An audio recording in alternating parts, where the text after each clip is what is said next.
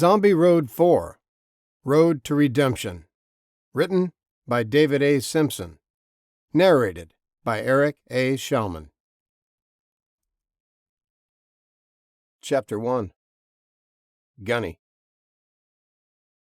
They were running fast and light, hell-bent for leather and purpose-built machines, eating up the miles and leaving the stumbling dead far behind in trails of dust. It had been 6 months since the outbreak, and nature was reclaiming the earth.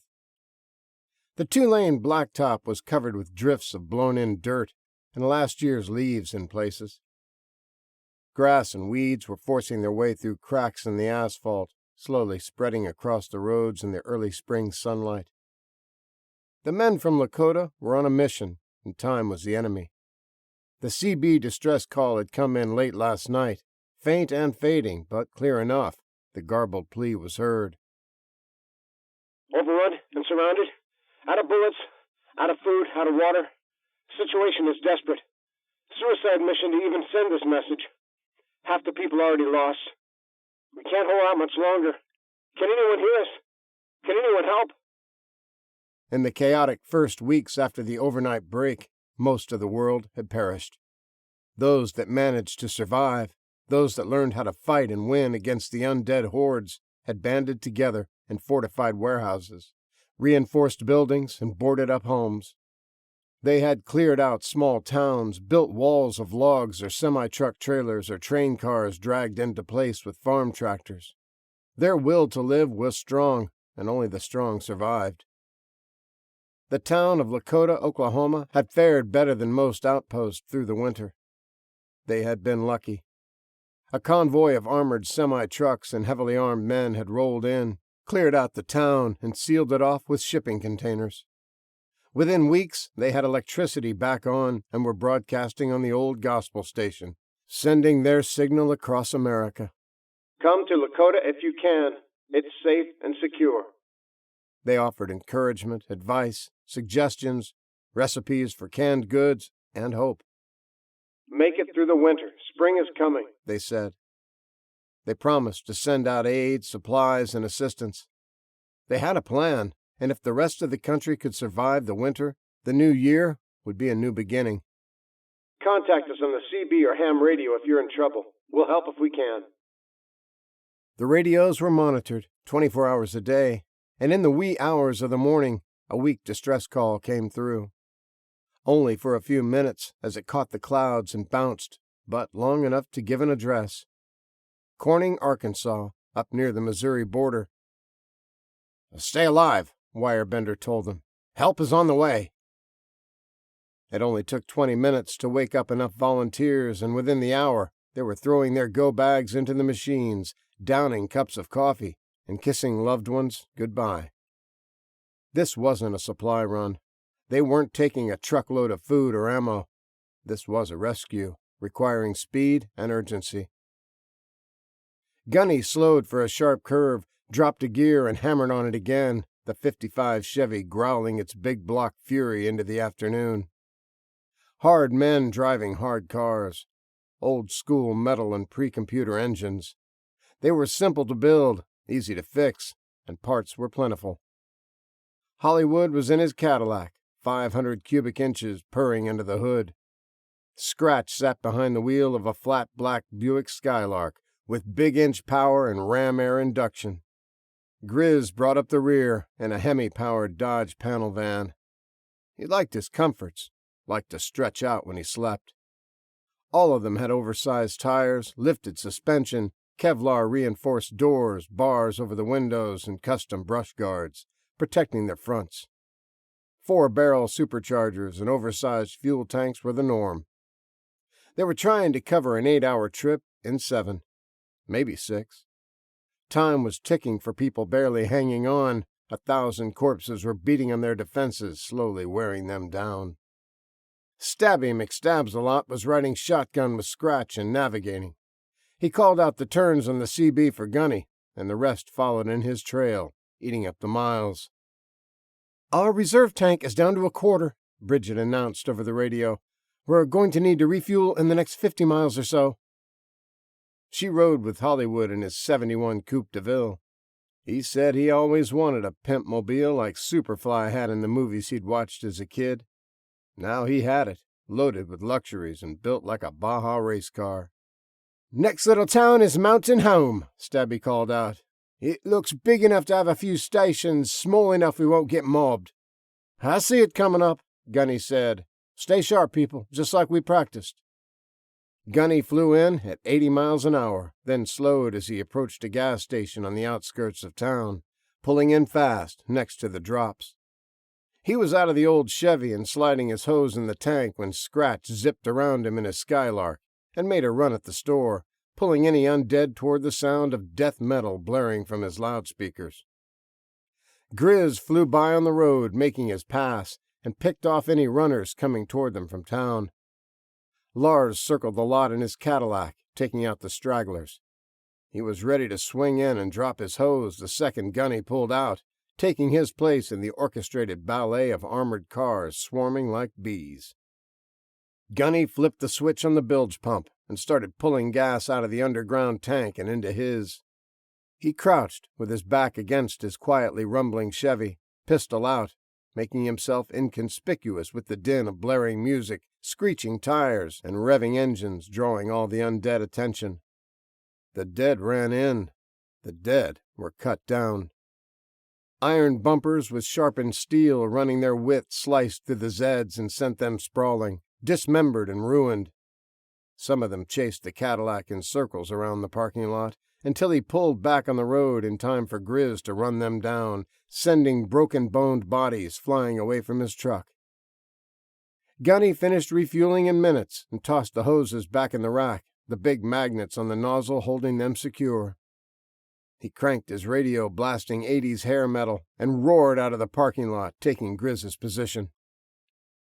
Hollywood and Bridget zipped in and started their refuel. The cars circled in and out, confusing the undead and running them down, never stopping for longer than the few minutes it took for the high-speed pumps to fill their oversized fuel tanks. Grizz was the last in line, and when he finished, he closed the lid. It was a good supply, no sense leaving it open to the elements. He climbed back into his old Dodge panel van and got sideways, peeling out of the parking lot. The Hemi under the hood squalled and the tires rolled smoke. 15 minutes after they'd swarmed in, they were hammered down again, leaving scores of dead bodies scattered around the station. They had miles to cover and were hitting it hard, jacked up on adrenaline and a sense of urgency. "Wonder why they chose a Jehovah's Witness church to hole up in?" Bridget asked an hour later, looking at the barely legible note from Wirebender and her own state map of Arkansas, tracking their progress. "Most of them don't have windows," Gunny said. "Big places, usually brick. This town's a dot on the map. It's probably the strongest building they have. We're almost there. Keep an eye out for a horde. They may be way off the road, so we might miss them." They slowed as the country houses and farms started getting closer together and the yards got smaller. They didn't have an address, just the name of the town. The church could be anywhere. They passed a FedEx freight warehouse and a small Walmart, still no sign of a mobbed building. The streets were empty, just blown-in litter and a few haphazardly abandoned cars. There was a roadblock ahead, semi-trailers parked nose to tail, running down a cross street. Underneath them were cars with their roofs flattened and crammed in place with bulldozers and forklifts. It made for a solid wall 13 foot tall, taking up one lane of the road for blocks in both directions. There were little guard shacks built on top every few hundred feet. Gunny took a left and paralleled it, crunching over the bits of safety glass that covered the road, remains of the car windows as they were crushed and jammed into place. "Pretty good defenses," Grizz said. "Quick and easy. Wonder how they got breached." The little convoy of cars followed the wall, their rumbling exhaust the only noise as they made their way along trailers that enclosed the center of town. When Gunny rounded a corner, they saw how it had been overrun. Where the wall crossed Route 67, there was a huge horde of milling undead still slapping and clawing at it. There were hundreds of trampled bodies, discarded shoes, clothing, and spent brass casings littering the area, evidence of a fierce battle. "Looks like they got swarmed," Hollywood said, staring at the broken guard shacks on the roofs, and blood and gore covering the sides of the trailers all the way up to the top. 67 runs straight into St. Louis, Scratch said. "I bet a horde got to running this way and just never stopped. Must have been a big one if enough got over the top." The undead had stopped their futile attempts to break down the wall, and there weren't enough left on this side of it to pile on top of each other like they'd done at first. They had formed a solid stack of undead corpses that kept climbing over each other until they had made a ramp, numbers too massive for the townspeople to defend against. The milling dead had stopped and were staring at the newcomers now, at the machine sounds that might mean fresh blood. The crows circled and cawed, alarmed at the noises, and squawked their displeasure at their meal being interrupted. The turkey buzzards still feasted on the broken open heads of the gunned-down dead, ignoring the feast that was walking around and keeping a wary eye on the noisy machines. "Man, that's a lot of zombies," Scratch said. "You want to shoot 'em or lead 'em off?" "I need a semi to take out that many," Gunny said. "A pack like that might tear the cars up. Scratch, see if you can get 'em to follow you out of town, lead 'em on a chase, and circle back. We'll find the gate and see what's going on inside." "Roger that," he said, turned on his loudspeakers, and turned up his favorite band. Brutal retort blasted their death metal screams and blistering guitars into the afternoon, and like a siren's call, the zombies came running. He took off up the road, leading them back toward St. Louis. The other cars waited until the last of the hobbling stumblers were out of sight, chasing the noise that meant food. Gunny eased out the clutch and continued to follow the line of trailers, looking for an opening. In 10 minutes, they were back where they started from, having circled the whole compound. It was a solid wall, no way in. The townspeople hadn't built any kind of gate. "Guess we're going to do this the hard way. Grizz, pull up close. We'll have to climb," Gunny said as the rest of them started strapping on armor and spare magazines. He parked the panel van as close as he could, and one by one they scrambled to the top of the trailers. The townspeople had about 10 square blocks walled off. They'd enclosed the area with all the retail stores, gas stations, and supermarkets. There were dozens of small businesses and at least 100 homes inside the barrier. There was plenty of everything to last them through the winter. It was a pretty good layout, that is, until they were overrun. Grizz was the last one up, tossing can after can of ammo to them, and finally his M60, before he heaved himself to the roof. He stood and looked to where the rest of them were watching. A circling of crows and buzzards were dipping and diving near the center of the protected area, feasting on the moaning dead. "Crap," he grumbled.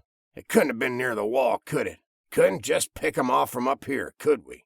"There might be enough of them to stack back up, get over the top, and overrun us if we draw them all here," Bridget said. Gunny found what he was looking for a few trailers down. There was an aluminum ladder near one of the guard shacks. He checked the next one and saw that it, too, had a ladder. "We really are going to have to do this the hard way," he said. "Let's go in quiet, see what we're up against. If things go bad, if we get chased, look for the shacks." He pointed at the ladders near each one. "That'll get us back up here at least. It'll take Zed a while to pile up. We can make a stand, but if there's too many, we'll have time to make it down to the cars." They nodded, loaded up the extra ammo, and started down. The crew slipped quietly down the streets, staying hidden when they could, crouching and dashing when they couldn't, mindful of their battle rattle. They followed the circling birds, the keening of the undead, and the awful smell that was getting riper and riper the closer they came. 3 blocks later, Hollywood pointed out a Victorian-style house with a third-floor cupola that had windows facing the direction of the moans. They were close. It would give them an overview of their battlefield. The door was unlocked, kitchen cabinets hung open. The townspeople had already cleaned it out of any supplies they needed. The 4 of them made their way up the stairs, sniffing the air for hints of the dead, but it only smelled musty, like a house that had been closed up for too long without any fresh air. Gunny approached the window slowly, not wanting sudden movement to draw attention, and sighed when he saw what they were up against. He heard a sharp intake of breath, and knew Bridget had seen it too. The church was completely mobbed. There were hundreds, maybe thousands, gathered around it, all lethargically milling around, pounding on the doors. "Survivors inside," Grizz said. "Otherwise they wouldn't be trying to get in." "Agreed," Gunny said. "Looks like they're keeping quiet, hoping the mob will go away." "Firebender said they were out of food and water," Bridget said, trying to estimate how many people could cram into a city block surrounding a building. "They must not have had a backup plan. Must have thought the walls couldn't be breached." "Yeah," Hollywood agreed. "I'd have had that church stuffed full. Enough ammo to kill everything, enough food to last a month. Hell, they don't even have a way out of town. There's no gates."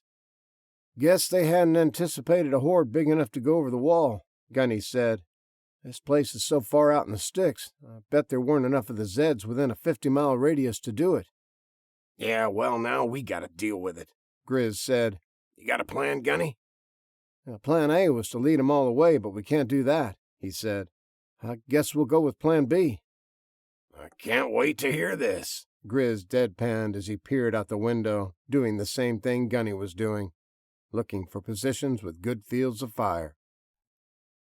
They were in the section of town that had housed the wealthier members of the community, the bankers, the business owners, and the lawyers.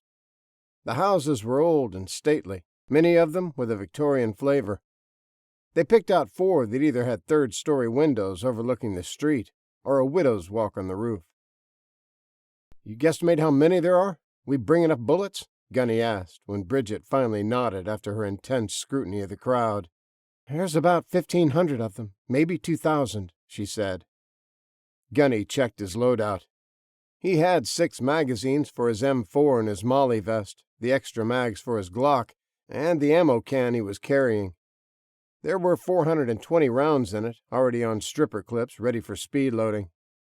The rest of the crew had about the same, with Grizz the only exception. He was lugging his M60 and a whole backpack of ammo. They had plenty of rounds, more than plenty. They had enough to kill 1,000 zombies twice over. "Grizz, this house has the best line of sight down the street. You set up here with the pig. We'll get over to the other houses and make sure they're good to go." Grizz followed them down, dragged the couch over to the door, and jammed it in place against the foot of the stairs. He used the kitchen table and the refrigerator, tilted on its side, to block the back door, forcing them snugly against the cabinets. Nothing would be coming through them without power tools or a bulldozer. The windows were high. Hopefully the Zeds would be so spread out between the 4 of them they wouldn't break through. They made similar fortifications with the other houses, barricaded every door, and figured out their escape routes if all went wrong. Gunny was the last to appear on the widow's walk of the house he'd chosen, and laid out his ammo, all the magazines facing the way he liked them for a quick reload. He looked around at the others in their positions, curtains removed, magazines laid out, and looks of resigned determination on their faces. They knew their fields of fire, they could cover each other, and were ready to commence the killing. From their height advantage, they could shoot down on the mob and not have to worry about stray bullets hitting anyone inside the building. It wasn't a pleasant job mowing down the undead, as it was shooting fish in a barrel. It had to be done, though, and the best way to take care of unpleasant business was to just get started. Gunny daubed a little Burt's Bees ointment under his nose, then keyed his handheld. "One up," he said, and waited for the others to check in. Grizz was the last, and when he clicked off, Gunny squeezed the trigger. The rest of them opened up, popping heads one at a time, taking aimed shots. There was confusion at first among the undead packed around the Kingdom Hall. It took them a minute to figure out where the new noises were coming from, and that they meant fresh meat. Maybe easier to reach meat. While the crowd was still muddling around in confusion, the team was dropping them fast, moving from one closely packed and barely moving target to the next. They were jammed in so thick many of the freshly dead undead remained on their feet, held up by the horde. A graying man in shredded pajamas, with an eye plucked out by a crow, finally spotted one of them and let out a keening scream. He started running toward them the best he could with his worn-down feet and 6-month dead muscles.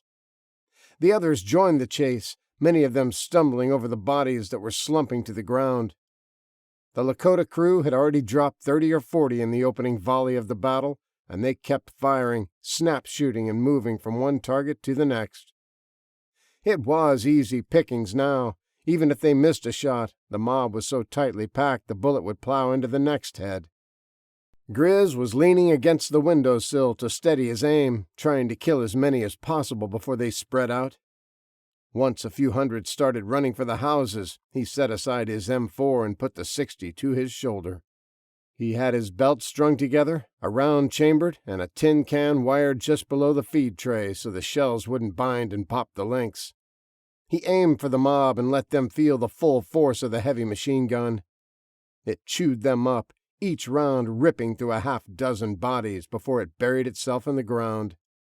Heads exploded, collarbones splintered, rotting intestines were blown out of fist-sized holes, hip bones were disintegrated, and if he was lucky, a leg was shattered before the bullet finished its job. The noise was terrible, deafening in the still early evening. The circling crows and vultures flapped frantically away from the roar of the guns and fire of the tracers as they laid waste to the unnatural bodies. Grizz fired in short bursts, trying to make every round count as the streets filled with more and more Zeds pouring around the other sides of the church, joining the attack. The fastest of the runners were at their doors within minutes and started their incessant pounding, bodies piling up, adding tons of pressure against the wood. Gunny dropped his second magazine, slapped in a fresh one, and continued to pick targets. Hundreds were on the ground, heads shattered or bodies broken so badly they couldn't stand. The horde stomped them into the asphalt, splashing rotting livers and spleens, crushing rib cages, breaking backs. They came around the building, a constant flowing stream, nearly uncountable, their numbers growing. "I'm starting to get a bad feeling about this," Hollywood said, and slapped in another mag, trying to drop a body with each round sent down range. "Me too," Gunny thought, but didn't have time to answer. The backside of the building had hidden the majority of the Zeds. There had been twice as many hidden from view, and now they were running and stumbling around the church, mindlessly chasing the noise. The streets were filled with them. The houses were starting to get surrounded, and over the constant pounding of the guns, he heard the first window shatter. They were prepared to deal with 1,000, even 2,000 undead, but not 3,000 or 4,000. They didn't have enough ammo, and they couldn't cut the numbers down fast enough to prevent them from ramping up and through the windows. He shifted his fire over to the broken window and the grasping hands 2 stories below Bridget. He was dropping bodies, but it was futile. There were just too many, and all he was doing was making a mushy ramp for the mob surging forward. He concentrated back toward the center of the street. She still had 2 barricaded doors between her and the horde. They should hold. Once the Zeds were inside, they couldn't muster up a lot of force against the doors, as long as they weren't at the end of a hallway. Other windows were starting to break. Everyone's ears were attuned to the sound, picking it up despite the constant barrage of gunfire. It was a defense going down. It meant that death was clawing its way closer.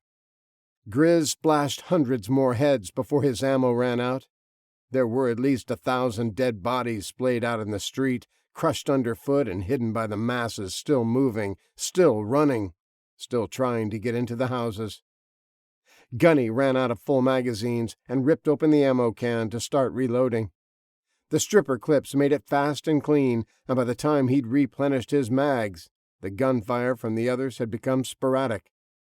There was enough left in the can for one more refill, but then he'd be down to his pistols. They weren't in trouble, not yet, but they would be. Grizz switched over to his M4, and after the thunder of the machine gun, it sounded tiny and weak. The plinking of a toy. It still cut them down, and every time he pulled the trigger, a body slumped to the ground. Gunny heard the windows break below him and leaned over the railing of the widow's walk to look. He saw hundreds packed against the house, climbing over each other to get in. Hollywood was concentrating his fire on them, taking them out, but they kept coming. The piles of dead outside the houses were 10 deep, and they couldn't shoot them fast enough to stop them from pouring in through a dozen broken windows. They tried, all of them covering the swarming mobs, but it was futile. Bridget's shoulder ached from the constant bucking of the gun. Her eyes stung from the thick gunpowder smoke filling the room. Liquefying rotten guts and spoiled blood splashed into the overgrown grass, poisoning it. The stench filled the air and made it pass the daubs of coconut or peppermint ointment under their noses.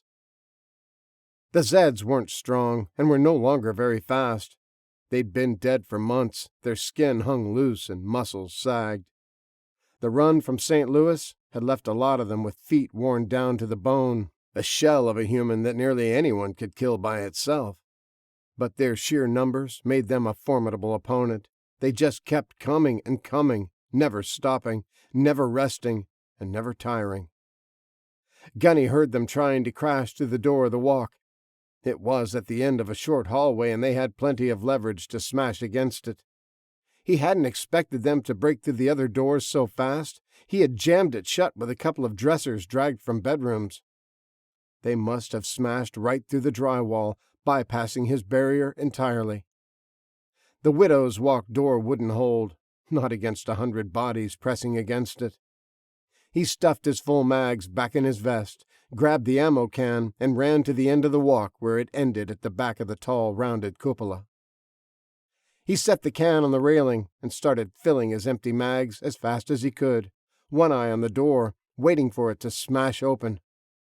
It did, and he snatched the last of the stripper clips, cramming them into his cargo pockets, then hopped up on the rail, scrambling for the witch's hat roof. He was glad it was shingled and not tin. He would never have been able to climb up, it was so steep. He needed a harness and some rope.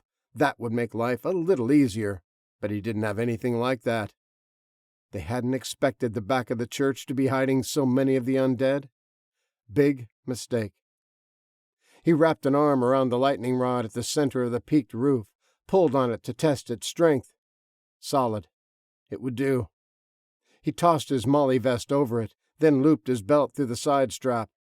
After double-checking the buckles, he stood and put his weight against it, tentatively at first, but it felt solid. He took a step down the roof so the pressure was against the base of the pole, leaning toward the edge, and then shouldered his rifle. There was a lot more killing to be done. Bridget and Hollywood were on the roofs of their houses, too. The widow's walk had seemed like a good idea at the time. He could move about freely and not be confined to one room. Now, with the belt cutting into him and zombies only a few feet away, it didn't feel like such a great plan. Gunny targeted the clawing, keening things pouring out of the broken door, not wanting to start a ramp of bodies on the walkway right beneath him. The last thing he needed was to go hand to hand with them. Everyone was still stacking bodies on the street, but they were finally starting to thin out. Each house had hundreds crammed into them, and they were relatively safe on the roof. Zed couldn't climb out of windows and then up. The ones that tried all fell into the mob below, trying to force their way in the broken windows. The gunshots continued to echo through the air for a time, but one by one, the M4s fell silent, and the sound of pistols replaced them. Gunny's bolt locked back on his last loaded mag. He rested his weight against the belt and dug into his pockets for the last of his bullets. The frantic moaning and clawing of the undead surrounded him, and he could see them reaching for handholds, trying to get onto the roofs of the other houses. Bodies came flying out of the window where Grizz was. Then he was on the sill, scrambling desperately to get on the roof before more biting mouths got to him. His house was overrun, too. Gunny aimed and fired, blowing a head to pieces as it lunged for Grizz's kicking legs, then took out another that leapt after him. His door had smashed in faster than he'd expected. He'd almost been mobbed. Grizz threw his bulk on the roof and just lay there, breathing hard. Within seconds, the reaching hands were pawing at the gutters, trying to follow him up. "Cease fire!" Gunny said into his mic. "We need to figure something else out." This has turned into a snafu, Grizz said, laying on his back, catching his breath. He was covered in black blood, a long knife still in his hand. "Is everyone out of ammo? Y'all down to pistols?" Gunny asked. They were. Gunny sighed. This was not going according to plan. Not at all. The church was cleared at least. Everything that could run, walk, or crawl was away from it and trying to get into the houses. Maybe the people inside could help somehow. Rescue the rescuers. "Can anyone get down, make it back to the wall?" Gunny asked. "There's only a few hundred left. If we had a couple of boxes of ammo, we'd be able to finish this off." "I ain't climbing down no gutter pipe," Grizz said, his 230 pounds still planted on the roof, staring at the rising moon and listening to the screams of the undead. "I can, if you pull them all out to the street," Bridget said. "I can make it to the roof of the carport. It's an easy drop from there. Could wait for Scratch and Stabby to get back," Hollywood said, reloading the last of his ammo into empty magazines. He was sitting on the peak of a huge rambling home that had been someone's pride and joy before it became filled with the stinking, rotting undead. Now its fine antique furniture was smashed, the wallpaper smeared with pus and blood, the intricate woodwork broken and crushed underfoot. "I'd rather go toe-to-toe with Blades than have to listen to that idiot brag about how he rescued me for the rest of my life," Grizz said. Gunny laughed. Those two were always at odds, but he'd seen the big man weep unashamedly when Scratch had taken a bullet through his chest. "Yeah, he would be insufferable about it," Gunny agreed, then readjusted the belt, taking some pressure off his waist. They jumped into this whole thing a little too quickly. They should have done some more recon. He'd been in worse situations before, though. This was an aggravation, but his team was fine. They'd been through harder times than this. He still had a few cards up his sleeve. Once Scratch and Stabby were in range of the little handhelds, they could let them know what they needed. Grizz would just have to deal with the teasing. He saw Bridget massaging her shoulder and realized he didn't feel all that great. They'd all pulled triggers 1,000 times or more. He drew out his poke and started rolling up a smoke, ignoring the keening, clawing hands a few yards below him. He rested on his haunches, the belt holding him firm on the steep roof. Maybe the people in the church could come out and help them mop up before Scratch got back. Surely they had some more ammo stashed somewhere. The doors remained closed. Hollywood finished his reloads, walked the perimeter of his roof, and wound up like the rest of them, staring at the church. "Ungrateful bastards," He said. "The least they could do is come acknowledge us. Wave or something.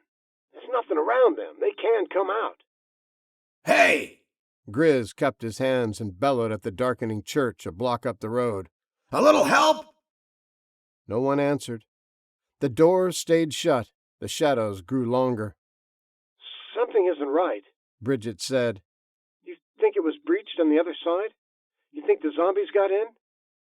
They looked at each other, an unsettling feeling coming over them. Gunny took another drag from his smoke and stood to get a better look. What if all this had been for nothing? The lightning rod snapped without warning.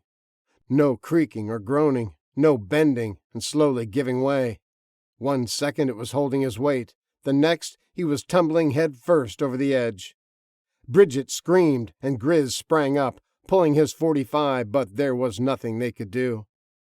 They watched helplessly as he tried to grab the gutter, missed, and plunged into the eager arms of the horde on the Widow's Walk. He still had a look of surprise on his face when he slammed into their upturned mouths, bowling them down, breaking long dead bones, and cushioning his fall with their rotting bodies. The railing broke, and Gunny tried to roll away from them as they slid onto the oversized dormer roof.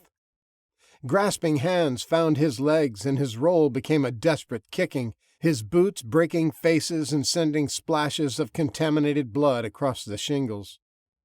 They fought their way down the slope, Gunny moving furiously, kicking and punching and flailing, anything to keep their teeth from finding his flesh. The rest of them poured out of the house and followed the struggling meat over the side. They tripped off the walk, couldn't find their balance on the angled shingles, face planted, then slid right over the edge and onto the first-story roof. Gunny managed to grab the gutter on his fall to the next roof, but the thin metal ripped free. The tumble wasn't far, but he landed off balance and was immediately knocked down again by falling bodies, their dead weight sending him sprawling. He kept rolling away, trying to put some distance between them. The undead poured out of the third-floor doorway, following the running mob through the broken rail, and bounced down the roof. They hit, rolled, tumbled, and then plunged all the way to the ground. Bodies crumpled and piled up. Brittle bones shattered, and the rain of Zeds continued unabated for minutes. The long-suffering undead didn't complain. If they could walk, they struggled to their feet and stumbled back into the house. If they couldn't, they dragged themselves along the ground, occasionally being flattened by a falling body. The only command they obeyed was the insatiable need to bite and tear human skin, to taste human blood. Gunny rolled a few more times, finally managing to draw his pistol. He was breathing hard, mostly from the shock and adrenaline-fueled fight he'd just had, not from exertion. He watched their clumsy attempts to come after him, the few that managed to stay on the roof. They stood on unsteady legs, took a step and fell, unable to compensate for the slope. A few were crawling as fast as their withered arms would allow, jaws snapping in anticipation. They didn't anticipate the boot to their face, though, and they followed the rest over the edge. The waterfall of undead slowed to a trickle, and Gunny took a second to look around. The others were all staring, guns at the ready. "This works pretty good," Gunny yelled. "You guys should try it." Grizz shook his head and holstered his gun. You go, girl. Think I'll pass, he said, watching the broken dead try to crawl back into the house. Gunny closed his eyes and realized that it had worked out pretty good, desperate fall and all. At least 100 of the Zeds were now so broken they weren't much of a threat. He sighed, stood, and then readjusted his armor. It had worked well at softening his falls, the modified plastic football and soccer pieces serving double duty. He keyed the mic to tell them of his new idea, but they all shook their heads or held hands to their ears. He checked the two-way attached to his molly vest and saw it was shattered. "Y'all stay quiet," he yelled at him. "I'll try to lure more over here, see if we can do a repeat performance." He made his way over to the dormer and climbed back up toward the widow's walk. The flood had slowed enough that the handful on the decking were just watching, looking for him, but not plunging off through the broken rail. Gunny kept low and quiet, sneaking up out of their sight. He reached up, grabbed a leg, and pulled, making a face at the way the flesh felt, soft and saggy like bread dough. He showed himself and waved, starting another rush and tumble over the edge. He grabbed a few more crawlers, dragged them over, and watched them bounce out of sight. He could hear the crunch of the impact, even over the muffled keening of the undead in the other houses. When the walk was clear, he dragged himself up, pulled his knife, and started clearing the house of the slow movers as he made his way back down 3 flights of stairs. A quick poke to the eye dropped them where they stood or crawled, and he pushed them through open doors, leaving himself a clear path back to the roof. He went to the stately old home where Grizz was stranded first, walking up to the rear of the keening and clawing undead still trying to force their way up the jam-packed stairway. After brief consideration, he pulled his Glock, lined himself up so that he could get 2 headshots with 1 bullet, and pulled the trigger. The mob surging up instantly became the mob surging down. Gunny ran. They stumbled and staggered after him, reaching arms and gnashing teeth, seeking his blood. He led them up the stairs, jamming doors shut behind him so they would stack up and not be too spread out. It wouldn't take them long to force the already broken doors open, but that was the plan. He wasn't trying to stop them, just slow them down. He waited for them on the widow's walk, knives in hand, crouched and ready. He needed to get them into a frenzy, get them howling for his flesh, get them angry, if they could feel emotions anymore. What are you doing? Grizz yelled over. You're not going to fight them, are you? Don't be a dumbass. Just jump off the walk. They'll follow. They wouldn't, though. Maybe some of them. Maybe the ones that got pushed from behind, but these creatures had a basic sense of preservation. Gunny waved at him to be quiet, to keep still. The zombies couldn't reason, they were mindless, but they had some instinct that prevented them from walking off cliffs if they noticed them. They wouldn't go into the water unless they were chasing something. They knew just barely enough to try to preserve themselves when they weren't in a frenzy. When they were, all bets were off. They'd run into a burning building chasing after someone. Gunny waited, flexing his fists in his shooter's gloves. He had to make the battle bloody, had to get them worked up. They had reached the last door and slammed against it, shuddering in its frame. The broken railings he'd jammed against it were already buckling. A few more bodies piling up and they'd burst through. He reached up with his clean blade and sliced himself on each arm between where the plastic armor joined together. He barely felt the sting, or the warm blood start trickling down his biceps. The undead smelled it, though, and their howls became even more intense.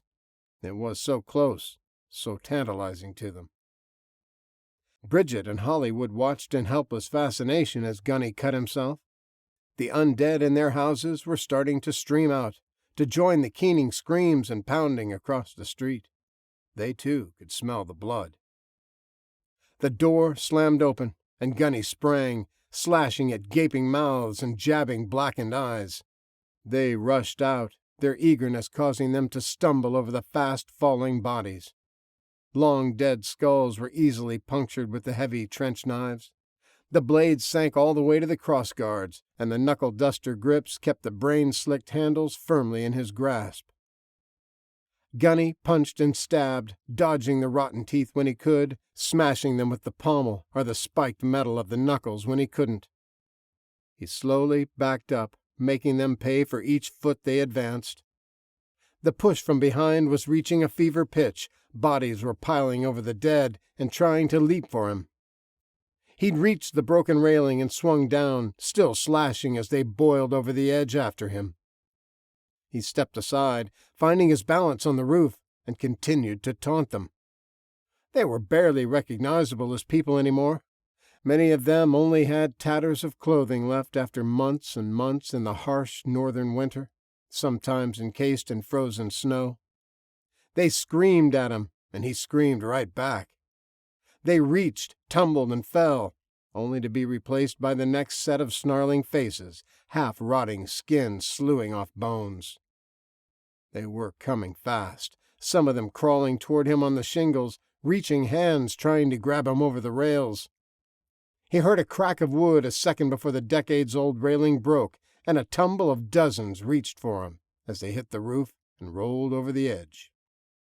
Even above the Keens he heard the constant squishing thud of bodies, dropping and breaking into the piles of dead below. They kept coming, and Gunny kept taunting, never letting them stop and realize the first step was a big one. He was just out of their reach. They could see him, smell him, but they couldn't grab him. He was nearly panting, his arms aching from so many stabs and punches.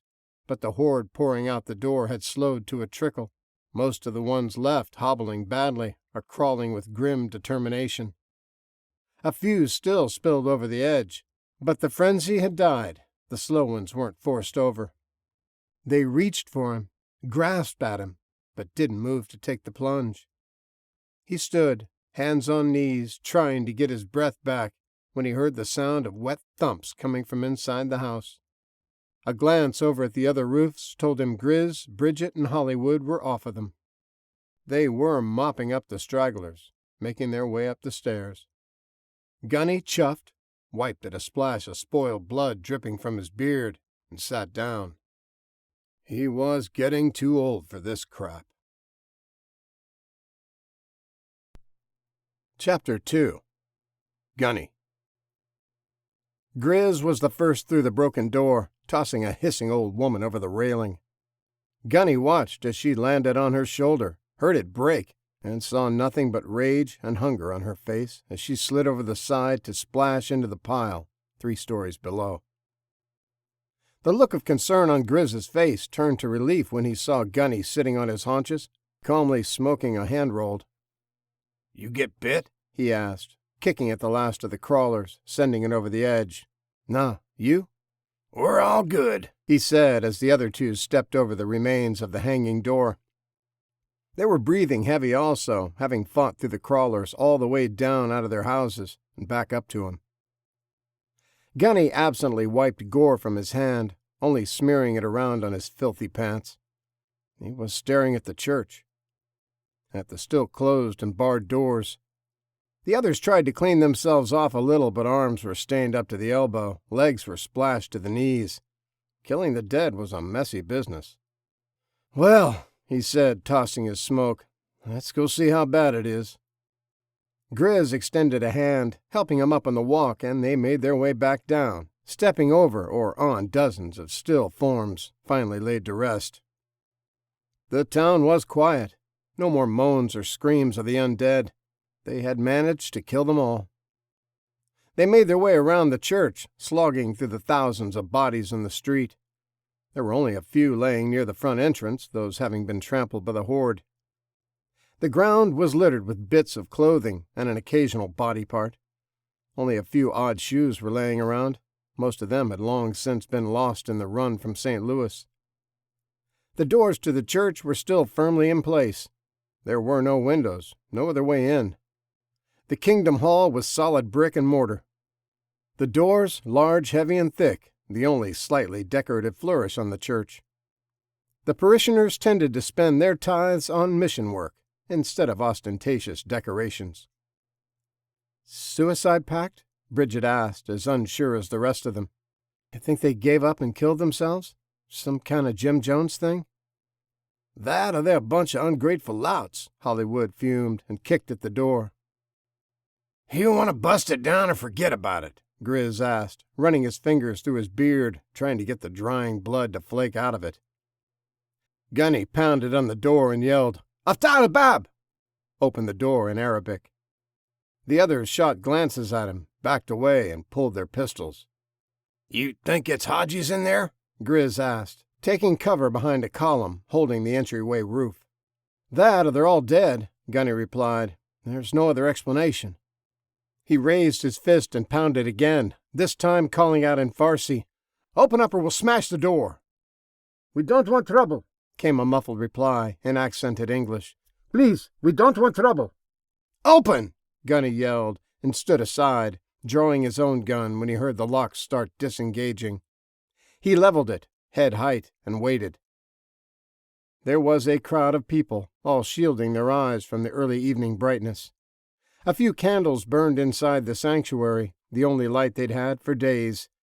It was mostly women and kids, with a handful of men at the front of them. Brown-skinned, black hair, dark eyes. The enemy that had tried to kill them all with the infected meats. They stood, eyes downcast, the men with their hands raised. They said nothing, just waited for judgment from the Americans. These fierce warriors who had killed thousands with their guns, then killed the rest with their knives. Only 4 of them, armored and angry, bloodied and soaked in gore. The people standing in the church looked tired, hungry, and lost. Defeated. Lips were cracked from dehydration, cheeks were hollow from starvation. The children were lethargic and uninterested in what was happening. Most of them looked like they wanted to go back to sleep. To retreat to a place where they didn't hear the monsters moan and their bellies didn't hurt. These people were nearly finished. Another day, 2 at the most, and they would have started dying. Gunny could smell death coming from inside the walls, so some of them had already succumbed. Probably the oldest and youngest, he thought. He had a situation and wasn't sure how to handle it. These were the same ones that had nearly killed the whole world. They had known what was coming. They had all been hidden away in one of the fortified mosques, and they did nothing to prevent the outbreak or warn of it. The women had been waiting for their jihadi fighters to destroy Lakota, and they would have moved right in, hosed the American blood off the streets, and set up their new society. Gunny didn't want any prisoners of war. There was no one to take care of them. He thought of Tiny and his last dying moments. He thought of Gumball and Ozzy and Billy Travajo. He thought of Jesse and his permanently scarred face, and the darkness inside of him now that hadn't been there before. He remembered nuns nailed upside down to church doors, the children raped and beheaded. Shaitan wanted to make them pay. His finger hovered on the guard, part of him wanting to move it to the trigger and finish this. These people were the cause of the thousands of rotting corpses he had just helped slaughter. The undead that had nearly killed him and his friends. The undead that should have killed these people too. That would have been justice. Grizz and Lars kept their guns steady, unwavering in their aim. They were ready to open fire, ready to follow Gunny's lead. Bridget lowered hers. She wouldn't kill unarmed people, not women, not kids. It didn't matter who they'd been. The war was over. It was time to bury the hatchet, not continue the hate. "Gunny," she said softly, hesitant, afraid of the wrath on his face, the way he kept his gun centered on the man's forehead. Gunny closed his eyes, took a breath, and lowered his Glock. He holstered it, and the others followed suit. "Thank you," the man said, finally raising his eyes. His voice trembled with emotion. "What's your name?" Gunny asked. "Mohammed Shamas," he said, slowly lowering his hands. "Not anymore," Gunny said. "In the past, when immigrants came to our shores, they took Americanized names to help them blend in. Pick an English name. Do things our way. Don't draw attention to yourselves. Practice your English. If others find you, they won't be so forgiving." He stared into the man's eyes, trying to see if he understood, if he was defiant, if he was just playing possum and waiting for an opportunity to strike again. Gunny didn't think so. The tears flowing down his cheeks would be hard to fake. His relief, and everyone else's, was real. "Welcome to America. Don't make me come back," Gunny said, and turned to leave. His business was done here. As they neared the ladders to climb back to the top of the trailers, the man came rushing up, clutching the nearly empty water bottle he'd been chugging. They waited, hands near their guns, as he approached. "My friends," he said, looking at each of them, speaking in his accented English, "I wanted you to know we are grateful. We will not squander the chance you have given us. You are Jonathan Meadows, yes? The president, yes?" Gunny nodded, and the man rushed on. "You need to know, the soulless were led here by the living. They walked among them and were not attacked. They brought them to our walls and slipped away. We did not shoot at them because we did not understand." You mean some people were running in front of the horde? They were being chased? Grizz asked. "No," the man clarified. "There were 3 of them. They walked with the pack and were not disturbed by it. They controlled them, brought them to us, and then left. We thought it was you at first, taking your revenge." Gunny cocked his head at this news. "Are you sure?" he asked. "It wasn't some well-preserved Zeds that looked human?" The man was insistent, adamant that someone had learned how to be among the dead and not be attacked. He thanked them over and over, all the way up the ladder, until they were over the top and climbing down the other side. "What do you make of that?" Grizz asked as they dug more ammo out of the panel van and started reloading their magazines. "Somebody knows how to control the Zeds?" "Dunno," Gunny replied. "Doesn't make sense. They were probably imagining it, freaked out from the sheer numbers of them slamming into their walls." In the distance, they heard the oncoming roar of a muscle machine coming down the road. "That's Scratch," Hollywood said. "Man, this place creeps me out. Let's get loaded up and get the hell out of here before that horde comes back." "I second that," Bridget said. Chapter 3. Jesse. Jesse was sweating in the crisp morning air as his feet pounded out a steady rhythm on the dirt road that ran along the inside of the container wall. Bob panted at his side, easily keeping pace, his wounds healed and not seeming to bother him at all. "Take it easy," they said. "It's only been a few months," they said. "Don't overdo it, you'll hurt yourself," they said.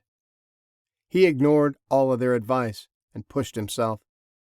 He knew he should be finished, should be exhausted, should be gasping for every breath and ready to barf up breakfast, but he was barely winded.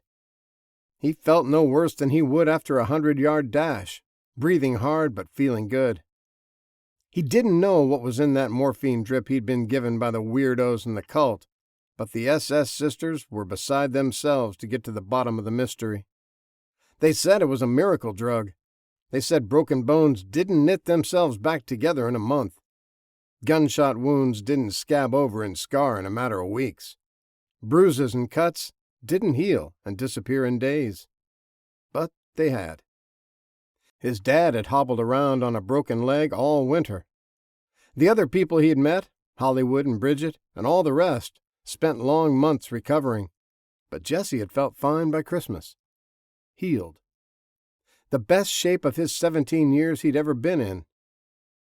He'd started off that morning with his daily routine at the gym-turned-rehab center, but needed to get out and stretch his legs. He'd done some running with the rest of the guys, the soldiers who had been hunting jihadis during the big Lakota battle back in November, but they didn't go this far. They usually just jogged around town or maybe a little way along the shoreline.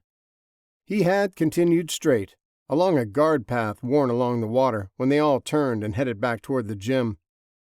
He ran the beach trails toward the wall, some 4 miles distant. He could see the coils of concertina wire staked out in the water, a dozen yards offshore. Triple rows that would stop any undead trying to stroll up the banks, or any boats if the radicals tried to attack again. He'd heard all about the prison escapee called Casey, how he had a huge price on his head. No one seemed to think he'd be back around, though. The last they saw of him, he was hightailing it west. Jesse kept up a steady pace, breathing hard, but not out of control. He still had a long way to go to get back home, back to the opposite side of the peninsula. He'd heard somebody say it was nearly 5 miles long and 3 miles wide at the wall, the narrowest point. 17 square miles, over 11,000 acres. The town itself was starting to fill up as people kept coming in. Many of the houses and apartments in the downtown area were already taken. There were hundreds more on the outskirts, but everyone seemed to want to bunch up together. His dad was one of the few that had picked a place way out away from everyone, a few miles from the center of things. Most of the people didn't even have cars anymore. They said they didn't need them. There was no place to go. They had driven them to a marina outside the wall and abandoned them, didn't want them taking up garage space. Everyone rode bicycles or had golf carts to get around. Last night's whiskey was sweating out of his pores. He'd walked back home after shutting down Pretty Boy Floyd's like he'd been in the habit of doing. He was the last to leave, Pam finally telling him it was closing time. He'd only had a few. He hung out there as an excuse not to go to bed, to sleep. It was a quieter pub than Up Jumped the Devil, Stabby's place, that was always loud and rambunctious. Pretty Boy Floyd had background music, old men playing checkers, and dogs were allowed. Up Jumped the Devil had the music cranked, and they danced with abandon. He was honoring the promise he'd made to quit hitting the bottle so hard. He'd been drinking a lot. It helped him sleep and took the edge off, but he never seemed to get drunk anymore. Even slamming whiskey or scotch, it didn't have the same effect as it did before he'd had the miracle IV. Before the zombies, he'd tried drinking a few times with his friends when they'd have an all-night gaming session at someone's house. 3 or 4 shots, and they'd be laughing at everything and getting their asses kicked by 8-year-olds in Call of Duty. Now he barely felt it. It dulled his senses, but that was about it. Ever since he'd had that injection, he'd changed. He healed faster, didn't feel the effects of alcohol, and felt good. Really good, all over.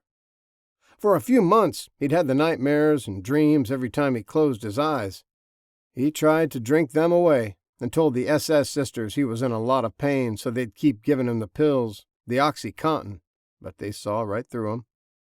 They couldn't believe he'd healed so fast, but they sure did think he was lying when he said he needed the pills. The nightmares slowly went away, so at least he didn't remember them so vividly. Bob helped a lot. He seemed to know when the dreams were bad, and more than once he'd awoken to a slobbery tongue and stank nasty dog spit covering his face. He turned, following the jeep path, when he got to the container wall. One of the guards shouted a greeting down to him, and he waved, never breaking stride. Bob spotted a rabbit in a field and took off after it, barking his fool head off. Jesse kept pounding the dirt, one footfall after another, trying to figure out a plan. His mom had tried to baby him at first, tried to make things go back to the way they used to be. He guessed she wanted him to sleep till noon, spend hours every day playing on his Xbox, and have to be told a dozen times to set the trash out. She wanted him to go back to school. She wanted her boy back. That wasn't happening. He had seen things. He had done things. He had put away childish things. They had a big argument at the dinner table a few nights ago, before his dad took off on another rescue mission. She was nagging him about his drinking, telling his old man that he needed to tell everyone in town to stop serving him. He was underage. He was going to become a drunk. He needed to finish his education and learn a trade. A few months ago, Jesse would have blown up, yelled back, and threw a fit, probably stomped off and slammed the door to his room. He had just smiled at her a little sadly, his jagged scar pulling his mouth into an ugly snarl. "I've been looking at some of the empty places in town, Mom. I'm thinking about moving into one of them." She had started to protest. He saw it building up, but his dad had just reached over and covered her hand with his. That didn't happen very often. It seemed like she usually bossed him around, but that was all it took. The wind went out of her sails. He could see the tears threatening to spill over, and she had excused herself. He and the old man finished dinner slowly, neither one of them hungry any more. "It's hard for her to let you go so fast," he said, stirring the peas around on his plate. "Normally she would have you a few more years before it was time to cut the apron strings, take off for college." "I know, Dad, but I can't go back to how it used to be. You understand, right?" His dad had nodded. "More than you know, son. Have you got a place picked out?" "Yeah," Jesse answered. "Slippery Jim showed me a really cool boat repair shop near the water. It has a big office and a couple of bathrooms. I can take one of them and convert it into a real bathroom with a shower, I think. I kind of want a place where I can work on the car. I want to make some improvements, so if I need to go back outside the wall, it'll be ready." His dad had nodded again. When Jesse tried to give him the keys to the old Mercury a few months ago, the old man refused. Said it was his now. He'd earned it. It had been in the garage all winter, and they'd gotten it back into shape, had it tuned up and running good. "Let your mother help you decorate, pick out the curtains and paint and things like that," he said. "Let her be a mom." Jesse nodded. He had already hung his name on the fence that surrounded the brick building, claiming it, but he needed to get down to the courthouse to register it so it would be official. His mom worked in that office, assigning the new people houses, and he needed her approval to make it legal and show it occupied in the books. He'd been avoiding doing it, dreading her reaction. "You plan on going outside the wall?" his dad had asked. Jesse knew it was no hem-hawing around. The old man would see right through him. "I can't go back to school, Dad. I'm not going to be an electrician or a farmer or a truck driver. I don't want to join the army. I don't want to be around other people. I know I've got to help out, to do something to stay here, but I can't go back to being a student. I don't know what I want to do yet, but it's not going to be staying behind the wall." His dad had pondered that for a minute before he said, "The mayor wants to set up a courier service between here and the Hutterites. There are a few other communities we've established communications with on the ham, and we need a way to transport things quickly back and forth. That might be something you could do for now." "Be a mailman?" Jesse asked. "More like the Pony Express riders," the old man had replied. "Lots of danger and hard driving. I need an emissary to evaluate all these new communities, too.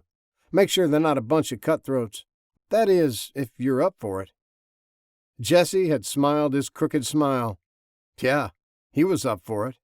It would get him out of town and away from the looks he got from people staring at his scar. He was definitely up for it. Some supplies were starting to get scarce, and General Carson was urging Lakota to start a new currency. They were supposed to begin making coins soon, something new that would have value, not like the old paper money that wasn't worth anything. Something that would buy supplies they needed, so every transaction wouldn't take an hour of haggling over what the trade goods were worth. "You can deliver the first shipment of those, too," his dad said. "So now I'm a Brinks truck and a Pony Express rider?" Jesse asked.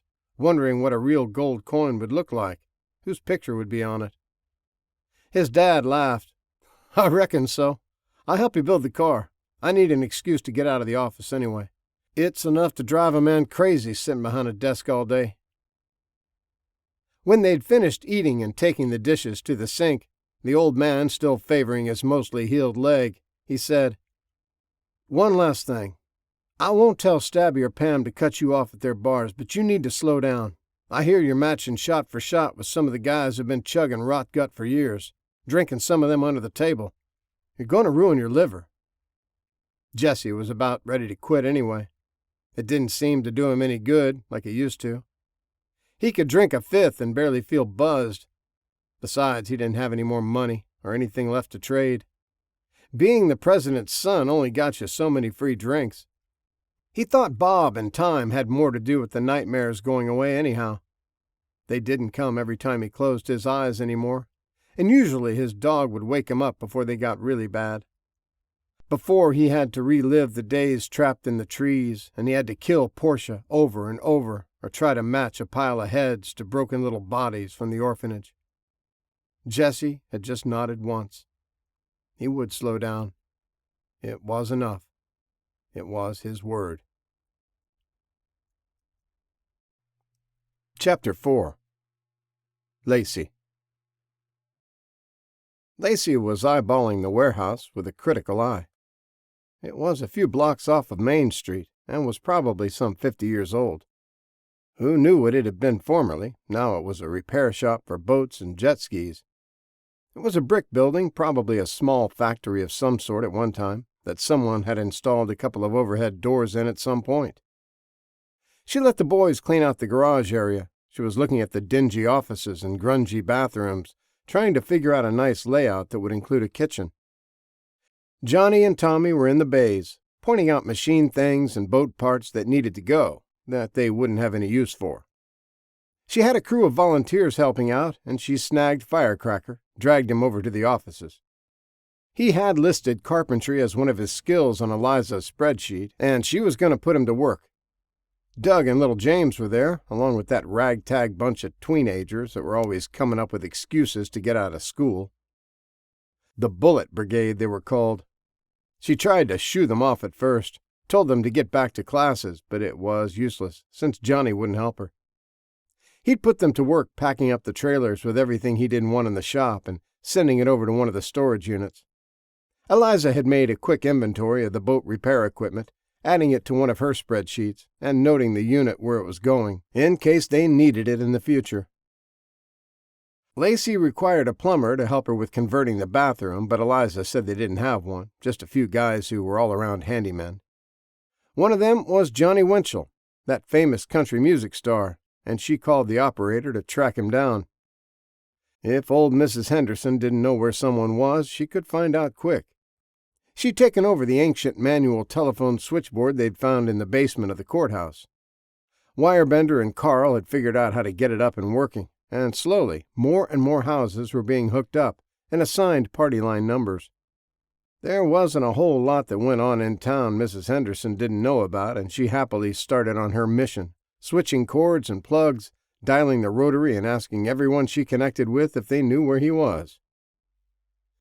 Within minutes, she'd tracked him down, working on wall reinforcements, and he was en route to see what the emergency was. Lacey was looking at the grimy walls of the office. It had apparently been white at one time. Clean rectangles shone where she'd torn down all the boat posters. Most of them had big, busted women who barely contained those big busts with tiny bits of cloth and string. She looked out of the smudged office window at her family. Johnny was clomping around, still with a bit of a limp, as Jessie was pointing out something for the kids to haul off, either to the dump or the storage unit. It seemed to her that Jessie had filled out so much in the past few months, had grown and now stood half a head taller than her. He wasn't the same boy she had known for 16 years. Her baby had been snatched away, and in his place was a brooding young man, permanently scarred inside and out by what he'd been through. It was a mystery to her how he'd healed so fast. He'd been on death's door when he drove that old car of Johnny's through the gate. A month later, You'd never know he had been shot and beat and had broken bones. Stacy was sure there was something in the IV drip he'd been given. It was powerful medicine, but by the time they realized how miraculous his recovery was, there was nothing left in the bag but dried residue. The only part of him that wasn't as good as new was the nasty gash on his face. Stacy had said there was muscle and tendon damage that went too long without being repaired. It had healed into a scar that pulled his lip into a sneer and ran all the way up to his eye. There was something dark inside of him, too. It hadn't healed yet, and maybe never would. Everyone had been through a lot, but her baby had been through more. Doug had told her how he got the scar. Jesse claimed he didn't remember. They had been trapped in some trees, trying to get to the lake after breaking out of the school. He said Jesse went mad, started killing all of their classmates and teachers that had them surrounded. He said that the pile of bodies was so high that one of the zombies had leaped and sunk its claws into Jesse's face, ripping it wide open. Jesse had kept killing, though, kept cutting them down. He was the only reason they escaped. Johnny told her a story he'd heard repeated by some of the guys at the bar, about Jesse beating a zombie to death with its own daughter. It was a tale he'd told them one night when he first started drinking heavy, when he would get drunk after a few shots. Whatever had been in that IV bag had fundamentally changed him, and she wasn't entirely sure it was all for the better. Jimmy Winchell walked in, and she smiled. Back at her old home in Atlanta, she had a few of his CDs. He was one of country music's biggest stars a few months ago. Today, he would be helping her put in a toilet. She'd have to check if the little record shop in town had any of his music. She still wanted an autograph. Chapter 5. Gunny. Gunny had to admit he was a little bit jealous. This was the kind of crash he'd dreamed of having when he was young and single, growing up in the eastern Kentucky mountains. He'd been turning wrenches for the whiskey runners since he could hold a tool, and a shop like this, set up at the foot of the holler, would have been something special. He'd been avoiding the office and his duties while working on Jesse's new place for the last couple of days. Lacey had turned some dirty offices and even dirtier bathrooms into a charming little bachelor's pad, complete with a kitchen. That was all fine, but what he really appreciated was the garage area. A 3-bay, one of them with a hydraulic lift, and plenty of room for toolboxes and welders. The kids had snagged one of the arcade machines out of the bowling alley, and Slippery Jim had done something to it so it was set on free play. The sounds of Pac-Man were coming from the corner as Jesse pulled the old Mercury into the center bay, the one with the lift, and he limped over to push the arms under the frame. They were going to improve the car as much as they could, build a real Pony Express runner that would keep him alive no matter what he ran into. It was the wild, wild west outside of the walls. Bastille had been broadcasting some old radio westerns he'd dug up from somewhere, and now it was in everyone's heads. America had reverted 150 years. The dangerous banditos of yesteryear were compared to Casey's raiders, and the radical Muslims had been compared to wild Indians for a few days, until Dutch and Joey Tallstrider had heard and taken offense. Bastille had decided it wasn't such a good analogy and hastily apologized to the two pissed-off Indians. Now he called the radicals still out there godless heathens. He was pretty sure nobody was going to stomp in claiming to be one and claiming to be offended. Nobody knew what the raging zombie hordes were like when compared to anything in history. There simply hadn't been anything like them before. The Wild West idea had taken hold, and some were already romanticizing the wide-open spaces. Not many people wanted to go outside the walls, though. That was a good way to get yourself killed.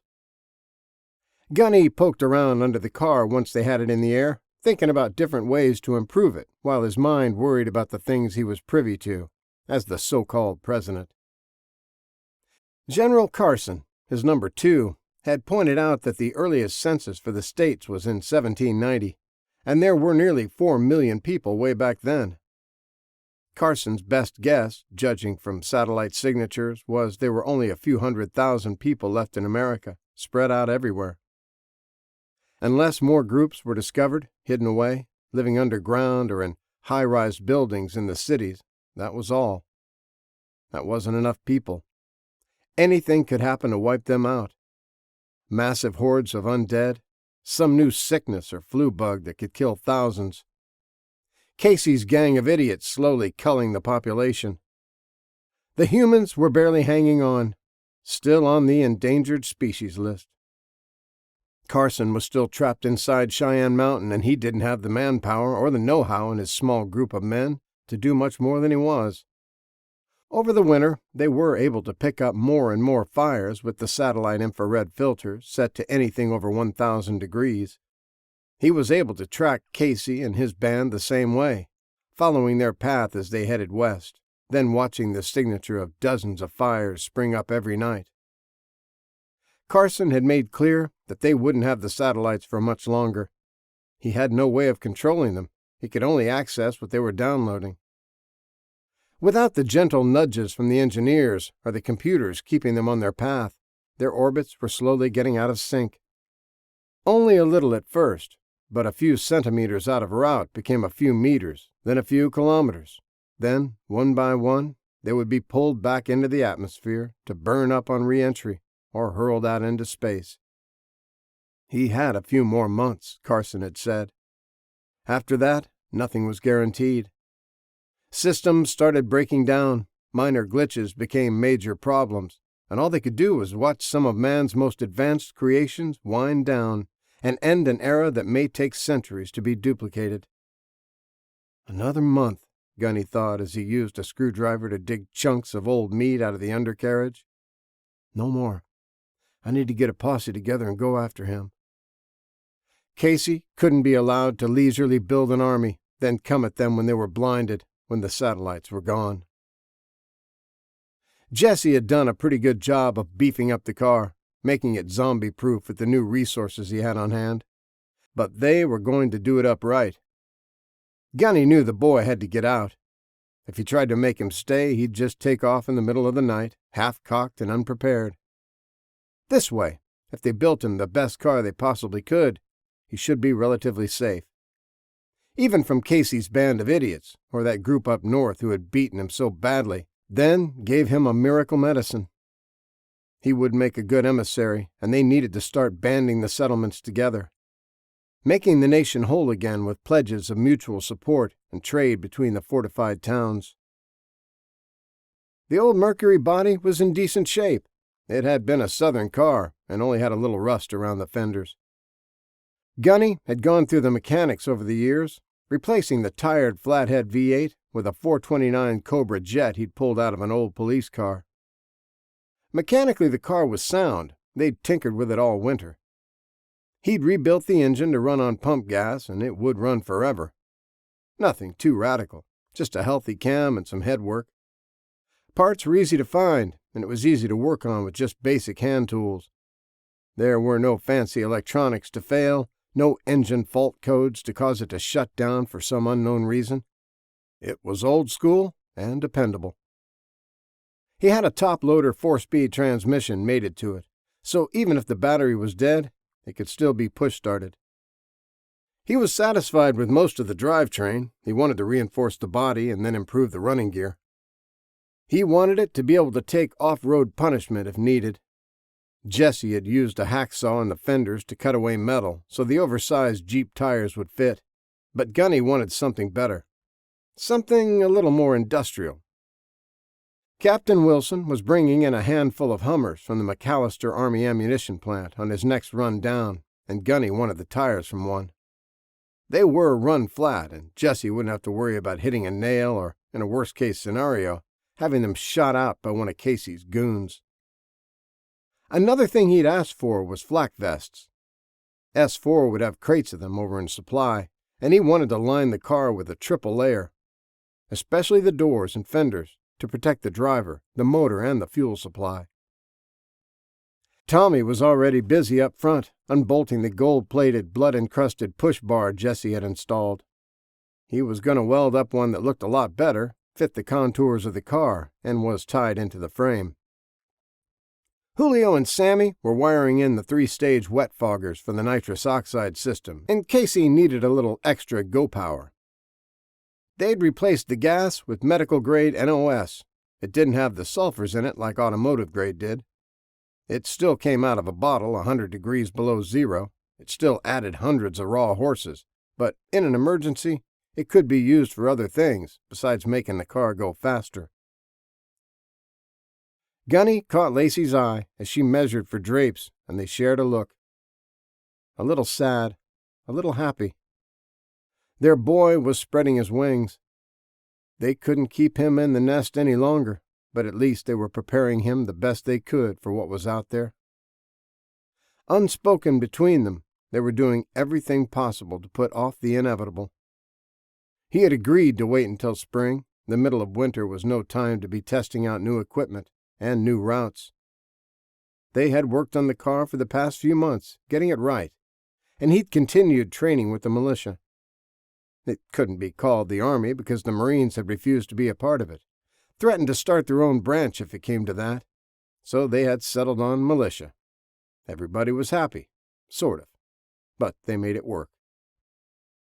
Jesse already had real-world experience. Now he was learning from some of the best soldiers left alive. They were teaching him heavy machine guns, long-distance shooting, hand-to-hand combat, field medicine, and train on his preferred weapons. Day in and day out, they drilled. Many of those that joined the militia as full-time members hadn't been infantry. Many of them had been out of the service for years and were out of shape. Many of them had forgotten much of what they knew.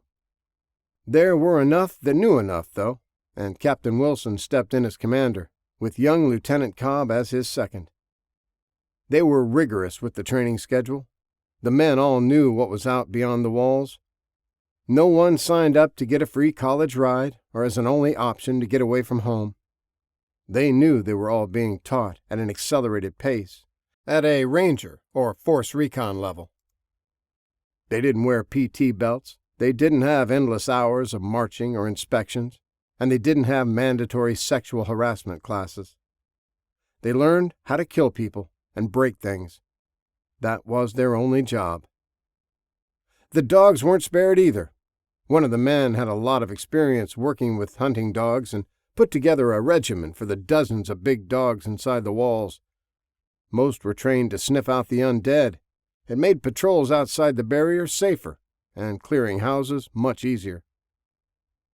A few were given advanced training, taught how to incapacitate the zombies by snapping their necks, then quickly moving on to the next.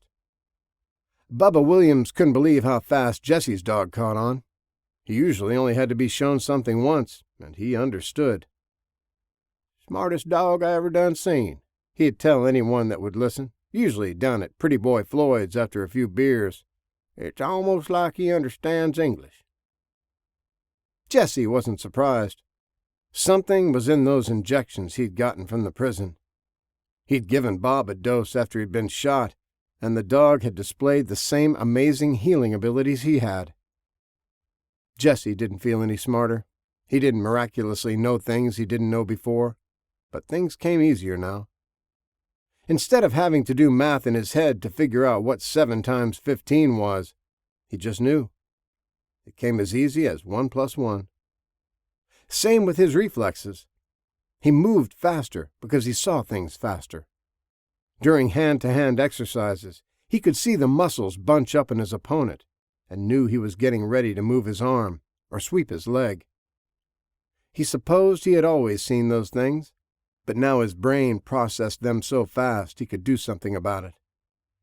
Sometimes it almost seemed like they were moving in slow motion. He figured it was the same for Bob. Chapter 6. Jesse. "Man, it would be cool if you could mount one of those chain guns on the roof," Doug said as they admired the car sitting in Jesse's garage. It was mid-March. He'd been working on it every day after training, and it was ready to get going. Once he started using the lift in his new digs, everything came together fast. They had new off-road suspension under it in less than a week. Yeah, it would, but I'd have to stop to fire it. Besides, it uses way too much ammo to be practical, Jesse replied, and they both shifted their eyes to the M60 machine gun that was hanging from a swivel arm just outside the driver's window. It was attached to a steel roof rack that had supplies and extra fuel and ammo strapped to it, and could be operated one-handed while he was driving, just in case.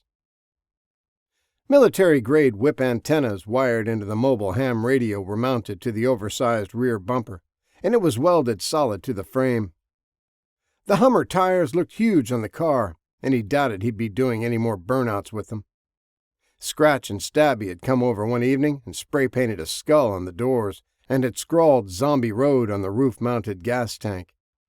He let them do it. They were some of the few who didn't make him feel uncomfortable about his looks. Scratch had given him a road sign, to an annoyed glare from Sheriff Collins for defacing government property, that he'd bolted a loop and hand grip to. It made for a nice shield.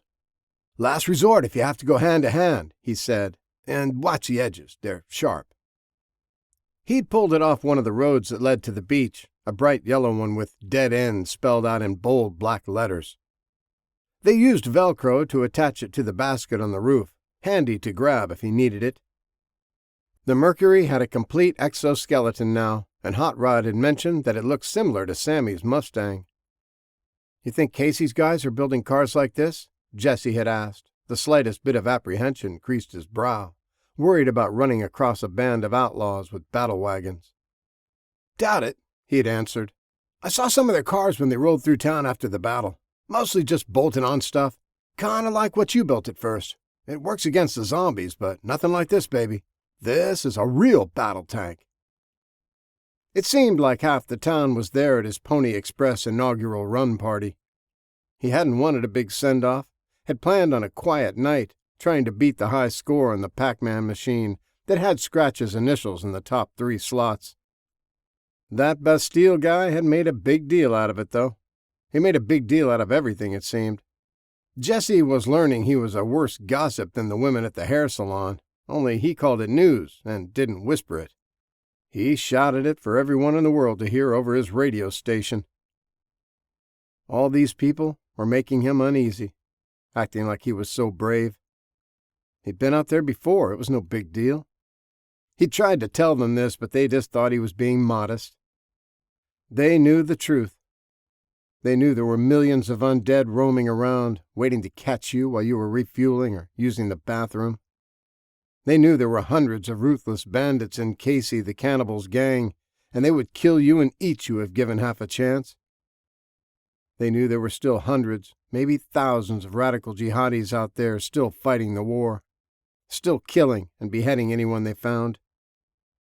They knew that many of the zoo animals had been set free or escaped in desperation, and there were lions and tigers and wolves and feral dogs and even packs of feral cats that would kill you. They knew there was some mysterious group of people up north that had nearly beat him to death and left him for dead.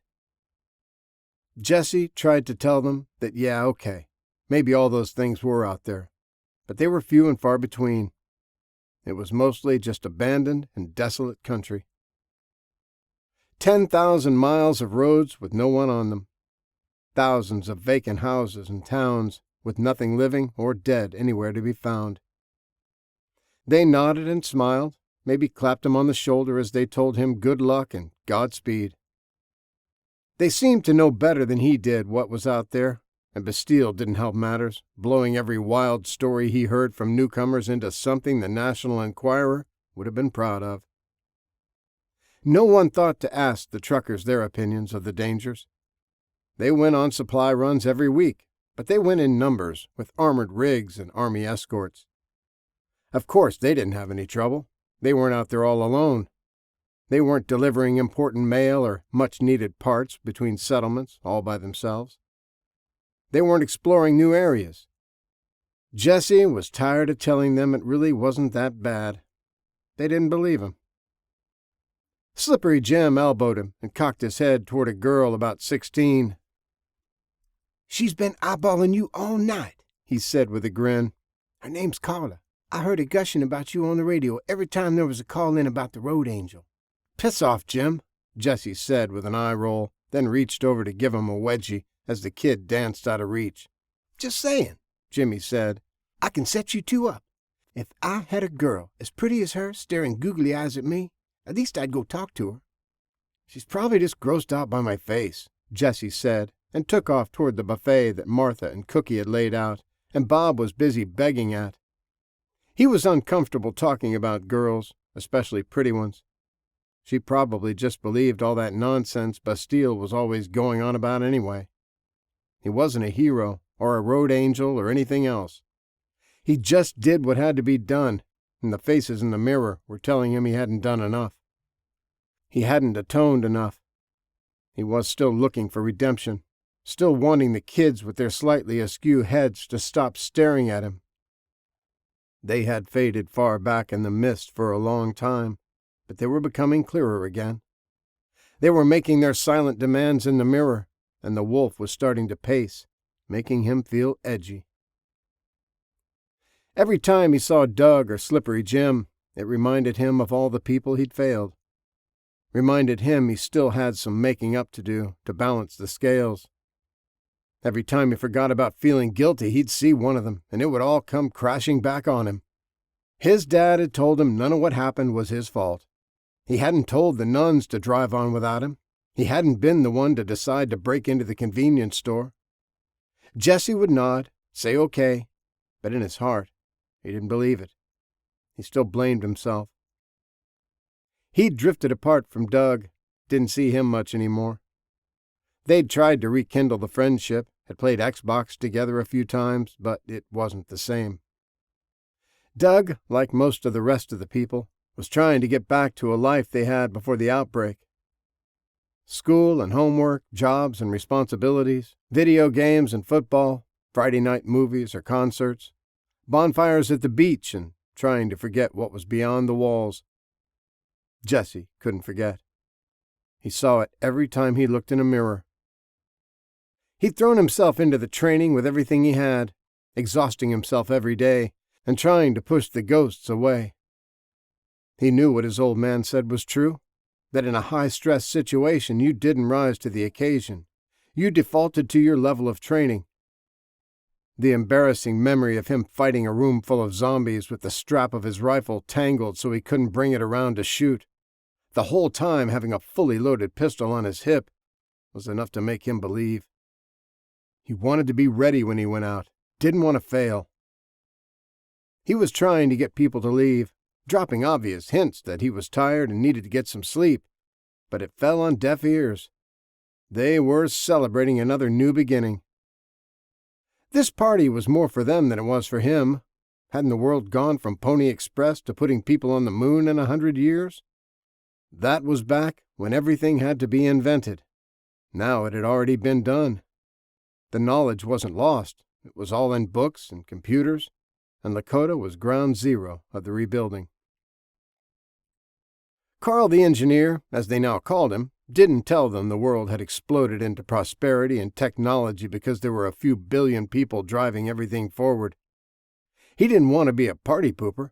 Everyone was optimistic and celebrating.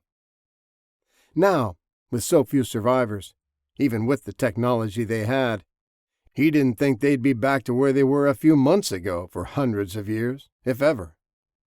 That is, if they didn't lose the knowledge in the next generation. It had almost happened during the last battle of Lakota. They came a hair's breadth from being overrun. He knew Gunny and General Carson were eager to get other cities up and operating in case one did get wiped out by zombies or Muslims or sickness or Casey's raiders. Occasional reports had been coming in about them from victims of their raids who had escaped. They were like a swarm of locusts, assimilating all the little settlements they came across into their ranks, or making them pay for protection. They were little more than a modern-day Genghis Khan army. Mobile and vicious, taking what they wanted, terrorizing outposts and forcing survivors to pay tribute. Carl took the drink Tina brought for him and smiled, trying to get back into the celebratory mood. He hoped Jesse would find other outposts that were doing better than they were. There were plenty of small places living like time had been set back 100 years, burning wood stoves for heat, candles for light, canned goods for food. But what happened when the canned goods ran out? What happened when there was no more gas for the chainsaw? Did people know how to make candles? He hoped and prayed Jesse found something out there that would help them. Because if Lakota was the pinnacle of civilization, they were in trouble. Chapter 7. Jesse. Jesse was so glad to get away from Lakota, away from the well-wishers, away from the eyes that always landed on his scar, then quickly looked somewhere else. Away from the SS sisters, constantly wanting to probe him and take blood samples. Away from the faces in the mirror, urging him to hurry, to get out in the world, to balance the scales. The car felt a little bouncier than it had before. His old man had welded in new suspension from a Raptor that had oversized shocks and springs, so it took him a little while to get used to the way it handled. Not bad, not hard to drive, just different with the run-flat tires. He no longer had to tense up when he ran through a pothole or over a body. It was like riding in a Cadillac. The car was heavier and a lot quieter inside with all the Kevlar armor acting as a sound barrier. He could actually hear the radio scratch it installed without having it cranked all the way up. The old man and Grizz had come over the night before last and added dozens of heavy gold-filled .50 caliber ammo cans under the bed in the converted back seat. His dad explained what they were and that it was his choice to distribute them to the new communities as he saw fit. He was definitely a little more than just a mailman. The path to the Hutterite colony was pretty well established. The truckers had already made a few runs to pick up fresh produce from their greenhouses and trade them tools they needed. Jesse looked at the map, at the courier bag that had his list of stops, and decided to take a different route. He knew this probably was not the mayor's idea at all. Probably his dad's, so he'd know where he was even when he was outside the walls. He was pretty sure there were lots of other guys more qualified to be an emissary. Couldn't blame the old man. He supposed if he ever had a kid, he'd worry about him too. Not like that was going to happen any time soon. Not with a face like his. He turned off the main road and hit a secondary, falling back into old habits of searching for telltale signs of smoke from a chimney or a horde of zombies surrounding a house. Signs of survivors. Another thing he was doing this time out was tearing down fences. Tommy had rigged up a barrel clamp on a chain, and all he had to do was grab a post with it and drive off. He could pull up to a half-mile before the wire dragging behind started bogging the car down. It was slow work. It would take years to even make a dent in all the fences crisscrossing the land, but they had to begin somewhere. The longest journey begins with a single step, as old Confucius would say. If other people started doing it too, maybe the penned-in horses, cattle, and hogs would survive and become numerous again. At least it gave them a fighting chance. It was only 100 miles to the colony, but by the time Jesse was rumbling up to their gated and barred bridge, it was nearing dark. He hadn't found any survivors, but he'd freed a lot of cattle and mixed himself a bottle of trucker speed from a convenience store out in the middle of nowhere. He didn't need it, not yet, but it was better to have it ready to go just in case. Bob woke up from one of his endless naps when the car slowed and stopped. A big, burly-looking man came out to greet him once he'd slid past the gate and they'd secured it. "You must be Jesse," he said, and stuck out his hand, his eyes not glancing away at the raw scar like so many people did. "I'm Dozer. They said you were on the way." Jesse hesitated, memories of the last man he'd shaken with still fresh in his mind. The man who'd grabbed his hand in a death grip, then put a gun in his face. Jesse finally raised his own hand in a fist, and they bumped. He didn't care if this was supposed to be a friend. He wasn't going to make the same mistakes twice. The man didn't seem to take offense, and invited him to follow his truck down to the community center. He had arrived at the tail end of dinner, and after they washed up, they joined the rest of the community at the long wooden tables. "Who gets the package?" Jesse asked, indicating the leather satchel he was carrying as he sat next to some of the bikers. "Him," Dozer pointed to a man with an Abe Lincoln beard at the head of one of the tables. "Elder Wardner, but it can wait. Eating is more important." Dozer had already started in on his plate that was piled high with meats and greens, and Bob quickly found out who his favorite new friends were, the ones that slipped him bits of steak or lamb. The quietness that had settled over the hall dissipated as everyone went back to their conversations, and soon Jesse had to raise his voice to be heard over the din. Eating was a festive affair, and if he closed his eyes, he could almost imagine eating at the banquet hall of some lord or duke 500 years ago. There was a massive stone fireplace blazing merrily, and most of the residents were there for the community meal. They looked like Amish people to Jesse. The women all wore dresses and bonnets, and the men sported those funny beards. Dozer had quickly explained when they were washing up that everyone had assigned seats. The bikers and the children had their own tables.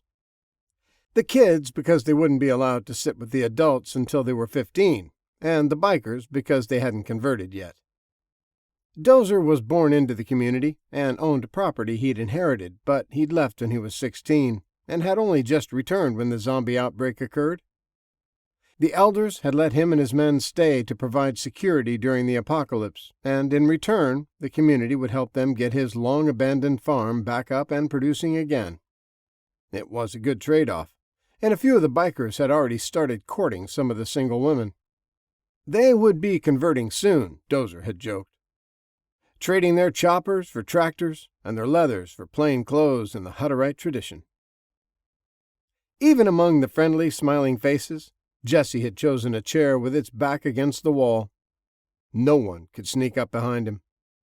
Everyone was relaxed, and there was a lot of laughter in the hall, but his eyes kept darting, kept checking the exits and the windows.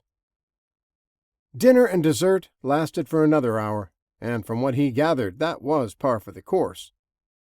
He noticed a few of the bikers and locals slip away and be replaced by hungry men coming off guard duty.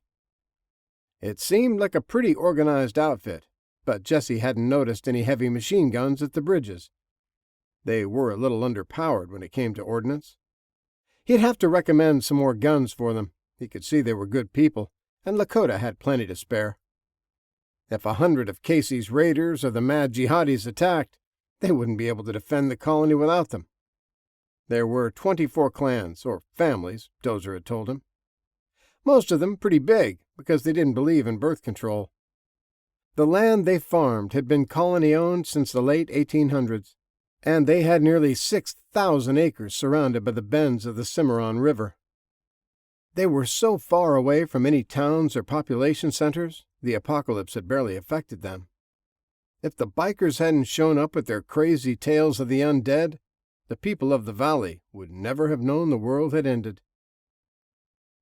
When it was all winding down and the tables were being cleared, Jesse finally delivered the small packet to the gray-bearded old man.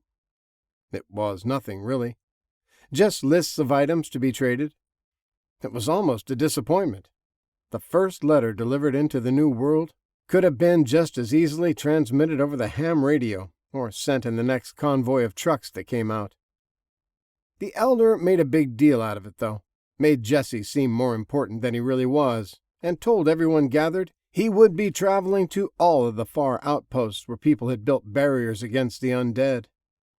The elders gave him letters to carry to other settlements, listing what they had to trade, how much, and when the various fruits, vegetables, livestock, and grains would be available.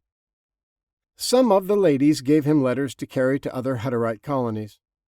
They didn't know if anyone in them had survived, if they'd been overrun, and Jesse promised to check the ones he could.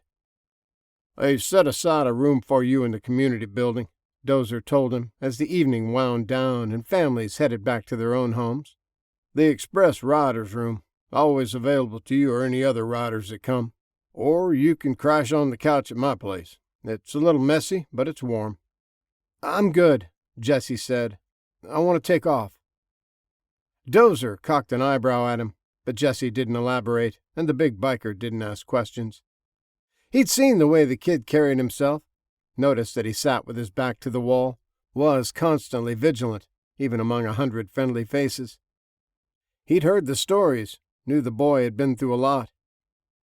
Dozer figured the kid probably wouldn't sleep a wink in the unfamiliar surroundings and had to give him kudos for being a straight shooter, not bending to social norms if he didn't want to. Bob hopped in, belly full and happy from all the attention, but eager to get back out on the road. Jessie fired up the Merc, and it quietly idled, the new mufflers silencing the big horse motor under the hood. Jessie wanted it quiet. Sometimes stealth was needed, and the cherry bombs that used to be on it were anything but stealthy. Wirebender had installed loudspeakers wired into the radio if he wanted to draw attention to himself. One of the ladies came hurrying up with a basket filled with fresh bread, fruits, and homemade cheese as he got ready to leave. "One more thing," Dozer added as he passed it through the window, then stepped away from the door as Jessie slid the bars up to lock them in place. "If you come across a bunch of beautiful women somewhere, make sure you let 'em know there's some handsome devils out here in Cimarron Valley." Jessie laughed, bumped fists, and dropped it in gear. Chapter 8. Scarlet. She stood tall, regal, and statuesque with all the trappings of a goddess, her black hair waxed and glowing. It hung straight to her shoulders in dozens of small braids, except the single long mane that fell to the center of her back. Her extensions had been weaved in, and all of it dyed the deepest raven, darkening her natural blonde blacker than black. Her eyes were painted in the traditional Eye of Ra manner, the teardrop and curl covering half her pale cheeks. She wore the mask of Bastet, the cat face covering half of hers, the golden ears standing erect. A broad collar covering half her chest in shining hammered gold. Her arms were adorned with more golden bracelets and bands encircling her biceps. The flowing silks of the gauzy pants and open-fronted burnous barely covered her nakedness. But that was the whole idea. Let them see beauty and perfection, the gracefulness and power of the cat goddess as she stood side by side with her jackal-headed father, holding the staff of Anubis. He had an announcement to make to his loyal subjects, and they'd been building up to it for a week. Her father was obsessed with all things ancient Egypt, and somehow he'd managed to get hundreds of rabid followers in just a few months. It was hard for her to accept this new version of him. Her whole life, she'd known him as a little dotty, a little too extreme in his beliefs, a little too zealous in his position as the Egyptologist for the Minnesota Public Museums, a little too demanding of his archaeology students at the college. But still, he was Dad. He was the guy who binge-watched the History Channel and liked pineapple on his pizza. He was the devoted husband and father, if he wasn't off digging around some ruin over in the Nile Valley. Now she barely recognized him. He had changed so much, she believed he was falling into madness. The loss of her mom, the whole zombie uprising, and then teaming up with the weird scientist that had sent him over the edge. She knew he wasn't some messenger from the god of the underworld. He was an opportunist. He was probably just a few shades short of being full-blown crazy, and the scientist was no better. In fact, he encouraged the madness, fed it ceaselessly, because it helped him get what he wanted. It was all worth it, she reminded herself. Sometimes it took a little insanity to rebuild an insane world. It took a special person, someone beyond the norm. The sacrifices they had to make, the loss of innocent lives, it was all for the greater good. The prisoners they had taken, had injected with good Dr. Stevens' experimental concoctions, had finally borne fruit. They had a vaccine of sorts. Not a cure, there was no curing death, but a blend of various elements extracted from newly turned zombies that made them think you were one of them, made them ignore you, unless you acted really human by jumping around or running from them or screaming. The ceremony was interminable. The jewelry she was wearing was heavy and uncomfortable. She kept her poise, moved fluidly, the golden feline mask hiding her identity, She acted like a goddess. She pretended. Her father actually believed he was the divine messenger of Anubis. He wasn't the same person he used to be.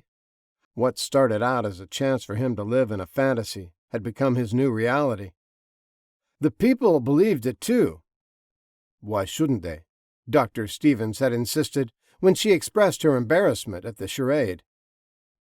Hadn't Joseph Smith started a whole new religion by claiming an angel came down and showed him some golden plates? Hadn't Mohammed started his movement by having visions while alone in a cave?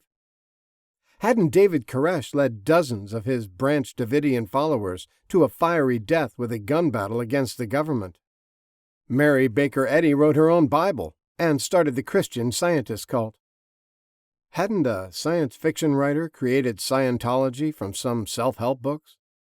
Manson's followers tried to start a race war by chopping up innocent people so Charlie would rule over all the surviving blacks after they killed all the white people. The Moonies held mass weddings where people who had never met before got married. Heaven's Gate followers put quarters in their pockets, purple cloths over their faces, and committed suicide while wearing Nikes. Jim Jones gave a whole new meaning to drinking the Kool-Aid. Carlos Castaneda founded a movement based on the teachings of an ancient Indian shaman, and it was mostly fiction, all lies. There were millions of devil worshippers, earth worshippers, and even Johnny Cash worshippers worldwide. Why shouldn't people flock to a new religion, especially after their world had ended, billions were dead, and the apocalypse was happening? The graves were open, and the dead walked the earth. What was so hard to believe about a divine messenger who had the answers, the safety, the food, and the cure? Not to mention the low-grade LSD added to the ritual wine that would open their minds, their spirits, and their bodies to the pleasures Anubis wished them to enjoy. She rolled with it. She did her duties, hid her doubts, and when required played dress-up. The things they did were for the betterment of everyone, and if the religion had its dark side, the people that were sacrificed weren't killed in vain. Dr. Stevens said each had a use and furthered his research. They were going to die anyway. Why not let her father use them to strengthen the faith? Convinced the fence-sitters to become zealots when they saw miracles with their own eyes. They were in the former auditorium, now the throne room, of the recently transformed Indian casino. It had started out with an Egyptian theme, decorated in the kitschy pile of gambling establishments, but most of the ancient relics from the Museum of Antiquities had been brought here. Priceless artifacts and ancient stone statues were displayed next to fiberglass and plastic columns with brightly painted hieroglyphics. Her father had been planning this ceremony for weeks, and they'd rushed to make the preparations and remodel the casino before the beginning of March. Before her festival day, before the ancient Egyptian ritual that welcomed spring and fertility with the eating of the onions. Every evening after their work was done, his followers gathered to hear him speak, to teach them about the old ways that were now the new ways. For anyone with uncertainties, anyone with lingering doubts, he told them he would perform the miracles that would prove his deity. He read to them from ancient scrolls, translating the foreign language, telling them of the prophecy that foretold the very times they were living, the rising of the dead, the coming of a new Messiah, and his disciples who would walk among his enemies unscathed. See them torn asunder all around him, and he and his warrior priests would be immune. Today was the chewing of the onions, a ceremonial tradition thousands of years old. They honored Bastet as they ate them, sweet, red, and roasted. They raised their stone cups, toasted her with the laced wine. If she were really honest with herself, she liked their worship. She knew they bowed and prayed to Bastet, not Scarlett Harrison. But today, she was the goddess of war and protection, the patron saint of sensuality and wine and cats. Today, she was Bastet, and it was hard not to let it go to her head. She knew it was science that would allow her to perform the miracles, but who was to say that wasn't what the prophecy meant anyway?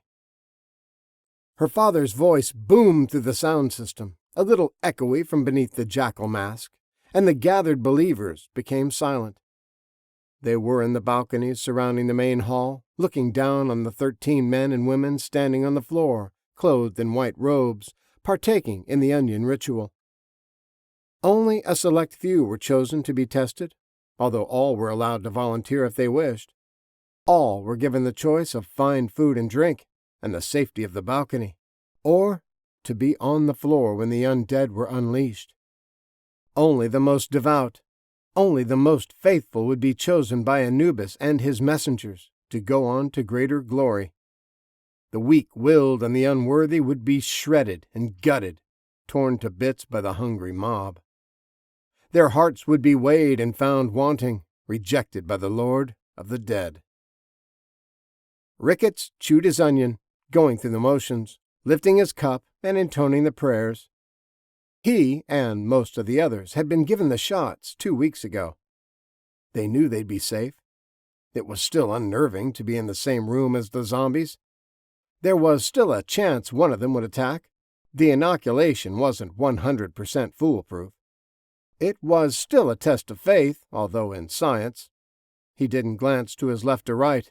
They all stared at the 2 Egyptian gods before them, Bastet and Anubis.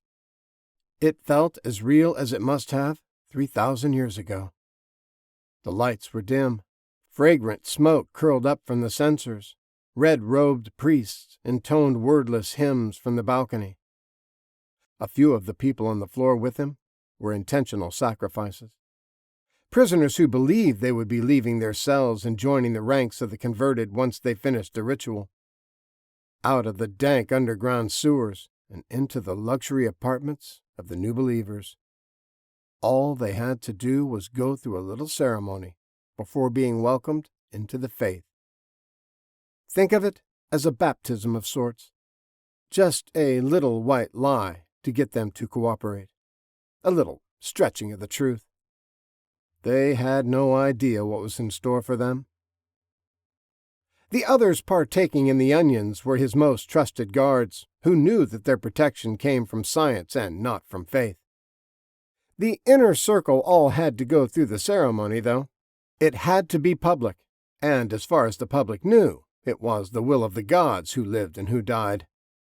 This was the big show, the final proof that had been promised. The chosen would be granted superhuman strength and walk freely among the dead so they could carry out the dark jackal's wishes. Scarlett's father finished his speech about the choosing, mixing passages from the Egyptian and Tibetan books of the dead, the Bible, the Koran, and even an internet meme if she wasn't mistaken. Finally, he raised the staff high, and his voice thundered through the loudspeakers. "Let the choosing begin!" Behind them the doors sprang open, and 100 ravaging undead came screaming through, hungry arms outstretched, running for the living. The 2 gods stood without fear in their golden robes and animal-masked faces, pointing towards the supplicants. The undead flowed around them, sprinting down the stairs and leaping into the shrieking men and women who had not been given the elixir of invisibility. The medicaments of life. The blessings of Anubis. The dead tore into those not medicated, and gouts of blood splattered and sprayed their white smocks. They screamed and fought, but within minutes they had risen from their ghastly wounds and joined the other undead wandering around the hall, sensing the living in the balconies above and reaching for them. The survivors remained silent, unmoving, standing near the tables, trying to control their breathing, trying to be invisible to the undead. Anubis and Bastet turned slowly, lowering their arms, and walked to the rear entrance of the stage, the newly chosen following in blood-sprayed robes. The devout followers quietly emptied the balconies, leaving the blood spectacle behind. They joined in the festivities in the main hall of the palace, ready to celebrate with the chosen ones. They had just witnessed a miracle. They had seen his power with their own eyes. They believed. It was no longer a casino. All traces of the glittering, buzzing machines were long gone. Gauzy linens hung from the tall atrium, plastic pine trees were adorned with fairy lights, and everyone wore robes and burnouses. Music played, people danced, and the recently slaughtered dead weren't remembered. They hadn't been worthy. They would be forgotten, their deaths wiped from memory, and most fervently hoped they wouldn't be called upon to prove their worth. They would all worship a little harder, show devoutness a little more. That should be enough. They would do everything their leaders wanted, and with gusto. They had seen the power, the miracle of walking among the dead, and they believed. Most would do anything to prove they believed, except volunteer to be chosen. Professor Harrison relished the attention, the fawning way the women silently ran their hands over his body when they passed by, just as he'd suggested was custom during one of his sermons. He was in his early 40s and still had the desires of any man. Before, he could only live vicariously through pay sites on the internet, but now he had a whole harem of women to choose from. He grinned behind his mask and basked in their attention. Nothing like a little spilled blood, and rejoicing that it wasn't you, to make even the most chaste women crave the attentions of a god. The LSD didn't hurt matters either. The Viagra would help him perform like a god, too. Chapter 9. Scarlet. Scarlet locked the door behind her and went over to the windows of her penthouse suite. She'd remained at the festival for hours, acting regal and cat-like, playing for the devotees. By the time she left, couples and groups were already having sex on the couches and bar stools. That just wasn't her scene.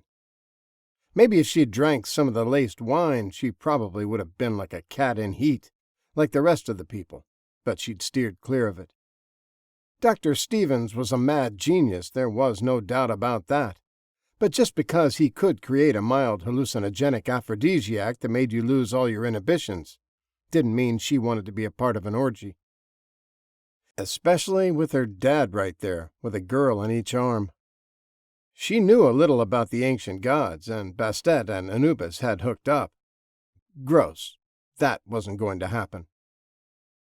She stripped out of her costume and tossed the priceless 3,000-year-old jewelry carelessly on a chair. She'd ensured the undead had been rounded back up and caged again, a part of her duties with the security team she took seriously. Another reason not to get drunk, stoned, or tied up in a love knot somewhere. Somebody had to keep this place running smoothly, and her dad no longer bothered himself with the day-to-day operations. He had long since stopped doing menial tasks. It was beneath him. He was too busy being the messenger of Anubis. Ricketts had promoted himself to captain and had taken over the day-to-day operations, but he was in his cups tonight, enjoying his new minor god status. She sighed, rang the bell for her handmaidens, and then sat at the window as they started unbraiding her hair. She needed to get a wig for her Bastet duties. This was too bothersome. Her mind drifted as they unwove each strand, their fingers working carefully not to pull her hair. She wasn't even sure how she'd wound up in such a ludicrous situation, being worshipped as a goddess and having hundreds of people at her beck and call. Pretending prisoners were new converts waiting to be chosen and watching them get slaughtered by the undead. Was that really necessary? Her dad and Dr. Stevens had both insisted it was, so she'd gone along with the charade. But it could have been done some other way. They could have shared the results with everyone instead of continuing this whole Anubis cult thing, pretending like it was divine intervention that made them invisible to the undead.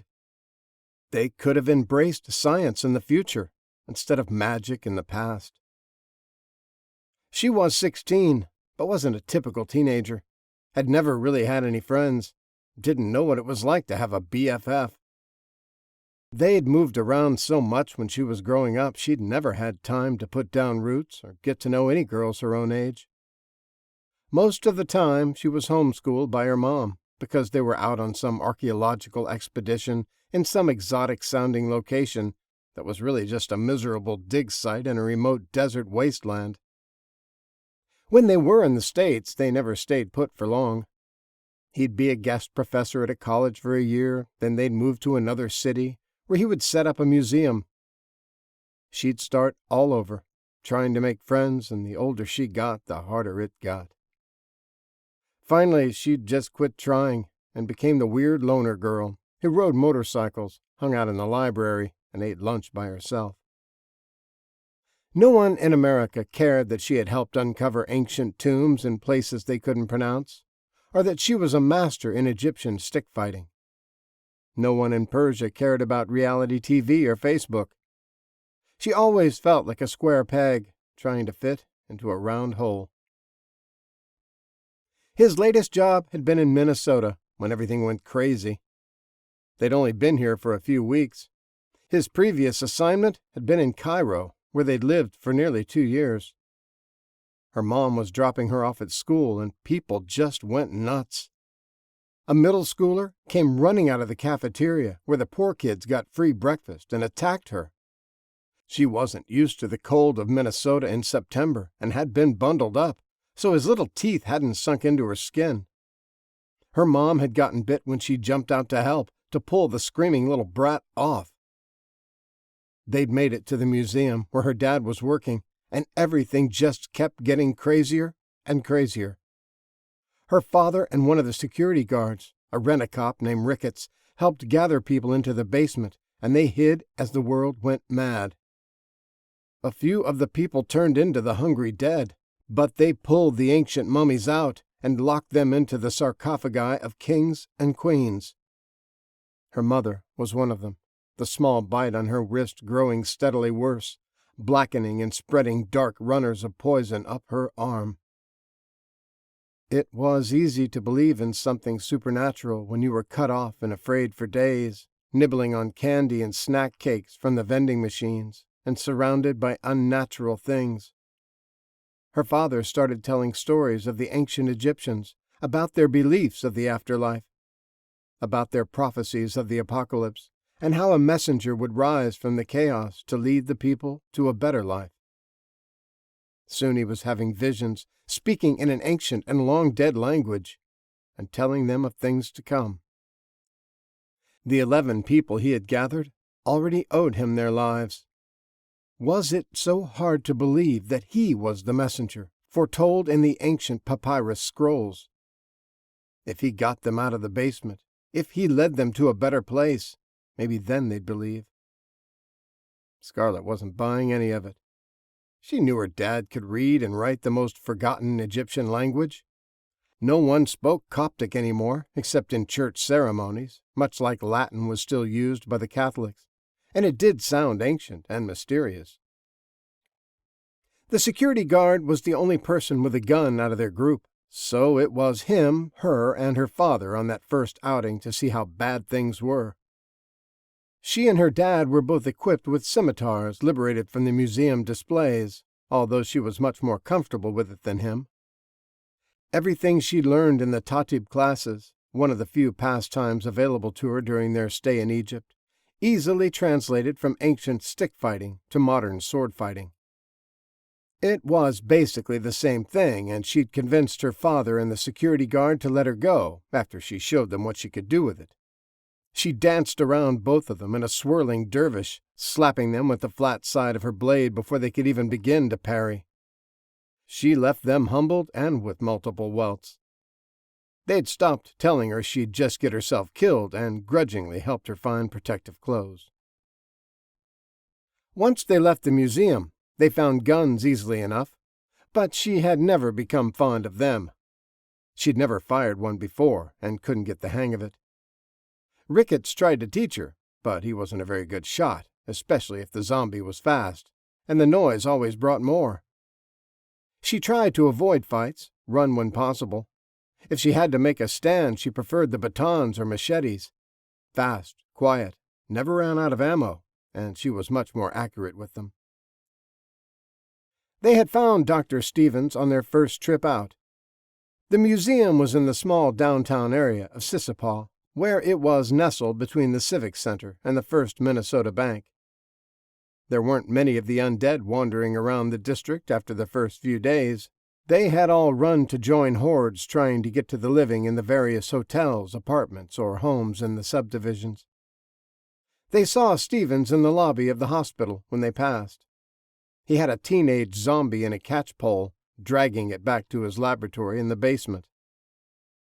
The doctor was actually a scientist-type doctor, not a doctor-type doctor, working in the University of Minnesota's virology laboratory. He was borderline genius and had been on a fast-track career, maybe even becoming the Regent's professor and head of the microbiology department. That was before the accusations of moral ambiguity and situational ethics caused such an uproar in the virology community that he had been publicly terminated and then quietly sidelined to the basement of the hospital. Out of sight, out of mind. He was much happier here. There weren't so many prying eyes judging his experiments or his methodology. They didn't ask questions in this small but well-funded laboratory, and he didn't answer to anyone.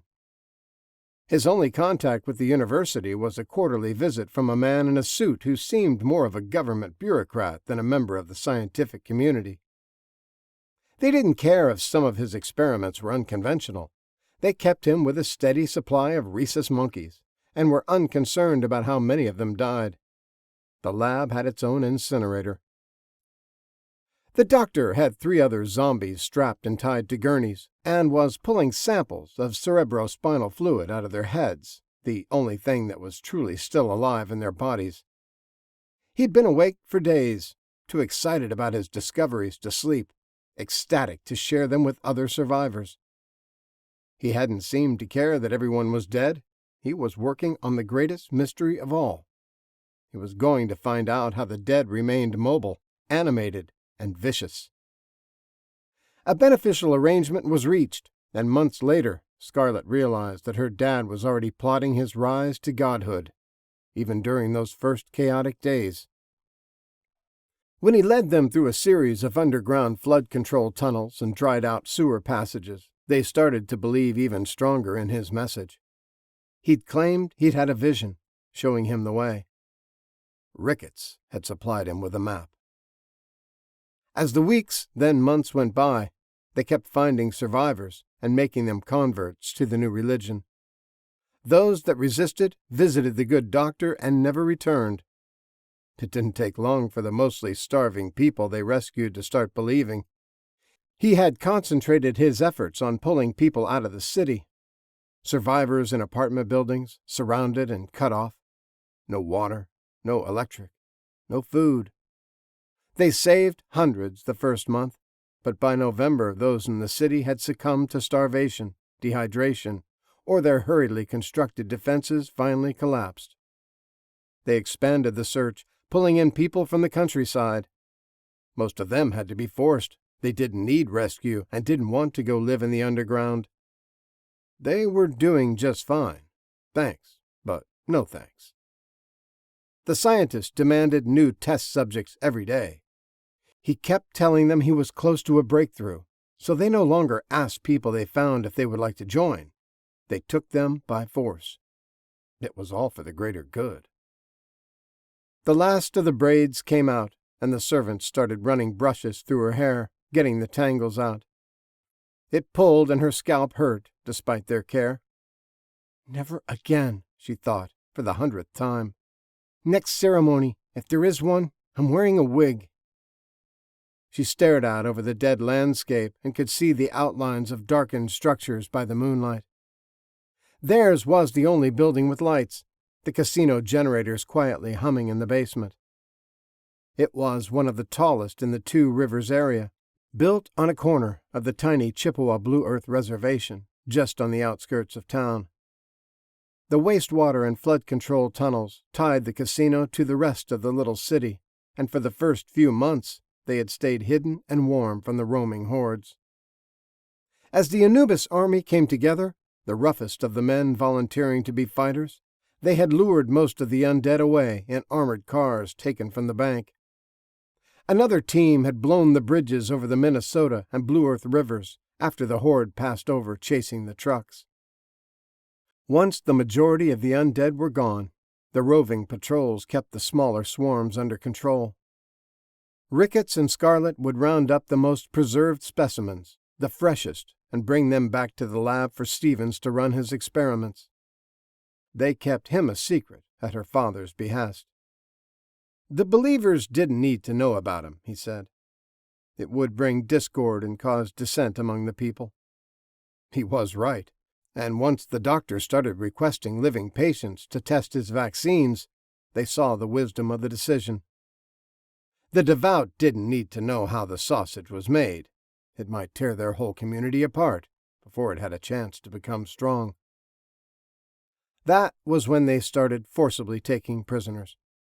They had early visions of the super soldier serum, and it gave them the motivation, the drive to want more, to become stronger. If a few more unwilling patients had to die to get it just right, so be it. Things had progressed so quickly, sometimes she thought she was the only one left who was still sane. Now she wasn't even sure of that. She'd just willingly, and with foreknowledge, been part of mass murder. She knew what she'd been told, that it was necessary to cement the faith, but it was all a lie. Why did they have to keep up the charade of Egyptian gods and messengers and phony prophecies from hieroglyphics and 5 different religions? Did no one see that it was careening out of control? 6 months ago, did hundreds of people think they'd be living in an Indian casino, worshipping cats and jackals, cheering as their fellow citizens were eaten alive because they were deemed unworthy? Did they really believe the stories her dad was telling them? Yes, they did, she concluded. They did because they wanted to, maybe even needed to. They were committed, and her father was a charismatic mad genius himself. He'd gotten them to believe a lie, to rejoice in murder, then celebrate with sex. They'd never go back to who they were. They had drunk the Kool-Aid. Chapter 10. Gunny.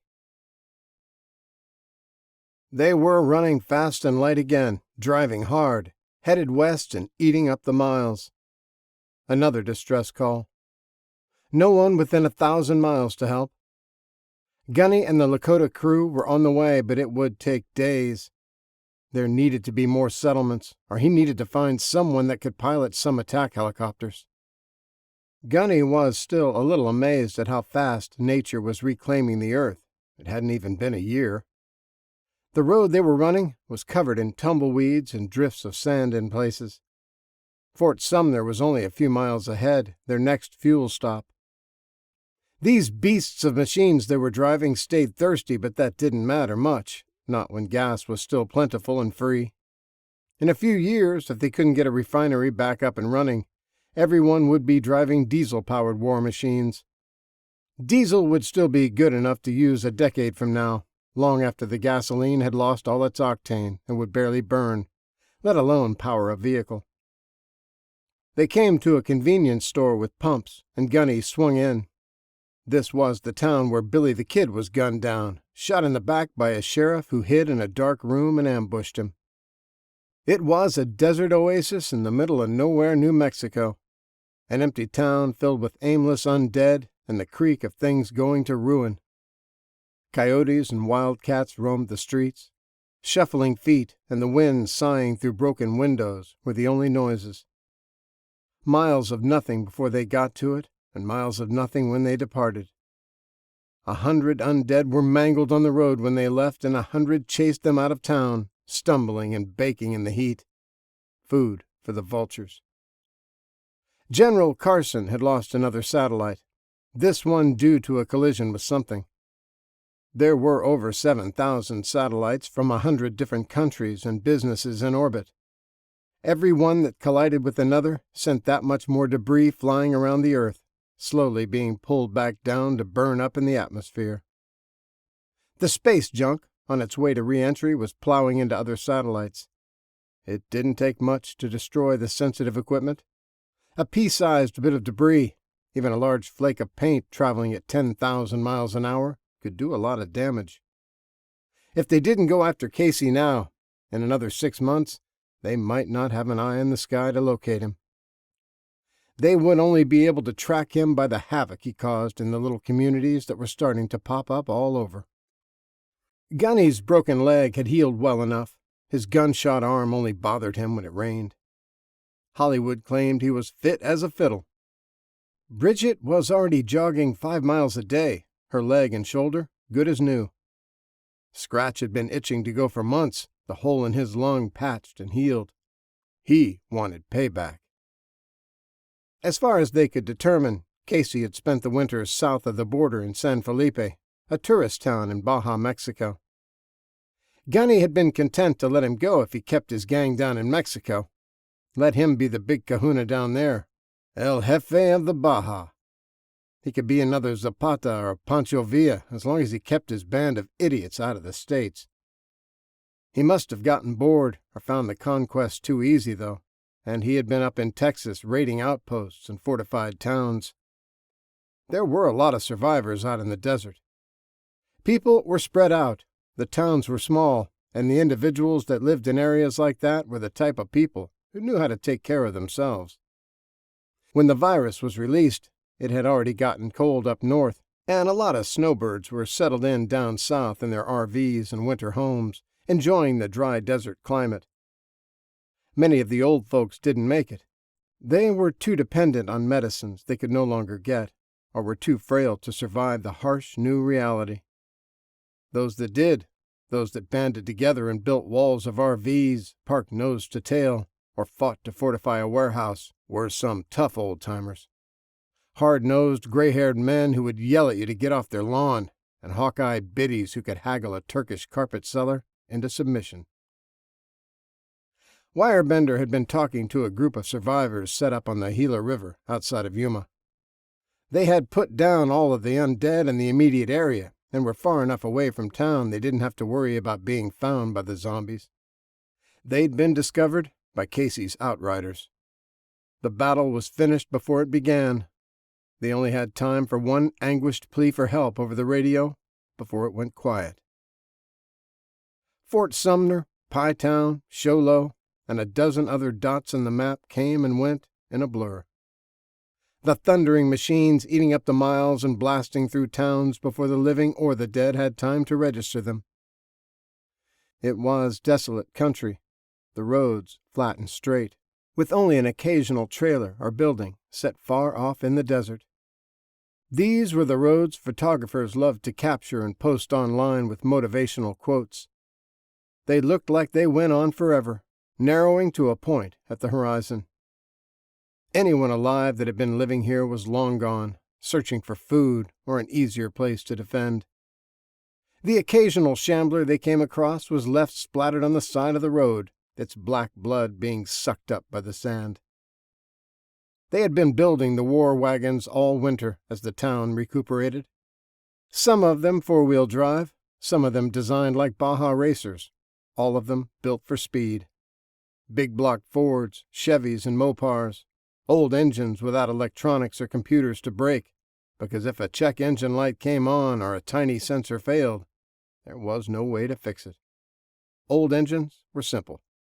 Gas, spark, air. That's all they needed. They would run even if half the cylinders failed. They could still get you out of a bad situation. Oversized tires with truck shocks and springs gave them ground clearance. Bars welded over the windows gave them security. The old muscle cars were big and roomy, plenty of storage space for extra ammo and gear. Back seats were taken out and made into beds, and they slept inside safe and sound. They cannonballed across the country, on 2-lane roads only stopping for fuel.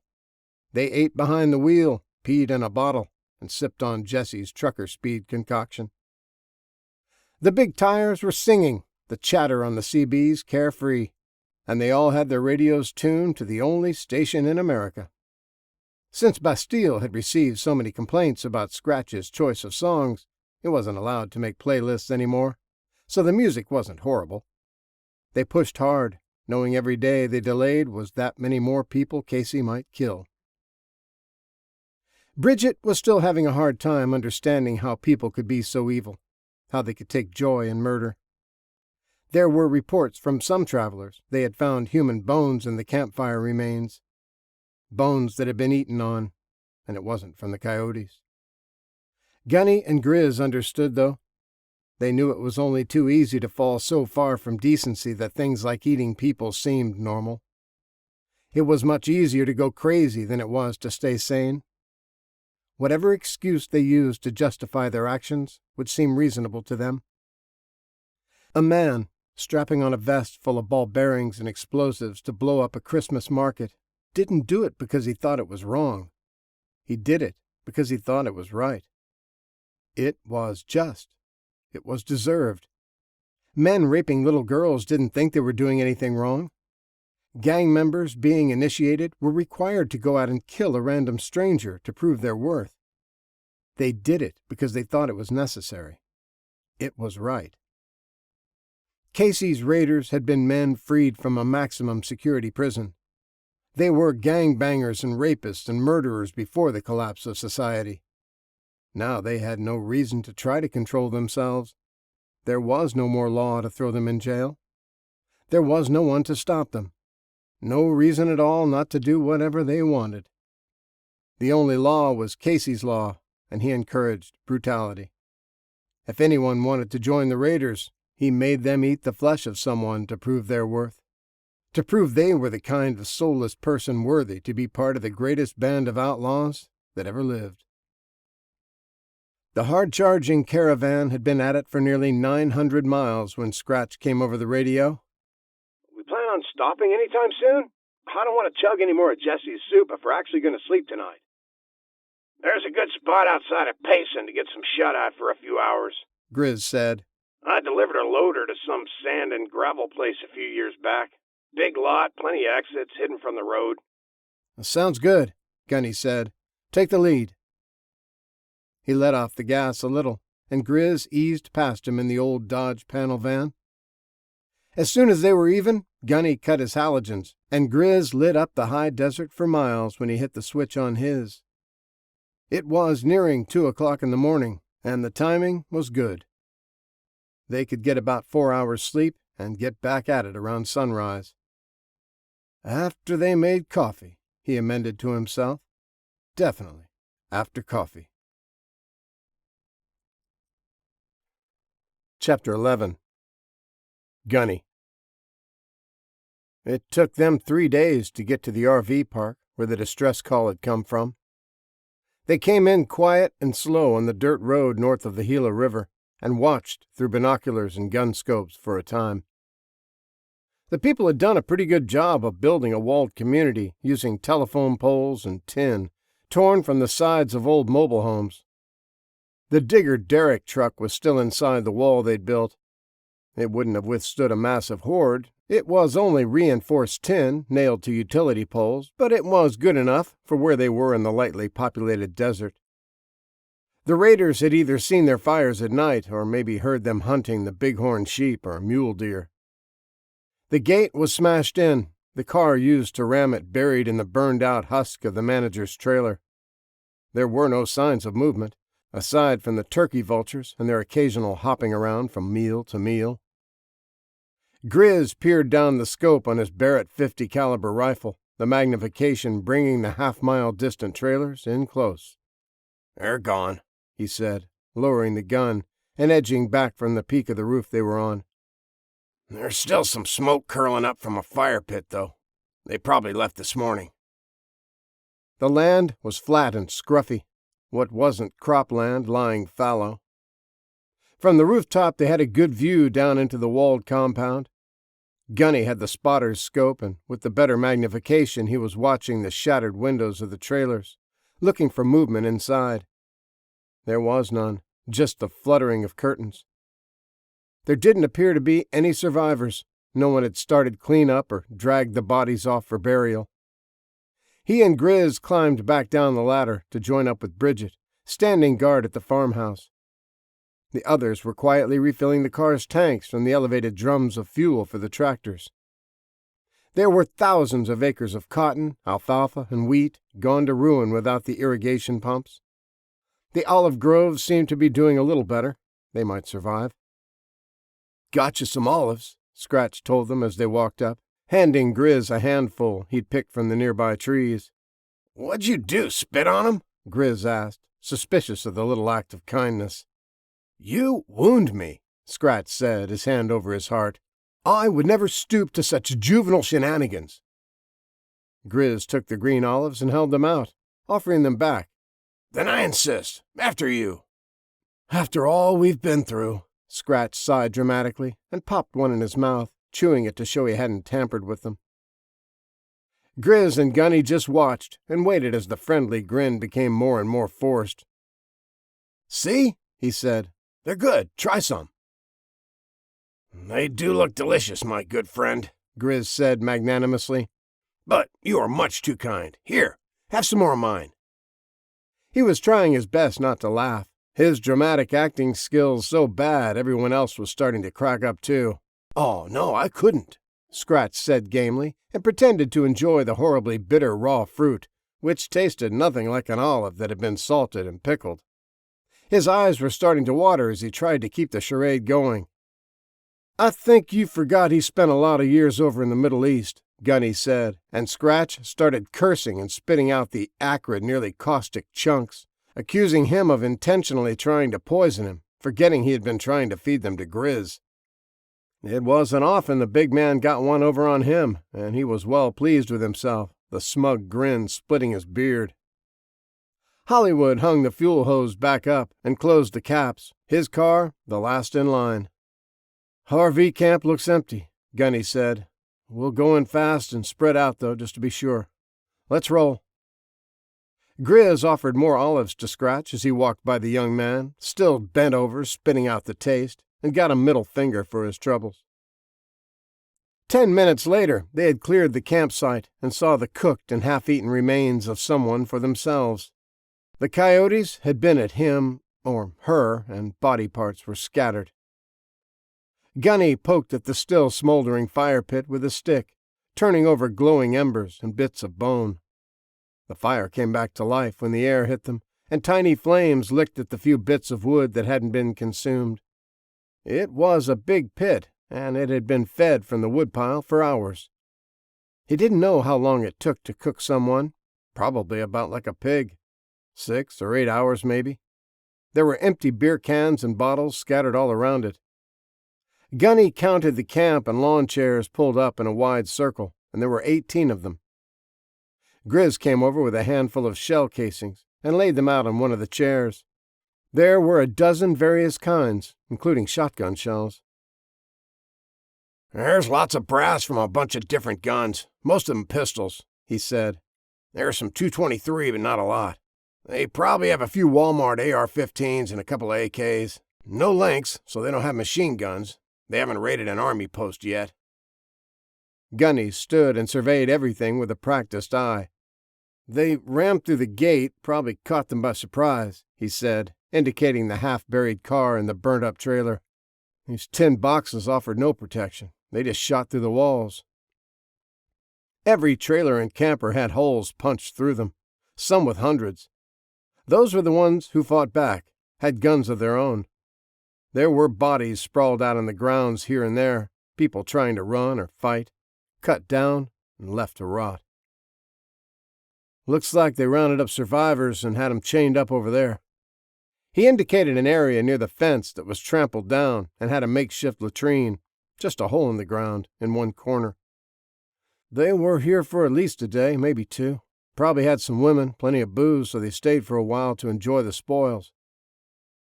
Hollywood pointed out an area under the swing set, still dark with blood, and a few dried-out intestines. "They strung them up there and gutted them. They cooked them whole, not one piece at a time." Gunny nodded and looked at the makeshift spit lying next to the fire pit. It was built out of a drive shaft, and parts of someone were still attached to it with chains.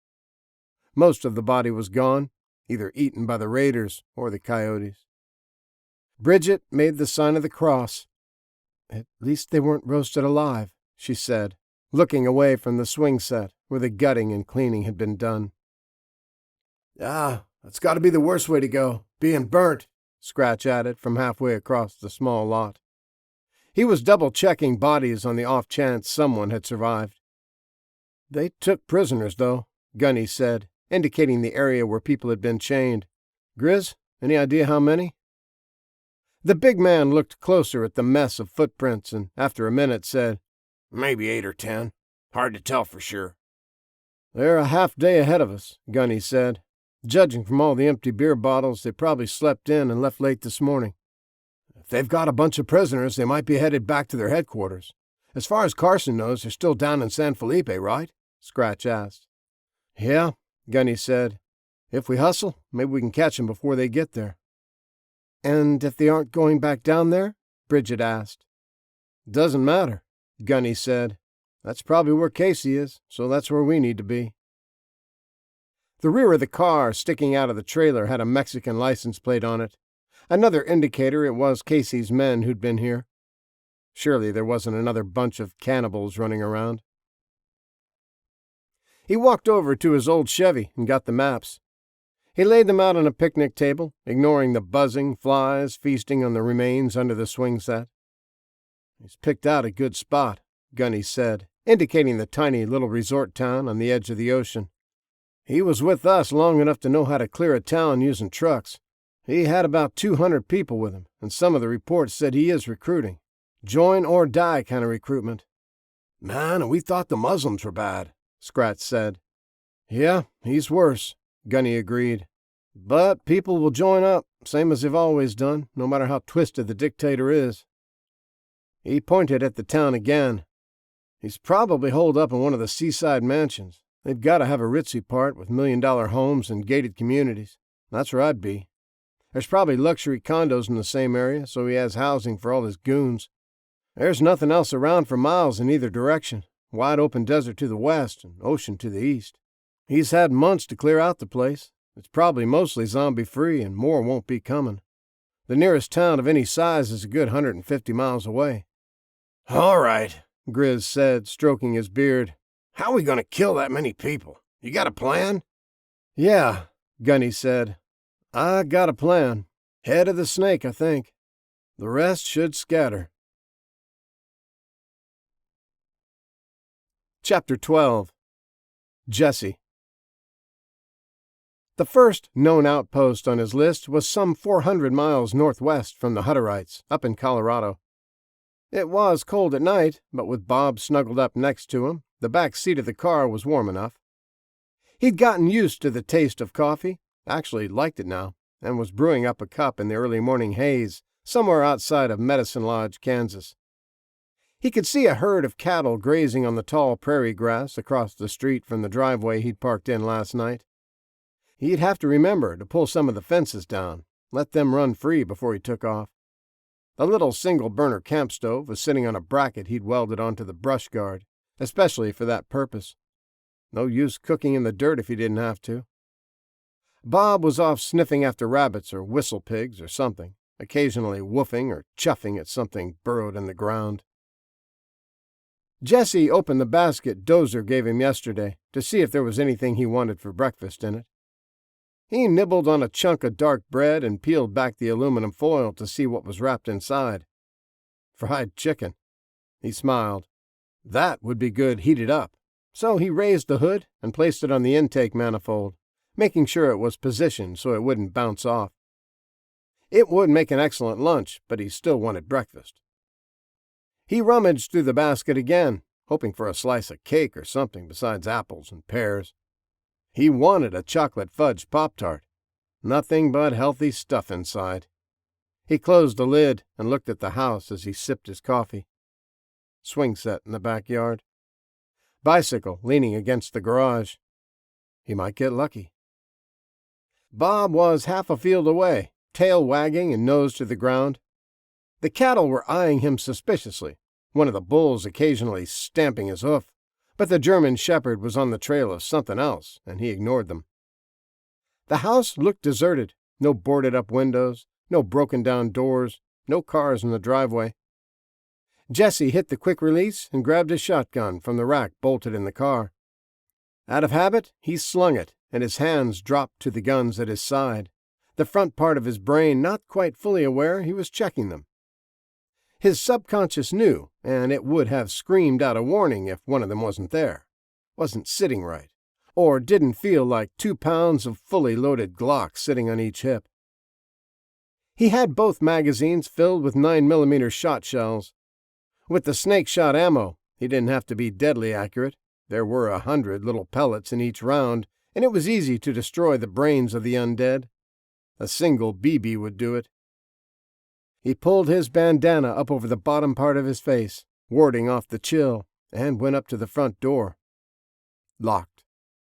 He walked around back instead of kicking it in. He'd gotten into the habit of not smashing things unless he had to. It made unnecessary noise and hurried the rot and decay of places if you left them open to the elements. You never knew when or where you might need a safe haven. The yard wasn't fenced, but there was a kennel beyond the swing set, its gate standing open. The back door was locked too, and they must have had a big dog. The pet flap was huge. Jesse hollered through it, and when nothing answered, he wriggled his way in, then flipped the locks open. He stood and listened, sniffed the air. There was an old moldy smell, and it stank like a cat box, but it didn't have the odor of the undead. It didn't have that rank zombie smell. He made his way to the kitchen and started opening cupboards, looking for the good stuff. They had kids, so they had to have something sugary to eat. If not Pop-Tarts, maybe some ding-dongs or something. Jesse caught movement in the corner of his eye and swung, dropping the jar of peanut butter and bringing both Glocks up, instantly. His heart was trip-hammering as he darted his eyes across the breakfast bar and into the gloomy living room. The curtains were drawn, but he knew he saw something. Something stealthy, like a rat, but bigger, much bigger. He heard the quietest whisper of movement, then saw a pair of big golden eyes staring at him from the back of a couch. Something huge was flicking its tail back and forth, its eyes boring into his. It looked like a small mountain lion, but the coloring was wrong. It was long-haired and gray, not a sleek, tawny brown. It was a cat. A big-ass cat, to be sure, but still, just a cat. "Hey, kitty," Jesse said and holstered his guns. "You been catching all those rabbits Bob is chasing around? Bet you'd like some cat chow for a change." He started going through the bottom cupboards then, looking for a bag of Purina or whatever it was they fed a cat of that size. He'd never seen one so big in real life, but he'd seen pictures of Maine Coon cats online. That thing had to be one of them. It looked like it weighed a good 15 or 20 pounds. That explained the oversized doggy door, he thought, rummaging through the cabinets. He found what he was looking for in the narrow broom closet and pulled out a brand-new, unopened 40-pound bag of Meow Mix. "Here you go, kitty. Look what I found. Today's your lucky—" He stopped mid-sentence when he turned to pour it out on the floor and saw more cats were staring at him. They were slinking up the basement stairs and forming a semicircle, all sitting with their tails curled, just watching him. He started to slowly tear the bag open as he looked at them. It was a little eerie, so many giant, silent cats. He stopped counting at 14, and more were coming. Stacking up in rows. Sitting and staring at him, some licking a paw, some motionless. Some little ones were joining in, and they hissed at him. Probably had never seen a human before. At least not a live one. Jesse plucked at the string to get the bag open, and finally got it to pull free. He hadn't found any snack food for himself, but he thought he'd just let it go. He'd come across a gas station soon, and these cats were creeping him out. One of the bigger ones came over and started rubbing against his leg, as cats do. Jesse was pouring the kibble out on the kitchen floor, trying not to stumble from the weight of the heavy cat pushing against his legs and purring loudly. He finished dumping out the bag and reached down to stroke the purring cats. Its purr became a hiss, and half-inch-long, needle-sharp fangs sank deep into his hand. Jesse jerked back instantly, ripping a chunk of flesh from the fat part of his thumb, and the cat sprang for him. 30 other cats did the same, spitting and hissing, going for blood and tasty, fresh human flesh. He threw his hands up to protect his face and ran for the door, kicking cats and stumbling, nearly falling to his knees. He slammed against the door, crushing cats with his shoulder as they hung off of him, sinking claws into leather. They were a pack of squalling and snarling wild animals, their blood frenzy high as they made their kill. They ignored the food on the floor. They were interested in warm, fresh meat, not dried-out bits of chicken byproduct and bone meal. Jesse grabbed at them and slung them, but he was covered in cats, all of them trying to reach the blood coursing through his veins. He stumbled on the stairs when a 15-pound fur ball darted between his feet, and he fell down the 3 steps to the ground. They were on him, scratching and clawing at his hair, raking furrows in his scalp, and opening up a fresh slash across his forehead. The bandana around his neck was the only thing preventing them from ripping into his jugular. Jesse roared in anger now and started rolling on the ground, trying to crush them.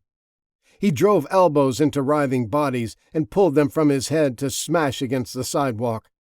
The snarling, screaming, banshee shrieks of the cats were only silenced when they sank teeth into his flesh and tried to rip chunks free.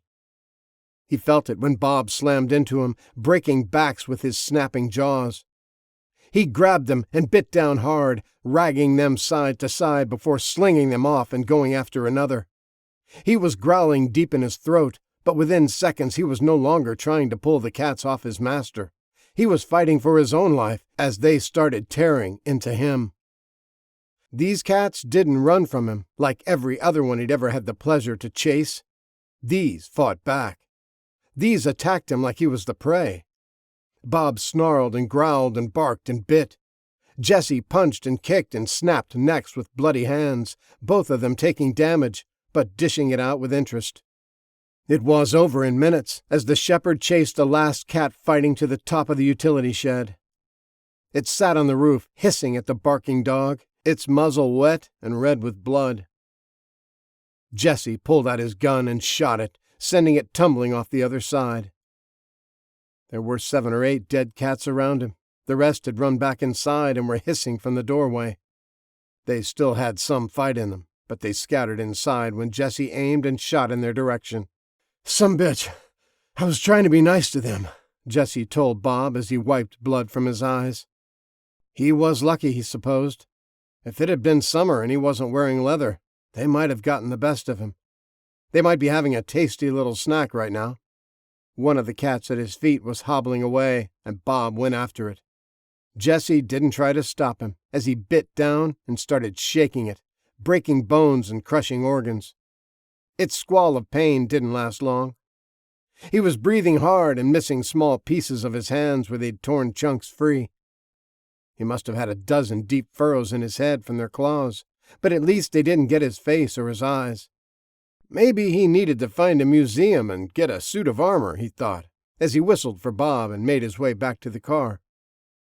He grabbed one of the cans of gas and walked around the house, splashing it on the walls. He blocked the pet door with the barbecue grill and splashed extra fuel on it. When he finished, he tossed a match on the trail he'd poured down the driveway, then sat on the hood of the Merc and watched it burn. He daubed his numerous cuts and scratches with hydrogen peroxide, doctored the scrapes on Bob's snout, and waited for the cats to die. The next person that happened along might not be as lucky as he was. They might not have protective clothing or a dog to save them. When he heard the feral killers start to squall, he tried to smile and told himself it was a job well done. He wasn't really feeling it, though. Chapter 13. Jesse. The outpost on his list was only a few miles ahead, just across the Colorado border, and he was already seeing the indicators of survivors. For miles he had seen hand-painted signs with arrows at some of the crossroads, declaring the existence of the town and that they were open for business.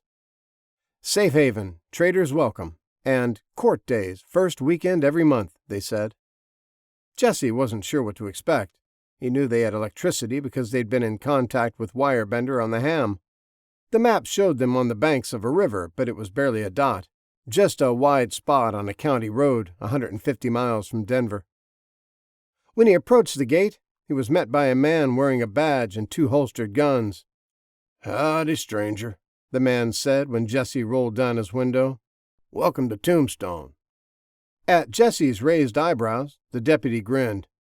"Yeah, I know, but that's what we voted to call it, and now we're stuck with it. We've already got signs painted. You visiting for business or pleasure?" "Official delivery. I've got mail from Lakota for your mayor," Jesse said. "But after that, this is my first time here, so I'm not sure what your pleasure options are. I might hang out for a day or two. Looks like the place is pretty secure." "It is. We've never had our walls breached," he said proudly, and waved the gate open. "Pull on in and park next to that caboose, and I'll give you a rundown of the rules here in Tombstone." Jesse idled through the opening when one of the tractors pulled a rail car out of the way, its well-oiled wheels moving easily on the section of tracks laid out for it. The community was walled, like every town still surviving, but these enterprising people had used their tractors to pull rail cars from a train into a huge circle. There were hundreds of them dragged into place, their couplers removed, then pulled in tight to each other. Blocks, rocks, and dirt had been laid up between the wheels so no crawlers could sneak their way in. It was effective, and although the wall was only 15 feet high, it was probably more than enough to keep out the undead. This was desolate country. The nearest town of any size was miles away. When Jesse got out and stretched, the deputy asked him if he'd been in contact with any of the undead, then told him to take off his leather and rolled up his sleeves. He checked them over quickly, but thoroughly, ensuring there were no fresh bandages or cuts. The scratches on his face and hands were days old, already scabbing over, and raised a few eyebrows when he told them about the feral cats. "We used to just take you at your word if you said you hadn't been bitten, but we had a trader turn Zom on us. He only had a little cut in his arm, said he caught it on a piece of barbed wire. He was lying. Cost us 4 good men when he turned." He kept looking at Jesse's scar, then quickly averting his eyes. When the exam was over, Jesse let Bob out of the car and grabbed the satchel. "Which way to the mayor? And what have you got for pleasure? I could use a long soak in a jacuzzi." The deputy snorted laughter. "Not enough electric to waste on things like that. We only have a few generators and some solar panels. We live simple here. I imagine you could get Laura Lee to give you a massage in a bathtub, though. That is, if you have the coin or something worth trading." He added a knowing wink. The deputy led them toward the town center and the only 3-story building a few blocks away. Jesse couldn't get over how much it felt like he'd stepped back a few hundred years to the cowboy and trapper days. He was in an old Colorado Railroad town that time had nearly forgotten. The clothes were different. There weren't any women in hoop skirts, but most of the people wore guns and hats. There were horses tethered to hitching posts right alongside ATVs.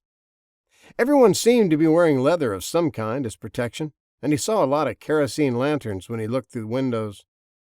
If he squinted his eyes to blur out the modern signs and the occasional car, he could easily imagine the Gold Digger Bar and Grill as an Old West saloon, the Bed and Breakfast Hotel as a bordello, the dollar store as a dry goods and mercantile supply. "Here you go, son," the deputy said as they arrived at the courthouse. "You'll find the mayor in there. I gotta get back to my post." He touched his fingers to the brim of his cowboy hat in a little salute and headed back to the gate. It was impressive what they'd achieved in the past 6 months since the world went crazy. They didn't have all the comforts of Lakota, but they hadn't had the last of America's government and all of their knowledge directing them to the absolute best place to be. These people had built everything on their own, having no contact with the outside world until just recently. They'd been listening to the radio, to Bastile's programs about defenses and medical treatments, home remedies and proven little tactics against the undead for months. A trader had finally brought in a ham radio and antenna so they could contact them. The winter was over, spring was in the air, and more communities were being discovered. More survivors coming out of hiding and realizing there are others, tens of thousands of others, who had made it through the long, dark winter. "Stay here, boy," Jesse said as he approached the courthouse doors. The town was walled, so he wasn't worried about Bob wandering off and getting lost, since he probably didn't know what stay meant, and even if he did, would probably just ignore the command. The mayor was pleased to see him when a woman showed him into the office. He stood, walked around his desk to shake his hand. Jesse avoided it, pretending like he thought the mayor was reaching for the satchel and handing it to him. He kept his hand free from anyone trying to grab it. That was one mistake he'd never make again, and he told the part of his brain that was beating him for insulting the mayor to shut up. The wolf was prowling, looking for danger. He didn't care who he offended. The mayor brushed it off, thinking the kid was just a little ill-mannered, but everything was fine. He was genuinely glad for the lists of goods and services offered by Lakota, the official proclamations of his status as mayor by the president, and all the other paperwork in the case. They passed the time, Jesse answering all of his questions about the new government and Lakota and their plans for eradicating the undead scourge. Cobb had been sending out train crews to run the tracks, pulling in vast hordes of the undead, and then taking them out west to bake in the deserts of Texas and New Mexico. They theorized that once they had followed the trains for hundreds, even 1,000 miles, they would be so broken down they wouldn't pose much of a threat anymore. If the trains could pull them into the wastelands by summer, the harsh elements should hasten their demise. Jesse asked questions about Tombstone, too, about their skilled labor and what kind of problems they were having. The town had been made up of hardened farmers and two-fisted ranchers at first, but more and more people came in over the winter. People fleeing the cities, people who ran out of supplies, and people just drifting, looking for a place to settle. "Your town looks prosperous. You've done a commendable job, Mr. Tackett," Jesse said, sipping on the proffered neat whiskey. They didn't have the electricity to waste on making ice. The mayor nodded, taking the compliment in stride. "You seem awfully young to be an emissary," he said, "but I guess in these new times things are different. Hell, last year I was cowboying. I'm a third-generation rancher, was running 600 head of cattle. Now I'm trying to keep my friends and family alive. It was touch and go for a little while. I built this town without any help from any government." His eyes narrowed a little, and his voice took on a hard edge. "And I'm not going to let 'em tell me how to run it." He stared Jesse right in the eyes, letting his words sink in. "Now, we don't mind trading and barter," he said, leaning back in his chair, his point made. "Maybe even sending a few men to help if you're putting together an army to kill zombies. But we're not going to be told what to do in our everyday affairs. This isn't the world it was 6 months ago. We do things our way." "If you're concerned about some G-men coming in to shut down your whiskey stills, I wouldn't worry about that," Jesse said. The mayor looked a little surprised, and Jesse continued. "I smelled the distillery when I came in. We've got guys in Lakota that already have craft breweries set up, and Packrat has a moonshine still in his backyard. The president's from the Appalachians, and rumor has it he was a whiskey runner when he was a kid. Our 2 doctors grow pot in the community greenhouse. Nobody cares about that stuff anymore, Mr. Tackett. I know the president pretty well, and I can tell you unequivocally that he's one of the biggest scofflaws you'll ever meet. He isn't a politician. They're all dead. I don't know who the next president is going to be, but they're planning on having an election in November. We just want to know if you're still part of the States or if you plan on going it on your own." This boy kept throwing Tackett off. Every time he thought he had a beat on him, he knew what he was about, the kid surprised him. He didn't look much older than 16 or 17, but the way he carried himself, the way he spoke, and the way he could match him glass for glass of Yukon Jack made him seem much, much older. Mature beyond his years. He had planned on getting the kid drunk so he could question him about Lakota and what their real plans were. If they had some grand designs about micromanaging everyone. He was the one getting snockered, though. He'd chosen the honey-tinged whiskey because it wasn't as harsh as some of the others in his cabinet. It went down smooth and easy. He wanted the boy to feel grown-up, drinking a man's drink and matching the old cowboy shot for shot. The kid didn't seem to be affected at all. His little plan wasn't going as expected. The baby-faced youngster was drinking him under the table. He just wanted to be sure he wasn't signing his town up with some illegitimate government, some group of wannabe dictators. It wasn't like he could look them up on the internet anymore, see what other people were saying about them. "Well, yes, we do like our whiskey," the mayor said, "and other things, too. We're not going to change that either." They spoke at length, and in the end both came to the same conclusion. Joining forces was in everyone's best interest. When Jesse was convinced the old rancher was a good man doing the best he could with what he had, he retrieved one of the ammo cans from under the bed in his car. "This is what we're using for money," he said as he opened it, revealing neatly stacked gold coins, freshly minted at a small foundry in one of the warehouses in Lakota. Carl, the engineer, had designed them and printed out prototypes with a 3D printer. It wasn't hard to create the molds, and once General Carson told them about a precious metals storage facility in Dallas, it was just a matter of taking one of the trains in to clear a path and pull any hordes out of the immediate area.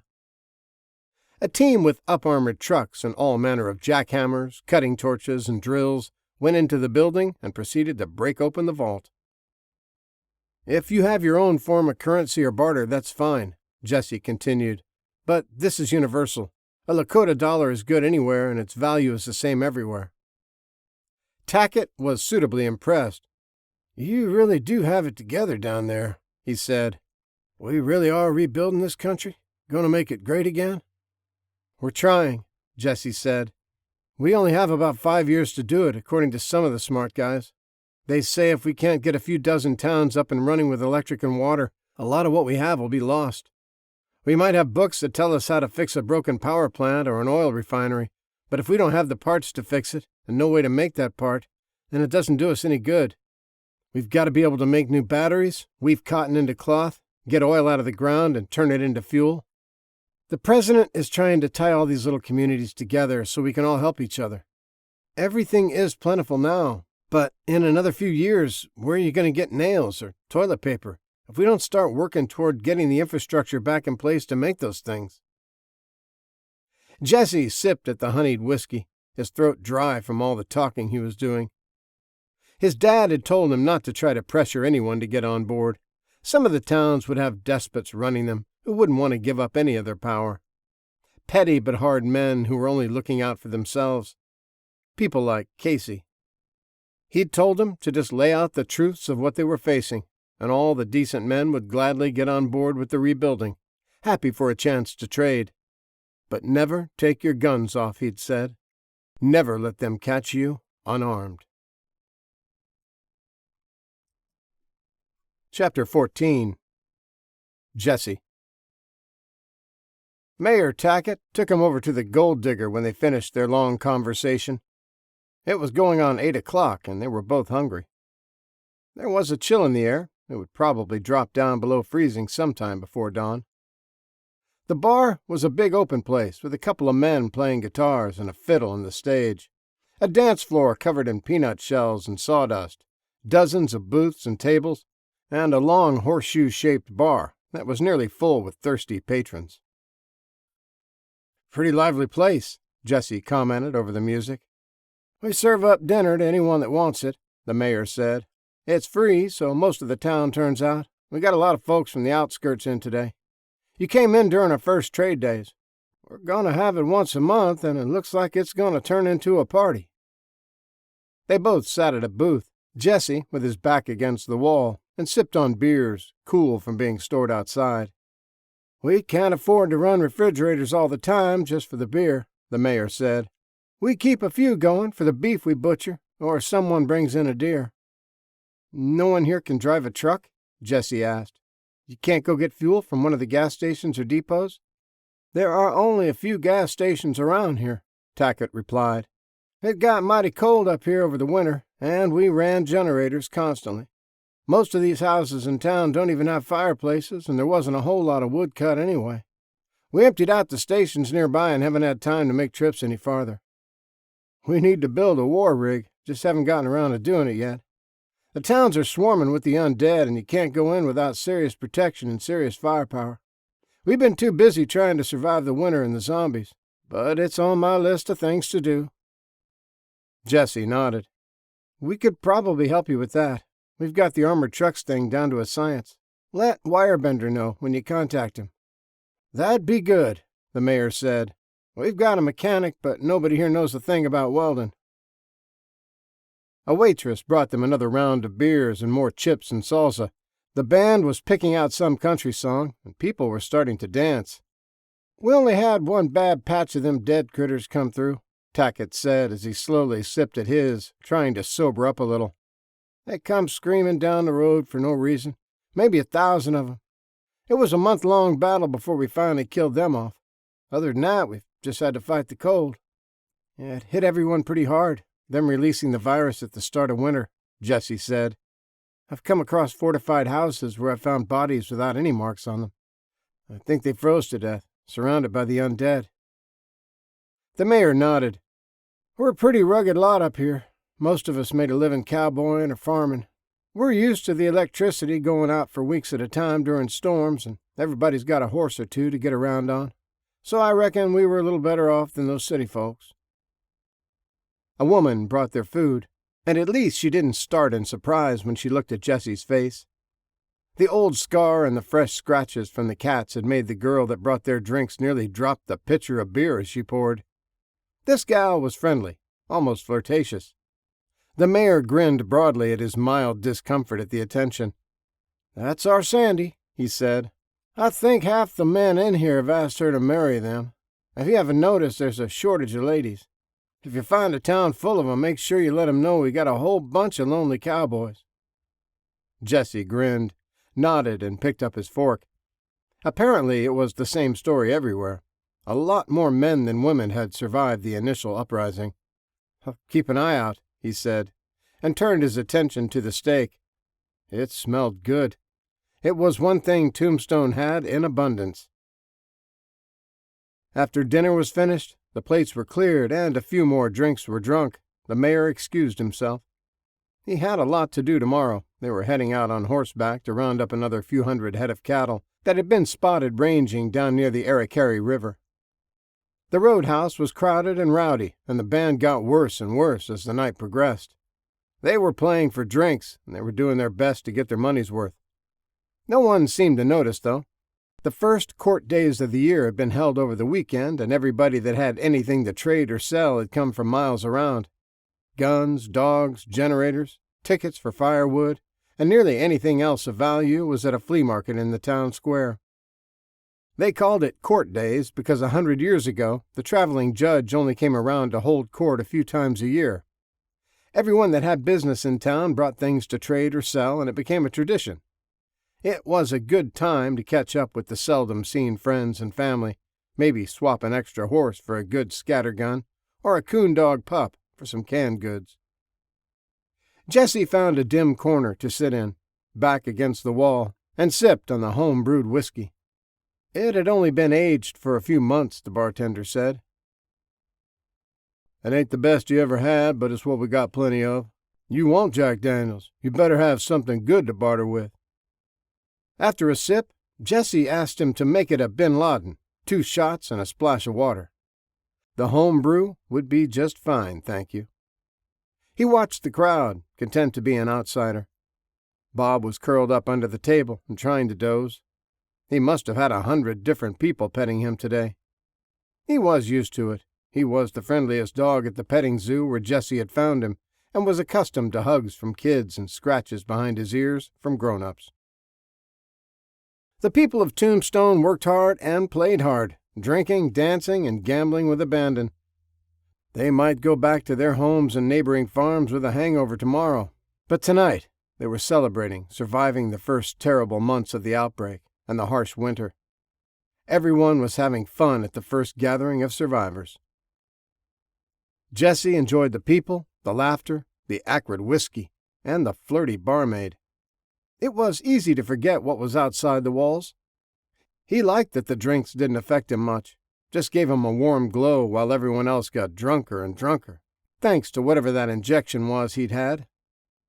He had forgotten about the syringes filled with the blue liquid until months after he was healed, and was taking out the interior of the mercury to put in the Kevlar linings.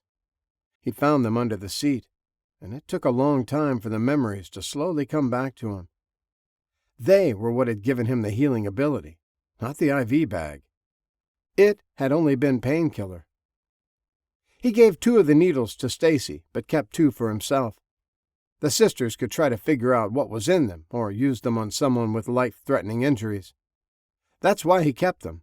He knew he might need a booster one of these days if he was going back out on the road. He might need a shot of the Blue Miracle for him or Bob. He'd tossed them in his glove box, along with the nitrous mask and first aid kit, and hoped he'd never have to use any of that stuff. It was nearing 3 o'clock in the morning when the barkeep yelled last call. The flirty girl, who had been pulling beer and slinging plates all night, slid into his booth, throwing herself right up against him, hip to hip and shoulder to shoulder. She was the serving girl, although serving woman would be a more accurate term. She was nearing 40, if she hadn't already reached it. Her name was Sandy. She'd lost both her kids and her husband on the first day of the outbreak. She lived in an apartment above the bar, and she got off at 3. Jesse had learned this through the course of the night as she refilled his drinks or brought him toasted tortilla chips. She was also really friendly, thought he was a handsome devil, and told him to save a dance for her. Jesse had just smiled his crooked smile. He knew she was only being polite to get a bigger tip, but enjoyed her flirtations nonetheless. What man wouldn't? She was kind of old, but she wore it well. Her hair was red, curly, and long. Her breasts were big, and her hips had a little wiggle when she walked. There were 20 other cowboys boot-scooting and two-stepping in the roadhouse who had eyes for her. She could have her choice of any one of them. He knew she didn't really have any interest in an uglied-up stranger. She was half drunk and just being nice. "I want that dance now, before the other guitar player passes out," she said, and reached over to take a sip of his beer. "Lordy, this place was crazy tonight.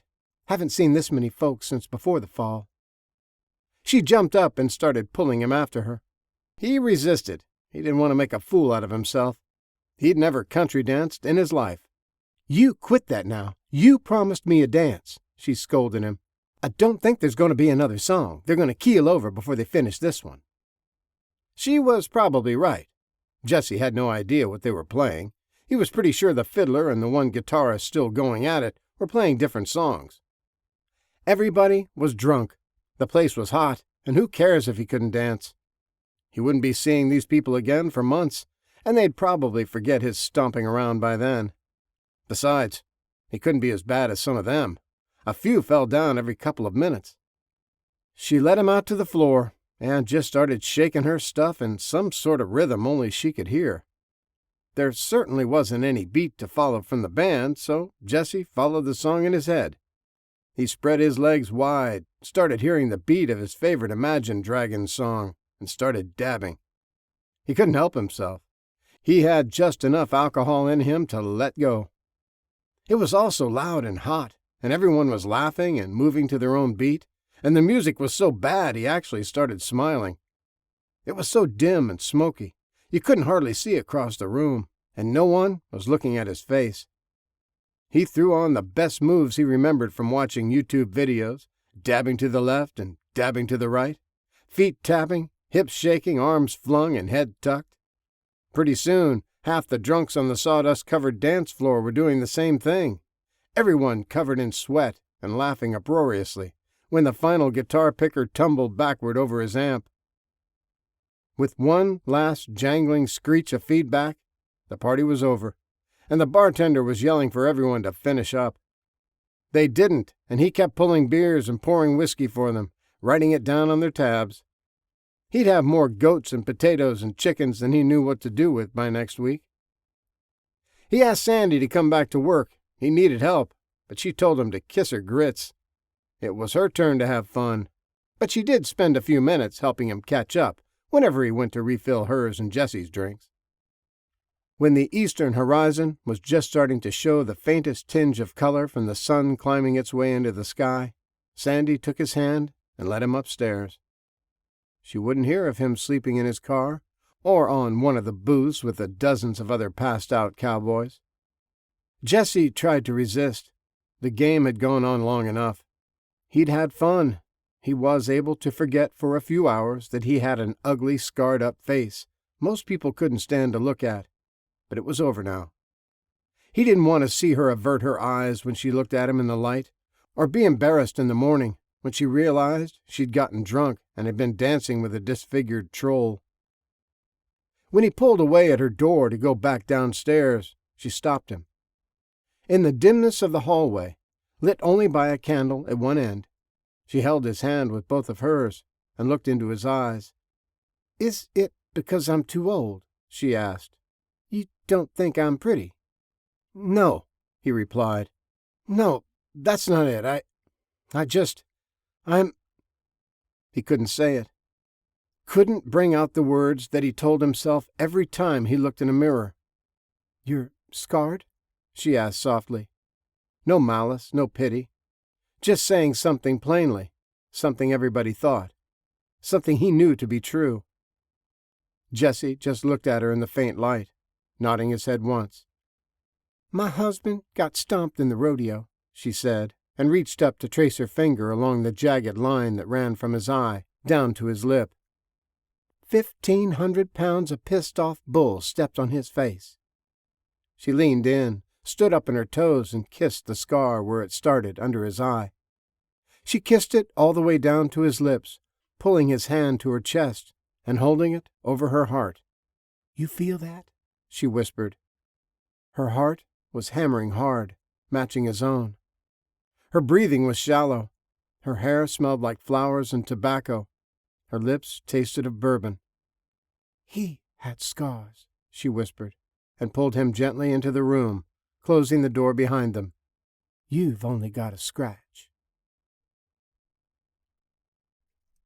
Chapter 15. Casey. This place was really pissing him off. It had looked good on the map, and nobody had any complaints when they took off from Mexico. It would be kind of fitting, he thought, like the old days when the banditos would go south of the border and live like kings with their stolen money. They could winter on the beach, their injured from the Battle of Lakota could recover in a tropical paradise, and they could let the Mexicans know there was a new sheriff in town. It would be a long holiday in the sun, just like in the movies. What the movies didn't show were the giant jumping spiders, or the black widows, or the rattlesnakes, or the scorpions the size of your fist. They didn't show how hot and miserable it was, even in the winter. It was only March, and the temperatures were already in the 80s. The ocean disappeared at low tide. It went out so far you couldn't even see it. It stank like seaweed. The mosquitoes were everywhere, and the backup generator to the backup generator was on the fritz. This place would be unlivable without electricity. Hell, it was barely livable now. With the crappy gas they were pulling out of the bottom of the tanks at the stations, no wonder the decrepit machines were breaking down. They needed to get back home. This place sucked, and those assholes in Lakota weren't going to keep him out of America. He'd been listening to their stupid radio station, and he knew there were other towns out there doing just fine. Other walled communities that maybe weren't as heavily armed as Lakota. Other places with electric and water. He'd heard that idiot Bastille bragging about setting up trade routes and sending people to help other towns to get the power turned back on. Lakota had technicians and experts. Whoopee-humpy-doo. He had experts, too. Experts at taking what they wanted. He'd been working on a new plan these past few months. He had the crew, he had the guns, and he had the brains. He was tired of two-bit hood games. He had plans, big plans. He'd take over one of those towns, make it his own, a good one with good defenses. They just had to make sure they didn't kill any of the important people, the ones that knew how to run the power plants and things like that. That's how he'd start his empire, one town at a time. Once he established his headquarters, made it just as secure as Fort Knox, he'd move on to the next town, expand his network. He didn't need to completely occupy it. He'd just make them pay taxes. Maybe leave an emissary to oversee things. Get the local leaders to play ball and keep their people in line. Make them responsible. He would get a share of everything they produced, just like in all the mafia movies. just like a king and his baronies. People would pay. It was easier than getting half of their compound torched, their men killed, and their women raped. He just had to make an example or two, and the other towns would fall in line. Just like he had when he took over the prison. Show 'em who's boss.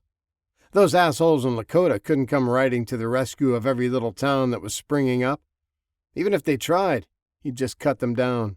Teach them a lesson, too. He had some of his best crews out running recon missions for him. Scouting towns, recruiting new members, gathering up some more slaves. His men tended to go a little too wild. He kept telling them not to kill everyone, just instill fear. Barbecue a town's leader, let the new recruits eat a chunk of meat, but stop burning settlements to the ground. Stop killing everybody. If everyone was dead, who was going to supply them with food and gas? Most of his lieutenants understood his plan, and he made examples of those who couldn't control themselves. He was trying to build something big. Lucinda helped him a lot behind the scenes. It had been her idea to send out the advance squads to hit little towns, kill off a few people, and start building his forces. Too many guys just hanging out in San Felipe, getting drunk all the time, wasn't good for his army, she'd said. His men needed a mission, and the settlements in the States needed to know Lakota wouldn't be there to help them. If they didn't want to be burnt to the ground, they were going to have to start paying for protection. She snuck the young girls in his rooms, too. She insisted they keep it quiet. "Remember what happened in the prisons to certain kinds of inmates?" she had asked, and he didn't need to be told twice. The kitty diddlers got a beat down. Some things were best kept secret. She snuck the girls out the following morning, too. He'd become dependent on her to take care of everyday things. He'd asked for her to bring back the same girl a few times, but she never did. Said he deserved someone new every time. When the first of his recon teams came back with their haul of women, weapons, and food to keep San Felipe going, Lucinda had brought back a ceremonial human sacrifice to celebrate. She claimed her grandmother back in Memphis was a voodoo priestess, and the powers of sight had been passed on to her. Casey didn't believe in all that mumbo-jumbo, but he let her do whatever she wanted. It made for good theater, and it actually scared the superstitious people. Lucinda knew very little about real voodoo, just what anyone who grew up around a few practitioners and watched a few movies would know. She just made it up as she went along. About the only thing she got right was the dancing and the drums. She told him about a ceremony that included killing a chicken and dancing naked, but wanted to up the ante and kill one of the prisoners and have an orgy. That should really make the dark gods happy. They did it, and it had become a tradition over the winter. She'd have her ceremonies every new moon. He didn't know if it made the voodoo gods happy, but it made an impression on everyone, watching Lucinda dressed as a voodoo priestess and tearing out a chunk of the heart, blood covering her chin and dripping down her breasts. A fanciful retelling of Casey's rise to power. The party after the first sacrifice had been phenomenal, and he had even brought out his own personal play toy. He made her dress in the most elegant clothes they could find and sit on a fancy throne in a place of honor. The President of the United States attended his feast, and when he put a plate of barbecued ribs in front of her, a large serving he'd just carved off a slowly roasted woman suspended over the coals, she just smiled and thanked him graciously as she picked up her fork. Casey smiled his best smarmy smile right back. She'd learned her lesson. He'd taught her good. She didn't want any more lessons from him. Not ever. She'd tried to be insolent when he first dragged her out of her cell, after he'd gotten things set up and running.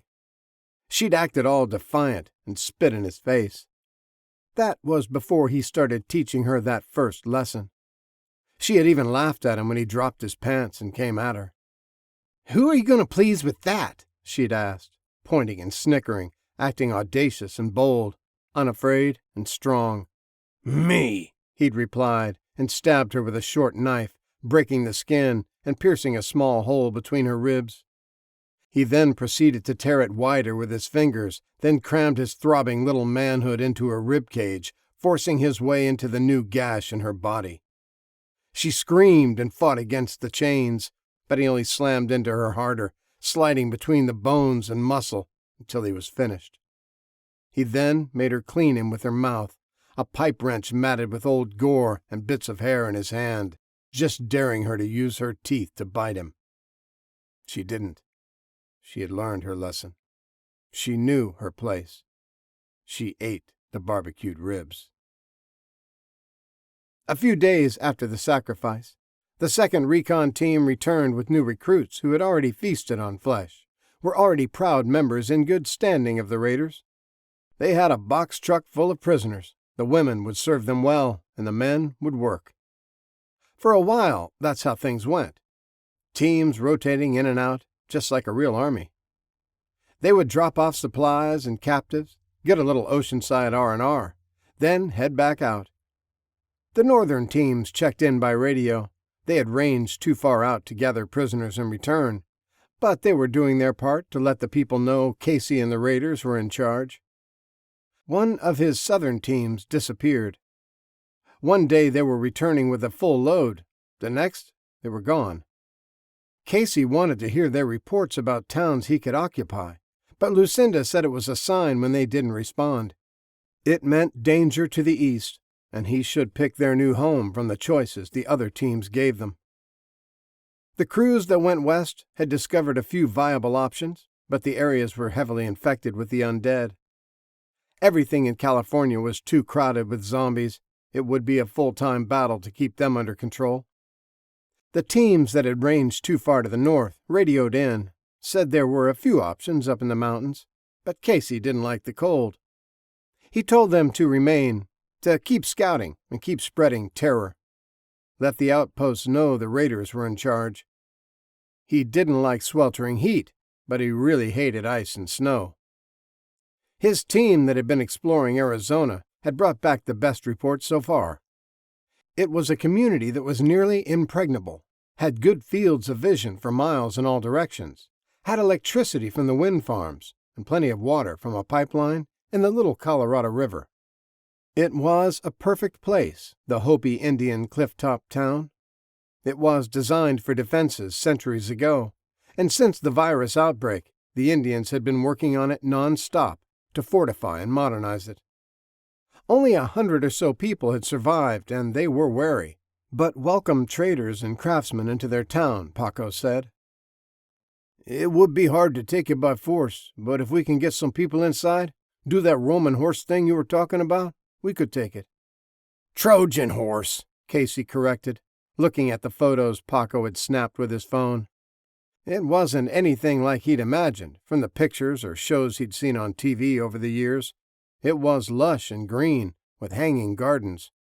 I thought this was all desert area, he said, thumbing through them. It is, Paco said, sharing his knowledge with pride. But since there aren't hundreds of thousands of people and farms using up all the water, they got more than they need. It's like Las Vegas, Essie. You can have a golf course and swimming pools and water fountains in the middle of the desert. The zombies are pretty slow, too. The sun is baking them. They're all shriveled up. I like it, Casey said, and clapped him on the shoulder. Anything you and your crew want, Paco, it's yours. Now, go have some fun and relax. I'll get everyone else started packing up. We'll get out of this hellhole in a few days, get back to the States where we belong. Chapter 16. Gunny. They saw the dust trail in front of them, hanging on stubbornly against the horizon. They were getting closer, pushing their machines, eating up the miles. The raiders weren't hard to follow. There were only a few logical paths to take. With sections of the road covered in drifting sand, they simply followed the trail of tire prints. They came across an occasional group of undead followers, stumbling along as fast as they could in the wake of Casey's raiders, but dodged around them when they could on the empty road. In some places where the winds had blown the sands across the asphalt, it was hard to tell where the road ended and the desert began. We'll be on them in another 10 minutes, Gunny said over the radio. I don't think they know we're coming. They probably can't see us through the dust cloud they're churning up. Got a plan, Mr. Boss Man?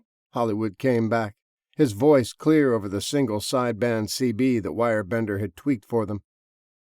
He had adjusted the upper band frequency so when they had the radios set on channel 40, in reality they were broadcasting on a higher level, maybe channel 50, he told them. It was a simple way of keeping their communications from being overheard in case someone was scanning CBs for radio traffic.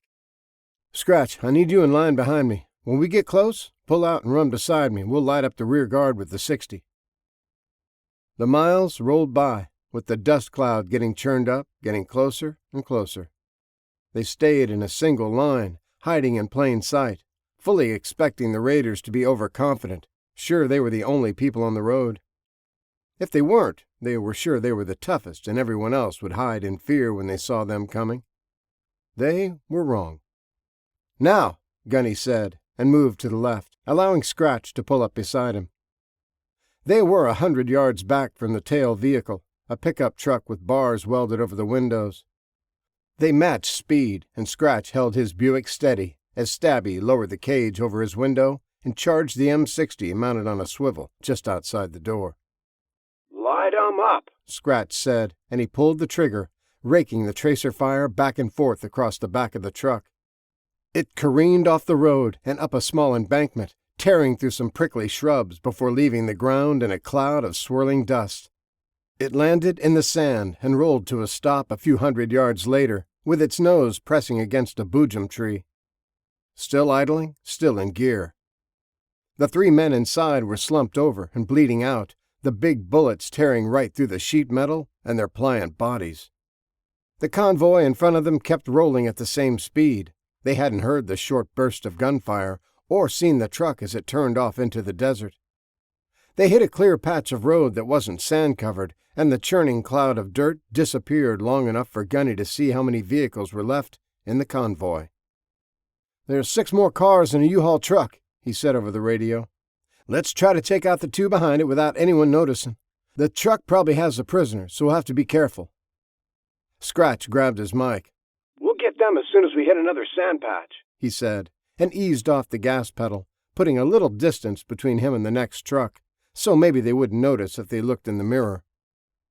A half-mile later, the road was covered in shifting sand again, and Scratch hit the gas, the 455 under the hood launching him into the cloud and on the tail of the pickups. Stabby opened fire, starting low and working the tracers up to explode the tires on a new Dodge. The driver slammed on the brakes when his front tire blew out, and the truck jerked to the left, nose-diving and skidding. He turned the wheel frantically, but they got sideways and started rolling, slinging cargo from the bed, doors flying open and bodies spinning helplessly through the air. Scratch jagged the wheel and nailed it, zipping past the tumbling rig. Stabby squeezed the trigger again, stitching a line of holes through the tailgate and shattering the back window of the next in line. The driver took one in the back and floored it, bashing into the bumper of the slow-moving U-Haul before careening off into a pile of boulders. The nose of the Ford crumpled, and men went flying through the shattered windshield, broken bodies mixing with the supplies raining down from the bed of the truck. The jig was up. The rest of the convoy knew they were under attack and sped up, leaving the U-Haul truck to fend for itself. "Grizz, you got this?" Gunny said as he flew by them, chasing after the fast movers. "Yeah, don't let 'em get away," he replied. "Hollywood, on me. Don't shoot unless you've got a clear shot. We don't want collateral damage. Let's just force 'em over." Grizz and Hollywood had the biggest, heaviest, and slowest vehicles, but they were a whole lot faster than the cumbersome moving van. Grizz shot around the truck, got right in front, and started slowing. Hollywood locked it in on the left, forcing him to either stop or try to take off through the rocky desert. Bridget had her window cage down on the Cadillac and was behind the trigger of the M60 dangling from the exoskeleton. The driver saw it and tried to put his hands up in surrender. She smiled grimly and motioned for him to stop. He did. They were only running along at about 60, so Gunny dropped a gear and nailed it. The secondaries on the dual quads kicked in, pinning him to the seat as the big blocks launched down the road. He grinned at the raw horsepower and wound the tack up to 6,500 before shifting, the blown 454 closing the distance in seconds. The old 55 Chevy rocketed up behind the crew cab truck with the men sticking their arms out of the windows, trying to aim and shoot. Between the bouncing of the truck over the drifted sands and the bars over the windows so they couldn't get a good aim, their fire was all over, only a few lucky shots hitting the car. Gunny kept the pedal mashed, got the nose of the car just past their rear bumper, and cut hard into them. They were tearing down the road at just over 100 miles an hour when the truck went into an uncontrolled skid, white smoke rolling from the tires as it slid sideways. Scratch slammed his brush guard into the corner of the front bumper as the driver fought the wheel, sending them spinning completely out of control until the tires caught a small boulder and the truck started tumbling end over end, slinging parts and people every time it spun. Scratch kept the go pedal mashed and roared past it, chasing down Gunny and the last truck. Gunny had it floored, the oversized tires and big shocks making the Bel Air bounce smoothly over the drifts, but he wasn't gaining on the red truck in front of him. They weren't bothering trying to shoot at him, and it was pulling away, the driver intent on escape. Scratch was slowly falling back in the rear view, his Skylark unable to keep up either. Gunny couldn't believe it. He was going 130. It was dangerously fast on these roads, under these conditions, and driving a car with tall suspension. The glimpses he'd gotten of the truck before it took off told him it was a recent acquisition. It wasn't armored at all. He'd seen the Toyota emblem on the tailgate, and although he didn't care much for foreign cars, he had to grudgingly admit the Tundra was a fast truck. If he remembered right from an article he'd read years ago, the supercharged version was as quick as a Ferrari. He backed off a little before he wiped out. He could barely control the car at anything over 100. He kept the chase up, though. Maybe they'd make a mistake and crack up, bouncing over a particularly big drift. The three men in the cab of the U-Haul climbed out slowly, arms high in the air. Grizz had his M4 shouldered. Hollywood and Bridget had Berettas in both hands. "On your knees!" Grizz shouted, after they herded them to the back of the truck, keeping the sense of urgency and their fear high. "Cross your ankles! Interlace your fingers behind your head!" The men complied, two of them fearful, one of them angry and resentful. "Hollywood!" Grizz said, and nodded toward them. Lars knew the drill. He'd searched many detainees during his time in South America, fighting the drug wars. He grabbed the first man's hands, laced behind his head, locking them in place, and using his other, ran it quickly over his body, searching for weapons. He only found one gun on the angry man and a boot knife on one of the others, who swore he forgot it was there. He wasn't looking for trouble. He didn't really know these guys. He had only met them a few days ago. Lars tossed the knife and the gun on top of his caddy and stepped back, pulling his Beretta back out and covering the men. "Bridget, open it up. Let's see what we got," Grizz said, and she holstered one of her guns to get the lift door. A wave of heat and stench rolled out, and they saw 20 or 30 people squinting against the bright sunlight. They had their hands and feet tied, some of them so tightly they were swollen and purple, the rope cutting into their skin. They were filthy and afraid. Most of the women were naked. "I had nothing to do with it," the frightened man swore on his children's lives.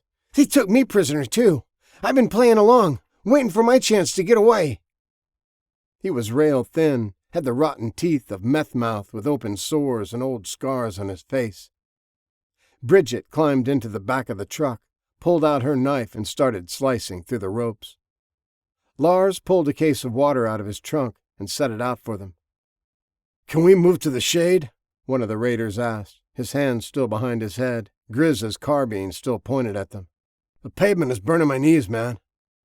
One of the men in the back of the truck had died from the beating he'd taken, or the heat and dehydration. Much of the foul smell was coming from him. When the last of the survivors made their shaky way out, Grizz motioned the men in. "Not me," the skinny man said. "I ain't part of them. They kidnapped me." "Kill them all," an old black man said between chugs of water. and kill him slow." He pointed to the man, swearing he was forced to go along with everything they did, that it wasn't his fault, that he was going to escape as soon as he got a chance and free everybody else, too. "That crackhead promised to show them how to make meth. Said he's the best cook in 3 states. He was the one that showed them how to gut a body, just like a mule deer. I think that was how he put it." The pockmarked man blustered, insisted he was trying to escape, to help them as soon as he had a chance. The other 2 men seemed resigned to their fate, even if they were still hoping for a reprieve. They'd heard stories about the Lakota crew, and the big bearded guy had walked right into the midst of them a few months back. He had 100 guns pointed at him and didn't even care. He looked pissed now, when he'd been calm then. He was a lot scarier looking when he was pissed. They knew what they had done, and they knew what they had coming. There wasn't going to be a trial. The best they could hope for was a fast death. They climbed in the back of the truck when the last woman eased herself out, crusted blood on her thighs and bruises on her face. Bridget was scarlet with fury, her face a mask of hate, the angry red scar creasing the side of her head standing out in stark contrast to her natural beauty. She wore dark goggles over her eyes, sunglasses no longer an option. They wouldn't stay on the little nub that was left of her ear. She turned those black eyes on the whining man and raised her pistol. He scrambled inside the truck, hurrying toward the darkness in the front. They heard the thunder of Scratch and Stabby returning a few minutes later, as they dug through what little clothes they had to share with the mostly naked prisoners. Grizz looked up from tending to a man's badly bloated hands, not wanting to tell him he would probably lose his right one, maybe even his left. The ropes had been savagely tightened, and the blood flow had been restricted for days. "Where's Gunny?" he asked when the rumbling 455 was shut off. "Still chasing the last one. He told me to come back, see if we could help with these guys. The truck is faster, it was pulling away, so Gunny's just going to try to run him down, hope he makes a mistake or runs out of gas." "That's a stupid plan," Bridget said. "Well, that's Gunny," Grizz shrugged. "But what are we going to do with these folks? We can't backtrack for days with them. A couple of them really need to see the sisters." The old black man spoke up, still sipping on a water and trying to rehydrate. "We don't need a babysitter. You boys got things to do. Best be getting to them. We'll take the truck. I guess we'll head to Lakota. Ain't nothing left for us back at home. Some of us been meaning to go up there anyway."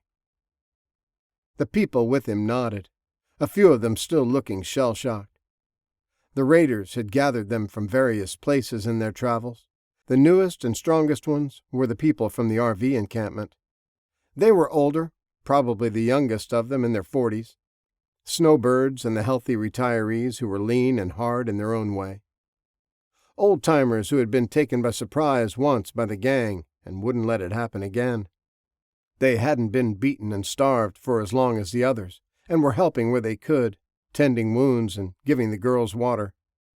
Grizz didn't like it, but they didn't have much of a choice. "When you get up there, tell 'em President Meadows said to set you up nice," Bridget said, pulling out another case of MREs. "There's still plenty of houses available."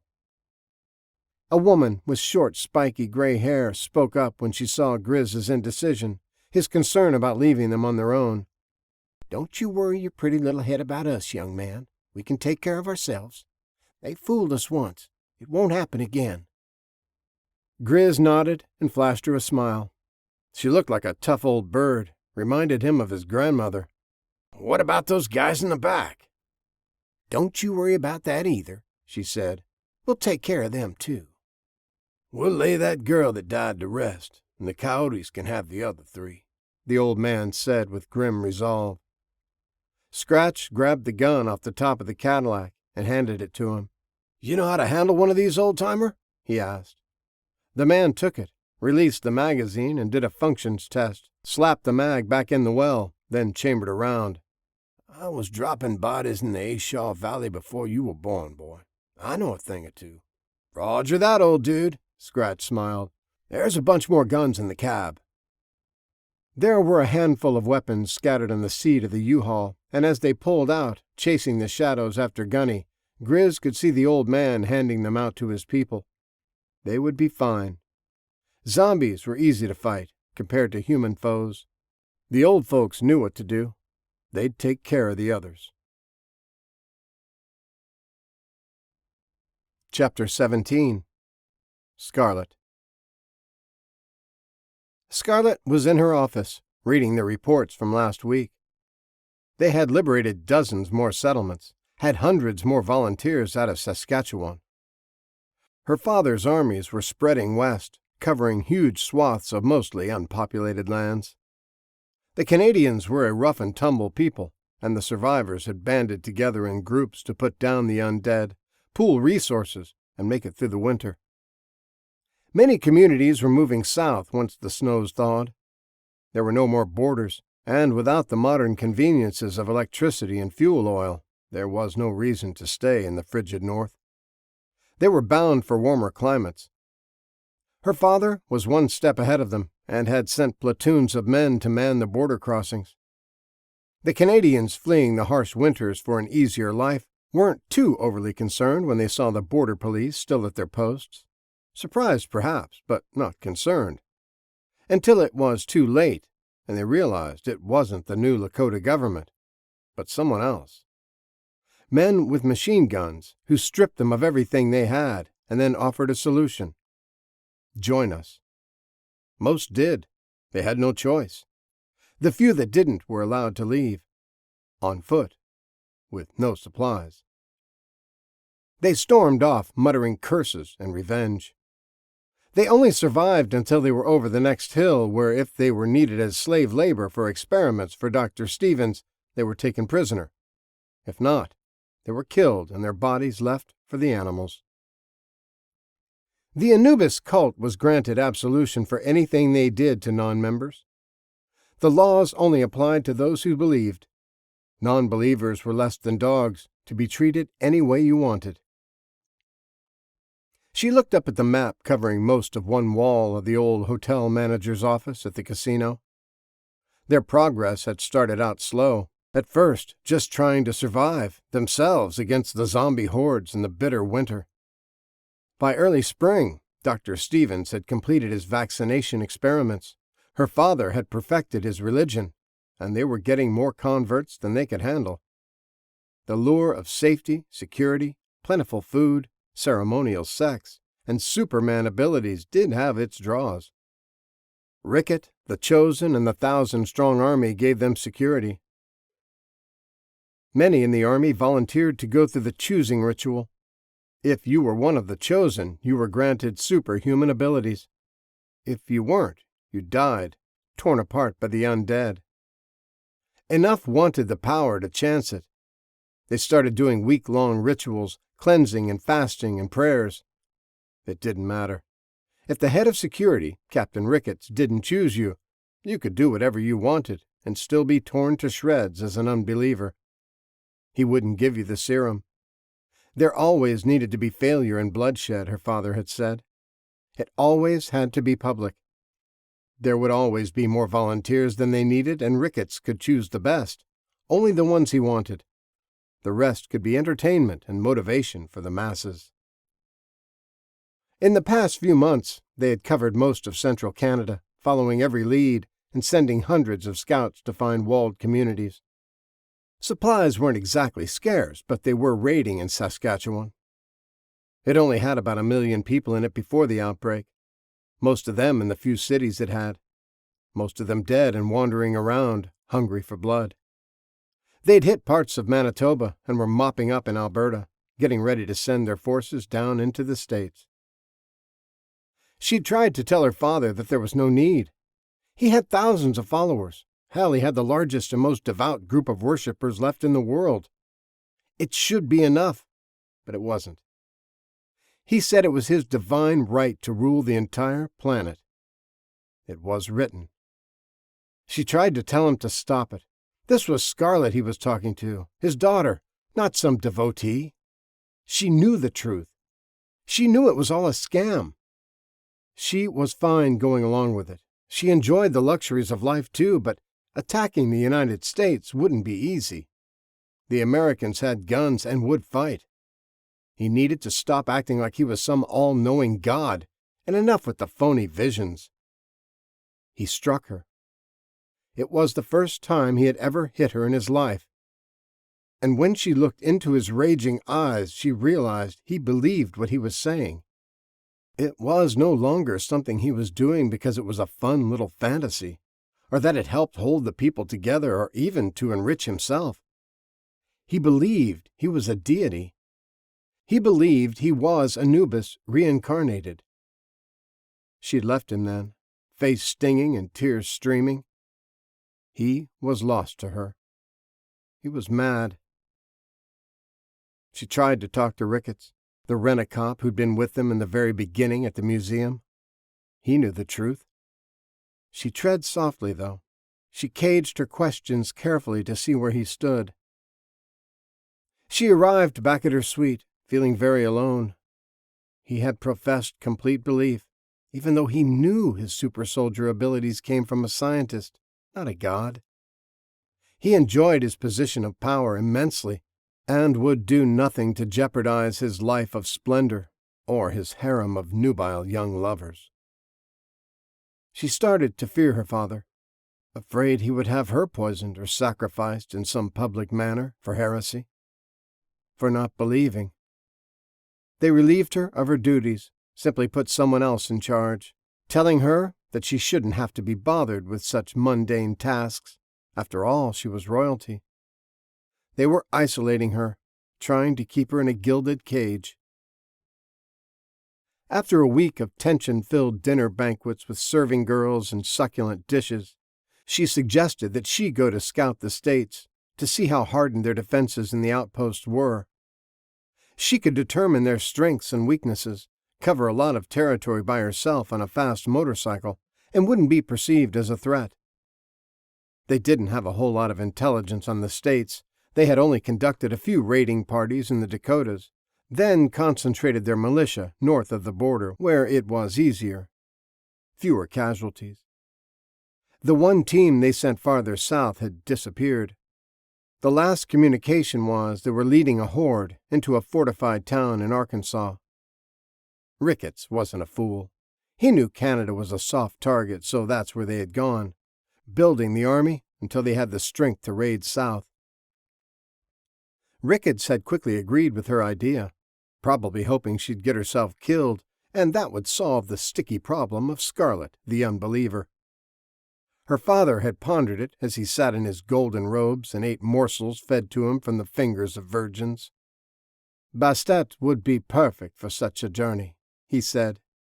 "But what about this road angel we keep hearing of, this so-called hero of the highway from Lakota?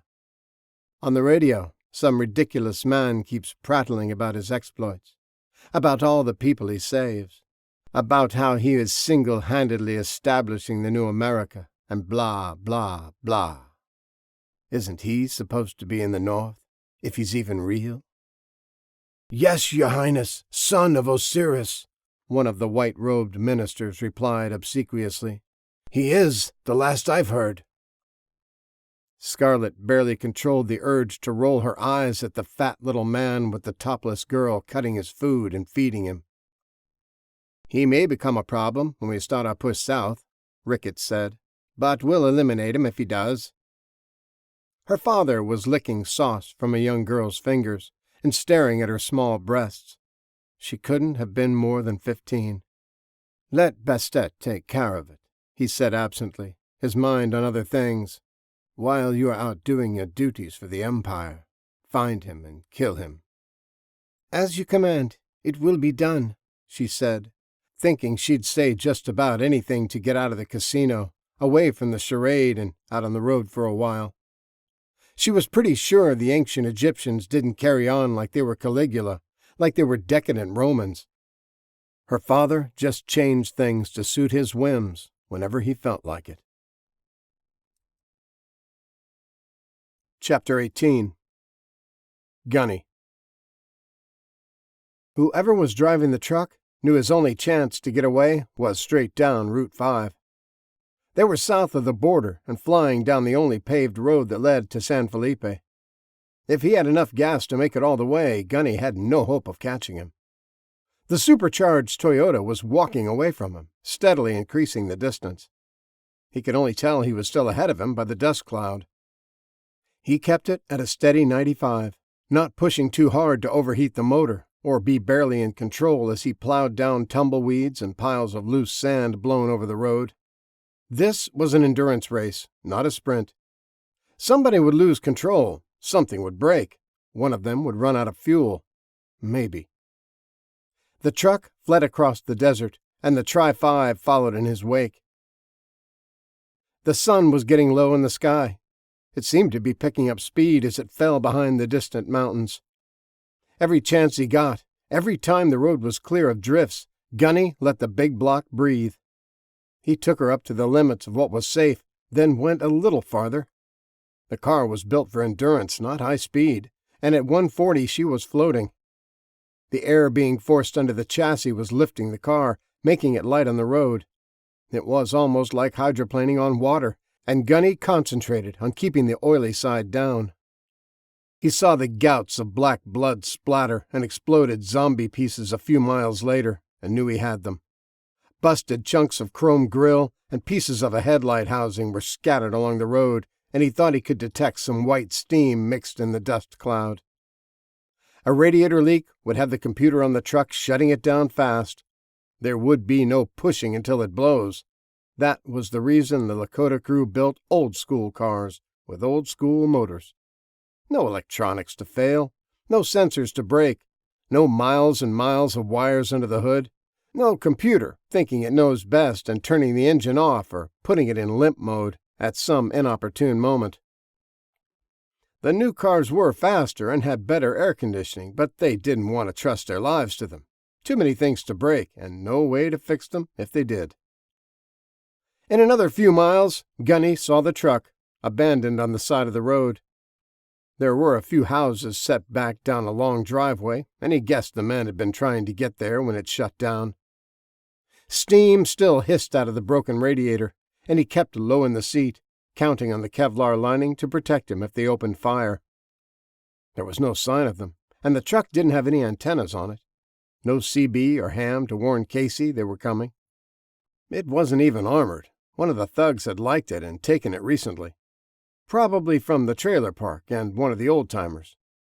He saw footprints taking off through the desert toward the low-slung adobe houses a quarter-mile off. Gunny went another half-mile past the dirt driveway, then left his car on the road, flipping the hidden switch cutting the coil power so it couldn't be started. He left the keys in it, dangling from the dashboard switch, evident for anyone to see, then attached the tripwires to the door handle. If Casey's goons opened it, they would get a nasty little double-aught buck surprise, right above crotch level.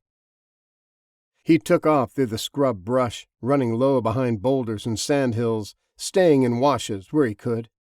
He was trying to keep the setting sun between him and the house so they'd be staring right into it. If they'd been listening, he was sure they heard the rumble of the big block when he pulled up. If they didn't have any training, they were likely holed up in the buildings. If they did, they would be hiding in the desert, waiting to ambush him. The place was isolated and desolate, the only structure for miles. He slowed his approach as he got closer, followed a small depression, and stayed hidden from the house. He had a good view from behind a particularly thick creosote bush, and watched for movement. He was only about 300 yards away and could see the windows at the side of the house clearly. He lay prone and flipped up the iron sights, scanning for movement. Shadows jutting out from behind corners of the buildings, a flicker of a curtain, or someone darting for a better position. They had to know someone was coming for them. Sound carried far in the desert, and his Tri-5 wasn't shy about making it. Gunny waited, listened, watched. There was no wind, and the sun was just about gone. He'd make his move in another 10 or 15 minutes, if they didn't lose their nerve or start thinking they hadn't heard the car stop. Maybe they'd start telling themselves whoever was coming should have been here by now. Maybe they were mistaken. Maybe they imagined the sound of the car being shut off. Maybe it had just kept going. It was human nature, and Gunny just waited. He wasn't a sniper, never had the training, But from hanging out with them, listening to their stories, he knew what to expect from people waiting, who were hiding but weren't really sure they needed to be. They would remain on high alert until they thought the right amount of time had passed. Then they'd be second-guessing for double that amount of time. Then they'd get annoyed at themselves, convinced they'd been acting foolishly, scared of their own shadows. If they didn't have training. Gunny was guessing they didn't, and confirmed it when he saw a curtain move slowly aside and a face peek out, scanning the horizon. A door squeaked quietly, and a few seconds later, he heard the sound of running feet going to an outbuilding. 2 for sure.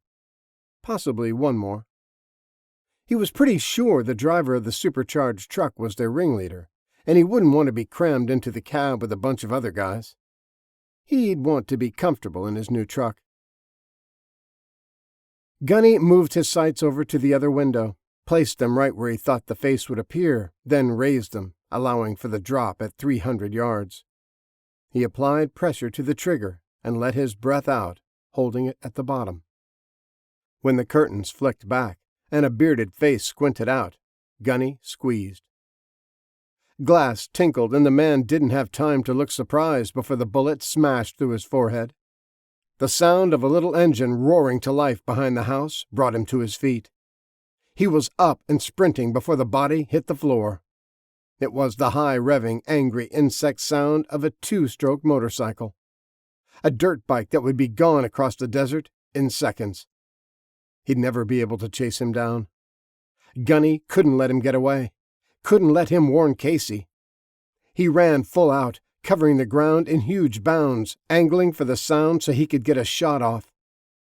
The bike was already hard to see in the dim light, but it was heading down the driveway for the road, not fleeing out into the desert where he'd have been half hidden by boulders and scrub brush. Amateur mistake. Gunny slid to a halt and shouldered the gun, held his breath, led the target and squeezed the trigger twice. Both arms flew up in the air and the bike careened toward a stand of cactus trees, leaving the rider impaled and dangling for a moment before he dropped bonelessly to the ground. Gunny heard it at the last second, the sound of a quiet engine racing and coming right for him. A little Honda was almost on top of him, its motor revving and the driver holding it to the floor. No time to dive out of the way. Gunny sprang straight up, dropping the carbine and drawing his Glock.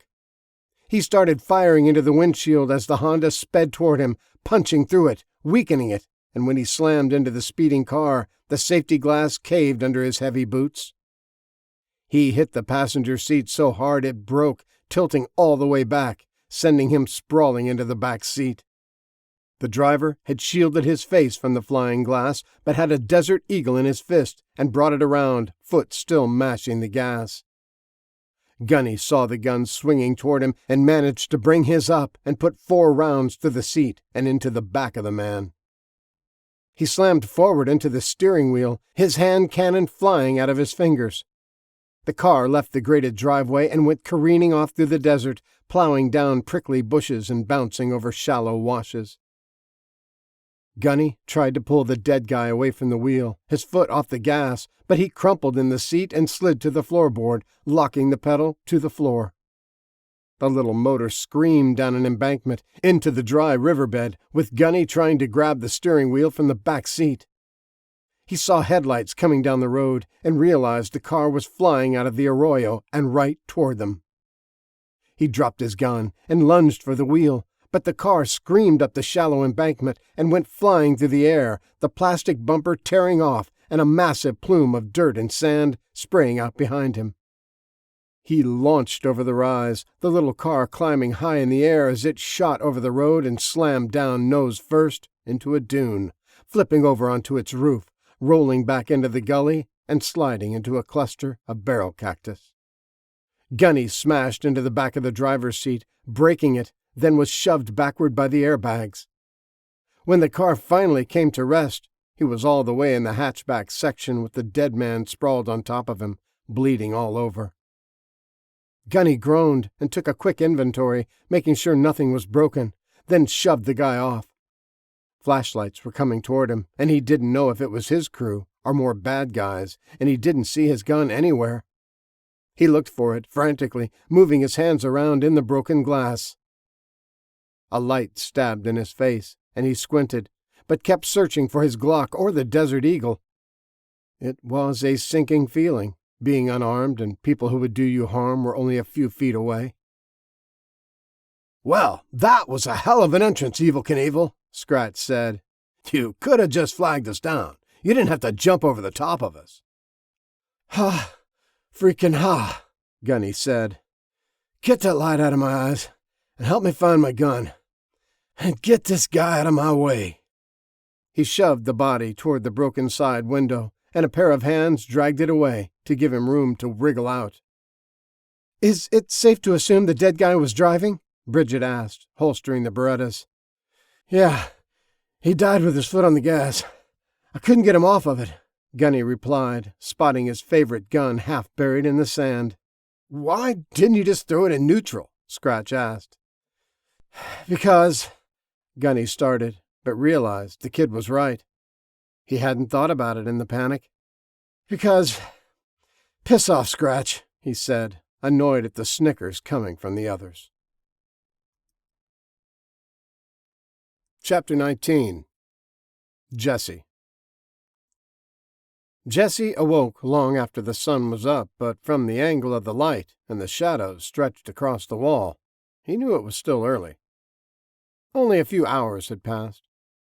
He felt good, lying next to her and listening to her steady breathing. Her skin was warm and soft, and he inhaled her scent, felt her heartbeat when he concentrated. He'd started noticing things about himself a few months ago, about the time he stopped taking the pain meds and quit trying to drown his nightmares with whiskey every day. Looking back, he had to admit, he'd been a train wreck for a while. Once he stopped trying to kill himself with booze and let his mind and body become clear again, he discovered he could run circles around all the other guys in training. He could lift more weight, run farther and faster. His reflexes were snake quick, and he swore he could see and hear better. He was as confused as the SS sisters about his miraculous recovery, and after a while started slowing down on group runs. At the gym he didn't lift as much or as long as he could and feigned exhaustion when he was barely breaking a sweat.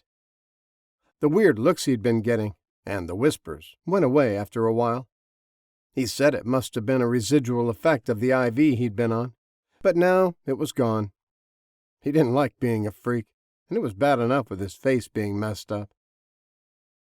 When he was bulletproofing the car and found the injectors, it took him a long time to remember what they were and where they came from. A blonde girl had given them to him in a parking lot. Somewhere up north.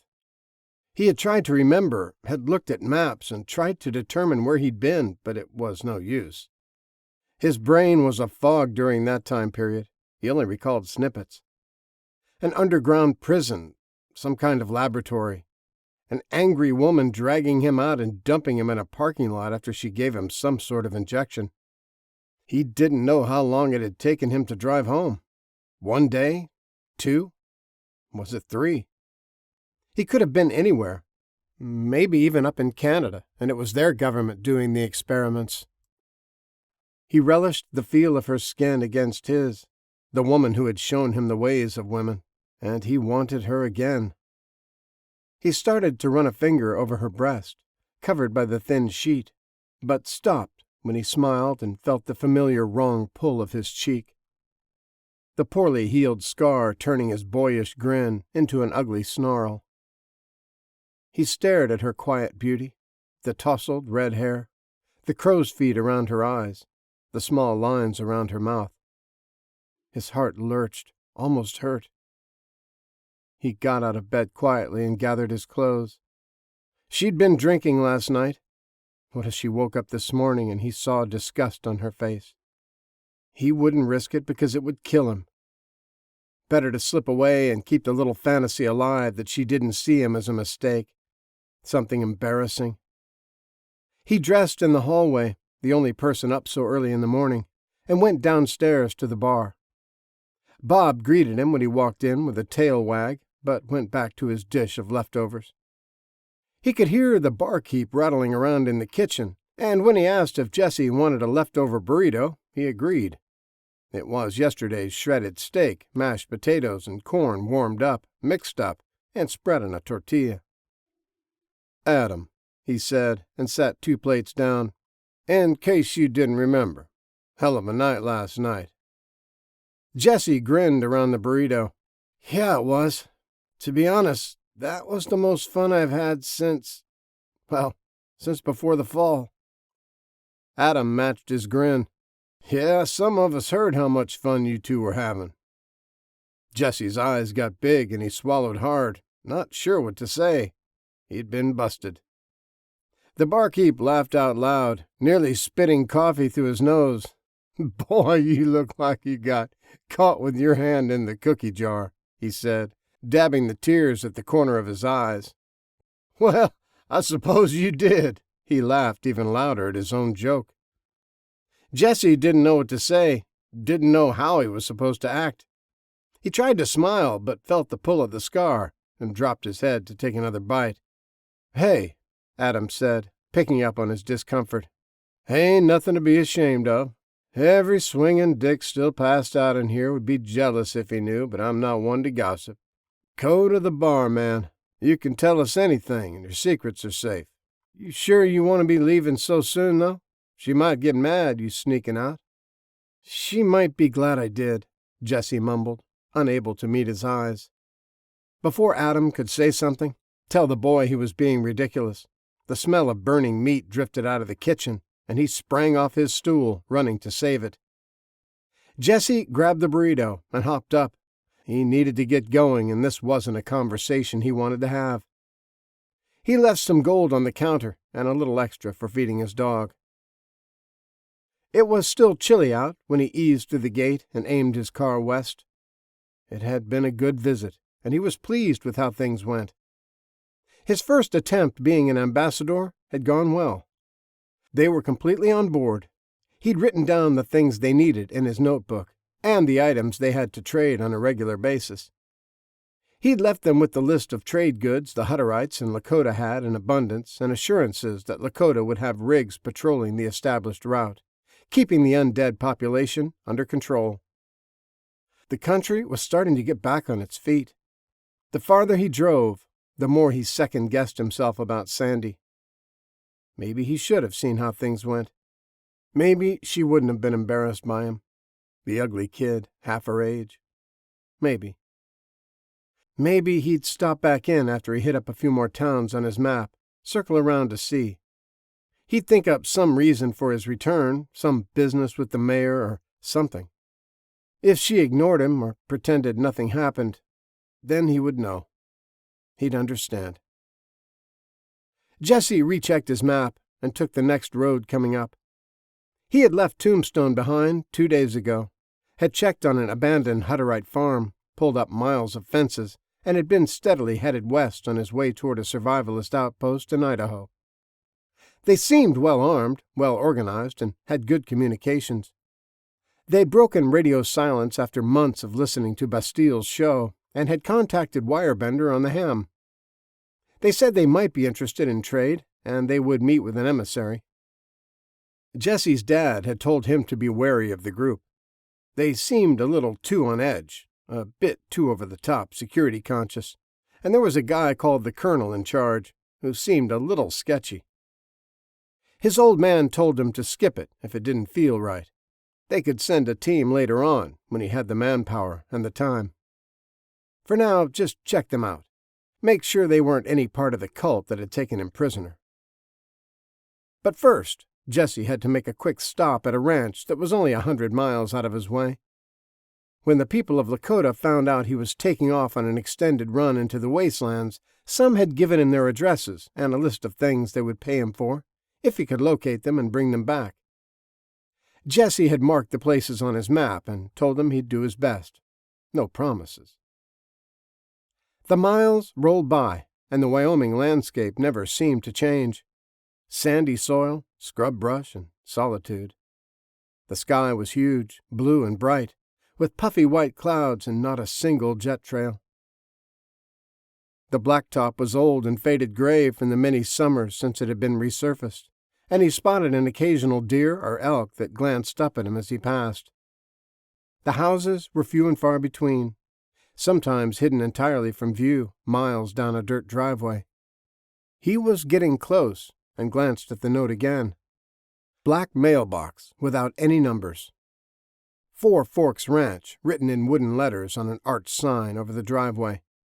20 miles from the crossroads. Family Bible and photo album. Hope chest at the foot of the bed. Be careful. Infected inside. Wally Abelson and his wife had given it to him. They said not to put himself in any danger, but if it was possible. They'd been lucky enough to grab a few biscuits, pack a lunch, and head out early on the morning of the outbreak. Their oldest would get the kids to Grandma's for breakfast and make sure they didn't miss the bus for school. A neighbor had called, said she'd seen a cow with their brand with a fresh new calf, and she was stuck in the creek bottom. Apparently, she'd wandered deep into a ravine to have her baby and couldn't find her way out. He said he heard her bawling when checking his fences, but she'd gotten spooked by his dog, and he didn't have any luck leading her out. She was in high spirits, and he was afraid she'd hurt herself, so he'd let her be and gave Wally a call when he got home. They left at dawn on their four-wheelers, laden down by a picnic basket, grain, and medicine, and figured they would make a day of it. They would run their property line to check fences and springs to make sure they were still flowing. Winter was coming, and the farmer's almanac was calling for heavy snows. They'd gotten the bossy old mama out of the ravine. She'd come running up when they offered her corn, and she'd joined back up with the rest of the herd. The calf was fine, and they went ahead and tagged him and gave him his shots. They spent the rest of the day enjoying the warm September afternoon and had a late lunch at the spring that fed the creeks. When they got home late that evening, they were attacked by one of their children. Cody was only 5, and if he wasn't so completely torn up, if he hadn't been missing an arm and had half his intestines dragging behind him, they may have succumbed to the virus too. But when they saw him, they ran. They knew he was dead, but alive somehow. They were out of their minds with fear and grief, but they knew the thing screaming after them was no longer their son. They made it to the pickup truck and ran him down. The rest of the extended family were in the old farmhouse, the big 2-story, where Wally's mom still cooked breakfast for everyone, same as she'd been doing for 50 years. They never went in. There were 12 people in there. His parents, his brothers and sister and their families. They each had their own houses on the property, but everyone always met at the farmhouse for breakfast and to start the day with family. After that, it was school and work and chores and ranch duties, but you'd better have a good excuse for Mama Abelson if you weren't there. Jesse spotted the ranch sign hanging over the driveway and turned in. The dirt path twisted and turned for a few miles before it opened up on a little oasis in the high desert. There were a dozen buildings spread out among the tall old oak trees. A few of them were houses, but the rest were barns and equipment sheds. He picked out the main house easily enough. It was the biggest and the first built when the family started cowboying the land. He pulled up in the yard and spun the car around so it was facing out. Bob could smell them already and was doing his whine growl thing. He didn't like them. They were deadly and something unnatural, and he was afraid for Jesse. But he also wanted to attack and kill, to make them stop moving, because every sense he had told them they were worm food and they needed to lay down and act like it. They needed to stop walking around. Jesse hopped out and double-checked his loadout. Both pistols firmly in place on his hips, both knives secured. He pulled on the leather jacket with the reinforced shoulder pads his mom had made. It had disappeared from his shop one day, and he was actually starting to think someone had stolen it when Stabby and Scratch brought it back, customized even more. "Now it's proper zombie hunter's leather," Stabby had said when they presented it to him. They'd added bits of chainmail, some ammo bandoliers, and had painted a skull on the sleeve. "Metal as fuck," Scratch had proclaimed, sticking out his tongue and throwing the devil's horn signs.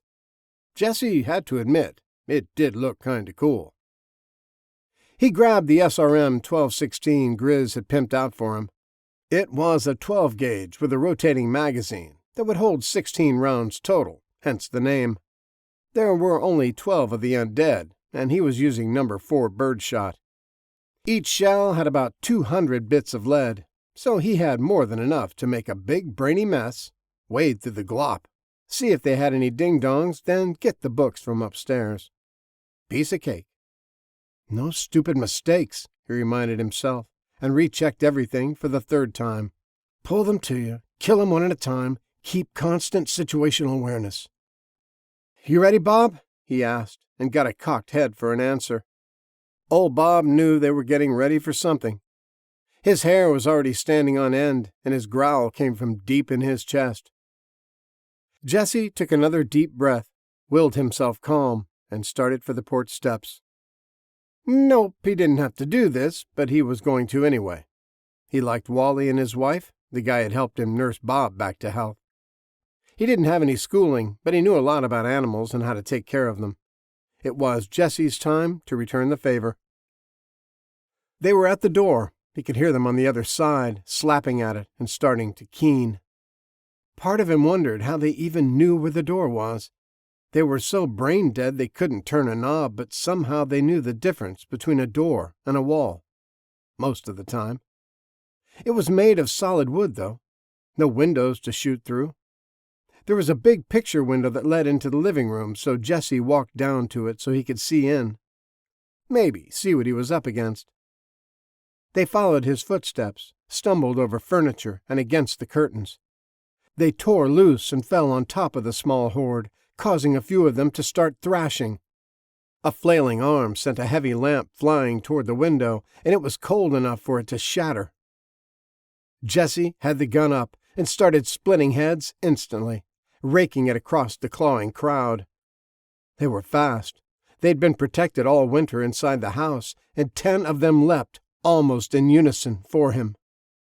Jesse spun and ran, Bob right on his heels. The undead poured out of the frame, using the bodies of the 2 dropped by the shotgun as a springboard through the opening.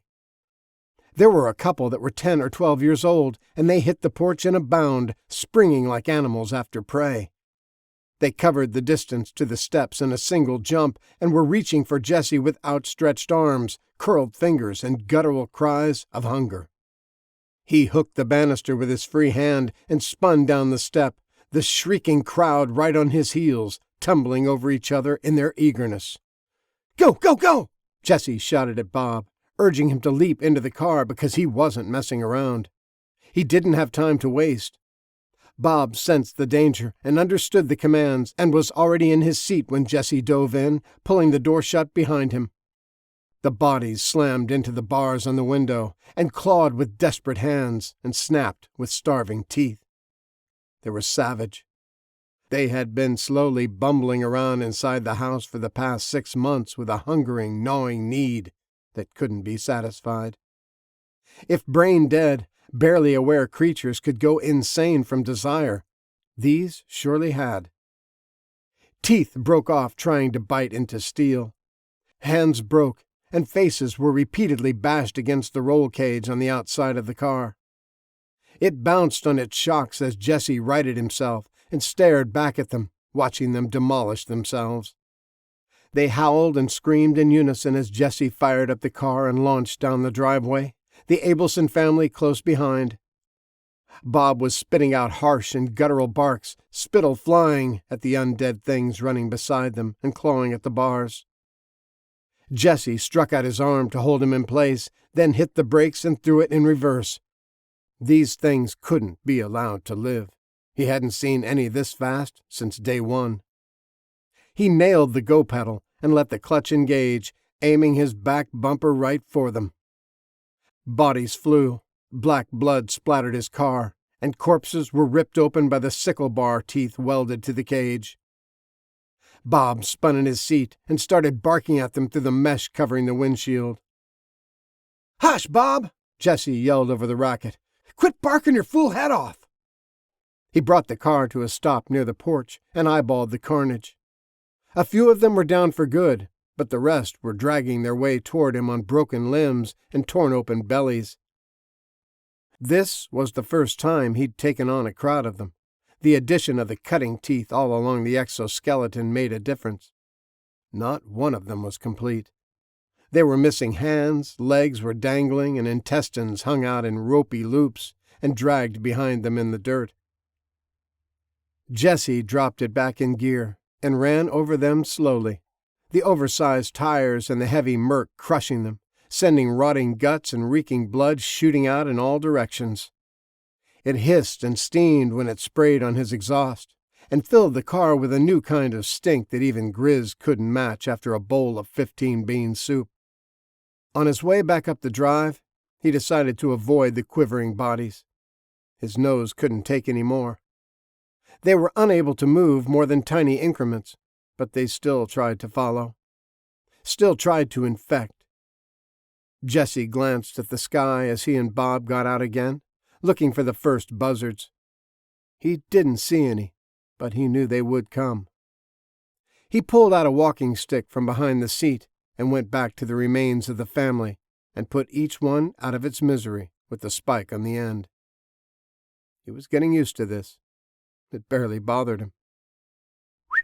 "Come on, Bob," he whistled to his dog, who was still sniffing around the corpses. "Don't you dare stop and roll in that mess. You'll be riding in the trunk." He cleaned the spike by shoving it in the sandy soil a few times, stowed it, and then headed back to the house to find the family heirlooms. Chapter 20. Hasif. Hasif set up the solar panels on the flattened stone peak so they could do their job, give them a little power. It was the only chore that would take him outside into the sunshine, into the fresh air, and he needed to gather his thoughts. It was already in the 70s. A slight breeze was coming from the Mediterranean Sea 100 miles to the north, but it held no scent of the ocean. It no longer smelled like death either, so he had that to be grateful for. It was early spring. They'd been cooped up inside the Great Pyramid since October, and he hadn't realized what a drudgery it would be, sharing the small, cramped spaces. They'd lost 2 of the solar panels during a windstorm and now were limited on how much power they had to recharge their lights. He and Farik had purchased the best camping gear they could find before the fall, but it was wearing out and wearing down. After 6 months of continual use, the remaining solar panels were sand-scored and barely putting out a charge. The rechargeable batteries in their flashlights and lanterns were nearly worn out. They would go dead within hours. His patience was nearly worn out as well. His children got on his nerves, his wife got on his nerves, his best friend got on his nerves. The food they had so judiciously hoarded and stored away was getting on his nerves. He was so sick of the same bland food. The plan had worked. They had survived the zombie uprising, but they were dying of boredom. In the mad rush to prepare, to hide away enough supplies to ride out the apocalypse inside the pyramid, no one had thought about games or books or something to occupy the mind. For a few months they had their phones to entertain them. The few games that would work without internet kept them busy, gave them something to look forward to. Now, with the loss of the panels and the others barely working, wasting the trickle charges on the phones wasn't an option. He and Farik had spent hours making a chess set and backgammon and checkers for the children, but he was tired. Tired of the bickering, the games, the pyramid, the food, the monotony life had become. Sometimes he thought he would rather be in prison.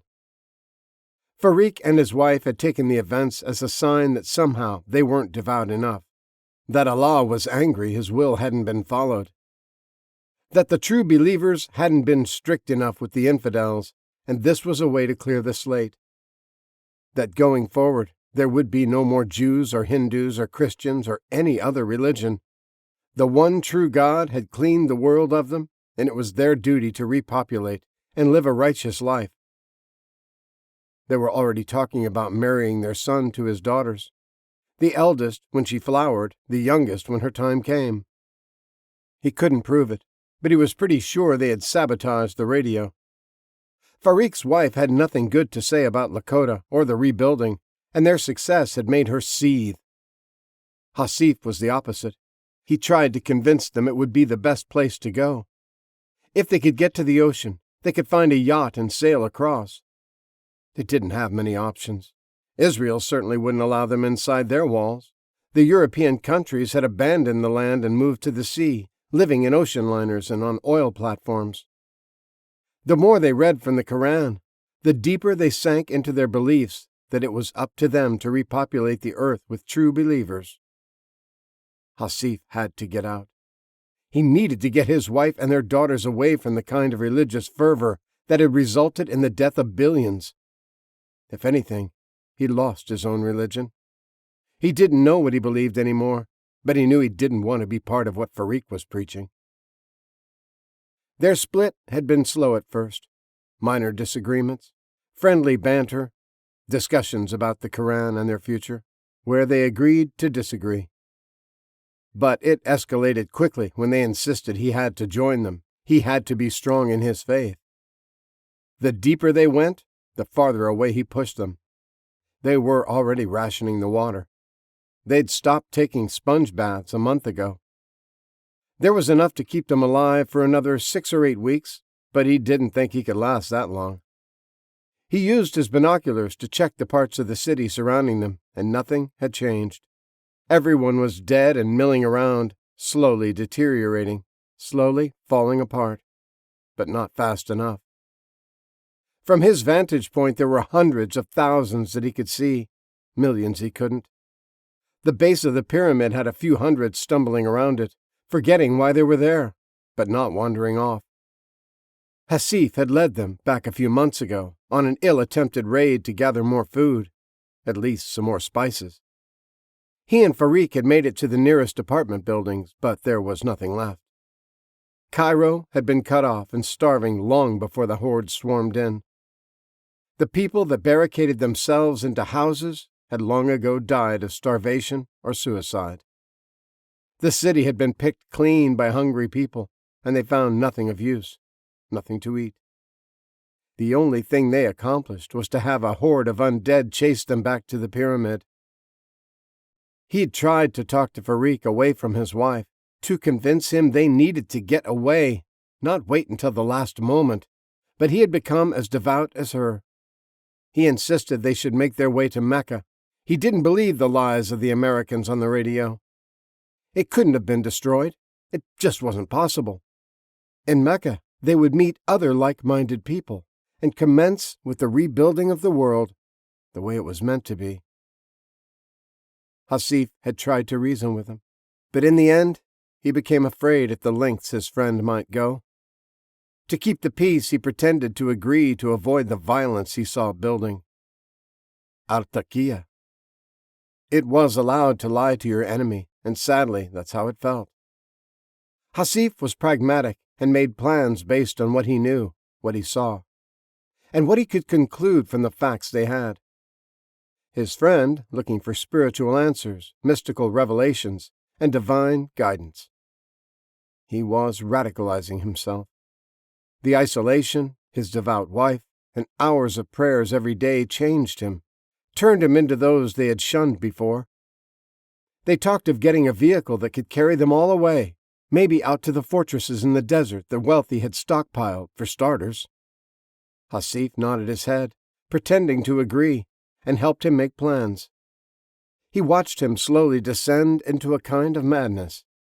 He couldn't handle their situation and found answers in ancient books instead of seeking a way to a new future.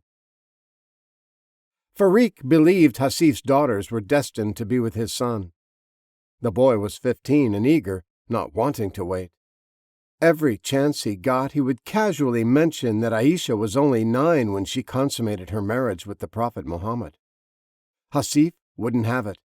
His eldest was only 12, still a baby. The boy could go find a dark corner to do his business. He wouldn't be doing it with his daughter. He'd seen this before, too many times. Good men gone crazy in their beliefs. He'd had a conversation with Gun Sergeant Meadows, about this very thing many years ago. They spoke of many religions and traditions throughout history that led the masses down dark paths, twisted words and beliefs of the founders until they were no longer recognizable. They didn't know if the Aztecs had started out on day one saying, "Hey, let's kill people and sell body parts in the markets," or if the Spartans allowed their Agoge trainees to hunt and kill a slave from the very beginning, but they guessed not. It evolved over time. Evil men doing what evil men have always done, perverting something pure and good. It was the stupid leading the dumb, like the Om Shinrikyo doomsday cult in Japan that poisoned the subways with sarin gas. Their leader proclaimed himself the Christ and cobbled together a religion with bits and pieces from Christianity, Hinduism, Buddhism, and even Nostradamus. The stupid leading the dumb, Meadows had proclaimed, and there was no shortage of dumb people in the world. Hasif had to get his family out before it got ugly. He could see it brewing and made plans. He wished he could take his friend, but he couldn't. The 6 months in confinement had changed them both. Hasif wanted more than anything to go to the States and live in Lakota. Farik wanted more than anything to destroy it. Chapter 21. Jesse. He'd been seeing it for over 6 months now, but sometimes he still couldn't believe how hard the country had been hit with the virus. He knew how it was spread, through the infected meats after an artificial shortage, but it still amazed him that the delivery system was so efficient. He was driving through the Sawtooth Mountains of Idaho, in some of the most desolated places in the nation, and even up here, the trucks had delivered their deadly cargo. In one day, in nearly every town in America, truckers had loaded their trailers and hit the road from thousands of different freight hubs. Even hundreds of miles from the nearest city, they had made their rounds, delivering death. Pawns in a diabolical plan that relied on the working man to do his job, same as he did day in and day out. In every nation, the men and women who punched the clock and did what needed to be done, the salt of the earth, had been used to kill the world. The snow was mostly gone from the roads. It was getting up in the low 50s already during the day, but it still covered the mountainsides, especially where they didn't get direct sunlight for hours each day. Jesse had a small horde running after him that he'd picked up in the last little town he'd driven through. Even way up in the mountains, the virus had killed everyone. He didn't see any of them in the rear view when he cut off on the dirt Forest Service road, so he figured they would keep running straight. He glanced at the map. The next town was at least 30 miles. If there were any survivors there, they'd be having visitors by tomorrow. It was a small mob. There wouldn't be much trouble. He probably should have taken the time to shoot all of them, but he was in a hurry. He wanted to arrive at the next stop before dark. He had another 50 miles to go before he reached the survivalist camp in a resort area near Lake Warm, and played with his iPod as he whiled the miles away. He ran into occasional deep snow, but the car plowed through it, and he had the winches in case he did get stuck. The trunk had a bevy of spare parts and an extensive collection of tools. As long as he didn't blow the motor or tear out the tranny, he could fix almost anything on the side of the road. He tried not to think about it. He was a long, long way from anywhere if he had to walk, and it still got down in the 20s at night. Bob opened one sleepy eye at him when he started singing along to the music and kind of whined. "It's not that bad," Jesse protested, but when he was belting one out, had the tune down to perfection, he turned the music off and kept singing. Jeez, it sounded bad even to his ears. How could he be so on point when the music was blasting, but not even in the same key when it wasn't? Okay, he said, and rubbed the dog's head. No karaoke in public. But you, my fine furry friend, don't have a choice. He resumed singing along, and the miles rolled by. Once he got near the lake, he started following the directions he'd been given, and found the compound up a narrow, winding road. It was a huge lodge, built with massive logs on a stone foundation. It was well crafted and truly beautiful, the parts he could see over the security wall. It was a lot newer than the lodge and had obviously been added as defenses against the zombies. It was made of logs and they were standing tall, side by side, like army forts he'd seen in old movies. A palisade defense against the Indians. Worked pretty good against zombies, too, he supposed. This far out, they wouldn't be getting 10,000 at a time like they had in Lakota. He pulled up to the wooden gate and waited. He'd seen a guard watch him approach from the catwalk behind the wall, and he was pretty sure they'd heard him coming all the way up the hill. When he shut off the engine, the silence was loud. No birds, no generators from the lodge, no sounds anywhere. He sat there for a few minutes, starting to get annoyed. They'd known he was coming for weeks. They'd heard him for miles, and they'd seen him from the top of the wall. What was taking them so long to open the gate? He went to beep the horn, but it was still broken. He fumed for a minute, considered cranking up some Pantera on the sound system, then closed his eyes. Maybe the guy with the key was sitting on the can or something. Maybe he was at dinner and the guard had to run and find him. Jesse calmed down and got out of the car to stretch his legs, leaving his rifle behind. His dad said these people had been acting paranoid on the ham. They were survivalists living way up in the mountains, waiting for doomsday before any of this happened. So they were already a little sketchy as far as he was concerned. Nothing wrong with being prepared, having supplies on hand, maybe even having a bug-out location. But to give up everything and go live off-grid for no real reason seemed a bit extreme to him. It was a free country, though. As long as they weren't Unabomber types, he really couldn't fault them. After all, they'd been right. The end of the world had come, and they'd been ready for it. Jesse released the latch on the set of sickle bar teeth that protected his fender and pushed them down so he could lean against the roll bar. Tommy had come up with that neat little gizmo so they could work under the hood without stabbing themselves. He pulled out his leather pouch and started rolling a cigarette, a habit he'd picked up from his dad. One he didn't pursue around his mom, though. Not worth the disappointed looks or the shake of her head like he was doing something stupid.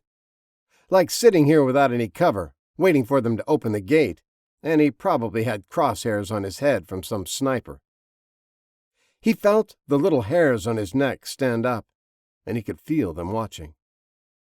Bob felt the change in him and stopped sniffing at the stringer of guts hanging off the back of his car. He stared intently at the wall, and a low growl started in the back of his throat.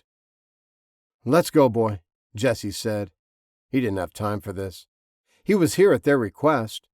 If these jerks wanted to be rude, they could drive to Lakota if they needed to set up trade routes. He didn't like the creepy feeling of being watched. He locked the metal teeth back in place and headed for his door. He heard the wood-on-wood scraping of the log across the gate being removed and stopped with a hand on the handle, the other hovering near his Glock. He wasn't feeling any good vibes coming from this place. Not at all like Tombstone, where everything was straightforward and plain-spoken. He watched, his eyes seeing easily into the deep shadows as the big gate swung out. Men with guns. He snatched his door open and slipped behind it, putting the steel and Kevlar between them. Their weapons weren't pointed at him, so he kept his out of sight, but it was in his hand and ready to come up instantly. "No need to get jumpy," a gruff, bearded man said. "We weren't expecting company, so we had to check you out." Lie number one. If anything, they were waiting to see if any zombies followed him, which meant they were willing to let him fend for himself if some did show up, not offer him shelter. "Had to run my plates through your database?" Jesse asked, behind the door, gun in hand. "What? No," he said. "We just wanted to watch for a minute, make sure you didn't act suspicious. We didn't know who you were. You can never be too careful nowadays." Lie number two. A young man and his dog and a black chop-top Mercury was the description Wirebender had given everyone on his visit list. He was pretty sure there weren't a whole lot of others running around that matched. Jesse remained quiet, just watching the man and his 3 companions come out of the gate and approach him. "I'm Colonel Norris," he said, and extended his hand. "Welcome to the compound." Jesse kept his gun in his hand, still hidden behind the door, and watched the other men. They were gruff, unshaven, and were watching the wood line. Whether for zombies or an ambush, he didn't know, but he noticed 2 of them had their fingers on the trigger of their rifles. Amateurs. Jesse ignored the hand and reached down to calm Bob, who still had a quiet growl in the back of his throat. The colonel was nonplussed for a second, but recovered quickly and swept the land with his outstretched arm. "Beautiful view," he said. "Just look at it. Hard to believe the woods are filled with the undead hiding out and just waiting for a chance to take a man down." Lie number 3, Jesse thought. The dead don't think, and if they were in the woods, they'd already be running for them. Jesse didn't look. He got down to business because he didn't want to stay here any longer than he had to. "I have a list of renewable supplies the president has asked me to give to any settlements I can find. In return, he'd like a list you can supply and trade. I imagine up here there's plenty of fur and venison." Jesse let it hang, giving the colonel a chance to brag, maybe ease the tension, and was a little surprised by the answer. "We don't go outside the walls. It's too dangerous. We lost men and those zombies are everywhere. Besides, we have plenty of long-term storage food. Unlike the rest of the world, we were prepared. We knew the apocalypse was coming. We're not giving any of it up, and we don't need help. We're self-sufficient." "Then why am I here?" Jesse thought. "Okay," he said. "Sorry to bother you." He clicked his tongue to Bob, and with a jerk of his head, the dog jumped up to his place on the passenger seat. "If you decide you want to join the rest of the rebuilding, give us a holler on the ham," Jesse said, and started to climb back in the car. Hold on, young man," the colonel blustered. "It wouldn't be neighborly of us to send you on your way without at least giving you a good meal. Don't be hasty. Come on in for a spell. It's getting dark." Jesse was torn. These guys were rude and had already lied to him 3 times. Lakota didn't need them, especially if they had nothing to offer, but he was supposed to be an ambassador of sorts. He was supposed to pull everyone together, and it took all kinds.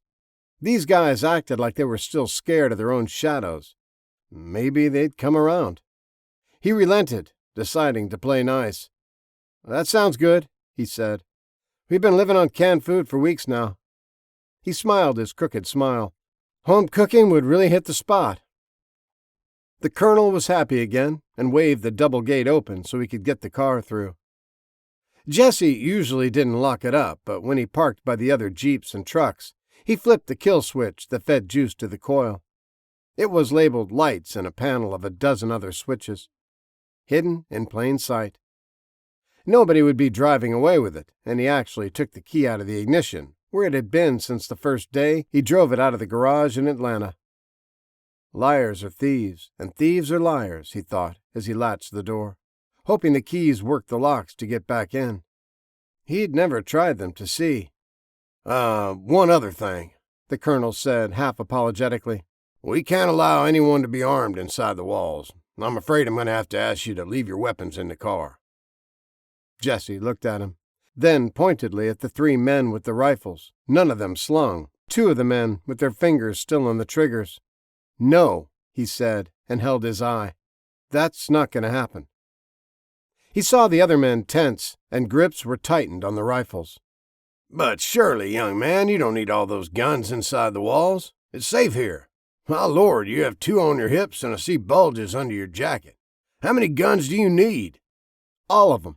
But I'll leave the grenades and rocket launchers in the car. How's that?" Jesse asked, and the colonel wasn't sure if he was joking or not, but could see the kid wasn't going to be bullied. They really did need help, despite what he tried to portray. Otherwise, he never would have contacted Lakota. He needed to get something going or his people were going to desert for greener pastures, and he couldn't have that. He was in charge, and he was going to stay in charge. He couldn't have everyone abandoning the compound. He'd worked too hard for too long to give it up now. "Well," he said magnanimously, "I guess we can make an exception for a presidential representative. I guess you are your own bodyguard, after all." Colonel Norris led him to his study, and the guards followed, posting themselves outside the door. It had previously been the manager's office, a grand space with windows overlooking the valley and views for miles. They talked about the world situation, and more importantly, the United States situation, for hours. The Valhalla compound, as the colonel called it, had over 100 survivors. They'd been a separatist group, living in a couple of cabins and some RVs on some land they'd bought. They were militant doomsday preppers and had a plentiful supply of guns and food and ammo, just waiting until the government declared martial law. That's when they would have risen up with the rest of the patriots and taken the country back from the globalist scum and the Democrats. A second American Revolution. When the liberals didn't take over and the zombies did, they had fled to the hunting lodge and commandeered it. The colonel had generously taken in all of the surrounding people and organized the building of the wall.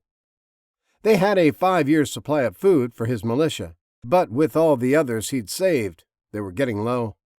They only had a few months of the freeze-dried left. The story came out in bits and pieces, the colonel giving out information grudgingly at first, but his tongue loosened when Jesse pulled a large flask of Crown Royal from his pocket. One of the bulges the colonel had been concerned about. Jesse was discovering he had a knack for ferreting things out and putting them together.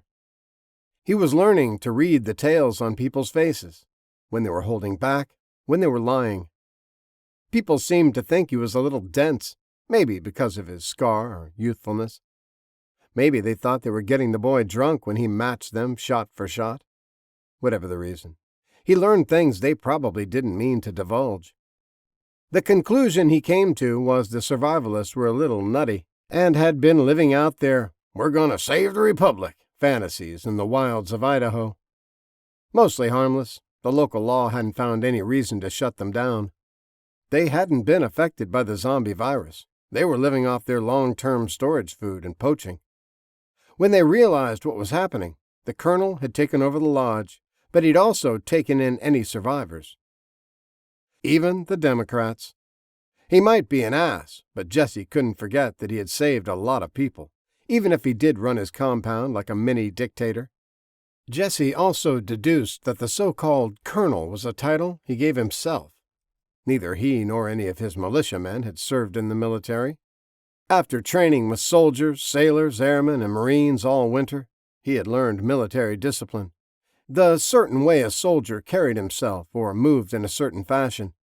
These guys got all their training from YouTube videos or war movies.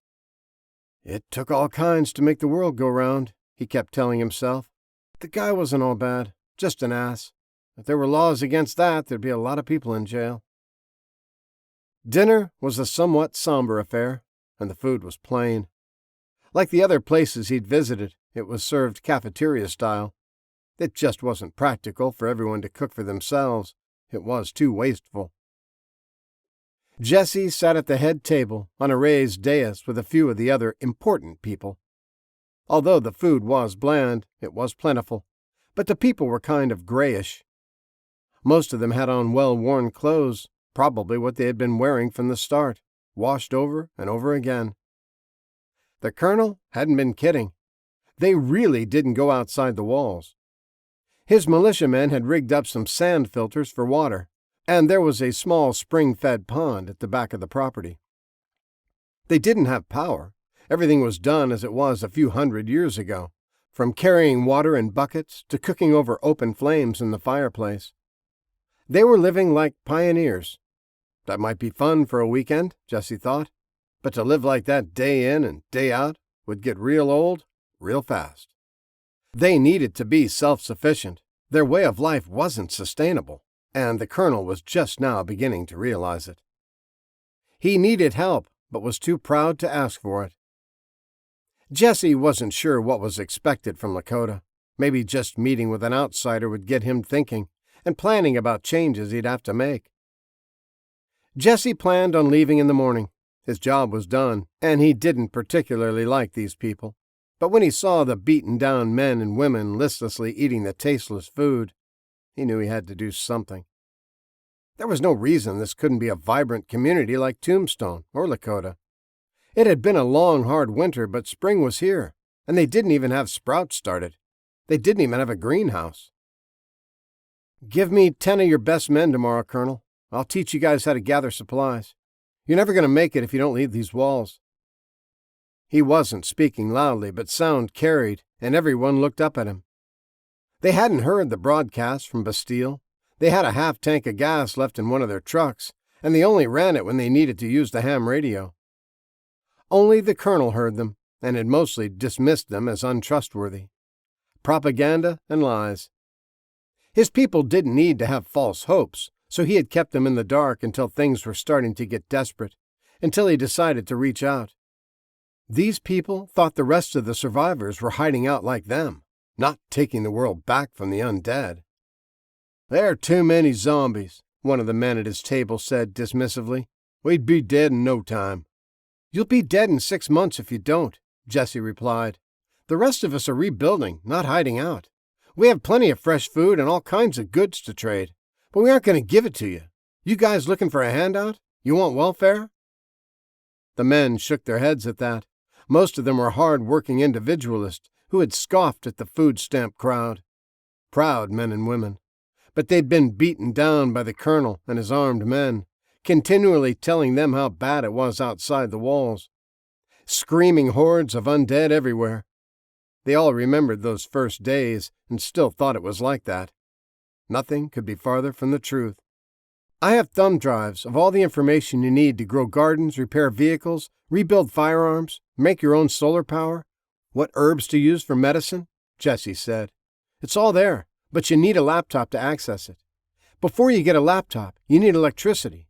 Before that, you need a generator and the fuel to run it." The people in the hall had stopped eating, and all were paying attention. "How long has it been since you've had a hot shower?" he asked, to the laughter of some, and a few women who shouted out they'd kill for one. "It's not as bad out there as it once was," Jesse said. "You need to get out and start living again, not slowly dying behind these walls." The eyes behind the binoculars took it all in. She was high up in an evergreen, her black leathers blending her into the night. She could see over the wall, straight into the dining area where they were eating.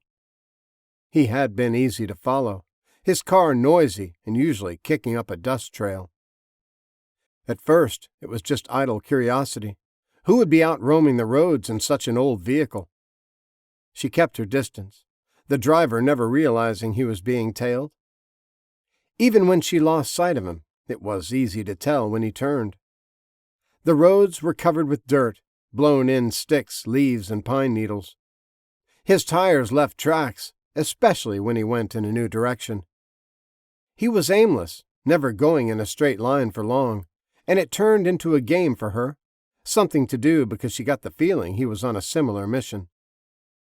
He was seeing what there was to see, trying to find survivor outposts, and generally taking an inventory of what was left of the country. She was doing the same thing, but she wanted to know where the pockets of resistance were, before the teams of gatherers showed up.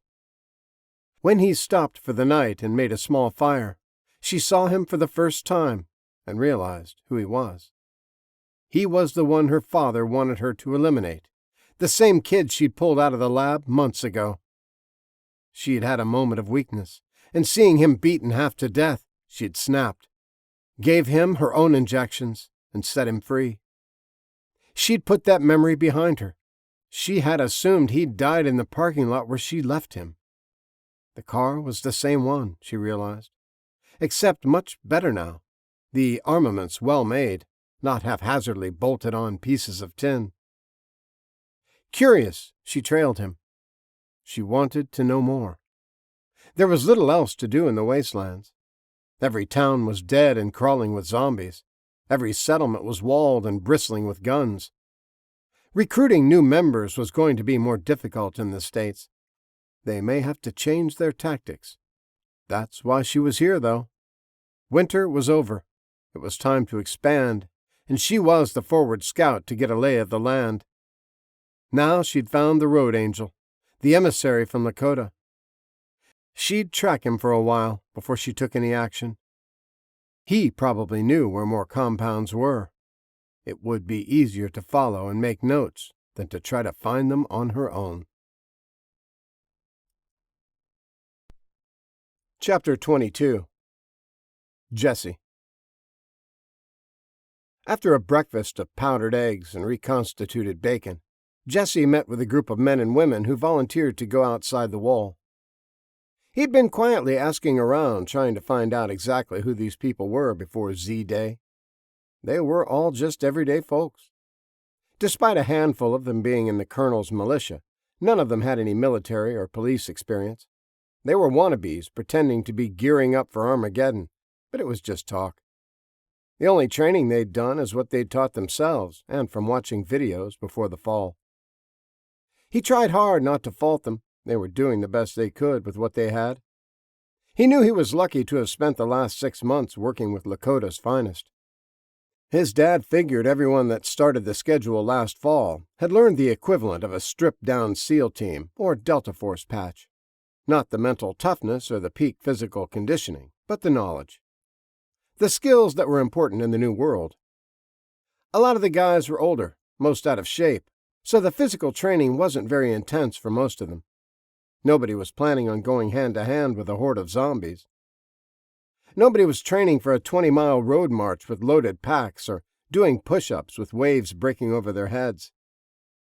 The instructors concentrated on what they were good at. Each man had a different specialty from their times in the service or police force. They learned how to sweep a house, tear down and rebuild 100 different weapons, clear a jam, fire a minigun, dial in a scope, hit targets at 1,000 yards, basic field medicine, advanced knife fighting, and everything else that would help keep you alive beyond the barriers. They could hotwire older cars, drive trains, find water in the desert, and knew where to find medicine.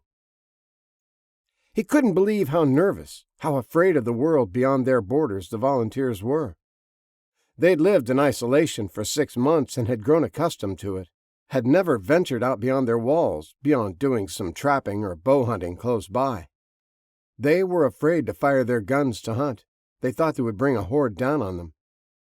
The walls wouldn't hold against a sustained onslaught. They'd taken out a Boy Scout troop and the occasional zombies that wandered up the road with their compound bows.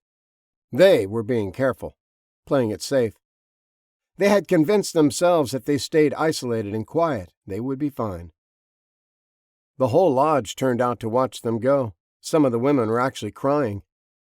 Jesse grinned his crooked grin. They were in for a pleasant surprise at how easy it was to stay safe in the wilds, if you were careful. If you knew what you were doing. Maybe he should ask Bastille to make a video to give out, showing what they'd learned the hard way about surviving among the zombies. To get away from all the people standing around watching them, and to get their minds off of the danger, he finally just told them to load up and follow him. He wasn't much for classroom teaching. He'd rather show them how to kill the undead with a demonstration. Both trucks needed fuel, so they drained some out of the Merc, and one of them had to be jumped to get started. These people really were on the edge of reverting back, he thought. If the lodge didn't have the ham radio, in a few more years, Jesse could imagine them living life like it was in the 1800s. They would be wholly forgotten up here in the mountains, and would have quickly reverted to a basic lifestyle.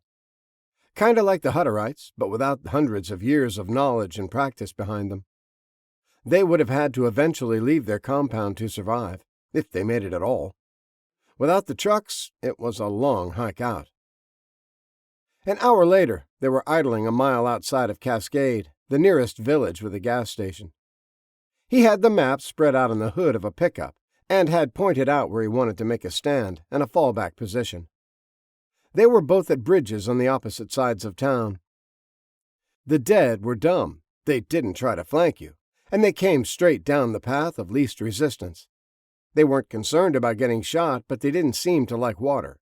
They avoided it if they could. The little burg was barely a dot on the map, much smaller than Lakota, and Jesse was pretty sure they could clear it of the milling horde in a few hours, if there were one still in it, if they hadn't chased some car down the road months ago. "Wait here," he told them, pointing at the first bridge. "I'll go in and lead the zombies out. They're pretty slow now. They've been out in the weather all winter. Just shoot them as they stumble down the road. Remember, Headshots are the only ones that count." They nodded and angled their trucks across the road, using the hoods and beds as a platform to steady their aim. It couldn't be this easy, they told themselves. The kid had to be wrong. The dead wouldn't just follow him right into their line of fire. They couldn't all be slow and shambling like he said. They drew strength from each other, though. None of them were going to let some teenagers show them up. They got ready and waited as he disappeared across the bridge into town. The water coming from the lake feeding the Payette River was running fast and cold with the spring melts. Once the kid came back through, the zombies should bunch up in the bottleneck on the bridge and be easy pickings. No chance of them getting too spread out. That was the plan, anyway. His taillights disappeared around the bend in the road, and they waited until the rumble of his engine faded. They could still barely hear him over the splashing of the rushing water when he would shift gears, and it sounded like he was making a zigzag pattern through the town, like he was just cruising around.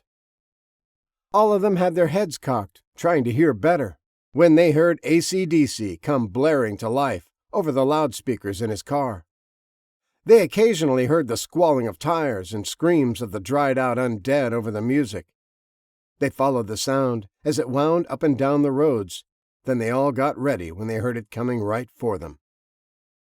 The kid grabbed another gear as he drifted around the last curve, and they could see a horde of hundreds right behind him. Some were running, most just stumbling along as fast as they could, falling, being trampled, and getting back up a little more broken than they had been. They watched, a little in awe at what he had done, gathering them all up, Pied Piper style.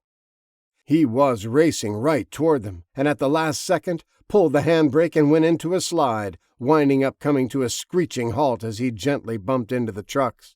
"Let her rip, boys!" he yelled, then put on a set of shooter's muffs, released the pins from his M60, and pulled it around in front of his side window. It hung suspended from the roll cage on a swivel mount, right at eye level out of his driver's window. He charged the handle and started lighting them up, joining the hunters and militiamen already aiming and firing as fast as they could. Highway to Hell was still cranked at full volume, the thundering of the guns unable to drown it out. It drew the undead forward, their husky keens and dried-out screams for blood coming closer and closer. The 60 chewed them up, and Jesse kept the tracers right at head level, blowing brains and brackish blood all over the pavement. They fell in droves, and the chattering of the machine gun kept up until the barrel started turning red. 100 had dropped, but they were still coming, climbing over the fallen and stumbling ever onward. They were halfway across, too many to eliminate before they swarmed them. Jesse cut the music. "Fall back! To the other bridge!" he yelled, and linked up another belt of ammo as they dove for their vehicles. The 6 men and women rushed for the relative safety of their trucks and took off down the dirt access road that disappeared into the wood line. Jesse cranked the music back up. Next on his Follow the Leader playlist was Black Sabbath, and Ozzy started telling the undead that fairies wore boots. He dropped it in gear and nailed the gas, the tires smoking and throwing the back of the car around, so he was aiming straight for the oncoming horde. He had to admit the old-timers had some pretty bangin' music back in the day. It really set the mood. He plowed into the fastest of the runners, sending them flying in broken heaps over the railing and into the rushing water. The car bounced over the splattered corpses, and the big tires churned through rotting flesh, spinning trails of blood and skin and hair along the sides of his Mercury. The Cobra jet roared louder than the zombies, and almost as loud as Ozzy when he slammed into the piles of flesh he'd cut down with the 60. The car launched into the air and landed softly on a carpet of dead, snapping bones and splashing blood for yards. Bob bounced around and slid onto the floorboard, but was back in his seat, barking his head off, adding his voice to the riot of screams and roars of engines and guitars. Jesse jagged the wheel and sideswiped a line of undead with the sharpened mower teeth attached to the cage. Reaching arms flew free, and bellies were ripped open. Faces were annihilated, and more blood and brains painted the sides of his car. He plowed a path through the middle of the shamblers, butchering and smashing. cutting and slaying, leaving mangled, broken heaps in his wake. Any of them that still could turned to follow the music. Jesse took a spin around, picking up a few more followers and getting the survivalist enough time to get situated on the bridge at the other end of town. On the second pass of the school, he saw the doors spring open and a swarm of kid-sized undead come boiling out. Crap, he thought, as they swarmed toward him. Those little boogers are quick. They came into the road like fast-moving water, their preteen clothes still colorful and bright. This might get dicey, he thought. He wasn't too concerned about himself. He would be safe inside the car, and he had enough ammo to pick each one off individually if he got stuck. He was worried about the survivalists. This horde would swarm over them, smash right through their windows if they didn't get away fast enough. You couldn't fight this many first-day zombies with rifles. You'd be overwhelmed. Jesse grabbed the emergency brake and slid the back end of his car around in a rubber-screeching power slide. He threw it in first and feathered the gas, not trying to burn rubber, but grab traction and get away. The crowd that had been behind him cut down a cross street, following the noise, and caught up, reaching out in their slow, stumbling way. Jesse ran them down, amputated limbs, and ripped open bodies with the blades. He cut the wheel hard and powered into another slide down Pine Street, trying to put some distance between them. He could outrun them easily enough, but he needed to secure this town. Those things would be fast and vicious for months. He needed to take them out so the survivalists could get off the mountain and in a better place. During his passes through it, he'd realized the layout was a lot like Lakota. There was a dam they could use for power, and a river snaked around the whole place. The only vulnerability? A narrow band of woods, and that could be walled off with trucks or rail cars or shipping containers. They needed this town. The school kids were fast, and they quickly overtook the broken horde he had been leading to the kill zone. This is what the men and women at the trucks had been afraid of. The Day One zombies, as Scratch called them. The ones that had been indoors the whole time. They weren't sun-baked and broken and slow. They hadn't run after prey for days, tearing down tendons and muscles, wearing their feet down to the bone. They hadn't been feasted on by carrion animals and insects. They had been inside, swaying back and forth or gently bumping around, until they heard something that caused them all to run toward it, slamming into the doors and flinging them wide open. They wanted blood. Any blood would do, but they were after his at the moment. Jesse shot over Main Street, ignoring the stop sign, and headed for the dirt roads near the river. He spun around again in the library parking lot, and this time Bob managed to hang on, crouching low in the seat. They were 10 wide, screaming down the street, when Jesse opened up with the M60. He walked the tracers in to head level and sprayed back and forth. Faces caved in, skulls popped, and little bodies went sprawling. There was a tracer every 5th round, and he kept the solid lines of red tearing into them until they got too close. He slid the bars up on the window and hit the gas, both wheels spinning out in the dirt and raising billowing clouds of dust. Jesse gunned it down the path toward the river, getting air when he flew across the railroad tracks. He was trying to keep ahead of the screaming little hellions and in open areas so he could get turned and gunned down some more. He thought maybe he'd killed 30 or 40 with the sustained burst, and probably severely damaged nearly as many. He roared down the narrow lane, looking for a wide spot. He only had to do that one more time, maybe twice, before it was safe to lead the slow ones out to the bridge. The survivalists could mop them up. Then he'd show them how to clear house to house. If he could teach them that, then... The path ended abruptly, as he rounded a bend and he slammed on the brakes, going into a slide across the T intersection. "Hold on!" he yelled at Bob, or maybe it was to himself. He watched in slow motion, foot mashing the brake, hands in a death grip on the steering wheel as he went straight across the path and into a thicket of bushes. He plowed through them, and the nose of the car angled down toward the fast-flowing water. Jesse fought the wheel, trying to angle toward the shallows and not fly out into the deep. The big tires bounced over the rocks, and the machine gun slammed against the bars on the window. The river was wide and shallow near the banks, with very little mud. It was mostly sand and gravel in the bed this close to the dam. Waves of water shot up on both sides of the car, washing away gore and old blood, and steam hissed from the headers. Jesse dropped a gear and kept his foot on it, causing the Merc to go into a power slide. He got sideways, a wall of water cascading away from him, and aimed the nose back up the embankment. If he could keep his speed up, he should be able to keep traction so he could clear the top. Get back on flat ground. They hit the hill, plowing down bushes and churning up the grass, and held on for dear life as the old Merc shot up the incline. They cleared the top of the embankment and grabbed big air, the tires spinning across the faces of the screaming horde.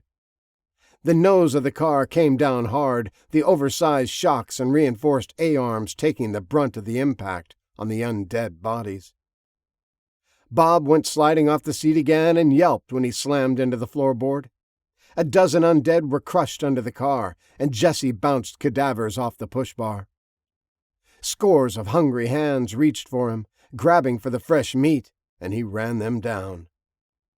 The car bumped and bounced over little bodies, knocking them aside as he gained traction again, grabbed second gear, and took off for the bridge. There were some that were still fast on his tail when he cleared the roadblock and hit the brakes.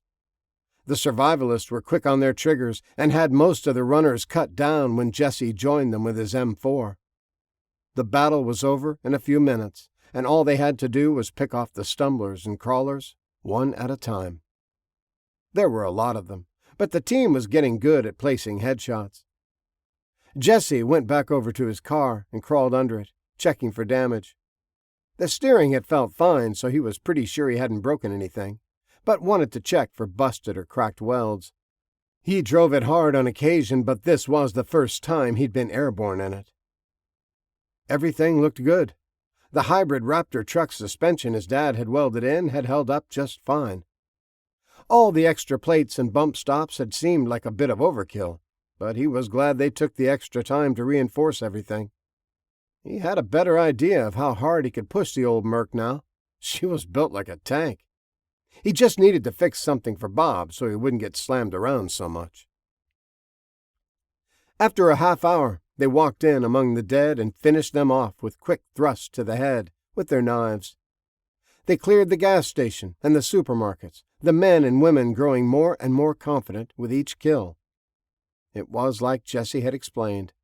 The dead were predictable. They couldn't think. If you were careful, if you kept constant perimeter vigilance at all times, you would be safe. If you didn't make stupid mistakes and worked in teams, you would survive. Jesse had made a lot of stupid mistakes in the beginning, and he knew he was only alive from pure dumb luck.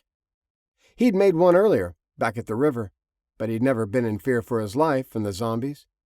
He had a plan B, stay inside the safety of the car, and it would work in nearly every situation. The Mercury was a fortress, and he had enough ammo to kill thousands. Enough food for weeks. It only got dangerous when you were on foot. That's when you had to be ever vigilant. They fueled up their cars and trucks at the gas station, and Jesse replenished his supplies from the grocery store. More chocolate being the most important. As they loaded up their vehicles with canned and boxed goods for the people back at the lodge, Jesse pulled their leader over to the hood of his car and spread out his map. "This town is laid out a lot like Lakota," he said, and pointed out the river on one side and the lake on the other, almost turning it into a 2-mile-long island. "If you build a wall here, either out of timber like the lodge or semi-trailers or something, you'd have a pretty secure area." The man nodded and stroked his beard, seeing the possibilities. Once they cleared the houses, it would be pretty safe. It was so lightly populated and there were no major cities nearby. They would be able to start living again, not just surviving in a single cramped building. "We'll try to talk Colonel Norris into coming down here," he said. "It'll be up to him." "Please," Jesse said. "The lodge is unsustainable and you know it. If you don't have anything to trade, no one is going to make the trip up here to bring you anything. Traders have to have a reason. This town can be a new beginning for you. You guys can start a fishing industry or something. My dad is laying out trucking routes, and I'm telling you, you want to be on it. If you're not, you're completely on your own." The bearded man was reluctant to say anything until the others had moved back inside to get some more shopping carts of supplies. "I hear you," he said. "It's just that we owe our lives to Colonel Norris. If he hadn't been here with all the freeze-dried food, we never would have made it through the winter." "There's a new day dawning," Jesse said, starting to fold the map. "Don't get left behind. If the Colonel won't move, think about moving without him." The man looked around quickly to make sure the others weren't in earshot and lowered his voice. "Look, we're not soldiers.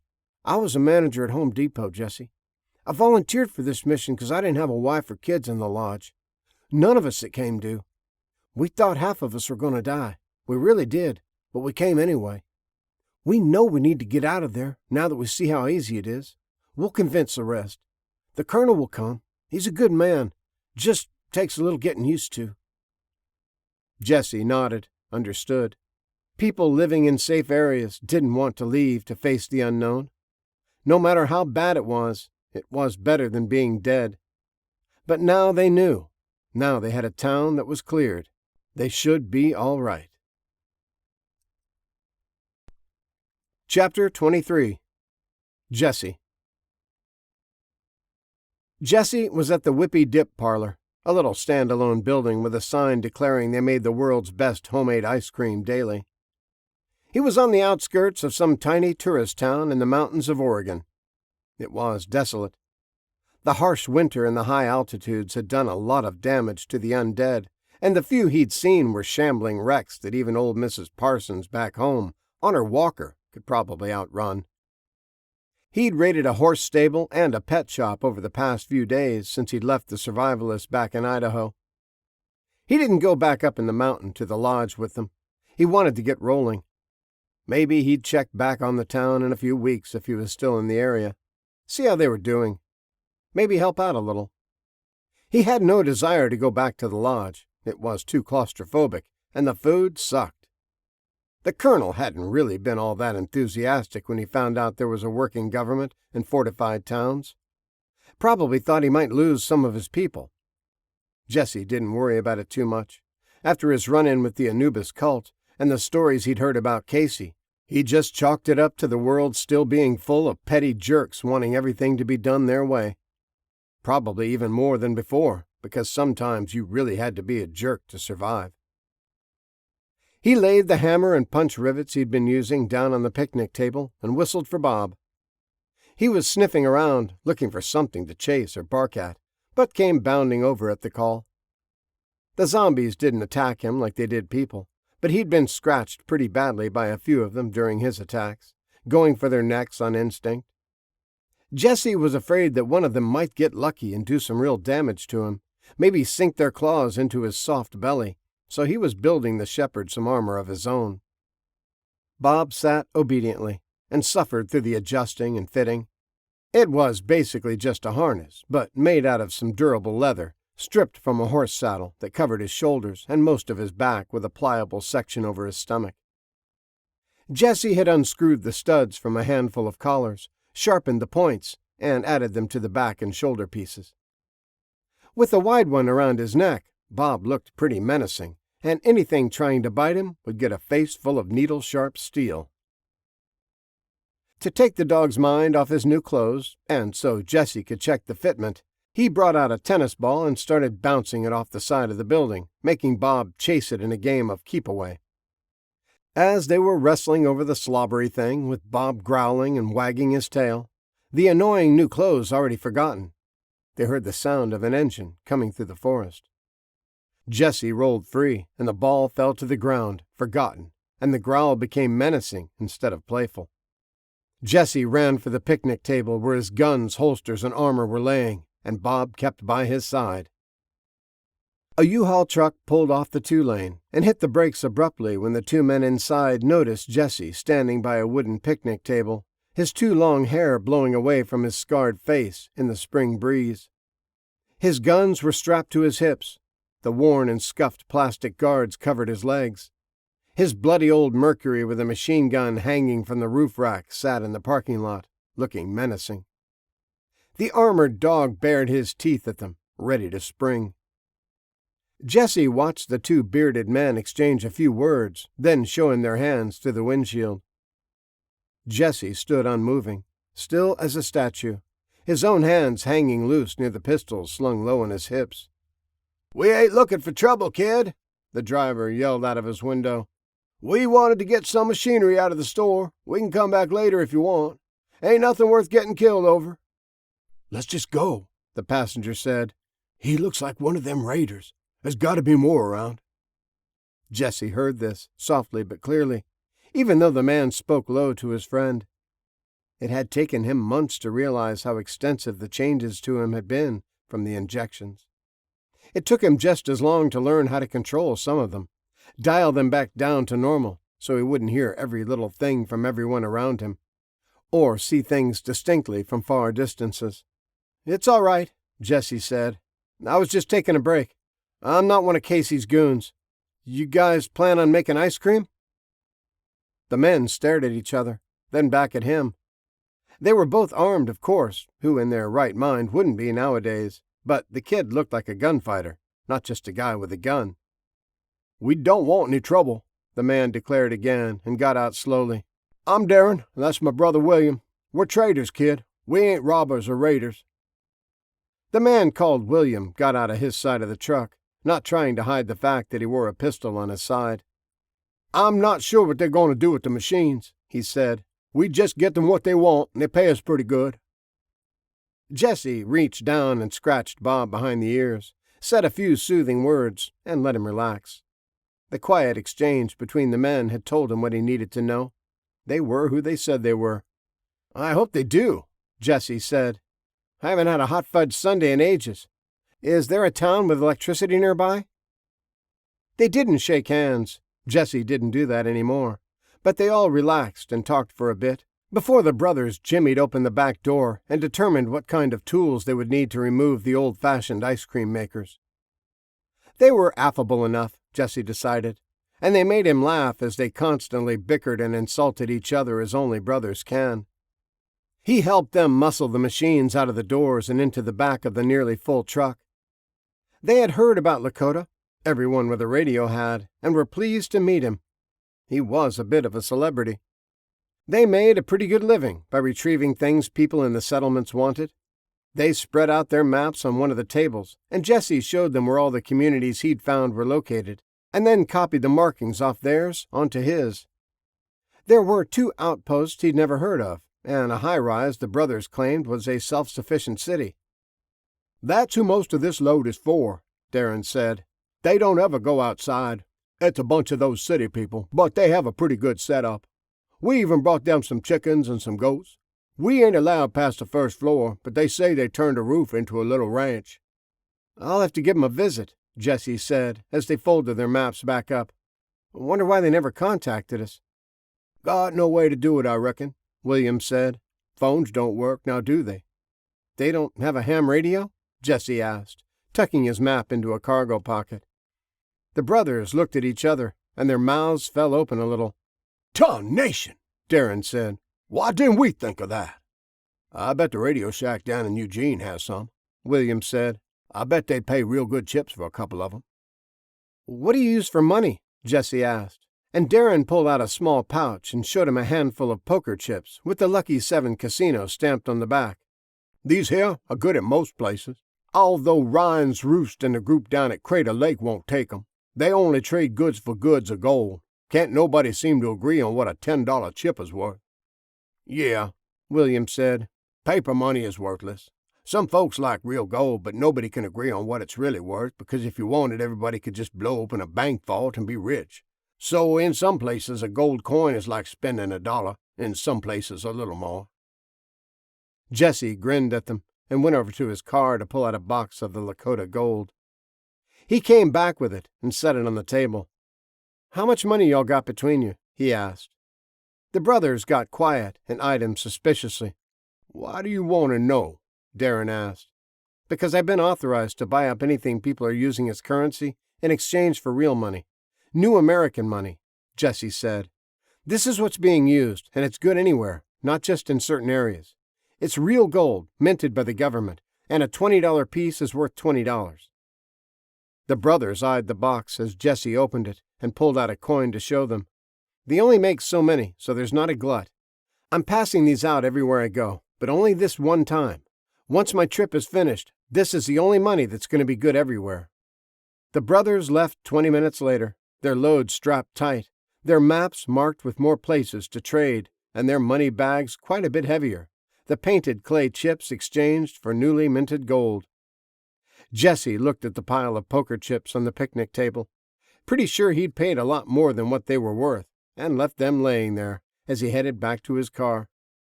He wanted to check out the high-rise building that had a farm on the roof. Chapter 24. Jesse. Bob's tongue was lolling as he had his head stuck between the bars of the passenger window, breathing in the crisp mountain air. Jesse was driving relaxed, one hand on the wheel and adjusting the heater controls to aim more hot air at himself. It was still a little nippy this high up in the pine forest. He'd been wandering around the forest roads and county 2 lanes for nearly a week since he'd left the survivalists. He'd hit up a few of the hot springs, had taken long baths, washed all his dirty laundry, and generally let himself relax. He did a little trading at Ryan's Roost, spending the gold and spreading the word. He cleaned out a few little towns, using the Merc to lead the small hordes off until he could get a clear shot, then brought out his .22 rifle and sniped them as they came stumbling down the road. He found a few survivors, but they were well fortified. They were taking care of their own and amassing stockpiles of supplies by the easy scavenging runs they did. He was surprised he didn't find more people. The mountains were a reasonably safe area to be in, but a family holed up in a hot springs lodge told him almost everyone had gone into one of the fortified towns near the coast. There weren't a lot of genuine mountain people left. Most of the inhabitants that survived the outbreak had either been work-from-home consultants or rich enough they didn't have to commute to the city. They didn't want to try to live in the wilds on their own, and had packed up and moved once word got out that there were safe places to go. The few that were left were the hardy ones, 2nd and 3rd generation mountain people who liked the solitude and having the forest to themselves again, without all the city folk building McMansions and driving up property values. Little by little, Jesse was adding dots to his map. New settlements and trade routes. Everything from fortified towns to hardened, oversized lodges tucked away in the mountains. Most people were friendly once they realized he meant them no ill will, but they all warned him about raiders. Gangs out raising hell for no good reason, not trying to rebuild anything for themselves, just taking whatever they wanted from others. Casey's raiders came in, terrorized or recruited, then moved on, working their way up the coast. The raiders were why many people moved to the towns. There was safety in numbers. Jesse knew his dad and his crew of soldiers had taken off for Mexico, the last known place Casey had been spotted. Apparently he was sending out his bandits to do all the dirty work while he was relaxing at the beach all winter. Not for long, he thought. When my old man finds you, he'll be checking you off his people to kill list. Jesse had found a handful of phones at the last hot spring lodge he'd stayed at, and was plugging them in one by one to charge so he could see if there was any decent music on any of them. Most of them were password protected, but enough weren't that it made it worth the bother. He was scrolling through the music folder on an Android, only half paying attention, when a car roared out from a side road. Jesse dropped the phone and hauled the wheel over hard to avoid slamming into the pickup truck. The oversized tires squalled in protest as the nose went into the grass and started sliding. Jesse countersteered, dropped a gear and hit the gas, breaking the rear wheels loose and sending the car into a controlled drift. He kept it sideways, white smoke rolling and engine roaring as he steered into the slide. The moment of panic was over. He was going down the road at a crazy angle, but he'd done it 100 times before, practicing his car skills in the dirt. He let off the gas and let the car straighten, and looked around for the truck, thinking it had careened off into the woods.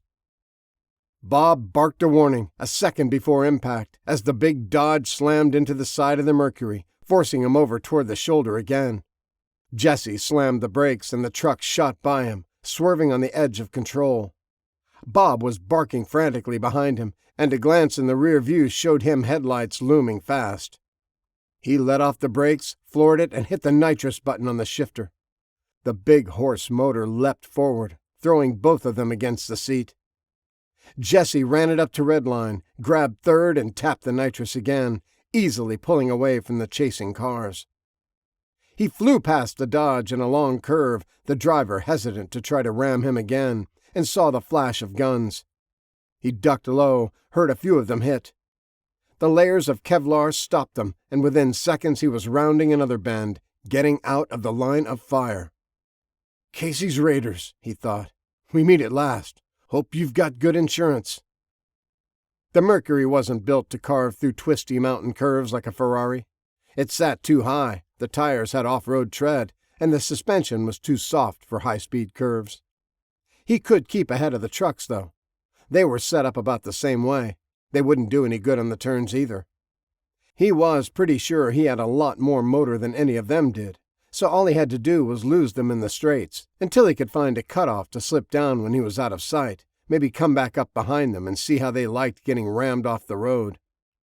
He concentrated on his driving, taking up both lanes and aiming for the inside of the curves, sliding to the outside and trying to put distance between them. He worked the transmission hard, slamming through the gears and trying to keep at least one curve ahead, so he was out of gun range. At last glance in the rear view, he was walking away from them, widening the gap at every bend. He glanced at the side mirror when he heard a different sound from behind him and saw 3 headlights carving the curves and coming up fast. The high-pitched whine of crotch rockets was unmistakable, and they would be on him in seconds. He saw guns come up when they straightened out of the last curve. They must have had them in the back of the trucks. "Silly Raiders," he thought. "You don't bring a bike to a car fight." "Hold on, Bob," he said, when the lead bike twisted the wick and came zipping up beside him, the passenger aiming an Uzi for his head.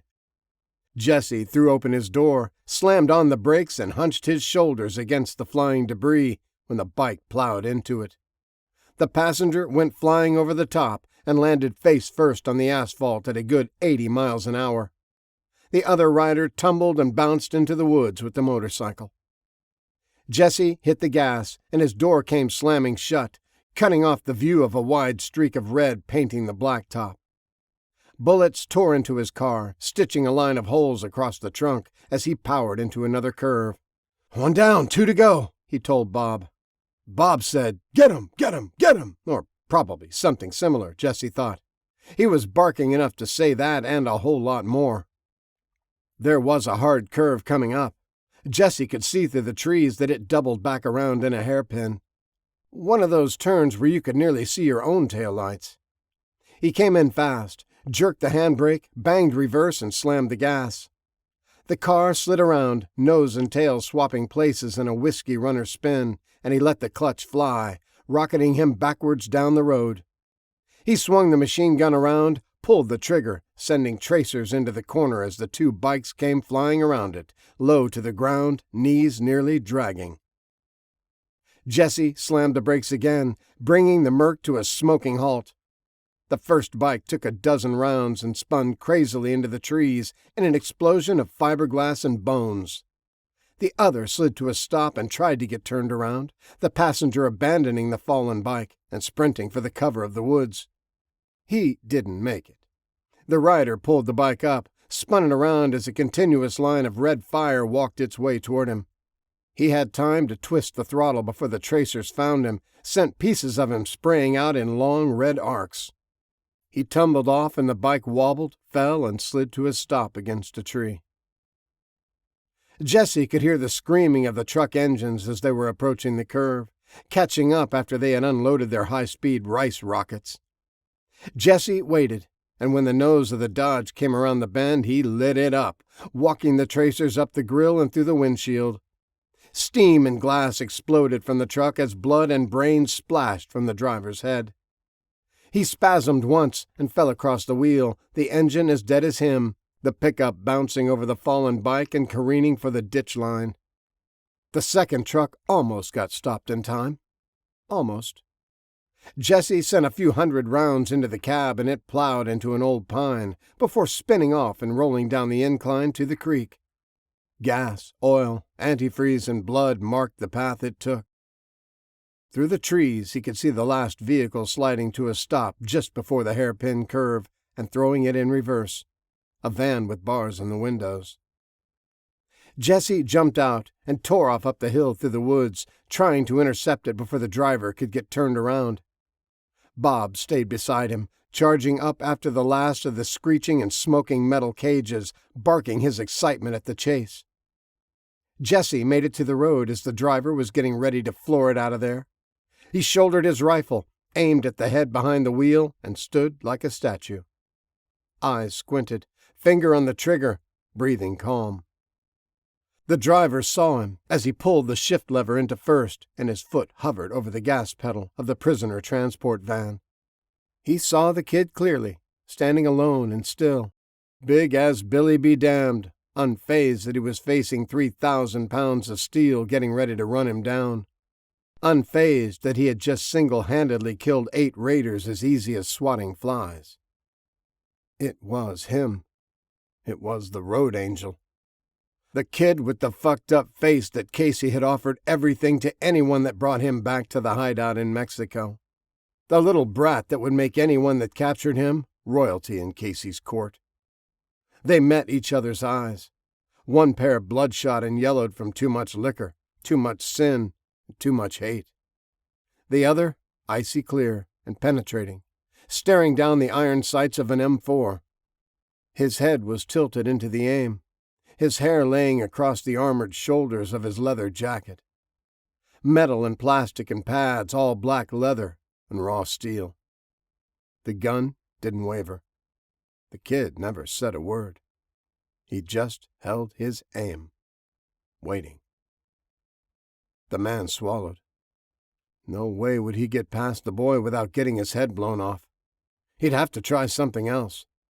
He slowly reached down to turn the key, then kept his hands up to show he wasn't armed as he eased out of the door. Jesse followed him with the gun sights. The man stood on the side of the road, his hands half raised, unsure what to do next. The kid hadn't said anything, hadn't told him to get him up or lay on the ground, or even asked why they were chasing him. He stood there with an armored dog growling low by his side, his eye staring down the gun barrel. His ugly, scarred-up face was pressed against the stock of the rifle. If he could just get the kid to lower the gun, he could get the drop on him with the piece in the back of his waistband. "We didn't mean for things to go so far," he tried. "We was just having a little fun, car chase, like in the movies." He tried to laugh, but it stuck in his throat and sounded forced, even to his own ears. He licked his lips. Why didn't this kid say something? Why didn't he lower the gun? "Hey, look, you won. You killed everybody. Don't you think that's enough? You don't need to kill me too. We was just—" "Open the van," Jesse said, cutting him off. "Open the van?" the man questioned.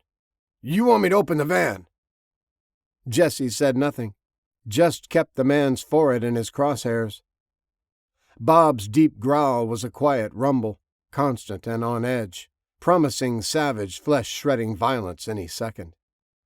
He showed him his teeth, long, pointy, and sharp. His golden eyes pinned the man, and the hair around the spiky armor stood on end. The man licked his lips again and started backing toward the rear doors. Maybe he could duck behind it fast and pull his gun. Jesse and Bob moved with them, tracking him, keeping him in their sight. Not for the first time, Jesse was pleased with how well his shepherd behaved. Bubba Williams had done an outstanding job training him over the winter. He could tell Bob wanted to charge, wanted to tear into the man, knew he didn't trust him one bit. Jesse trusted his dog's judgment. He was ready to squeeze the trigger for any reason. He didn't care what the excuse was. You didn't start chasing and shooting at people for no reason, unless you were a grade A piece of crap, and the world didn't need people like that. Give me a reason, he thought. Any reason. He hadn't reached a point where he could gun someone down in cold blood, but he was pretty sure things weren't going to end well for this scumbag. Jesse saw it happen in slow motion. The smiling man, the reassuring words that everything was cool, one hand flinging open the rear door with the Butler County Sheriff's Department stickers, while the other reached behind his back. He dashed behind it, thinking it would protect him. Jesse moved the sights a few inches. The M4 barked once, lead punched through tin, and the man's head spilled its contents on the asphalt as he fell, spraying an arc of red across the pine needles and leaves. Bob still growled at the van, so Jesse swung wide in a big arc until he could see inside. Bob thought someone else was still in it, maybe waiting to ambush them. There were people inside, but they weren't planning on an ambush. He lowered his gun when he saw the half-dozen women wearing gags, chains. Not for the first time, he wondered why people had to be such dirtbags. Why were there such evil men still left alive? When he approached them, there was murder in their eyes. These weren't a bunch of broken women, kowtowed by their rough treatment, and he got an earful of venom when he pulled the first gag down. Her blackened eyes, blood-crusted nose, and tangle of wild hair made her look insane, and the hatred she spat at him made him take a step back as she snapped at his hand, trying to rip it open. "You want some of this?" she hissed. "You think you can have us? Take off these chains, tough guy. Come on, me and you, one-on-one. You men are all the same. I'll rip your tiny little pecker off if you get it anywhere near me." Her face was red with rage, and she lunged at him against her chains, breathing hard. Jesse looked down at Bob, who didn't know what to make of them either. He could smell their fear, but heard their anger. He cocked his head at Jesse, unsure what to do. They were all wearing handcuffs, with a length of chain running through them and round the metal legs of the benches bolted to the floor. He could see the chain fed into a padlock looped into the mesh window in the divider wall. Jesse backed off and patted the pockets of the dead man, looking for the keys, ignoring the threats being hurled at him. Casey's men had somehow managed to capture a bunch of pissed-off women, and Jesse was pretty sure they hadn't gone quietly. They were all roughed up, and their clothes were torn, but if he were a betting man, he'd lay money none of them had been raped. Not yet, anyway. They fought like hellcats, even when bound and gagged. He wondered how they got captured, but wasn't going to stick around to find out. They might just shoot him when he turned his back. They were so pissed off at men in general at the moment. He found a key to a padlock and pulled it out. The women stared baleful eyes at him, each quietly daring him to try something. They'd make him pay if he did. They'd make him sorry. "I'd toss you the key and haul ass out of here, but I doubt any of you can reach the lock, the way they've got the chains looped to the legs." They looked at each other. Glances were exchanged.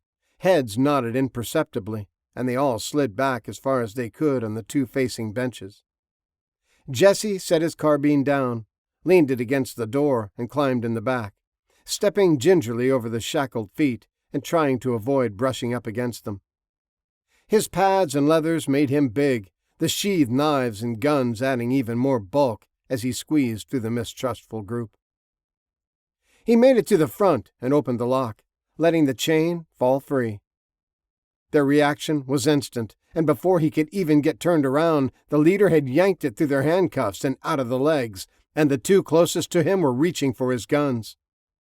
Jesse dropped his hands to his holsters so they couldn't pull them, but they went for the knives instead.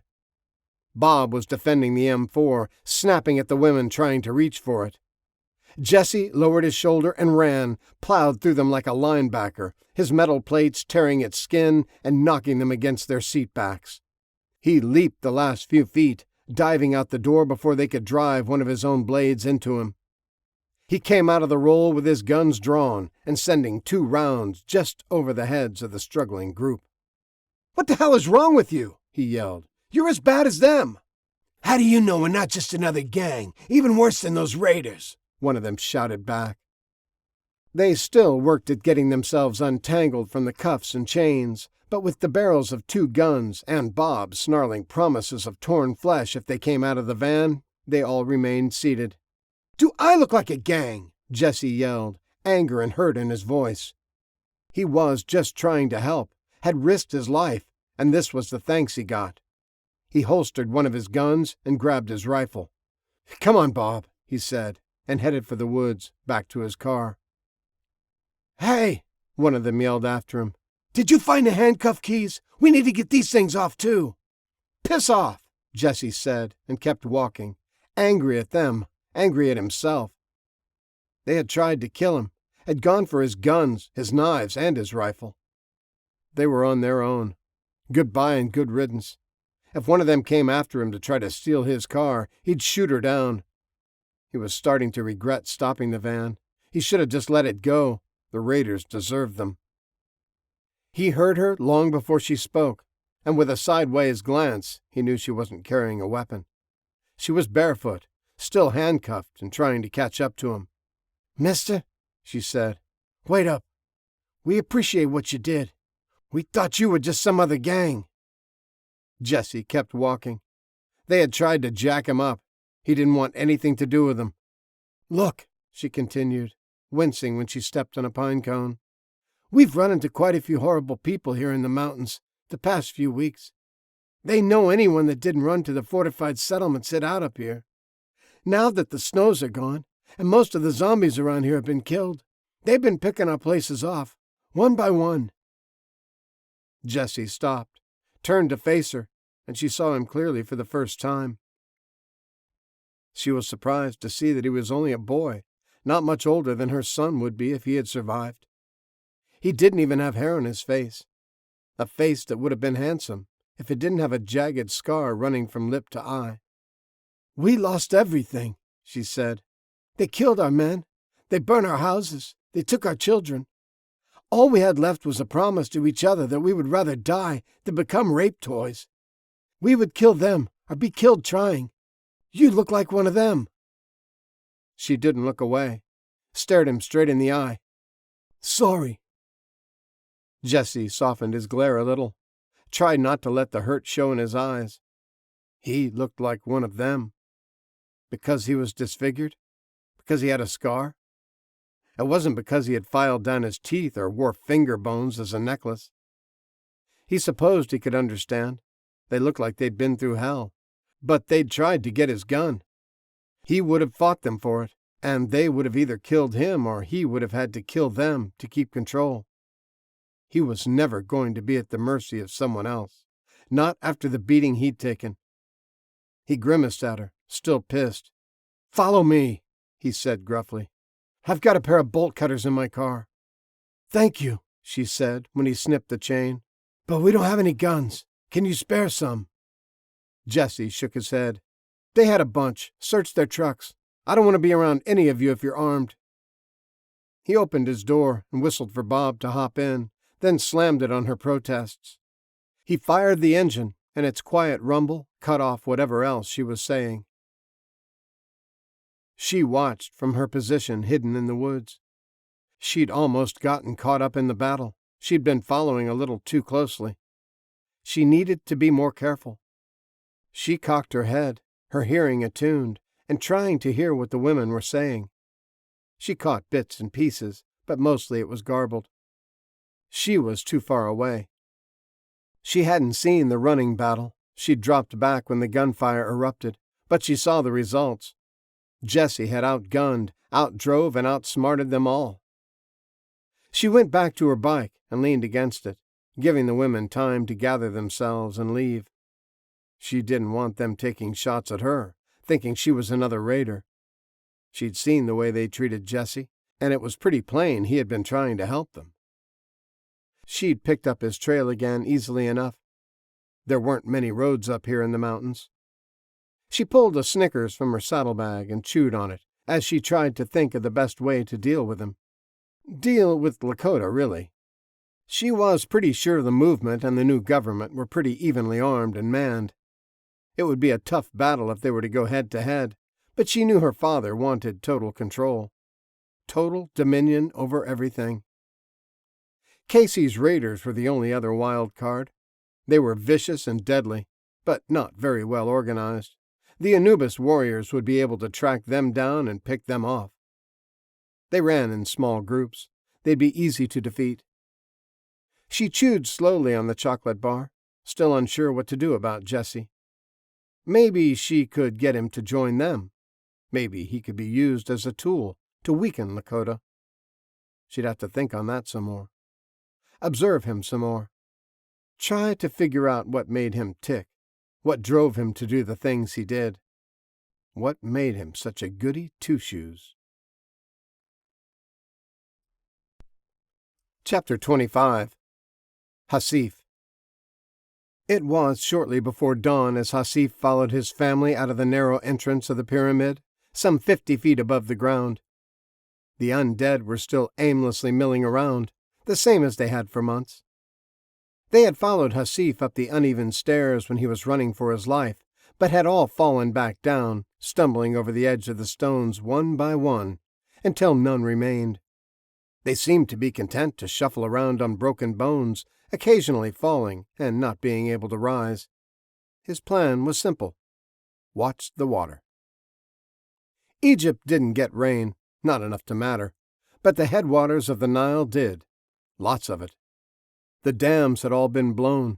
The river roamed free with no flood control. When Uganda got a thunder shower, a week later, the Nile overflowed her banks and became the miles-wide, untamed river of life she once was.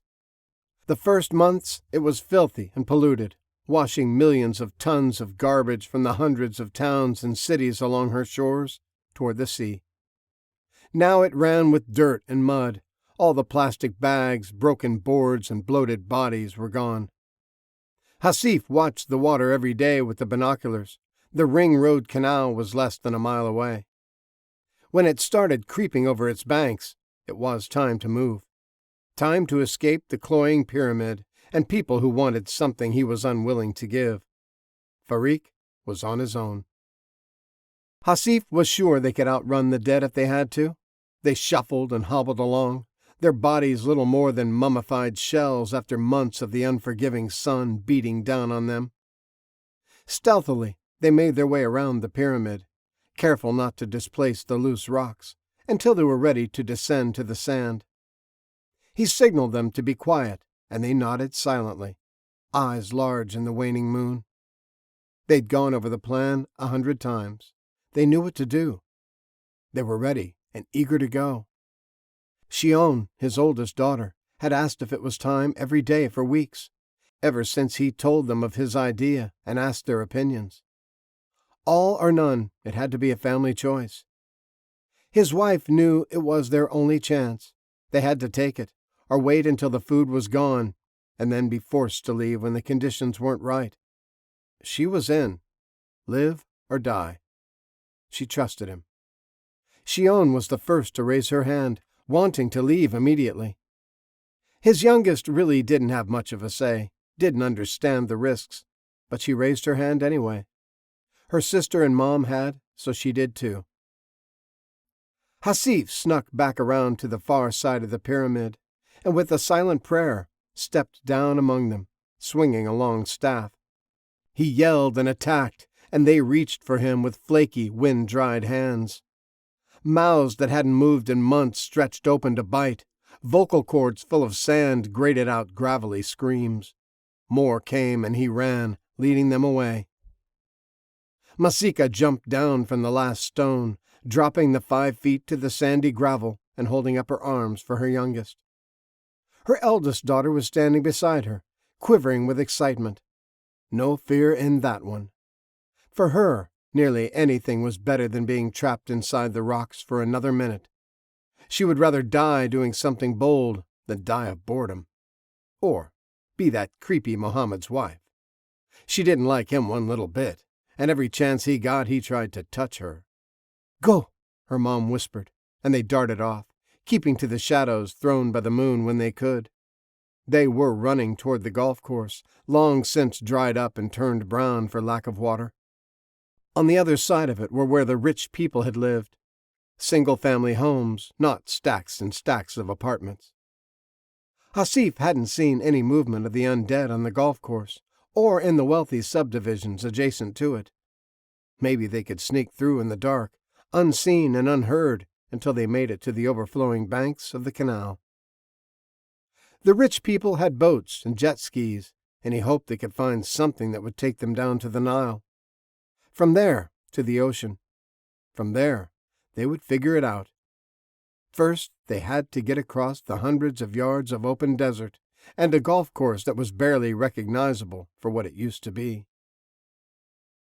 Hasif led the stumbling dead away, dashed across the sand-covered road, and into the maze of short stone walls that surrounded the ruins of the tomb of Hemiunu. He leapt to the top of one and called them to him, drawing them to the promise of fresh blood. He kept just ahead of them, running along the tops of the walls, maddeningly just out of reach from their clawing hands. When he got to the center of the warren, he dropped off the wall, crouched low, and ran. He snaked his way out, leaving the keening undead lost in the maze of ruined walls, and sprinted back across the road, cutting across the shadow of the pyramid toward the golf course. "Hasif, what are you doing?" Angry shouts from the doorway. Farik was there with his gun. Hasif couldn't answer. He didn't want the undead to hear him, so he waved in farewell. They had left a letter in the king's chambers where his family had been staying, explaining why he was leaving. Farik would find it and hopefully understand their departure was for the best. Some things just had to be. He knew if they stayed it would have ended up with one of them dying. "Stop!" came the shout as he ran out of the entrance of the pyramid, and the papery screams of the undead got louder. "Bring them back!" Farik demanded.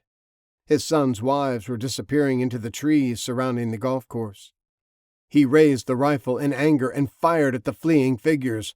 "I said stop!" he screamed, his impotent rage unleashed, but they were already past the trees, behind the greens, and out of sight. Hasif tried to sprint faster across the parking lot, no longer trying to run silently. When the bullets started kicking up chunks of asphalt and sand around him, he ignored them. Farik was running on the uneven stones of the pyramid, trying to get to a better location, and the bullets weren't even close. Hasif hit the tree line and kept going, putting as much distance between them as he could. The shots rang out and echoed through the empty city, the loudest sound that had been heard for months, and the undead followed it. The keening started again. The hunger was reawakened, and their aimless shuffles became ungainly runs. Falling, bumping into each other, stumbling and running they came. Thousands upon thousands heard the keens and followed them. They flowed into the pyramid complex like dirty water, filling it and the hundreds of acres surrounding it. They tore down fences, stacked against walls, and tumbled over, packed in like sardines against the base of the Great Pyramid. More came, more answered the keening dinner call, and they started stacking up, climbing the stones, sensing the living flesh. Farik backed into the entrance and barred the gate, watched in horror at what he'd done. He'd started a stampede. Every dead thing in the city had discovered where the only living things were, and they came. In endless numbers they came.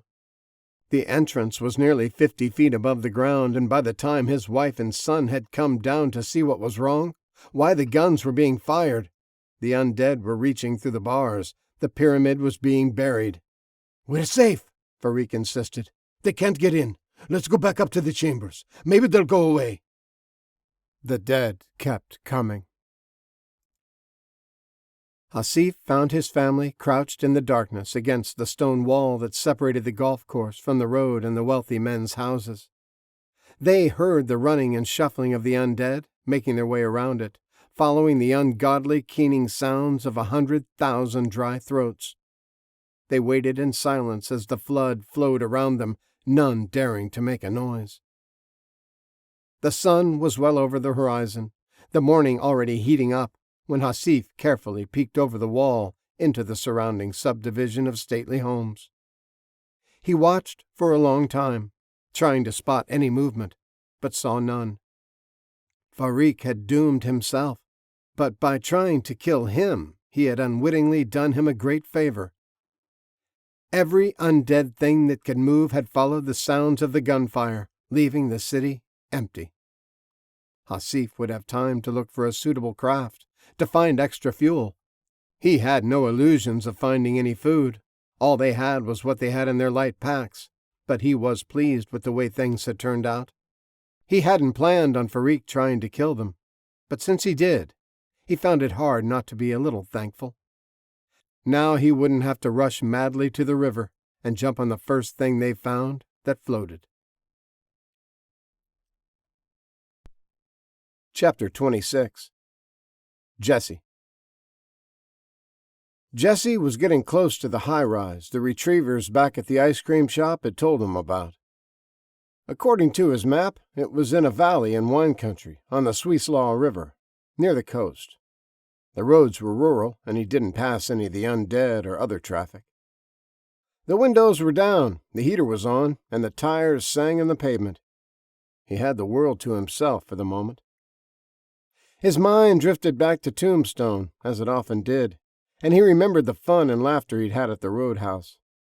The cowboys and ranchers were a rough bunch, but they were good people.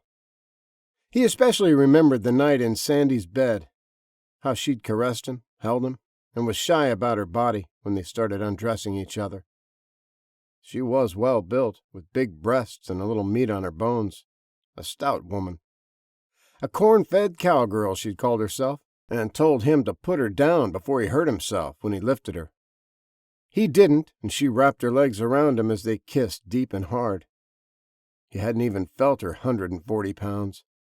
She was light as a feather in his arms, and they slow danced to climax. Jesse laying with a woman for the first time. Sandy finally letting go of her husband and kids. She cried a little, but had tried to hide it from him. They dozed and twined in each other's arms for a time until she woke him with a gentle caress that grew rough, and their passion lasted much longer than the first time. They used each other and nearly every square inch of the room. If the rest of the hotel hadn't been passed out drunk, they would have been banging on the walls for them to quiet down. They broke the bed, dumped everything off the dresser, knocked down pictures, and cracked the plaster on the walls. She wasn't a shy woman, and she taught him well those few short hours they'd been together. Jesse missed her. She'd been on his mind a lot lately. He wondered if he should have hung around in the morning to see if she was repulsed by what they'd done, by his face, or maybe she really did care for him. Maybe he'd run up the coast for a while, then circle back around, swing by Tombstone again. See how she greeted him. That would tell him all he needed to know. He rounded a bend, and spread out before him was the valley he'd been looking for, just like the brothers had described it. A single 12-story building in the middle of a park-like setting next to the river.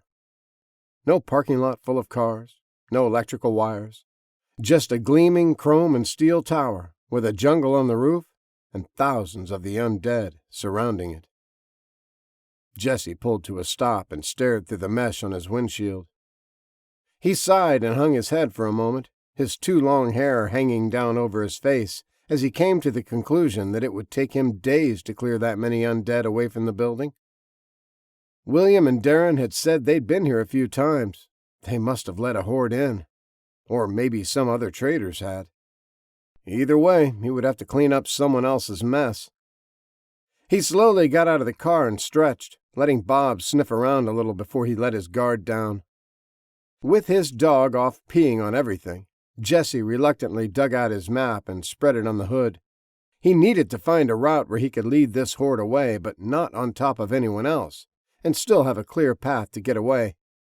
He'd rather just head back to Tombstone. While he was comparing his road atlas and the more detailed state map he picked up at a gas station, he heard the faint sound of an engine carrying on the breeze. Without any other man-made noises, the whine of a motor could be heard for miles. He dug his binoculars out of the door pouch and started glassing the roads. He saw a U-Haul coming up the other side of the river on a narrow gravel frontage path. They stopped opposite the high-rise, and two men climbed out. Jesse zoomed in and recognized the brothers with the ice cream machines.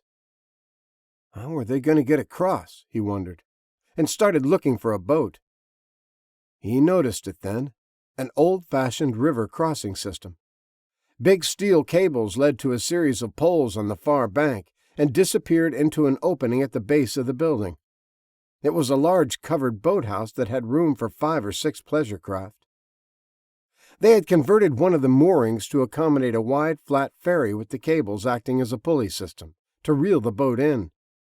Smart, Jesse thought. Very smart indeed. Now all he had to do was figure out how to get over there himself. A quick look at the maps showed him the nearest bridge was a good 7 or 8 miles away. He whistled for Bob as he stowed his gear, then spun the Merc around, heading back the way he'd come. A half hour later, he was at the ferry crossing, reading a computer-printed message that had come through in a plastic tube, like Banks had at the teller windows. He was impressed. Not only that they had electricity and computers, but they'd even included an ink pen for him to reply. What did he want? He had to think about that for a minute. He finally settled on a quick answer, told them he was an emissary from Lakota and was here to set up trade routes, take a census, and establish communications with other communities.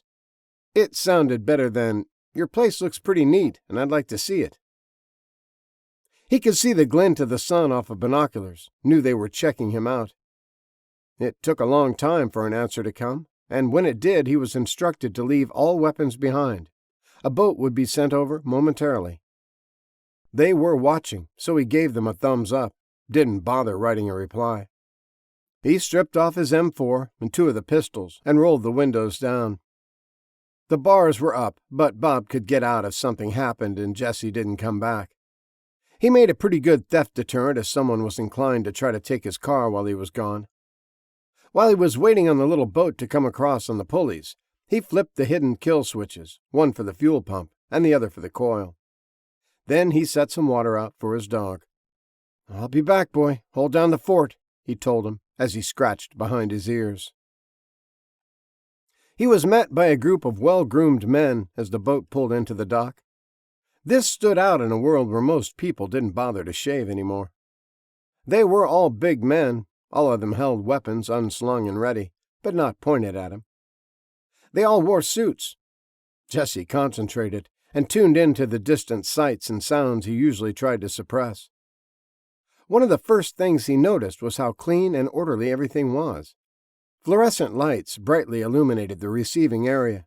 He could hear the hum of electrical machines and saw the very ordinary daily routine of a modern office building through the windows upstairs. Men in polo shirts talking on cell phones, women in skirts carrying files to the lobby, the clicking of keyboards. The little boat he was on pulled up next to the flat ferry with a U-Haul parked on it, and men in blue coveralls were busy unloading the machinery. Jesse felt a little underdressed for the occasion. He had on his black tactical pants with the built-in pads that hadn't been washed in a week, or maybe 2. His jacket had dents in the aluminum shoulder panels from that tumble down the stairs somewhere in Colorado. There were dark blood stains from a pair of zombies' heads he'd had to smash with his blades from the store in Oregon. There were scars in various places, from clawing hands and snapping teeth. Stabby had painted a skull and barbed wire on one of the sleeves, said it made him look punk rock, and it had a splatter of blood on it. The men stared at him, not reacting to the somewhat smelly, somewhat bedraggled-looking stranger. They were used to seeing people geared up like him. Anyone outside the protective walls of the tower all dressed like barbarians and were always bristling with weapons. That was how you survived out there. When Jesse stepped off the boat, one of the suited men stepped forward. "Welcome to the tower, sir. If you would follow us, you will be checked for infection, and you will need to relinquish the rest of your weapons. We have a strict policy here for the safety of everyone." He turned and led the way before he was interrupted by protests, and Jesse grinned, not offering any. Every trader, scavenger, and survivor that came here probably tried to hide a weapon or 2 from them. He'd comply. This place didn't have his sixth sense jangling like the survivor outpost had, and he hadn't picked up anything to alarm him with his enhanced hearing. This place seemed like everything was normal. almost as if there weren't 1,000 undead milling around outside. "You are perfectly safe here. Your weapons won't be needed, and the CEO wishes to speak with you. This isn't the first we've heard of Lakota. We hear the broadcasts and stories from other traders, of course, and he has questions." They came to a metal detector, and again, Jesse had a sense of disconnect, like the end of the world hadn't happened at the tower. This place really had it going on. Well-dressed, professional people doing their jobs with efficiency. He was curious as to what powered the building. He hadn't seen any water turbines to generate electricity. "If you could place any weapons in the basket, sir, we'll tag them and ensure you get them back when you leave." A smiling woman extended a small plastic bin toward him. Jesse had been watching everything, listening intently, his ears picking up conversations a floor above and beyond the doors in the lobby. Everything seemed to be as it appeared, and even though they thought their security was good, he saw weapons everywhere if he needed them. There were things his dad had taught him, improvised fighting classes from the instructors in Lakota, and lessons he'd picked up along the way that made him view the world a little differently. Two of the guards carelessly held their MP5s, easy to strip away from them in an eye blink.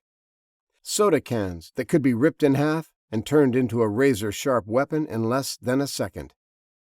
A magazine that could be rolled and used to crush a skull. Jesse was confident in his abilities. He was pretty sure he could walk right through the guards if he had to.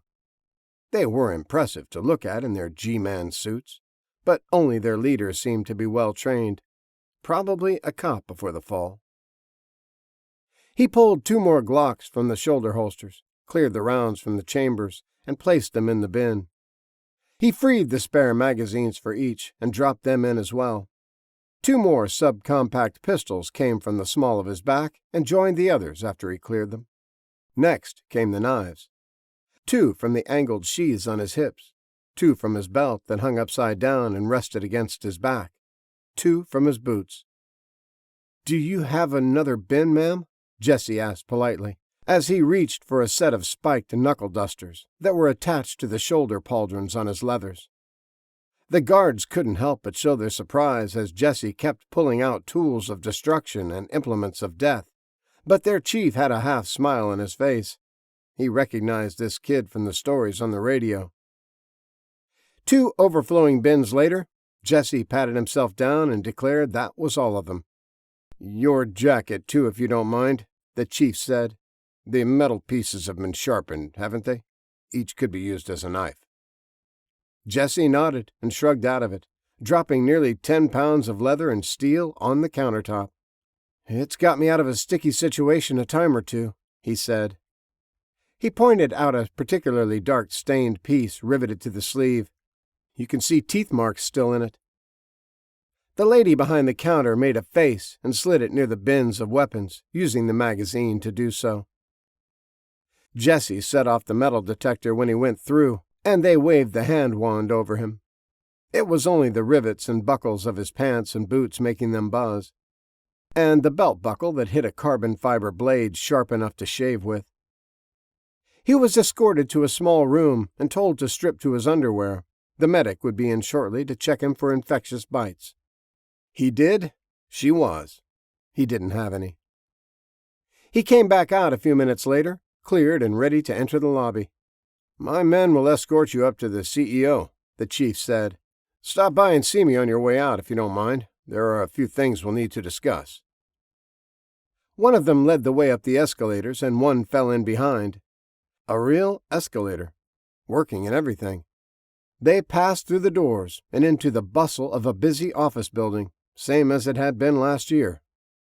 He heard the quiet hum of machines and the ringing of telephones, the rustle of papers instead of the sounds of whetstones sharpening blades, the click of keyboards instead of bullets being shoved into magazines, easy laughter and office gossip instead of revving engines and screams of pain, aftershave and perfumes instead of rotting flesh and unwashed bodies, peaceful scenes of rolling fields out of the windows, not snarling undead trying to get in.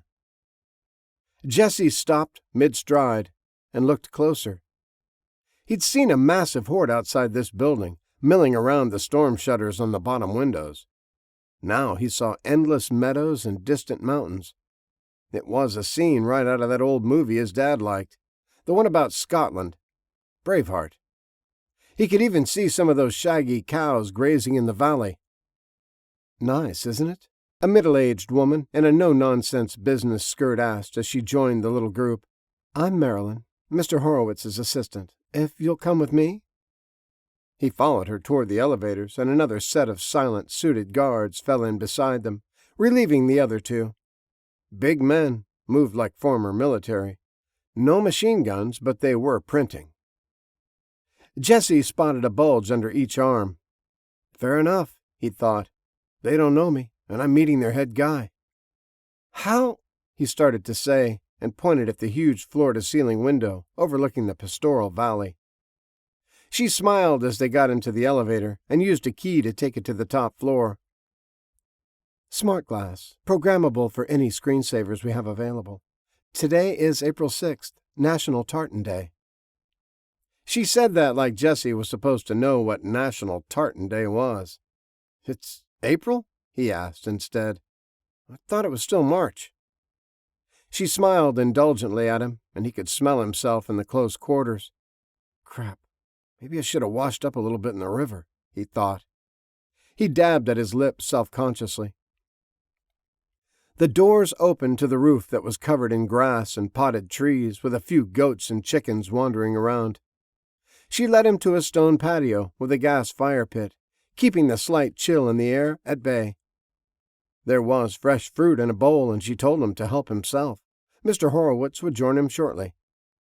She disappeared, but the two men stood a short distance off, unobtrusive but obviously keeping watch on him. He offered them the fruit. They declined with a curt shake of their heads, and Jesse sat, munched on some of it himself. This whole complex was incredible, and he had 100 questions for the CEO. Howard J. Horowitz, Silicon Valley billionaire, came bustling in a few minutes later and cheerily introduced himself, his eyes darting to the unsightly scar, then dancing away. He was rightfully proud of his achievement and quickly answered a few of Jesse's questions. Through shrewd business acumen and political donations, he had the 10-acre riverfront property rezoned to allow him to build the tower. It was the most advanced, state-of-the-art building in the world. It was completely self-sufficient. It was his prototype, the first example of how the Agenda 21 sustainable development living and workspaces could be built anywhere on the planet. It had its own solar, wind, and people-powered electrical generation systems. 5 floors were apartments. 4 stories held the trauma center, the medical offices, the architects, graphic designers, software engineers, writers, and anyone else who made their living with a computer. The lobby area also had the stores, bars, and theaters. 3 floors were hydroponics, aquaponics, and food processing, with the basement levels containing the heating, cooling, and water systems. They never had to leave the building. Everything they needed was in the glass and steel tower. We're all about sustainability, he enthused, with his slightly British, slightly aristocratic accent, never quite looking him in the eye. We have our own doctors and dentists who can perform minor surgeries, and an accredited K-12 education system for our families with children. When the virus hit, we simply shuttered our doors. Most of us are vegetarians or vegans. None of the people living here were affected. Jesse nodded and took another bite of some sort of sushi thing from the tray Marilyn had brought out. He'd rather have a cheeseburger. It's really nice, he said. You guys are way more advanced than us. We've managed to keep electricity and water, but the only computing power we have is a few laptops, and our best doctor was a nursing student. I'd heard of your town, of course, Horowitz said. We pick up your radio broadcast, but we had no way of contacting you. I suppose we could start expanding our cell tower network, but at the moment there is no pressing need. We use ham radios to communicate, Jesse said, and looked for something else that might actually taste good. They can reach around the world. Horowitz looked thoughtful. Old tech, he said. Yes, I can see where obsolete equipment could be useful. Unfortunately, we don't have any antiques here. We're all 21st century. Our 5G network is state-of-the-art. We can help with that. It's one of the reasons I'm here, Jesse said, and pulled out his notebook.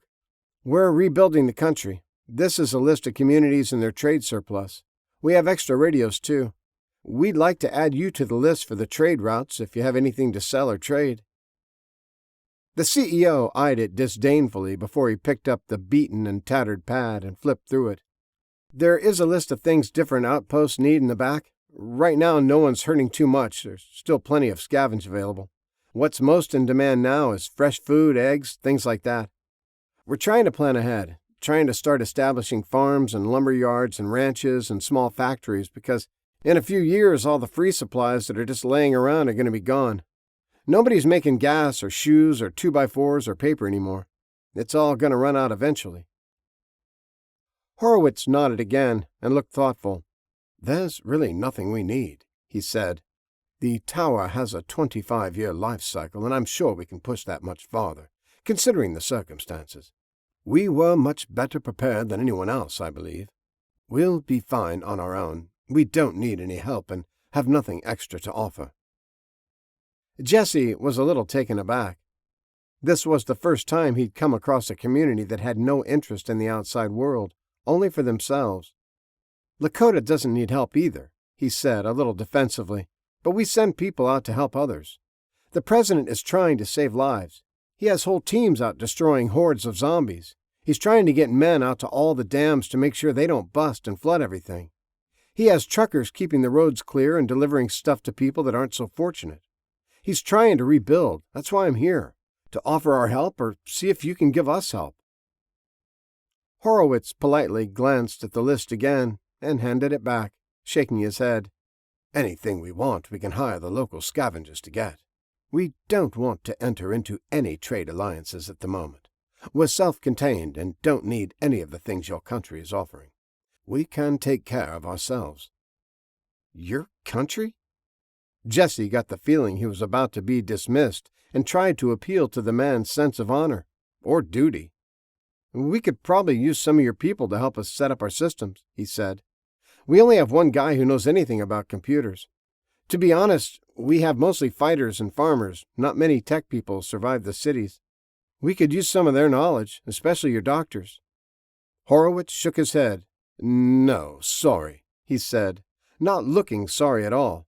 My people aren't leaving here. We need every one of them to keep this building operating at peak efficiency. Like you said, we're techs, not warriors. No one is leaving to go live in some primitive community. I'll allow you to send people here to be trained, but that's the best I can do. He stood and brushed a few crumbs from his trousers, nodded to the guard. It was a pleasure to meet you, he said, finished with the conversation.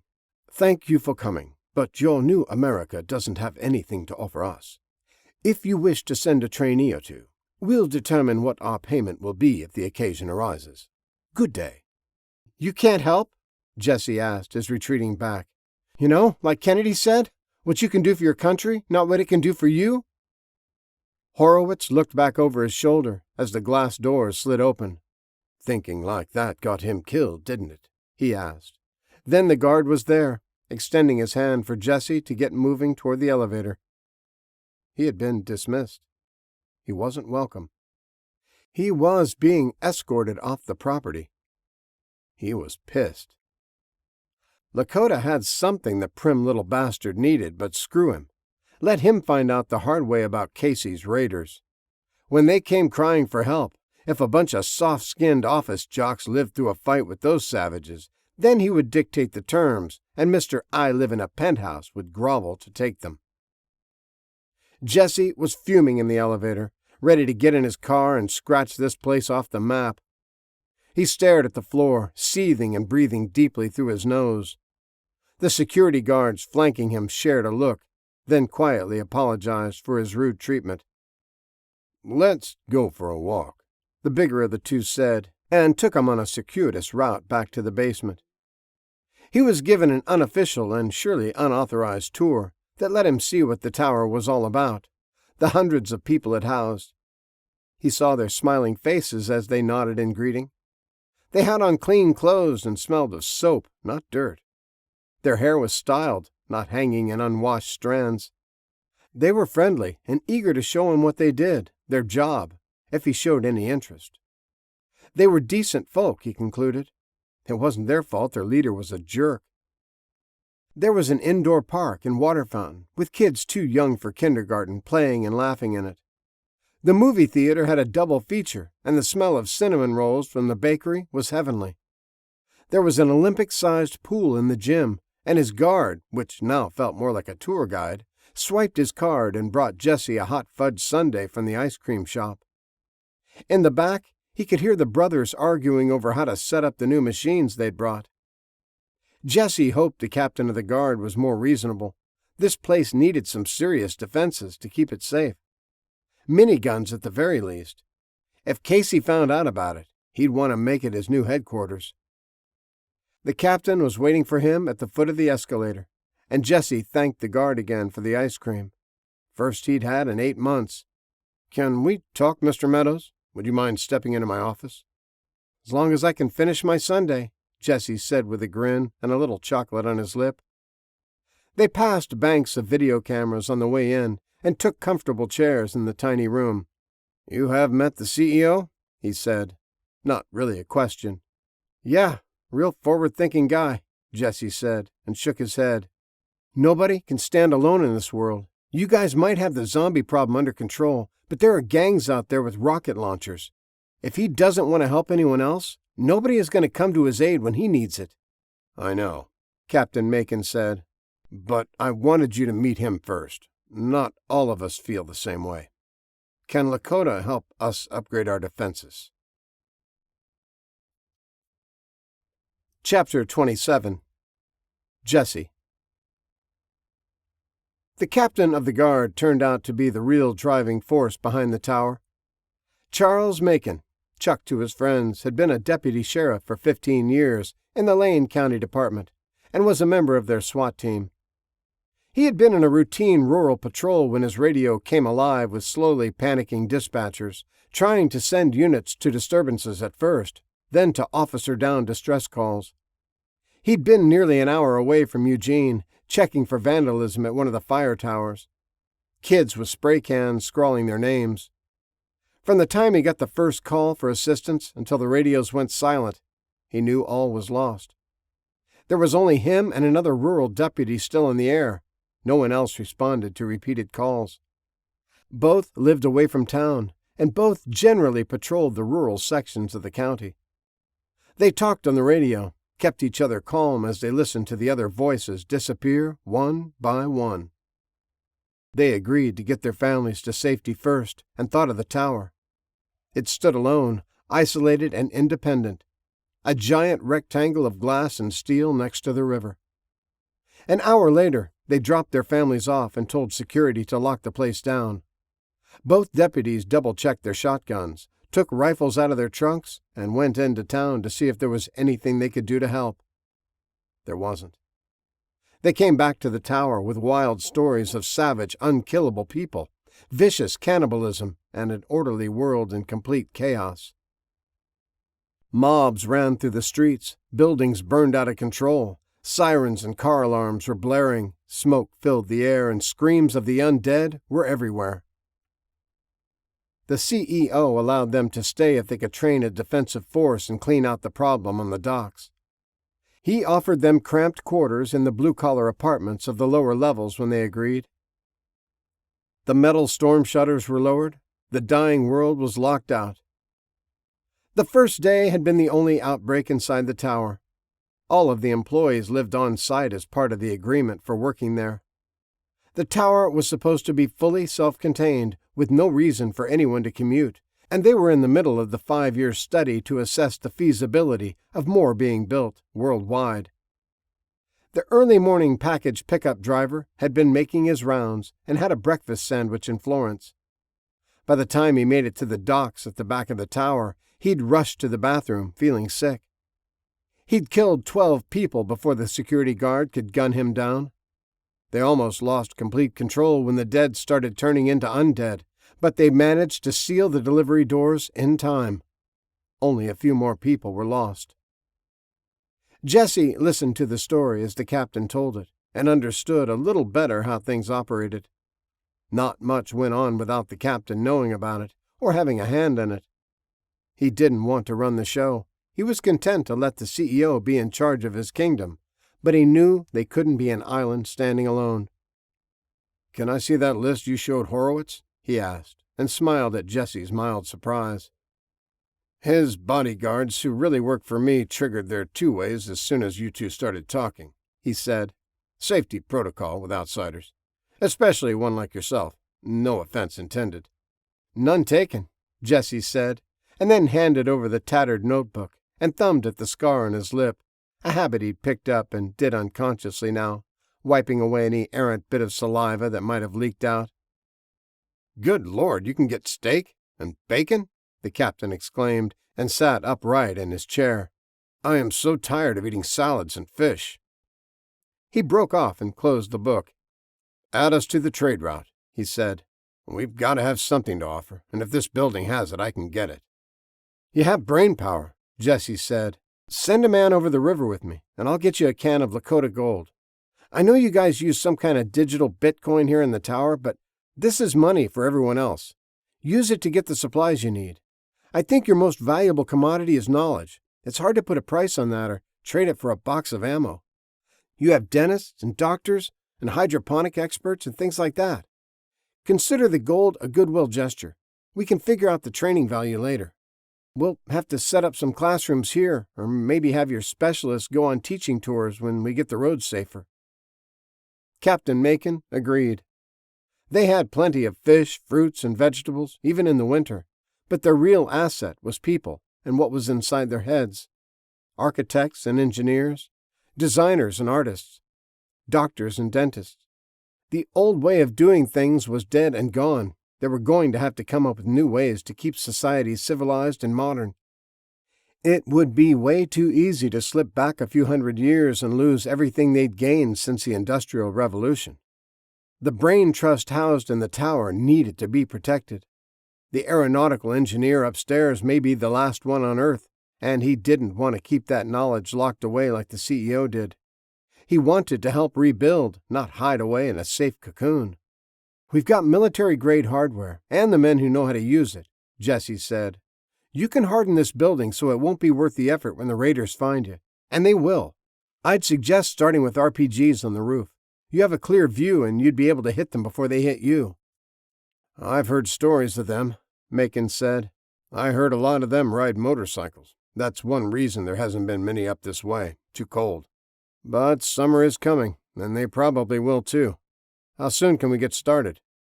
"Soon as you get a ham radio up and working," Jesse said, and scribbled down the frequency Wirebender monitored. "One of your scavenger teams can get everything you need. Those guys that brought the ice cream machines seem pretty competent. I'll let Lakota know about your situation. Tell him you'll be calling soon. One of our military guys can figure out the equipment you need to turn this place into a fortress." "That would be a relief," Macon said. He knew how woefully underpowered they were with only the handguns and rifles the traders brought. "Hey, I just thought of something," Jesse said, sitting up straighter in his chair, a little excited. "Not sure if it'll work, but the eggheads here can probably figure something out. We have access to the internet, the complete whole thing as it was the day of the fall, every website, every archive, and even every Facebook post." Macon raised his eyebrows. "Really? How?" he asked. "It's all in the NSA computers," Jesse said, tumbling the words out quickly, thinking out loud. "We can't get to it in Lakota, but General Carson has access from NORAD. We can ask him about specific things like growing seasons or firing order of an engine, and he can get the info for us. He has no way of transmitting the information, but he can read it over the ham, the important stuff. Maybe some of your guys can figure out how everyone can access it again." Captain Macon was intrigued. "If anyone can figure it out, the people here can," he said. "It's what they do. And," he added slyly, "I'm pretty sure Horowitz would be a lot more open to trade if you had something he didn't." Chapter 28. Jesse made his way down to the ocean and hung out on the beach for a day, bundled against the weather, tossing sticks for Bob and looking for seashells. There was a cargo ship anchored offshore, and there were people on it. It looked like living people, hard to tell from the distance, even with his binoculars. He built a fire from driftwood that night to let them know there were survivors on shore, just in case they didn't. He figured the crew was small and had plenty to eat from the contents of the containers. Surely more than one of them was filled with tons of rice or cans of soup. It rained a lot off the coast of Oregon, so water wasn't an issue. They had probably anchored at sea when the world went mad, and if they never took a lifeboat ashore, may assume everyone was dead. No one had showed up by morning, so he wrapped a greeting note with the radio frequencies in plastic. He told them how to contact Lakota and drew out a crude map with a few safe towns on it they could visit. As an afterthought, he added the Cimarron Valley Hutterite community and scribbled, "Handsome devils looking for wives," then added a smiley face. He left it nailed to a stake near the remains of his fire and tossed in a few of the coins. If they'd seen the bonfire, maybe they'd come in a day or two. Maybe they were playing it safe, worried about an ambush. He waved, just in case they were watching, then idled the Mercury off the beach to get back to work. He meandered through the empty lands, occasionally finding survivors, occasionally clearing a small town by leading the shuffling mob slowly down the road and taking them out with his .22. He heard reports on the radio about the train operations Lakota was conducting, leading massive 100,000-strong hordes out of the cities and into the desert. The scorching heat dehydrated them so severely, within weeks they were nearly mummified and barely able to move. It didn't take long after that until their brains baked dry, and they died their second death. Captain Wilson had returned from his mission to blow all the bridges crossing the Mississippi, so the 100 million undead from the East Coast wouldn't swarm the Midwest in numbers that couldn't be stopped. The Rockies acted as a natural barrier from the 100 million zombies in the West Coast cities. Slowly but steadily, the central states were being cleared of the vast hordes of milling undead. There were still millions, but the fledgling new government thought they were containable, that the fortified towns and settlements would be able to withstand wandering attacks long enough for help to arrive. Everyone was learning how to operate the ham radios and modify CBs to transmit long distances. Traders kept everyone informed of any big herds they saw in their travels, although everyone knew to stay away from the cities. Still, too many undead milling around for anyone but the bravest or craziest retrievers to mess with. Jesse made his way back across the Cascades and into eastern Washington state. He still occasionally came across people who had survived, small settlements of hard men and women doing well for themselves by scavenging. He saw evidence of Casey's raiders, too, burned out and shot up fortified buildings, stories from encampments that had fought them off, the group of cannibals who had sharpened their teeth and wore grisly trophies of finger bones as necklaces. Jesse knew why they did the things they did, even if he didn't understand how they could be like that. There was no one to stop them. To them, they were living in their own utopia. They could do whatever they wanted, rob, steal, kill, rape, and pillage. They probably likened themselves to Vikings or Huns, if they thought about it at all.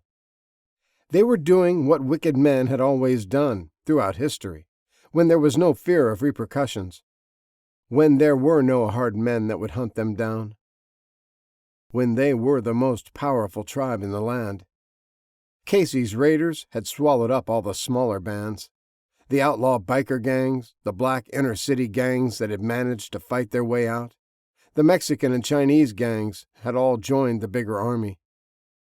By themselves, they weren't strong enough. They were just gangs of bandits.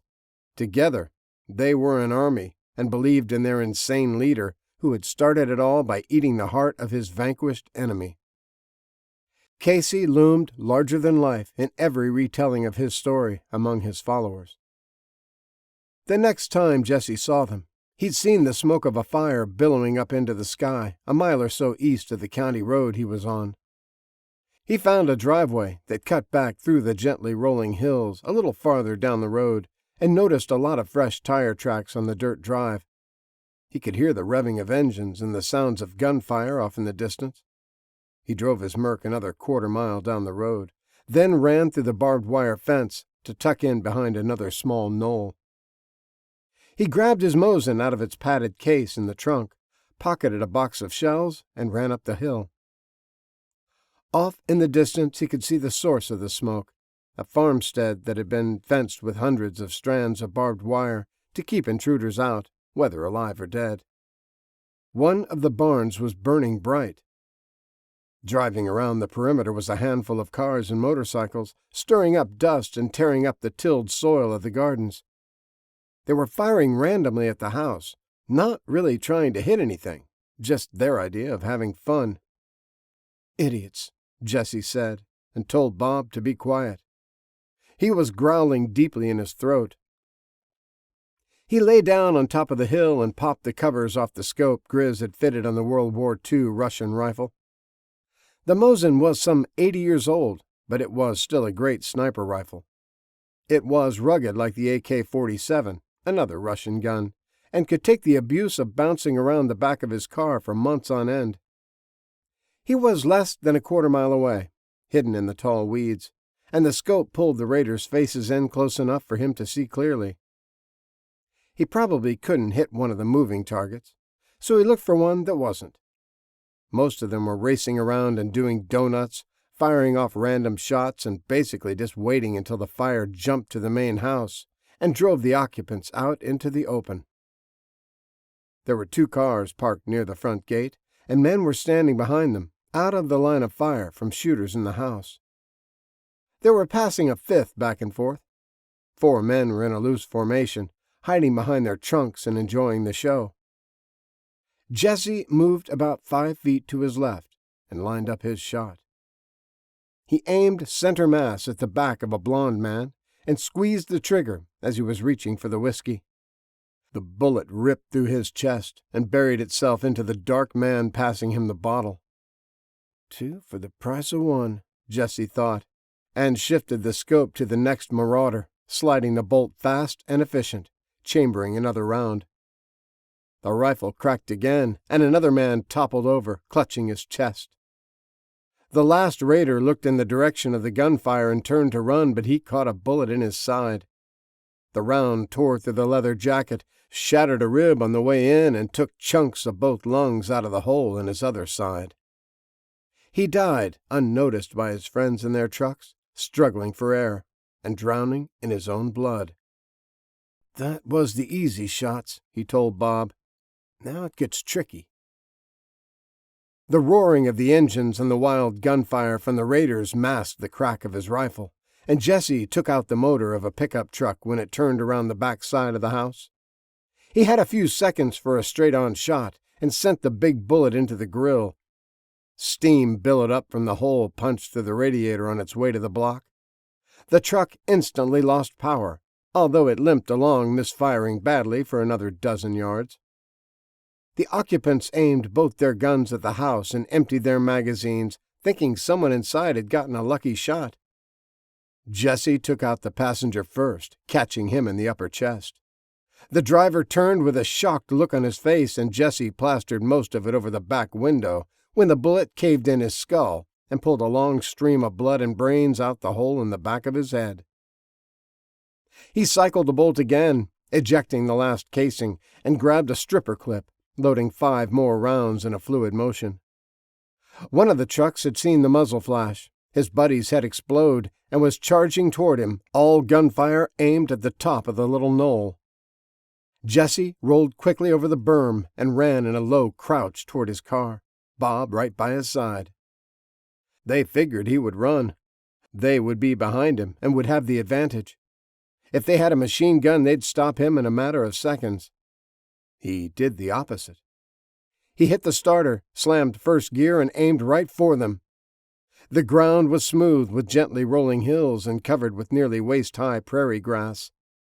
Jesse caught big air as he crested the small rise at the same time as the lead truck, his tires leaving black marks across his hood. He saw the look of surprise on the bearded man's face as he instinctively jerked hard on the steering wheel. Jesse smiled when the man's truck careened down the hill, the front wheels turned all the way, and started tumbling end over end at the sudden attempted change of direction. A line of bullets punched through the wire mesh and stitched through the windshield of the Mercury, making neat little holes. Jesse ducked below the line of sight and shifted gears, picking up speed. The last two trucks shot by him, and he pulled the handbrake, slinging the back of the car around, and gave gas again. The motor roared and kicked up long rooster tails of dirt churned up from the aggressive tread. Now Jesse was at their back, and just like in every car combat game he'd played, he now had the advantage. The trucks tried to run. They cleared the last grassy hill and hit the road, pedals to the floor. Jesse almost felt sorry for them. He shifted into third, pulled the pin holding the M60 in position, and stuck his hand out of the window to bring it round to a shooting position. He armed the nitrous, thumbed the shifter button, and the car launched forward, lifting the front end high on its springs. He banged forward and was dead on their ass, then lit them up, sending 100 rounds into the back of the cab. The bullet-riddled truck kept the speed up, somewhere near 80, but started making its way over to the shoulder. Once the wheels left the pavement, everything happened fast. It crashed down through the shallow ditch, came up the other side, and continued climbing a small hill. It crested, going at least 70, and flew through the air, dirt flying out behind it. It was a magnificent jump. They flew high and far. The landing looked like it hurt, though. The truck slammed nose first into the side of another knoll and crumpled in on itself as Jesse flew by, lining his sights up on the last pickup. Hands suddenly flew out the window, waving wildly at him, and it started to slow down, pulling to the side of the road. Jesse hesitated, finger on the trigger, tempted to cut them down anyway. They'd just been trying to kill people at the house. Why should they expect any mercy? Would they have shown any?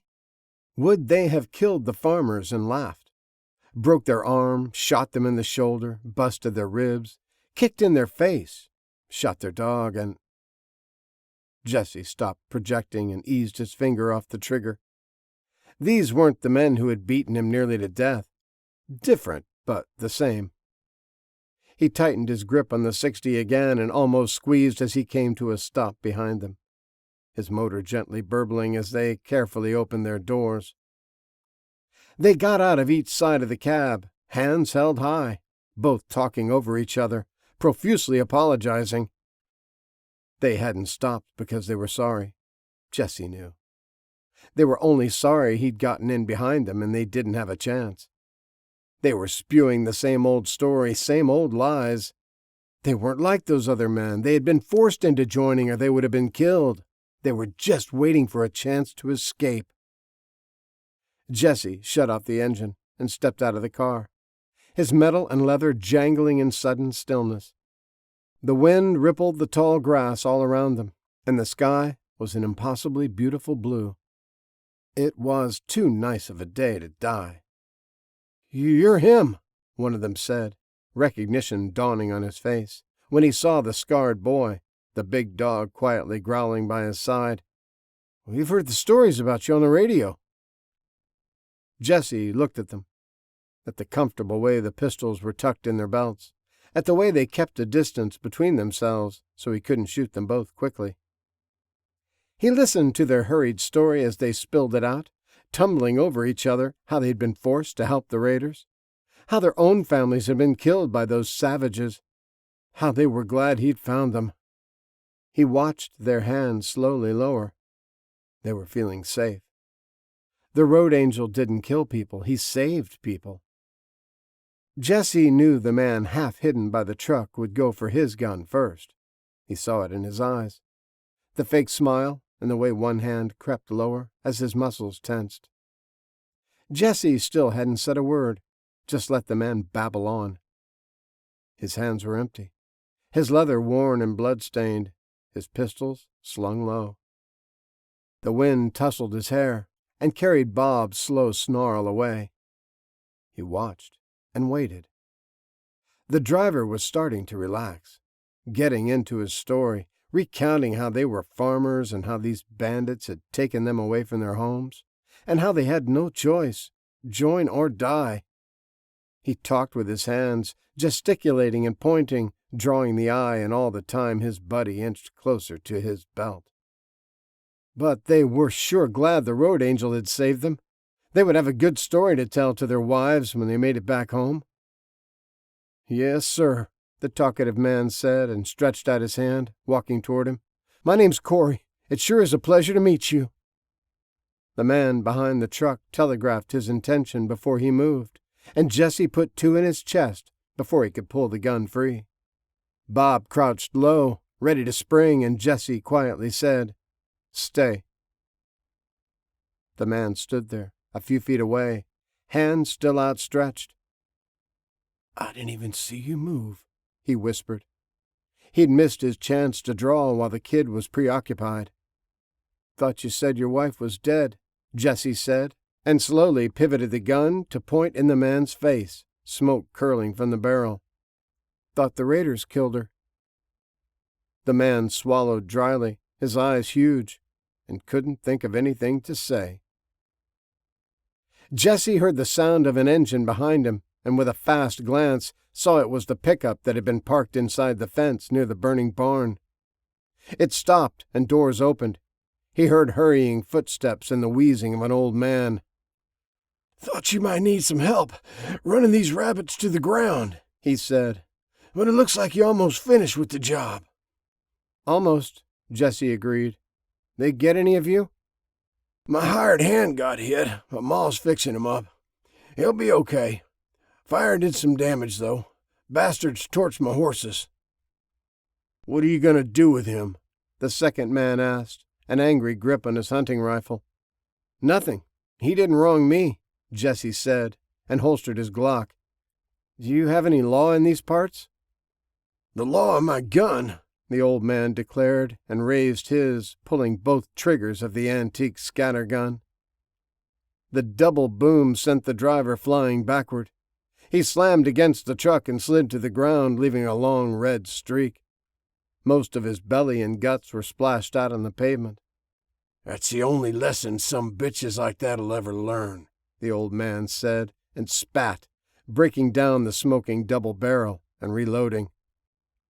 Jesse caught movement out of the corner of his eye on a nearby knoll and spun instantly, knocking the old man away and pulling both pistols as he dropped to a knee. Only the breeze blowing the prairie grass. But it had been something else he knew. Maybe a rabbit, maybe a mule deer, maybe his hyperactive senses playing tricks on him. "Damn, son," the old man complained as he picked himself up. "Where'd you learn how to move like that?" Jesse glanced at Bob. He had his ears pricked, also staring at the hill. Jesse reached out, listening for things he normally blocked out, and heard it. The sigh of leather on leather, the slightest whisper of boots on soft earth. He sprang up and ran for the hilltop. Another one of the gang was there, and he was about to get away. He heard the bike rev to life as he crested the top, guns ready to spit lead, and saw her straddling it. A girl in tight riding leathers sat on a sleek sports bike with a giant oversized muffler, not the grisly trophy-adorned bikes the raiders preferred. This one looked like a custom-built Ninja or something. Her visor was up, and they locked eyes for a second as she slid a long machete into a sheath. Green emeralds in a pale face. Sharp features, almost elven, he thought. A long black braid spilled out from her helmet. She flipped the visor down, bent low over the handlebars, and the bike shot out of the grassland onto the road, gathering speed. He heard her shift rapidly through the gears, and by the time he was back down to the pavement, she was already out of sight, and the sound was fading fast. "You'll never catch that one," the old man said. "That machine's too fast." Jesse stood staring for a long time. Hazy, barely remembered images of a golden-haired girl dancing at the edge of his mind. Things he didn't know he'd forgotten were trying to click into place. She had gotten him out of the prison. He'd asked her if she was an angel, She'd put him in the trunk of her car and had been angry at him. Or maybe she was afraid. They had to hurry. She'd given him the icy blue vials of miracle drugs. It was like trying to see through fog, like a misty fever dream. It was so hazy he could only remember snatches of things, just bits and pieces, until he kinda woke up in a hospital bed in Lakota. The memories tried to come together. Things that had puzzled him tried to make sense, but there were still pieces missing. It wasn't the same girl. It couldn't be. But just seeing her, a girl alone in the wild, had unlocked some of those memories. He remembered her in silhouette, bent over him with the setting sun behind her, her yellow hair glowing like a halo, her face hidden in shadow, shouting, her words angry as she threw the vials at him. He shook his head, clearing it, and stared down the road after her, wondering who she was. Had she been coming to help him or help the raiders? Was she from a settlement or alone like him? He walked back to the scene of carnage more confused than ever, and heard the gasping of the man who'd taken both barrels of buckshot from nearly point-blank range.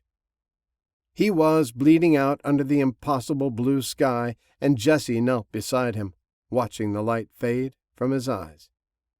This was probably going to be his fate one of these days, he thought. Dying alone with no one to care, no one to mourn. "You made some bad choices, Corey," he said quietly, and wiped a strand of hair out of the raider's eyes as the men from the farm looked over the truck and supplies loaded in the back, unconcerned that a man was dying at their feet. His breathing was labored, just short, hitching intakes of air. Blood was frothy on his lips. The bearded man nodded once, agreeing with the simple statement, and feebly squeezed Jesse's hand.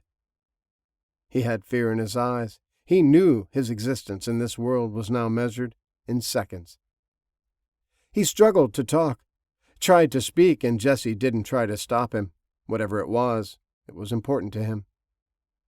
The time grew longer between each gasping intake of breath, and his eyes grew dimmer. Jesse leaned close to hear, and the man managed a single word. "Sorry," he breathed. Jesse held his hand until the gasp stopped with one final rattling exhale. Even a bad man didn't want to face eternity alone. Even a bad man wanted someone there when he died. Jesse supposed Preacher would have given him absolution or forgiveness and a decent burial, but Preacher was a better man. Jesse dragged him off the road and left him for the coyotes. Chapter 29. Jesse. Seeing the girl and watching the man's quiet dying stirred something in Jesse. He'd been ignoring it for a while, doing his duty, trying to tell himself that Sandy had just thrown the ugly kid a sympathy screw, that she'd been drunk, that she didn't want to see him again. He believed it, but he didn't. She'd been so tender. She'd touched his face and hadn't averted her eyes. She ran her fingers over the scar and had kissed away his objections. He'd been thinking about her a lot lately. The color of her hair, the way she laughed, and the way she'd sighed when they came together. The way she smelled of flowers and sweat and the crinkles around her eyes when she smiled. Maybe she'd be glad to see him. The freeways weren't jammed up this far north, and it was only about 1,000 miles. If he took off now, he could be there tomorrow evening. He stood up from searching the dead man's pockets, looking for a map or directions or any kind of intel about their base camp, and stared at the road disappearing into the horizon. "Did you hear?" the old man said again, this time a little louder, breaking through Jesse's thoughts. "Sorry, what?" He turned from looking after the long-gone girl on the motorcycle. "I asked if you wanted to come back to the house, have some supper," he said. "We owe you, mister. It's the least we can do." "No," Jesse said. "Thanks, but I've got to roll. I need to get back to Tombstone. The sooner the better, I think." He made up his mind right there. He needed to know. The men exchanged glances, shrugged, and went back to pulling anything worth taking out of the truck. The kid was a weird one, but tarnation, he was a scrapper. He had put paid to those bandits in no time flat. Jesse whistled for Bob, who was off snuffling around some prairie dog burrows, and checked his supply of trucker speed. He hadn't been using it lately, had no reason to. The jar was empty.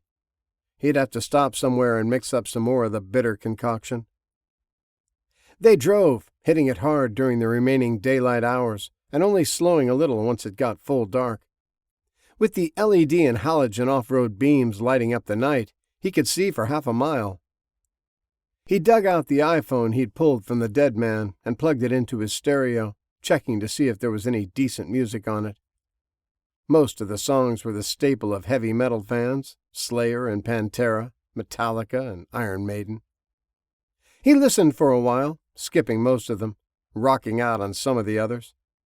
It wasn't really his kind of music, but it would be worth a little something in trade somewhere. There were hundreds of songs on it, and a handful of games that could be played offline, too. It would be good for a meal, maybe a few beers.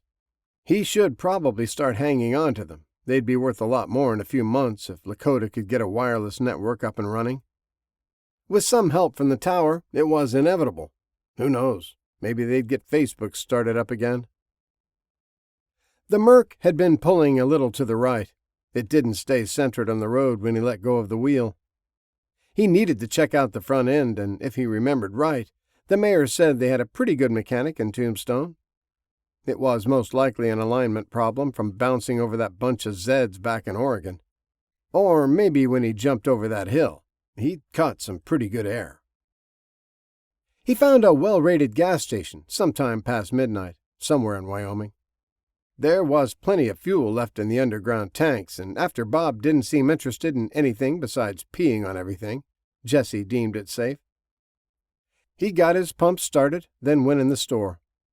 He flashed his mag light around, noted the empty shelves and coolers.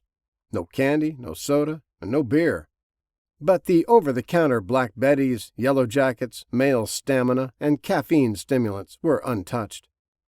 With a Monster and a couple of 5-hour energy drinks from the car, he made a fresh batch of trucker speed, smacking his lips at the bitter, acrid taste once he had it all mixed up.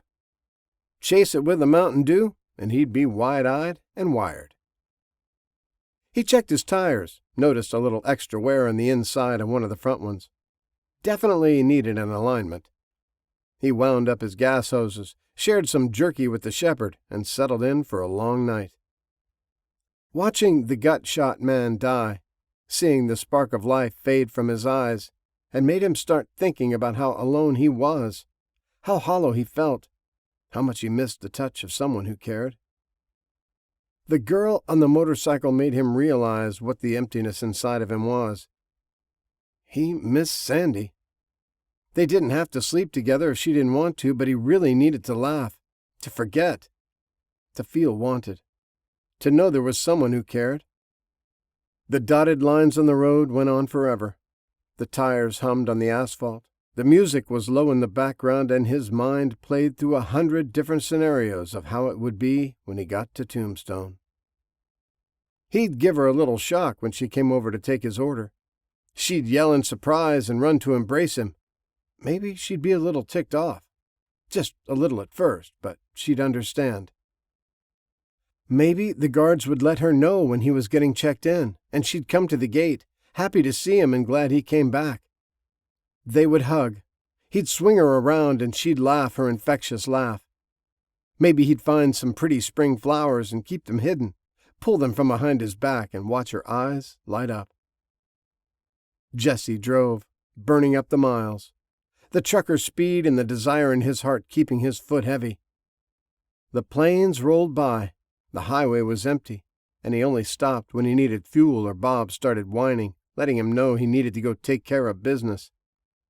He kept pushing, even though the car was getting more difficult to drive. The tire wore slowly at first, but at the last stop, the inside of his right front was balding and starting to cup. The sun rose and climbed into the sky. He turned the heater off, rolled down the window and drove, tapping his fingers to the tunes. He'd played upbeat music from the different phones, salsa and hip-hop, top 40 and 70s anthems. He sipped on the bottle and they ate lunch at 80 miles an hour. His eyes grew gritty and dry. His body ached, but he pressed on. He cut around Cheyenne, then stayed on a dirt road through the Pawnee National Grasslands. He'd had a few hundred of the undead chasing him out of the city, but they didn't stay in his rear view for long. With a little luck, they'd all wither away and die for good in the high plains. Jesse pushed hard to make it before nightfall, but an unexplained pileup in the middle of nowhere and 1,000-strong horde had made him detour, set him behind. The sun was painting the sky in pastel colors as it dipped below the horizon when he finally crossed into Colorado. The car was fighting him now, and he had to keep constant pressure on the wheel to stay out of the ditch. He was exhausted. The miles rolled on, and he finally turned onto the county road that would lead him to Tombstone. Just a few more miles bouncing on a dirt road that hadn't been graded since last fall. It wasn't too bad, not yet. But when the hard rains came, the ruts would only get worse. By this time next year, he'd need a 4-wheel drive to navigate through the washouts, and cruising along at 50 would be out of the question. The closer he got, the more unsure of himself he became. Maybe she didn't want to see him. Maybe the men would snicker and try to hide snide smiles behind their beers. Maybe he'd just embarrass her by reminding her of a drunken mistake. He looked at the prairie flowers, lying by the bottle of nitrous between the seats. He'd stopped to pick them a few miles back when Bob needed a break. They were small and pale blue, and they smelled of the outdoors, reminded him of the scent of her skin when they were curled up together. The car kept getting slower, as his indecision kept getting stronger. He finally stopped a few miles out and rested his head on the steering wheel, letting it idle. It had been stupid to drive down here. Something only a pathetic little whiny ass would do, he told himself. He'd been up for nearly 36 hours straight and had only slept a few hours each night all week. He knew his head wasn't on right. The trucker speed in his system still had him wired and twitchy, but his eyes felt like he'd rubbed sand in them. He wasn't sleepy, but he was bone tired. Tired of driving, tired of thinking, tired of fighting. Maybe he should just turn around, find a deserted tire shop near Julesburg and fix the car himself. The pull was getting worse, but he should be able to make it back. It was only 60 or 70 miles. He should get on with his mission and stop thinking about her, about the way she made him feel, about the way she made him laugh, about the curve of her breasts, about the taste of her lips, about the way she smiled when she looked at him. He heard Bob give a quiet chuff, then the sound of engines a few seconds later. He sat up and grabbed the gear shifter, looking behind him to see the lights of 4-wheelers coming up the road.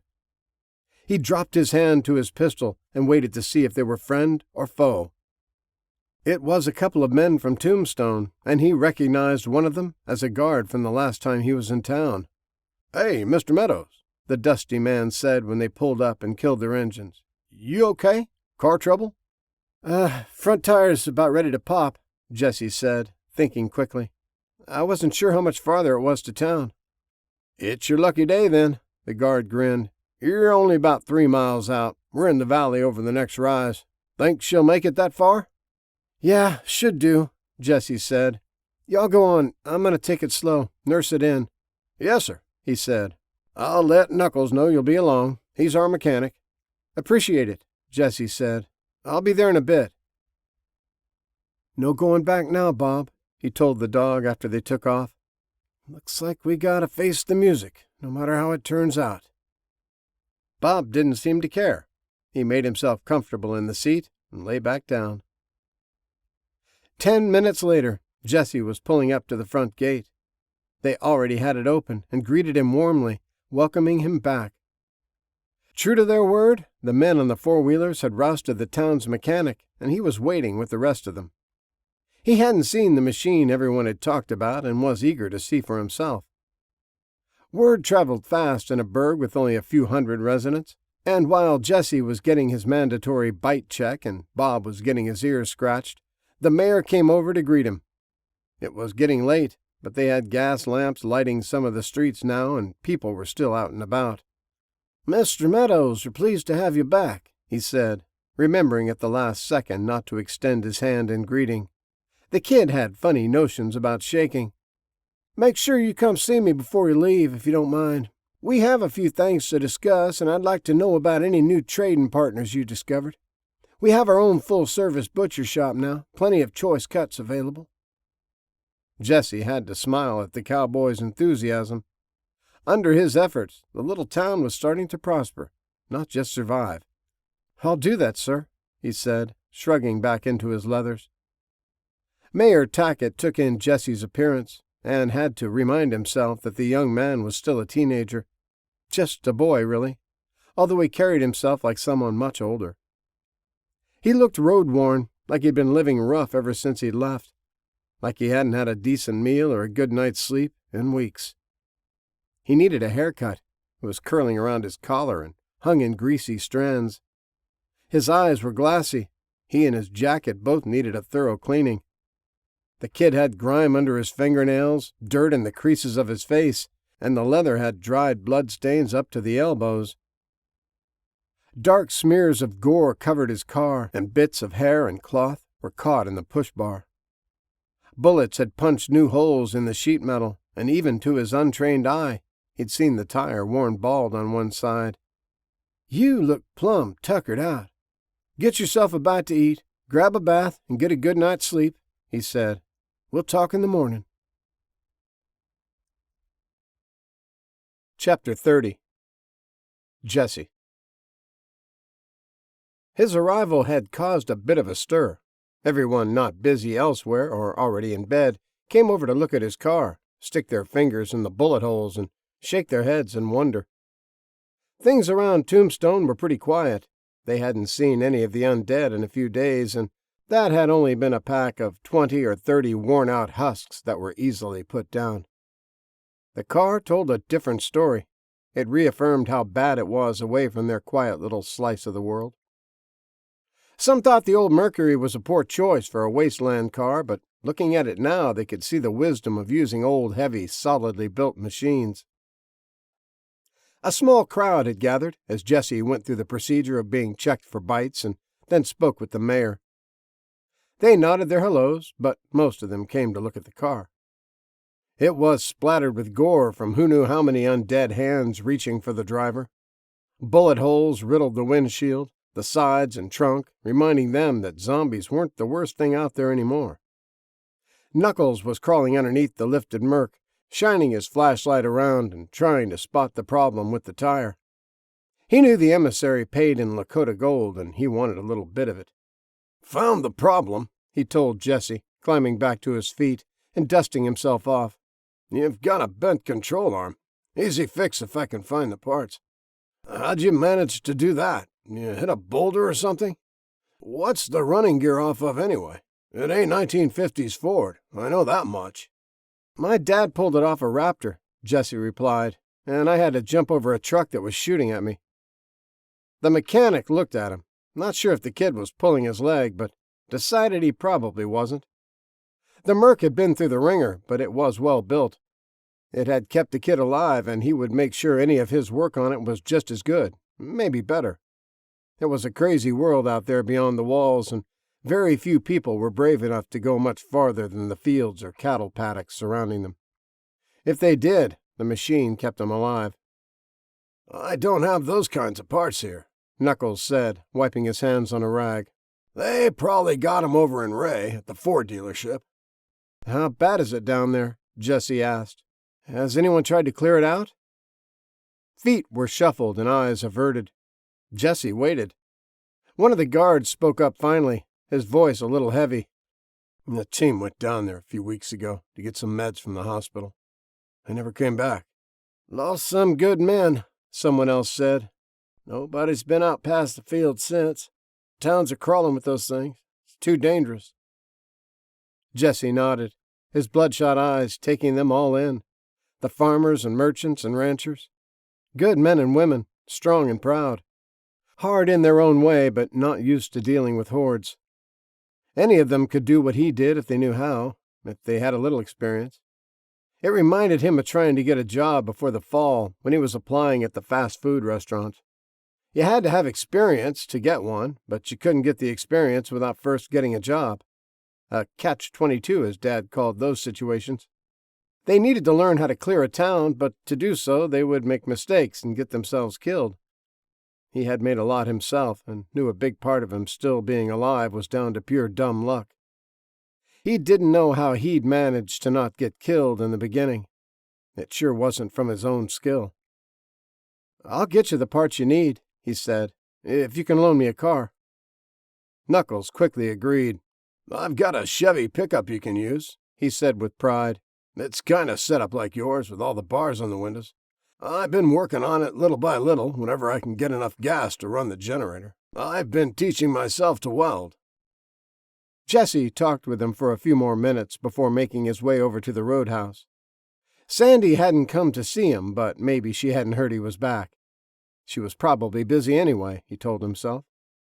Halfway there, he remembered the flowers in his car, but a crowd was still gathered around it, and it would be embarrassing to go back and get them now. He trudged on, feeling the last few days settling down on him, weighing heavy on his shoulders. It would all be worth it, though, just to hear her laugh. He found an empty booth against the wall and slid into it, Bob disappearing toward the kitchen, where he hoped to get a bone or two from the cook. The barman called out a greeting, asked if he wanted anything to eat. "Your best steak and your coldest beer," Jesse yelled back, over the sound of a couple of guys quietly playing their guitars and trying to keep in time. The bar and grill wasn't nearly as packed with people as the last time he'd been here, but it wasn't court days, and the dinner crowds were long gone.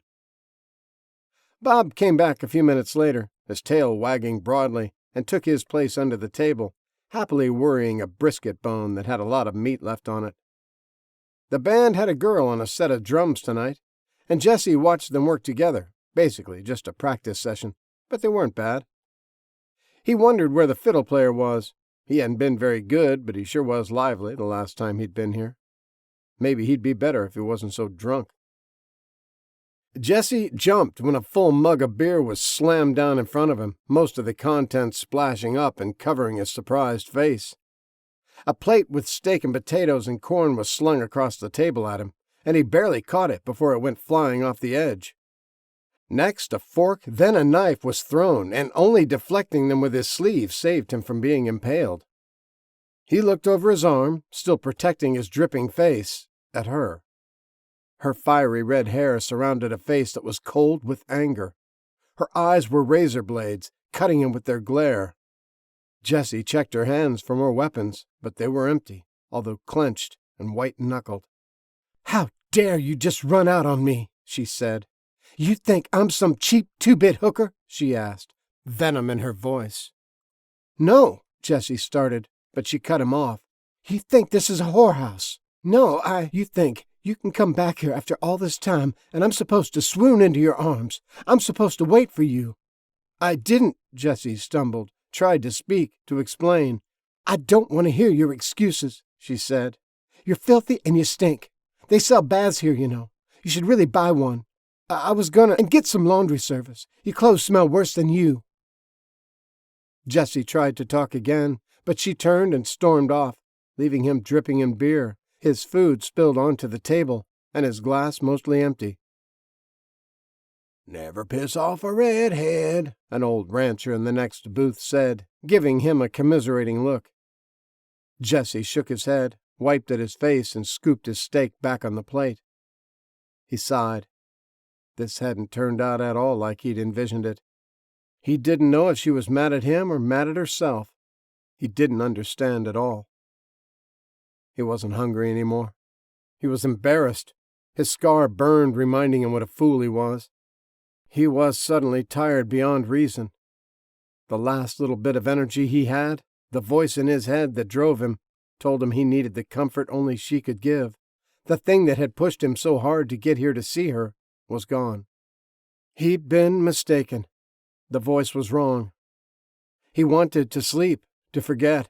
He wanted the people to stop staring. He stood, his leather jangling slightly as his blades and armor settled back into position. His guns found their place, hanging low on his hips, and he didn't even try to hide his dejected face. Didn't have the energy to blow it off and pretend he wasn't bothered. Slump-shouldered, he clucked his tongue for Bob to follow. He didn't want to be in the same building. He'd rather sleep in his car. He trudged over to the mechanic's shop. The Mercury was in the shadows under the canopy, ready to be moved inside at first light. The shop was locked up, everyone already gone. Once the sun went down, most work stopped, since they didn't have electricity to spare. The only street lights still on were those near the guardhouse at the gate. Jesse was so tired. He felt defeated.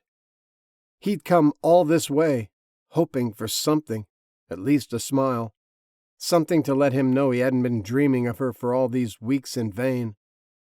That she liked him too, maybe even missed him a little. That she thought of him once in a while, that the night they'd spent together meant something.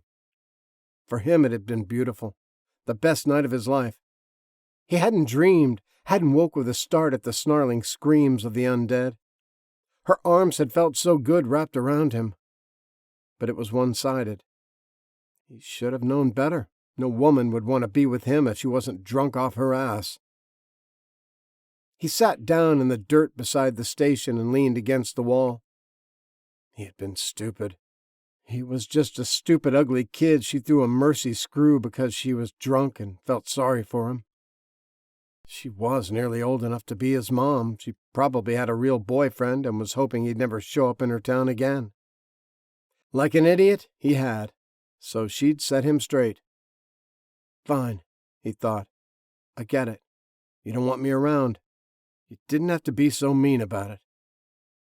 He wiped at the tears and felt even dumber because they were there. What did he care? What did it matter? They were all going to wind up dead anyway. Him probably a lot quicker than most. He'd be like that raider someday, tossed to the side of the road for the coyotes to eat. He leaned over and lay on the ground. The tire needed to be changed. The car needed to be fixed before he went anywhere. He was weak with fatigue, didn't feel the chill in the air.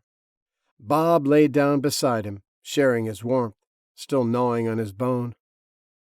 "I've got you, bud," he said, and idly scratched the dog's neck. "That's all I need." He fell asleep in the dirt, back against the building, still petting his only friend, when troubled thoughts drifted into troubled dreams. She stormed into the kitchen, still in high spirits, and started slamming her next order together. "You were kind of rough on the kid," the barman said when he came back to roll out another barrel of beer. "You've been belly-aching for weeks about him leaving, and when he shows up, you run him off." "I don't need any crap from you," she shot at him. "He shouldn't have left me like he did. He should have said goodbye." "You ever consider that maybe he thought you'd be ashamed to be seen with him? Maybe he thought he was doing you a favor," the barman answered. "That face of his ain't real pretty." He didn't care how mad she was. He didn't take any guff from anybody, especially not someone who had just treated some love-struck pup the way she had. That kid had probably killed more zombies, more of those raiders, than the whole town combined. She should have cut him a little slack, let him down easy if she had changed her mind, if she wasn't interested. "'Tain't like that, Adam," she retorted. "You knew my husband. After the accident, he looked 10 times worse than Jesse does. You know I don't care about things like that." "Yeah," Adam said on his way out the door, "but the kid don't know that." Chapter 31. Jesse. Jesse's eyes popped open, instantly alert at the movement from Bob. He was outside of his car. He was exposed. The two were curled up together in the dirt, and something had caused his dog to raise his head and sniff the air. His hand dropped to his gun, and he glanced at the night sky. The clouds hid most of it, but he could tell the moon had moved. Not much. Maybe an hour had passed since he sat down, too exhausted to care. He watched from the shadows as someone looked into his car, their hands cupped over the window, trying to see inside. He waited, surprised there was a thief in town. They didn't open the door, didn't try to take anything, looked and moved on.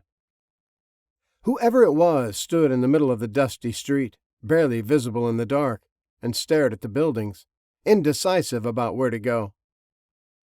The midnight winds were blowing gently, and the clouds scuttled past the moon, illuminating the town for a few moments, lighting up the curly-haired woman trying to decide what to do next.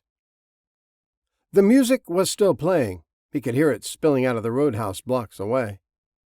She came to a decision, turned, then hurried down the road, cutting between two houses. Jesse watched until she was long gone, wondering why she came. Probably making sure he had left, and was disappointed that he hadn't.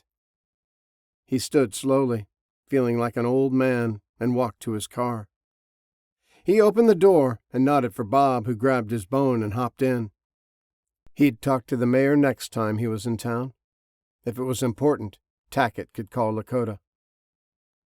Jesse fired up the Merc and rolled toward the gate, the engine's quiet rumble waking up the guard.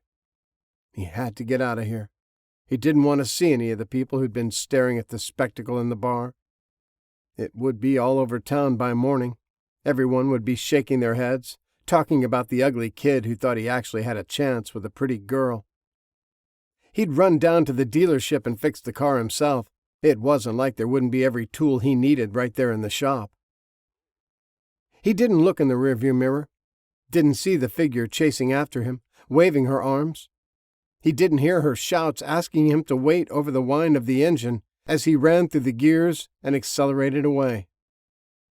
She berated herself, watching his taillights disappear in the dust as the guards pulled the gate closed. Adam was right. She'd screwed up. She'd always been a hothead, and just as fast as she exploded, she always cooled down. She'd been so worried about him all this time. She thought maybe he'd snuck out because he'd been embarrassed of her, an older woman. Then he came into the bar like he'd never left, smiling that crooked smile. She'd lost it. She wanted to run to him, but her temper got the better of her. She just wanted him to know she was mad he ran out, that she missed him.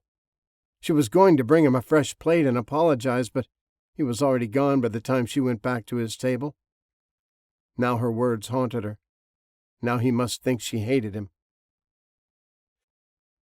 Jesse pulled up on the outskirts of Ray a half hour later and zigzagged until he found the dealership. He was still bone-tired. The hour of sleep hadn't done much for him. The town hadn't been visited by anyone except the ill-fated supply run from Tombstone since the outbreak, and there were hundreds of the undead chasing him around by the time he found it. He revved the engine a few times and took off, leading them far enough away so he could get inside the shop and get it secured. He rounded the corner hard back onto Main Street and felt the tire roll off the rim, sending him sliding and sparks flying. He goosed the gas, breaking the tires loose, and tried to power slide to get it back under control, but he still slammed into the sidewalk. The oversized wheel caught the curb and something broke, sending the car sliding to a crunching stop against a concrete bench. The dead caught up in seconds and started trying to tear through the metal and glass to get at him. Bob forgot about his bone and started barking his fury, spittle flying against the windows. Jesse had had enough. He exploded in pent-up frustration and rage, pounding the steering wheel and screaming in mindless anger. Why? Why had he come all this way to be treated like dirt? Why did his car have to break down? Why did she hate him so much? He ripped the spiked brass knuckles from his leather, slid them on his hands. He needed to make somebody pay.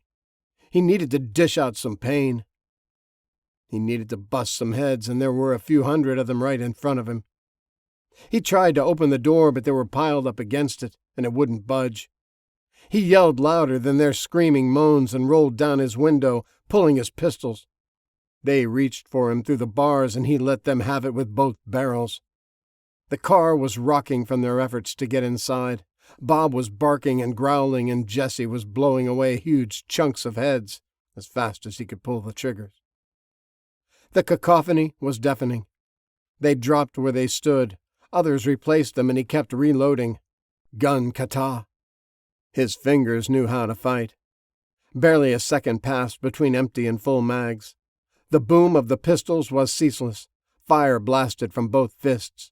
They were stacked so high he couldn't see any more, so he shoved Bob out of the way, rolled down the passenger window, and opened up on the undead clawing at him on that side. Jesse hammered them to pulp with his nines. The noise was thunderous, and the wolf inside him ran mad, howling its wrath, snarling its fury. He ran out of loaded magazines for his Glocks, grabbed the shotgun from the rack, and started blasting with the 12-gauge. He couldn't think straight, couldn't see straight, and wanted to feel nothing. He killed and killed, pumping round after round into the snarling faces. The SRM held 16 shells in its mags, and when it was empty, he grabbed another one. He emptied a tube, rotated to the next, and kept shooting, each round exploding heads like watermelons at nearly point-blank range. The dead stacked up for dozens of yards around the car, the pellets passing through one rotten head after another. Jesse could hardly breathe. The gun smoke filling the interior was thick, the smell of powder almost masking the scent of spoiled blood, rotting meat, and splattered brains. His ears rang, and he could barely hear his own screams. When his last loaded magazine clicked empty, Jesse tossed the gun aside and tried to open the door again, but now unmoving corpses were stacked 10 deep against it. The Zeds were still trying to claw their way through, still clambering over the hood and trunk, still trying to reach through the glass at him. He looked for something to shove in the jam to give him some leverage, something to pry it open. He was still in an uncontrollable apoplectic rage, still wanted to kill, and he still uttered black curses between coughing fits from the smoke. He screamed his throat raw at them, the monster in his head capering and bellowing, rejoicing in the madness. His eyes stung from the powder, his face splashed with black blasted blood. He'd pound those undead bastards to mush with his bare hands if he had to. He was so sick and tired of them. Sick and tired of people like Casey killing anyone they felt like. Sick and tired of people staring at his face and feeling sorry for him. Sick and tired of feeling empty. Sick and tired of it all. He didn't even care if one of them bit him. Hell, he might even be glad. Give him a reason to put one more bullet in his gun. He turned to grab the shotgun to force the door open. Bob sat in the driver's seat, no longer barking, no longer letting the world know he was not one to be messed with, that he would kill anything that did. He was staring at Jesse. A low whine had replaced his ferocious growls. His golden eyes were confused and worried and held intelligence.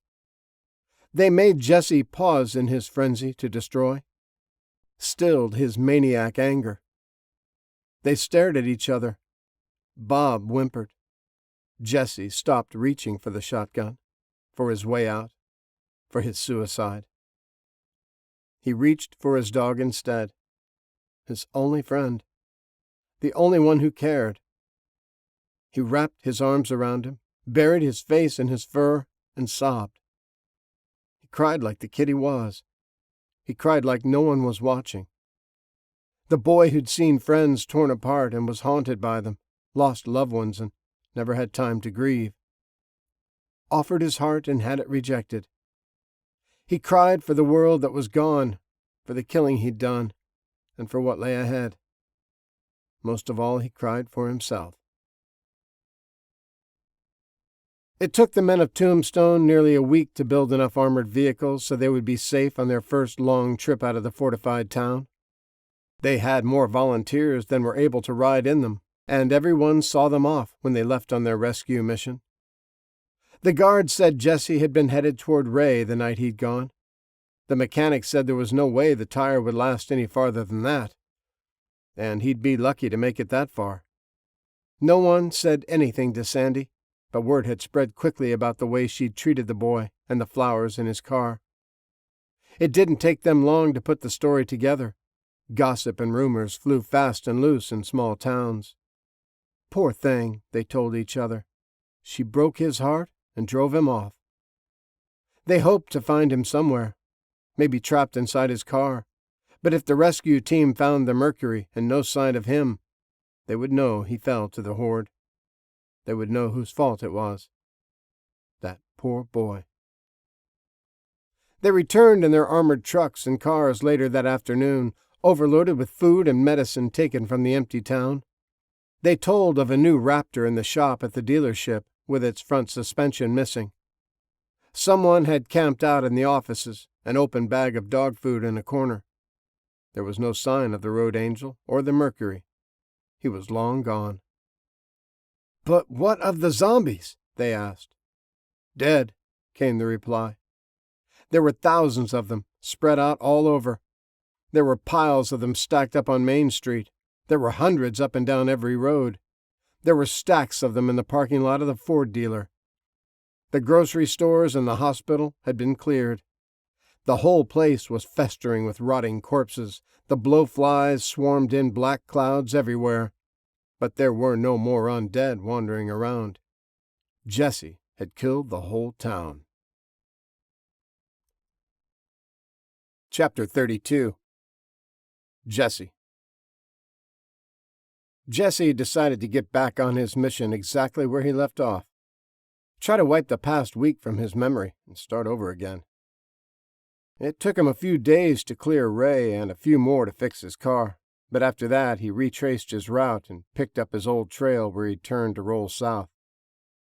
He was back where he started, back at the intersection where he'd let his emotions take over, aching for something that wasn't real, missing something that never was. To his left was the death and destruction he left in his wake, the raiders on the side of the road, food for coyotes. Behind him was a pain of a different kind, and he planned to leave it there. He let out the clutch, turned the wheel to the right, and hit the plains of northern Montana, aimlessly following Route 2, heading to the trading post on the Blackfoot Reservation. He had heard stories of a different group of bandits that had been terrorizing Canada, and wanted to see if he could find better intel on them. Supposedly they were a heavily armed and well-organized bunch that were operating far to the east, maybe over in one of the Dakotas, maybe across the northern border, and they were scooping up everything in the sparsely populated states. They weren't as vicious as Casey's raiders. They didn't try to kill or eat everyone they met, but they would strip the small towns of any food they had, leaving them bare and moving on. They came in like locusts with trucks, taking all the fuel and raiding the warehouses and stores. They killed you in a different kind of way.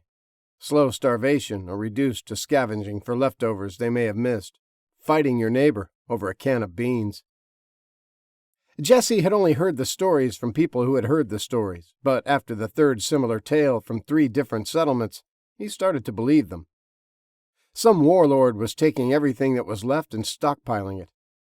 If they found survivors, they took everything they had and told them to join or starve. They said they served the messenger of God, and he had given them immunity from the undead and powers beyond human. They had started their rampage in Canada, where resistance was easily overcome. The states had more guns than people, even before the fall, and weapons were everywhere. Nearly every town in America had a pawn shop or gun store, and many places that didn't sell guns had ammunition and accessories on the shelves. The Canadians didn't have a gun culture. Weapons were hard to buy and hard to find. The bandits tore through any armed resistance they came across with superior numbers and firepower. They kept growing, getting bigger and stronger. Most people joined rather than fight. Jesse had his map spread out on a blackjack table in a walled town on the Blackfoot Reservation. Some small settlements, usually close-knit family and rancher communities, were hesitant to let outsiders inside their walls. Not here. It was an easy town to get into as long as you paid the fee. A gruff Indian and his heavily armed associate had demanded a toll to get through the gate. "What's the toll?" Jesse asked. "And why should I pay?" "The price for entry is because you're paying us to keep you safe," he said. "This wall didn't build itself, and if we're here guarding it, it means we ain't out collecting supplies or tending crops in the greenhouses, now don't it? We gotta eat too. If you don't want to pay, back on out and hit the road." Jesse gave them some smoked beef, a gold coin, and a carton of cigarettes. A surly Indian checked him over for bites while men with guns kept them trained on him. Once he was given the okay, they went back to the shed and sat down, picking up their card game where they'd left off. Security was lax, but it was there. Jesse drove through the town, then made his way over to the casino. That's where all the action seemed to be. He ordered a buffalo steak dinner and found a table where he could watch. It was a rough town, filled with rough men and women. All of them wore guns strapped to their sides. There was a piano player in one corner, and the no smoking signs were being ignored. He'd heard a generator running out back when he came in, and they had enough lights on so you could see. Kerosene lamps added to the atmosphere and gave the whole place a feel like it had been transplanted from the gold rush days of the 1800s. The barkeep yelled over at him when his food was ready, and Jesse went to pick it up from the counter and order another beer. This was a western town at the base of the Western Mountains, on an Indian reservation that had been filled with men and women who still remembered and lived a simpler life. They rode horses and preferred lever-action rifles to AR-15s, Colt Peacemakers and Ruger Blackhawks to Glocks and Sig Sauers. Real metal in their guns instead of plastic and polymers. Their manner of dress was old, too. Sturdy jeans and flannel shirts, tough oilskin jackets and cowboy hats, bandanas and attitudes. After 6 months without electricity and very little fuel for the generators, they had adapted back to the way things used to be. The town was the only outpost for hundreds of miles, and a lot of people came to do their trading, have repairs done, and pick up supplies. Jesse looked different with his armored leathers and plastic guns and was easily identified as an outsider. The whole place had an edge of meanness to it. There didn't seem to be any law, and when he'd asked about a sheriff or mayor, the barman had scoffed and told him Willie Blackbear took over the tribal police department building, but that didn't mean anything. He and his deputies took a little money from everyone they called protection tax and charged tolls to people coming inside the gates. They didn't really keep the peace in town, but kept people safe from the undead. It was a wild place where gambling, house prostitutes, and fights were common. Justice came from a mob, and it took a lot to get them riled up. They would hang a man for stealing faster than they would for killing someone in a gunfight. There was a group of men at the bar, outsiders from their clothes. There were enough of them to be arrogant and confident. They had enough booze in them to be loud-mouthed and belligerent, and they were mean enough that the locals steered clear of them. Darkness had settled over the town, and Jesse paid for his meal in Lakota gold. It was the only way he could see to start spreading it around. If he gave a chest to the security men, he doubted they would be fair with it. "Damn, you're an ugly sumbitch," a bearded man with tattoos running up both arms said when Jesse got his plate. "Cover that face up when you're around me. You're gonna make me lose my lunch." The sycophantic laughter was loud and instant. Jesse grabbed his plate and beer, stared the man straight in the eyes, and held his gaze for a moment before turning back to his table. "Don't think he heard you, Abe," a weasel-faced man said, hoping for a good old-fashioned bar fight. "Or maybe he's deaf, too." The tattooed man hesitated for an instant. The scarred-up kid hadn't lowered his face, apologized, and then scurried off. That's what he was supposed to do, not challenge him, not stare him down as if daring him to say anything else. He's probably a retard. A gash like that had to do some brain damage." He turned and yelled at the barkeep. "My beer's empty. Fill it up, asshole." The barman knew how to act. He knew to be afraid of them.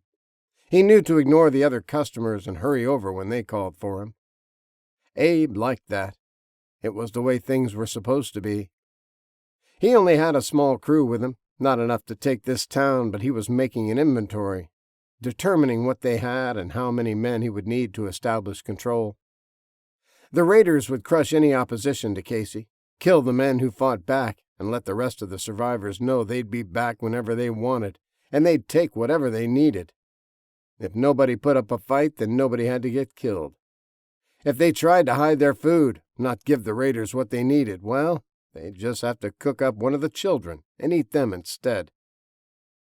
Casey's teachings were simple and brilliant.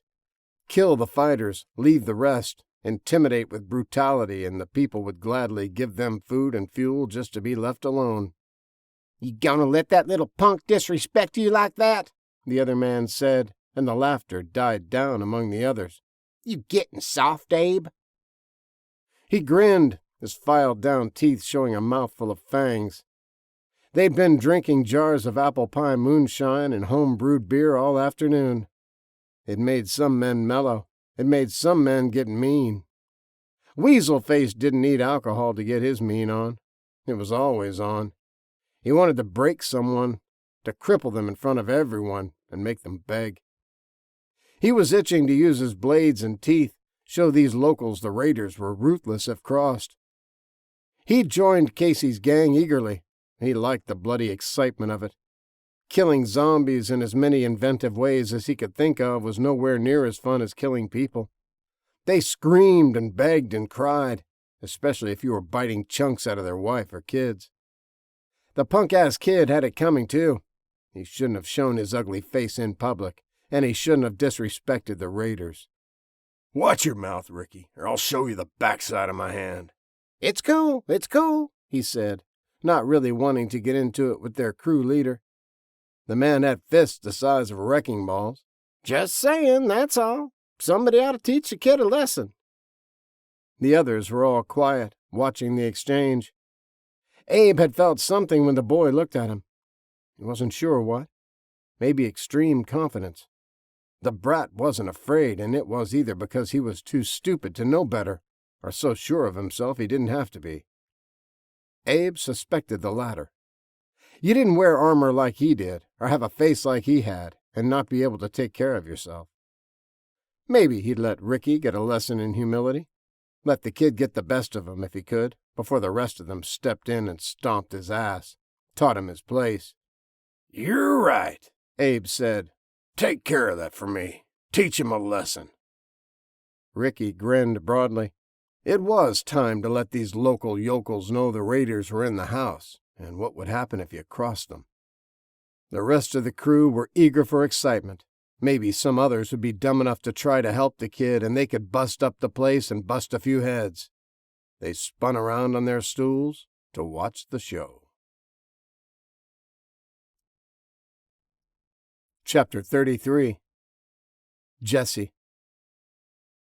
Ricky sauntered over, aware they were all watching.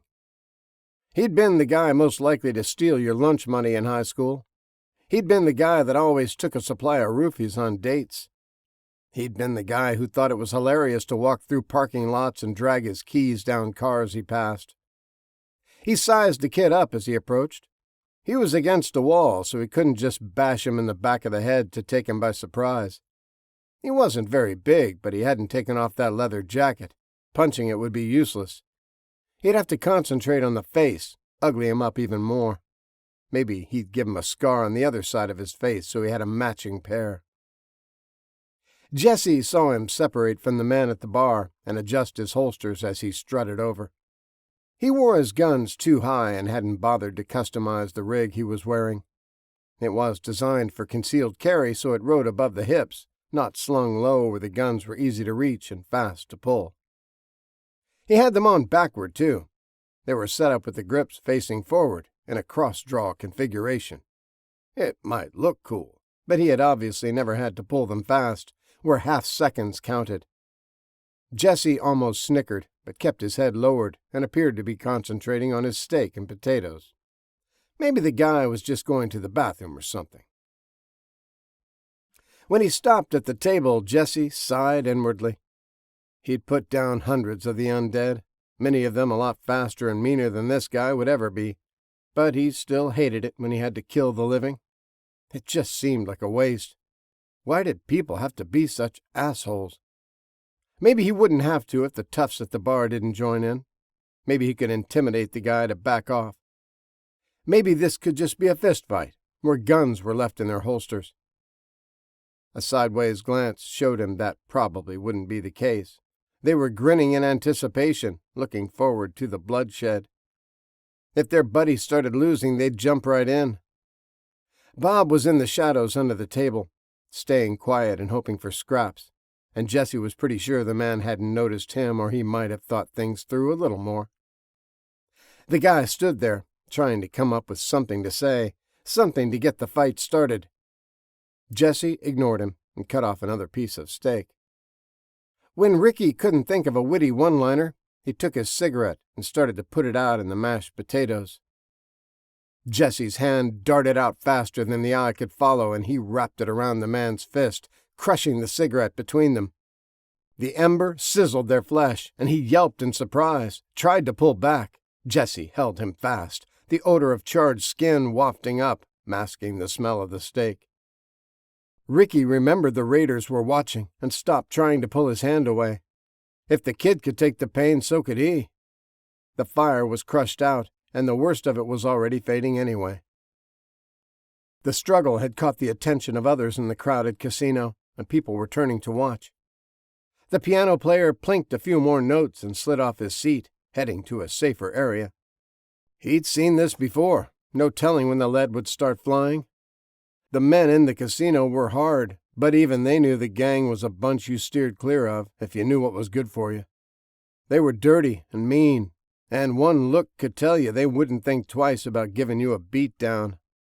It looked like the kid with the messed up face was about to learn that the hard way. Conversation stopped. All eyes turned, and a few of the smarter ones hurried out of the room. "Mister," Jesse said, staring into the pockmarked face, "I didn't come here to fight. I'm asking you nicely to leave me alone. If you don't, if you mess with my food, I'll kill you all." His voice carried, was directed at the other men, and their grinning faces turned hard.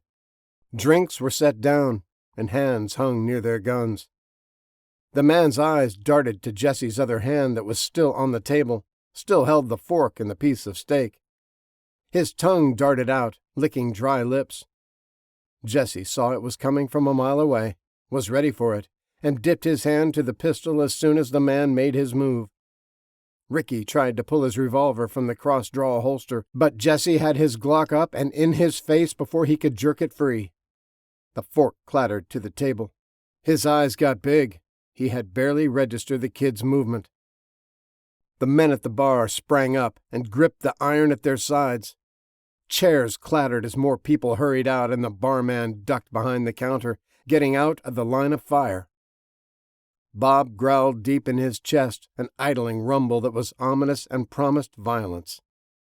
Even on his intake of breath, the menacing snarl never ceased. He came out from under the table, stalking low, ready to spring, his white fangs glistening from peeled-back lips. Ricky swallowed hard. He had a gun in his face, and he didn't know how it got there. A dog ready to shred him to pieces and a burning blister on his hand. That was okay, though, he told himself. He still had the raiders at his back. The kid would realize that and not do anything stupid. He would know he couldn't win and slink away. He smiled, showing his filed-down teeth that labeled him as a cannibal. He'd let this kid know who he was messing with. He'd put some fear in him. Jesse's eyes narrowed, and his finger tightened on the trigger. In his peripheral, he saw the rest of them inching their guns out of holsters. He knew who they were now for sure. Casey's men. Not just hard cases. Not just mean drunks or jaded scavengers. These were the men who'd been raping and killing and pillaging. The men who'd left the half-eaten corpses on spits over long-dead campfires.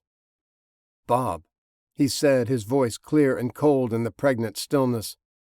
"Kill." The room exploded in movement and a ferocious snarl as Bob sprang. Jesse twitched his gun to aim past Ricky's head and pulled the trigger twice at the men scrambling for their iron. Two of them gasped, flew backward against the bar, and grabbed for their chests as wad-cutter rounds punched in like a sledgehammer, shredding organs and splintering bones. Ricky screamed in shrill, high-pitched agony and cupped his crotch as the center of his world was ripped away. Gouts of blood and tiny, stringy tubes spewed between his fingers, and he watched in horror as his manhood hit the floor, discarded by the raging black beast as he tore across the room. Jesse sprinted beside him, nearly matching his speed as they both plowed into the frantic group, steel and fangs seeking flesh. They pulled guns, Jesse pulled blades. He didn't want to shoot any of the people yelling and tipping over chairs trying to get away, and the zombie-killing knuckle-dusters with spikes and knives were more than enough to take care of these men. They were panicked by the sudden violence, the screams, and the ripping teeth of an impossibly fast dog. Jesse's fist slammed into a tattoo-faced man who was trying to bring his gun up, trying to shoot the two that moved faster than anything he'd ever seen. The spikes on Jesse's knuckles punched through his eyes, and he was dead before he could add his own screams to the melee. Jesse sprang away from him. At the same time, Bob tore out another man's throat and left him gagging and clutching at an airway that was no longer there. He swung backhanded and sliced across the leader's face, cutting deep across his nose. He spiked his wrist with his other hand, shoving them in one side and out the other. The gun clattered to the floor, and the big man roared, swung his other ham-sized fist around to smash the puny brat. Jesse twitched his head aside, brought up the other blade, and sliced open an artery from palm to elbow as the meaty fist flew by. Blood sprayed the bar and splashed Jesse's leathers. He felt the impact of a bullet hit his back before he heard the boom of a pistol, and slammed into the big man, both of them scattering bar stools and falling to the ground. He heard another scream, another gunshot, the sound of ripping flesh, and then the sound of another gun clattering to the floor. Jesse sprang up, wiping his blade across the man's face again, then dove back into the fray. There were still 3 more men to deal with, and they all had their guns out. They might get a lucky shot. He could worry about the pain in his back later. The Kevlar had dissipated most of the impact, but he still could barely breathe. It still felt like he'd been kicked by a mule. Screams of pain and fear came from another man as he went down under a flying mass of black fur, and blood started spraying patterns on the floor from slashes and bites in a half-dozen places. Jesse kicked off the bar, roared in triumph, and flew through the air, spiked knuckles punching toward panicking faces. Both heads nearly exploded inward when he sank 3 inches of steel in them. They tumbled to the sawdust and peanut shell-covered floor, both men dead before their hearts stopped pumping. Jesse was back on his feet instantly, and Bob joined him, looking for other targets. Others getting ready to jump in. Other bad guys. They circled, back to back, searching for danger. They only saw frightened or awed eyes peeking over flipped tables or from behind silent one-armed bandits. The low growl in Bob's throat quieted, and the only sounds were the ragged gasps, the gurgle of spilling blood, and the dying whimpers of the savaged men. The big man who had started it all managed to pull himself up into a sitting position. He was leaning against the bar, pouring his life out onto the sawdust. 2 long cuts ran clean and deep across his face, his nose sliced in half. One cheek dangled, showing his teeth. He was trying to stem the pumping blood pouring from the arteries in his arm, but he wasn't doing much good. The cut was too long, too deep. Maybe with a tourniquet and eventual amputation he would live, but no one was offering to help. He didn't deserve help or mercy or sympathy. He was one of Casey's men. Jesse knelt down in front of him and looked into the fading eyes. "Guess I'm as ugly as you now," the man said, admitting defeat. He knew no one would try to save him. "Reckon so," Jesse said. The big bearded man grinned and closed his eyes. Killed by the road angel. He guessed all the stories must be true. His chest raised and lowered a few more times and stilled. Bob had already lost interest and wandered back to the table to flop down and lick at the caked blood on his paws. People were starting to set their chairs back up and head back in, now that the killing was over. Jesse watched the man take his last breath and wondered again why some people did what they did. What wires were crossed in their brains that allowed them to kill or rape or even steal without compassion for the ones they hurt? Were there that many sociopaths in the world before the fall? Was it because no one was taking their medication anymore? He could see the light go out of their eyes when they passed from this plane of existence to the next. He tried to see their soul leave, to catch a shimmer of air or maybe a fleeting light depart the body, but he never did. They just stopped breathing, and their eyes went dull. He groaned as he stood, unable to ignore his back pain, now that risk of imminent death was over. The Kevlar did the job, but he was thinking he really needed to get a plate carrier. Getting shot hurt. He slipped the knuckles from his hands and reattached them to his leathers. They blended in with the other armor and at a casual glance looked like the rest of the plastic and metal pieces attached to it. He headed to the bathroom to wash up. His hands were covered in blood and brains all the way up to his wrists. Chapter 34. Gunny. The sun was barely peeking up on the eastern horizon, starting to paint the ocean in brilliant oranges. They were in the mountains, just north of San Felipe overlooking the town, scrutinizing it with scopes and binoculars. It was small, dry, and dusty. Parts of it were dirt poor. Block buildings without plumbing on unpaved roads. It had been sustained by tourism, although it wasn't usually a vacation destination, just a stop between here and there. The oceanfront held a few opulent mansions, plenty of timeshares and condos. They were hoping Grizz could take a shot from here, zero in with his sniper rifle and blow Casey away, without having to drop down into town. One shot, one kill, then haul ass. No such luck. The fancy houses were all at the other end of town, and that's where all the lights were coming from. It was at least a mile away. Grizz was good. He could hit a target from that range, but it wasn't a sure thing. There were a lot of variables that could go wrong. If he missed, they wouldn't get another chance. There wasn't a lot of security that they could see. The miles of baking desert surrounding the town is what protected it. They didn't need walls or guards stationed every 100 yards. Any undead that stumbled in would be shambling husks, easily dispatched after being baked in the Mexican sun for the past 6 months. It was pretty much how General Carson had described it. He'd been watching with the satellites for months as Casey cleaned out the undead, saving many that were barricaded inside their homes. He'd learned from what they did in Lakota, using cars and trucks to get the Zeds to chase them out into the desert, then shoot them. There were a lot of innocent people in the town, some original survivors, some captured by the raiders and allowed to roam free because there was no escape. Casey controlled the gas stations, and all the decent vehicles were in a fenced parking lot, nothing but old junkers in the poor neighborhood. With only one road in or out, access was easy to control. A giant, open-air, fence-free prison. They moved around to the backside of the mountain and discussed plans and ideas. Everything from Bridget going in alone and trying to get close to a full frontal assault with rocket launchers, grenades, and automatic weapons. Casey had a good setup here. It would be a hard nut to crack.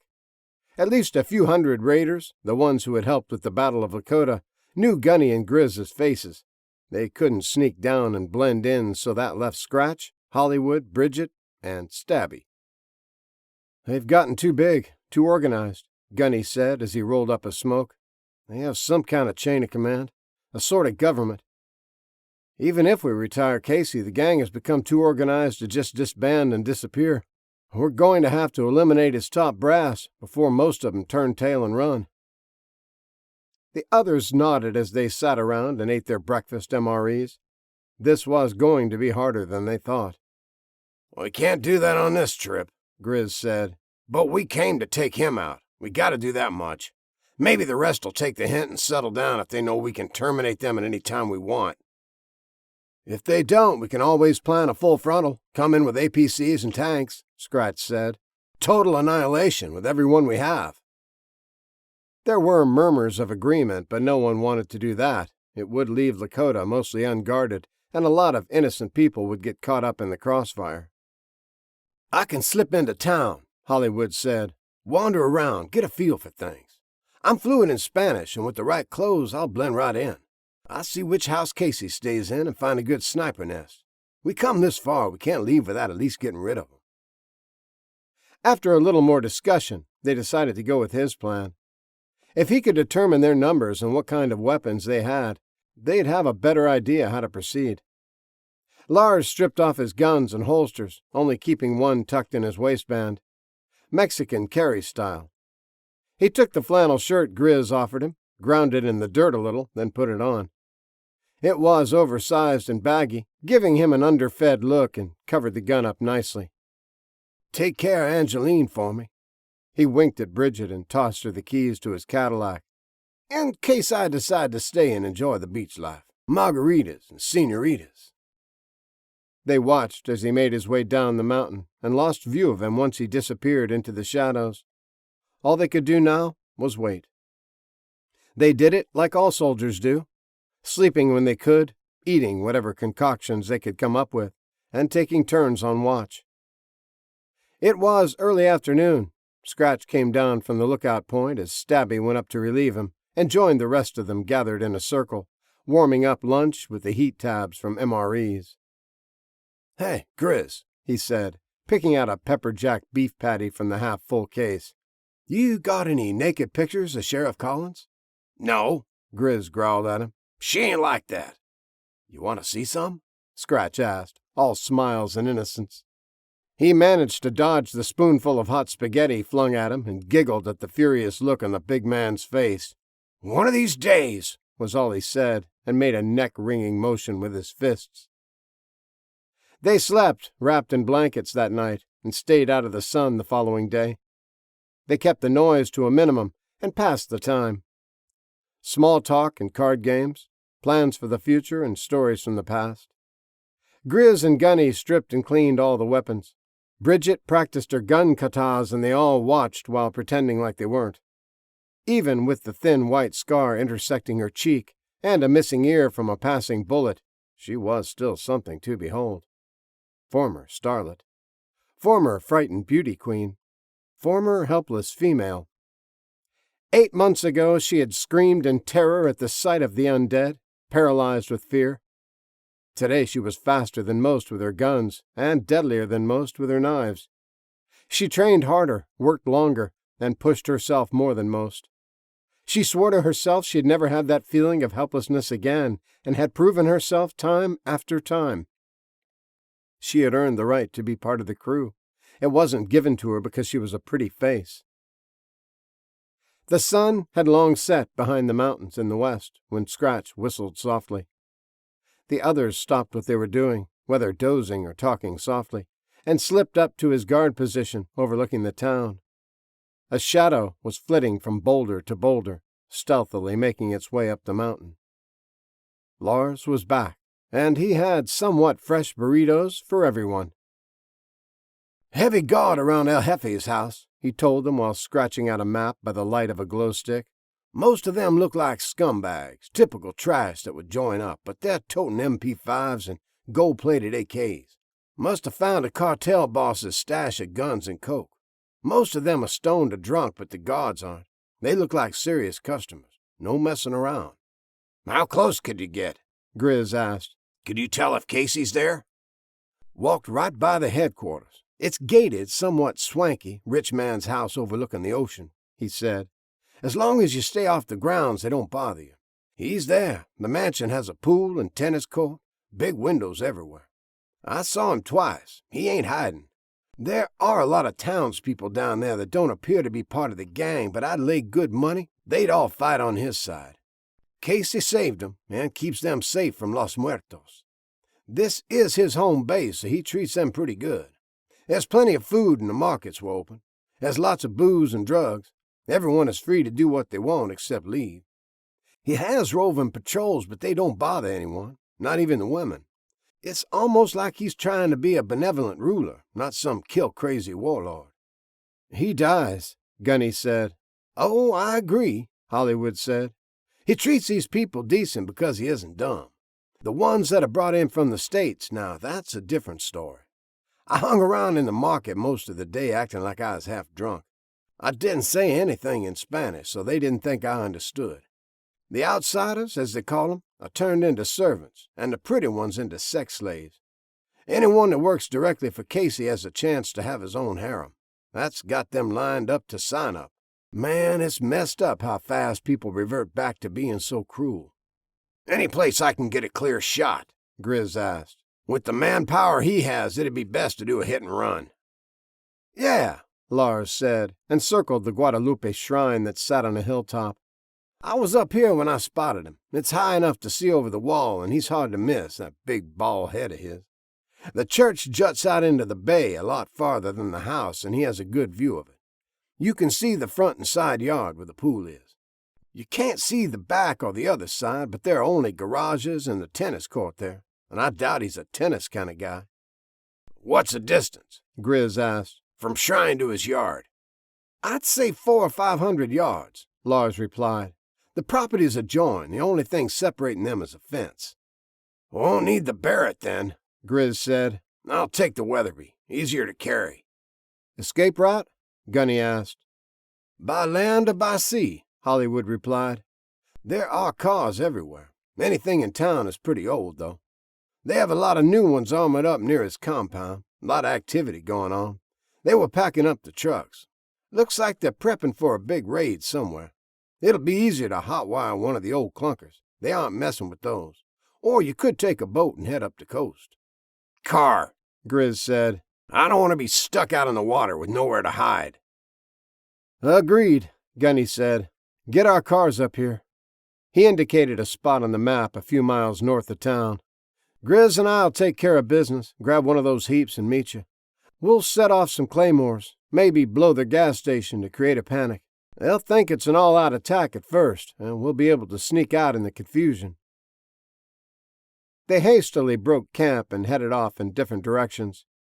Gunny wanted to make it into town before first light to place the explosives Grizz and Wirebender had rigged. They weren't very powerful, but could be detonated remotely. If they put them at a gas station or under a car, they would make a nice big boom. Chapter 35.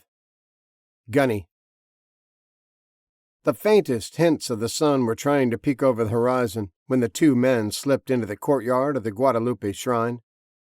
They had easily dodged the one roving patrol they saw, found an old pickup truck and pushed it for a few blocks before trying to fire it up. Gunny made quick work of the wires he jerked from the back of the ignition switch, and they drove it to the base of the hill where the little church stood. Another trip back out to place the IEDs and arm them, and they were set. All they had to do was stay out of sight until Casey showed himself, put a bullet in his head, trigger the explosives, and get out of Dodge while avoiding a few hundred raiders looking for them. With a little luck, they'd be done before breakfast.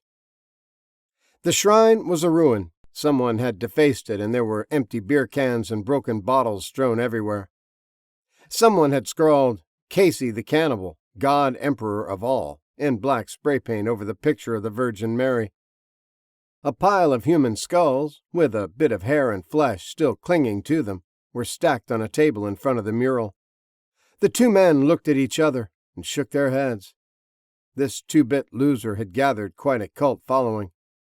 Whoever had used the church as their party place had also used it as a bathroom, and it stank of old urine and feces. Grizz found a position next to a wall that gave him a view overlooking the compound where Casey was holed up. It was an imposing mansion that used to have verdant lawns and gardens, now all withered away and brown. They didn't see anyone walking the perimeter, only a guard shack at the gated driveway with someone inside tilted back in a chair, hat pulled down over his eyes. Good, Gunny thought. They aren't expecting any kind of trouble. They're complacent. He pulled out his spotting scope, and together they sketched out a range card, marking the distances to each window, balcony, and the pool area. A truck pulled out of the garage as the gray light of dawn let them see what was happening. Grizz watched through the sights, and Gunny through the scope, hoping to end it all right now. The truck stopped near one of the side entrances, and Lucinda led two men out. They were carrying a bundle between them, and tossed it unceremoniously in the bed of the truck. The blanket slid aside, and a small, broken brown form lay still, eyes open and staring at nothing. Gunny zoomed in with the scope and brought the scene into focus. A young Hispanic girl, her breasts barely starting to bud, was splayed out in the bed of the truck. Blood stained the blanket, and she was covered in bruises, dark ones on her neck. Lucinda spoke with the men for a few moments, then turned to go back inside as they drove off. Gunny's knuckles were white in clenched rage. "That sumbitch dies today," Grizz said, and went back to scoping the windows, looking for any sign of Casey. The sun came up, a fiery red ball turning the black ocean blue, and the time dragged by. Hours passed before there was any more noticeable activity. Someone refueled the generators. A man came through the gate with a stringer of fresh fish, and a few older women bustled through the walkway in the wall and went directly to the kitchen. "Top floor, second window," Gunny said a half-hour later. One of the servants or slaves had come in the room and was setting out dishes on a table covered with fine white linen. She was young, brown, and in a French maid's outfit, complete with little white apron and fishnet stockings. "Looks like it's breakfast time for little baby killer," Grizz breathed as he dialed in the range on his scope. "Too bad he doesn't take his meals on the balcony." Gunny watched everywhere else, let Grizz concentrate on the window. The guards had changed, but all was quiet. A man was cleaning the pool. A few early rising thugs were sitting in the shade drinking coffee, machine pistols on the table. "Might be the wrong room," Grizz said after a few minutes. "The black girl that brought out the body just came in. She looks like the same one we met out in the woods. She was the one that convinced Casey to help us with the Muslims." Gunny brought the scope back to the room. The table was set for 3. Lucinda was buttering a roll. The maid waited discreetly in the background. "Yeah, that's her," he said. "Guess she hitched her wagon to him. He might still show. There's 3 place settings, and I'm pretty sure it's not for the maid." Grizz kept watching the rooms on the top floor while Gunny scanned everything else, occasionally checking their rear.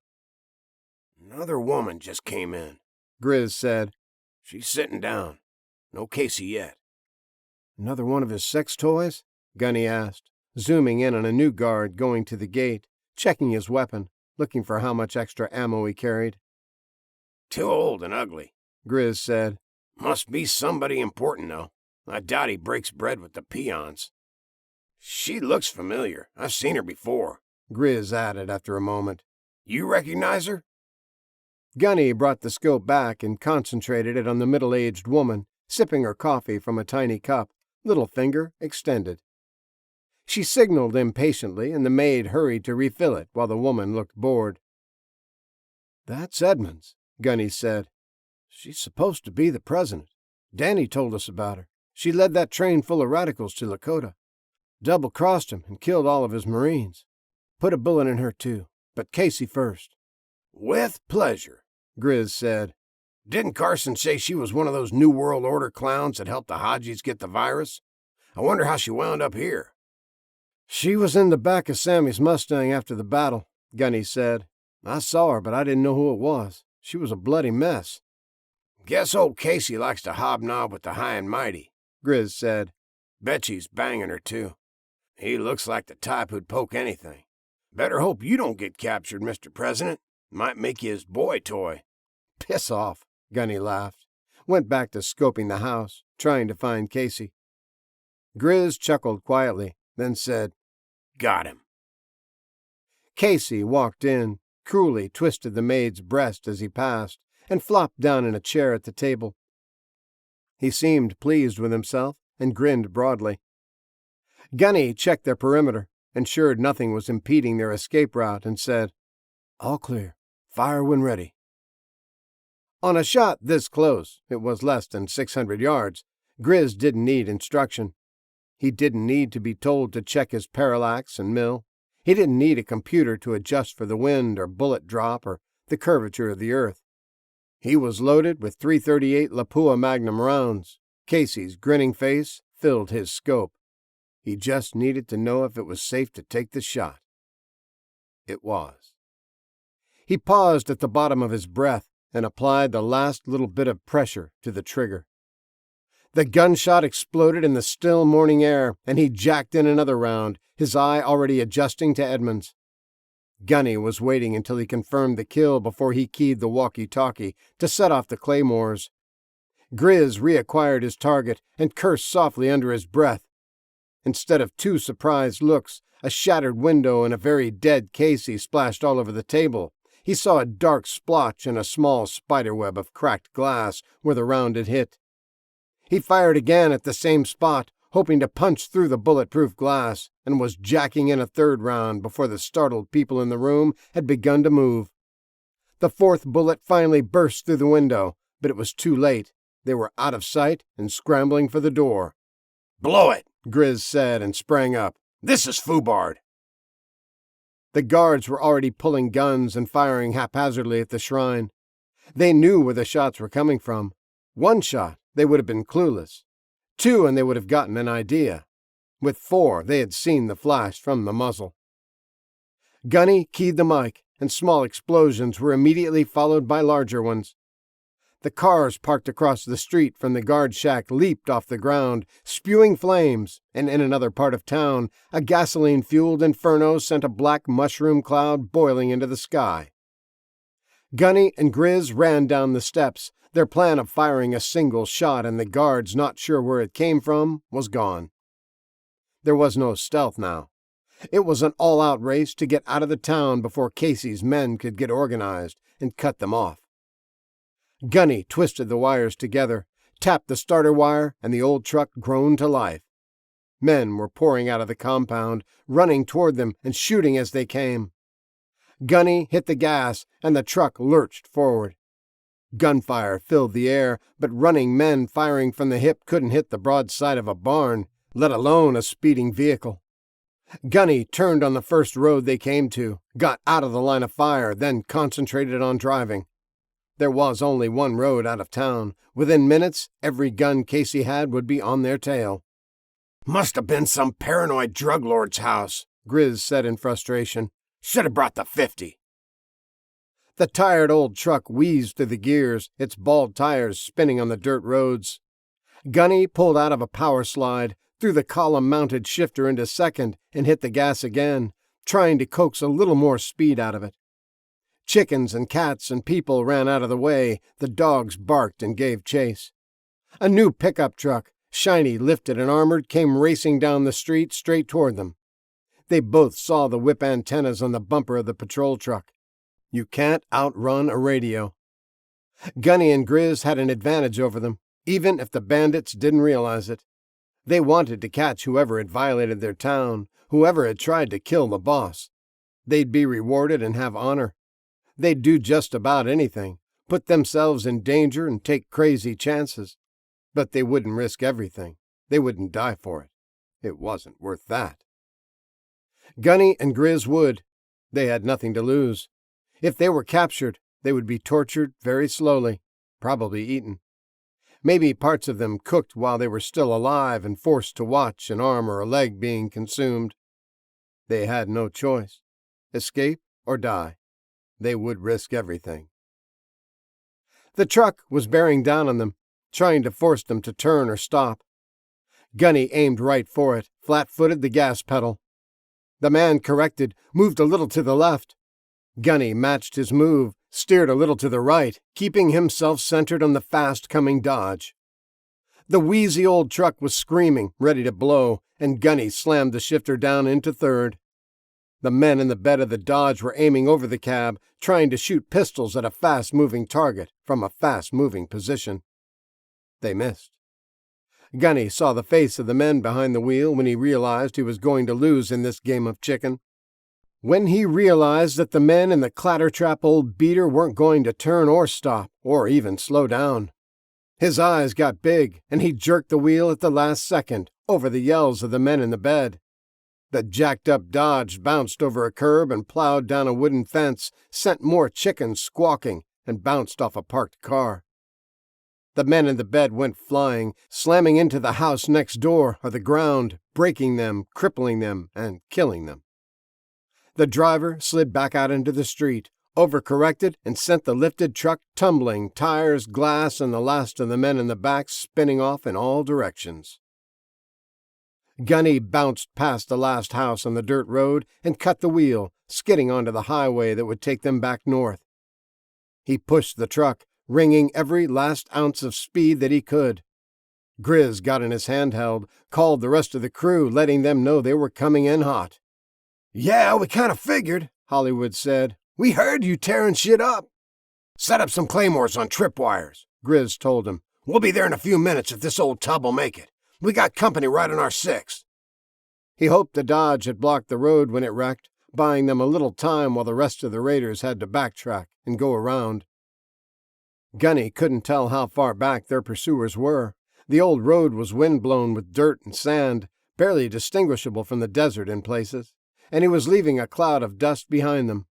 He saw the line of their cars up ahead, idling and ready to go. He slammed the brakes at the last second, skidded to a stop, and jumped out, running for his 55. Bridget and Stabby ran across the road as soon as he zipped by them, trailing wires to the claymores, attaching them before darting for their rides. Grizz tossed his gun case in the panel van and hit the gas with the rest of them, wanting to get on the open road and outdistance the raiders.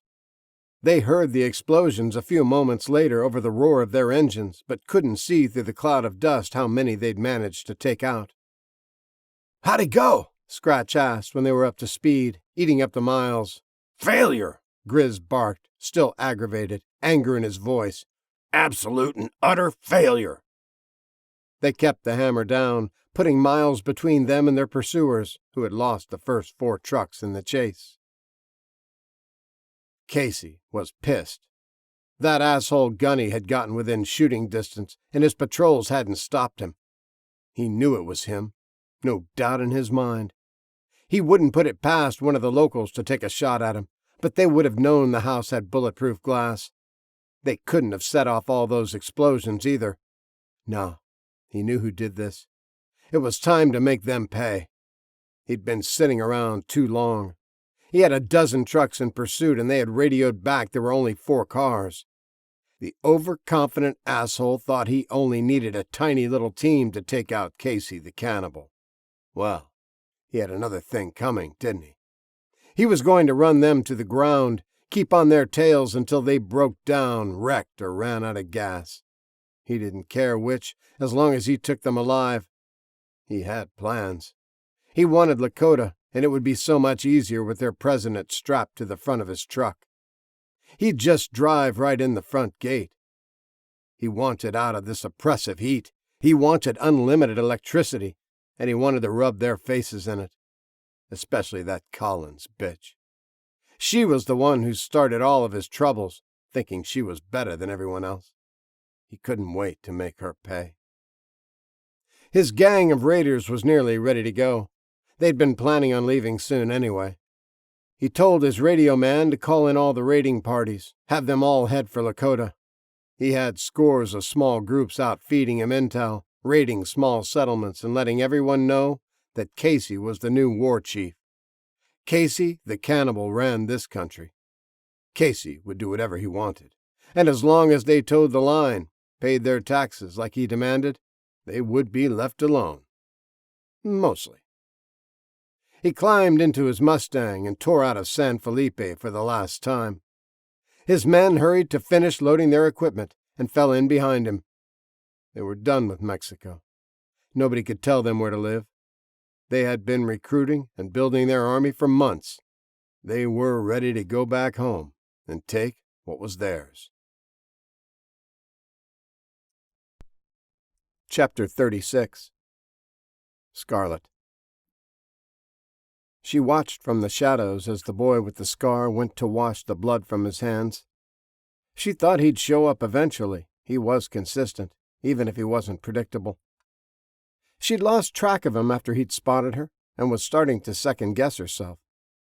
She'd tried to pick up his trail, but Casey's men had oversized tires on their trucks, and they'd been all over the roads in that area. She didn't know which set of tracks to follow. She came to the reservation, pretty sure this was where he'd been headed before the battle at the farmhouse. He'd finally shown up, and he was as good as the rumors had said he was.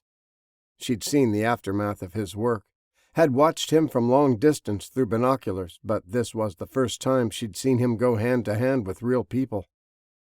They were much harder to fight than the undead, even the fastest, freshest ones. The undead didn't have any guile. They only attacked in one way and never used weapons.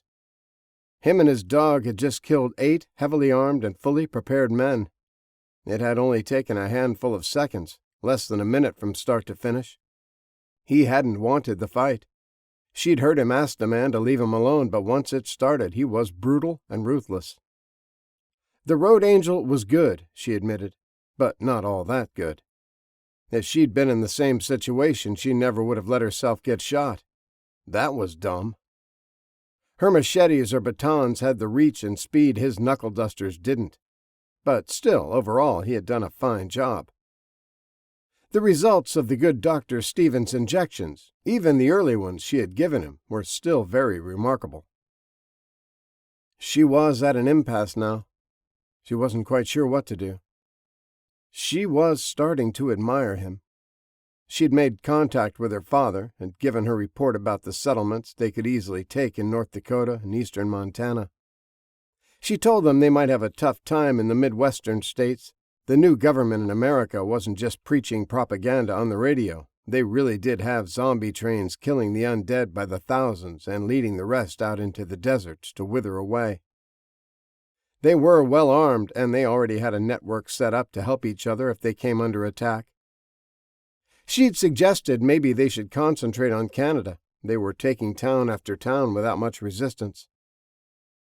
He said he'd continue with Canada for now, but the world was his. It was his divine right, and he wouldn't be denied.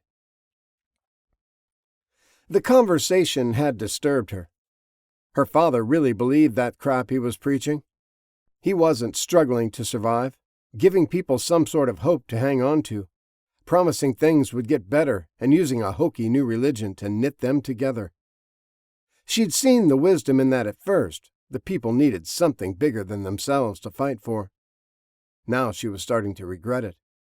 Things were getting out of hand. The religious movement had morphed into a conquering army.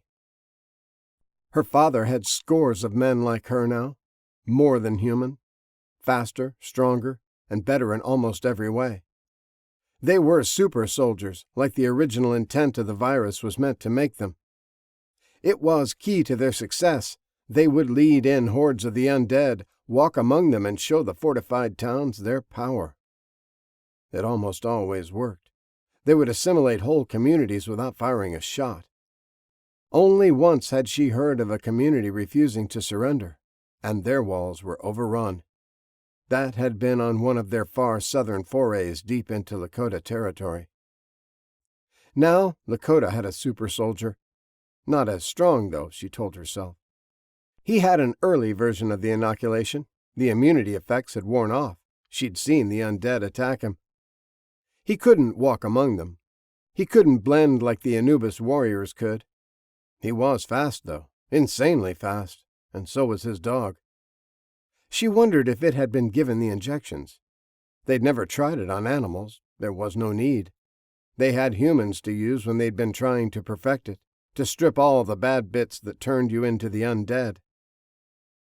As soon as he walked into the bathroom, she was up and away. She didn't want to be recognized, didn't want him to know she was following him. She was conflicted about him. She knew she'd saved a decent boy who had been making a difference in the world. She'd heard the stories about the Road Angel, had heard that pretentious-ass Bastille broadcasting on Radio Lakota, bragging about him every chance he got.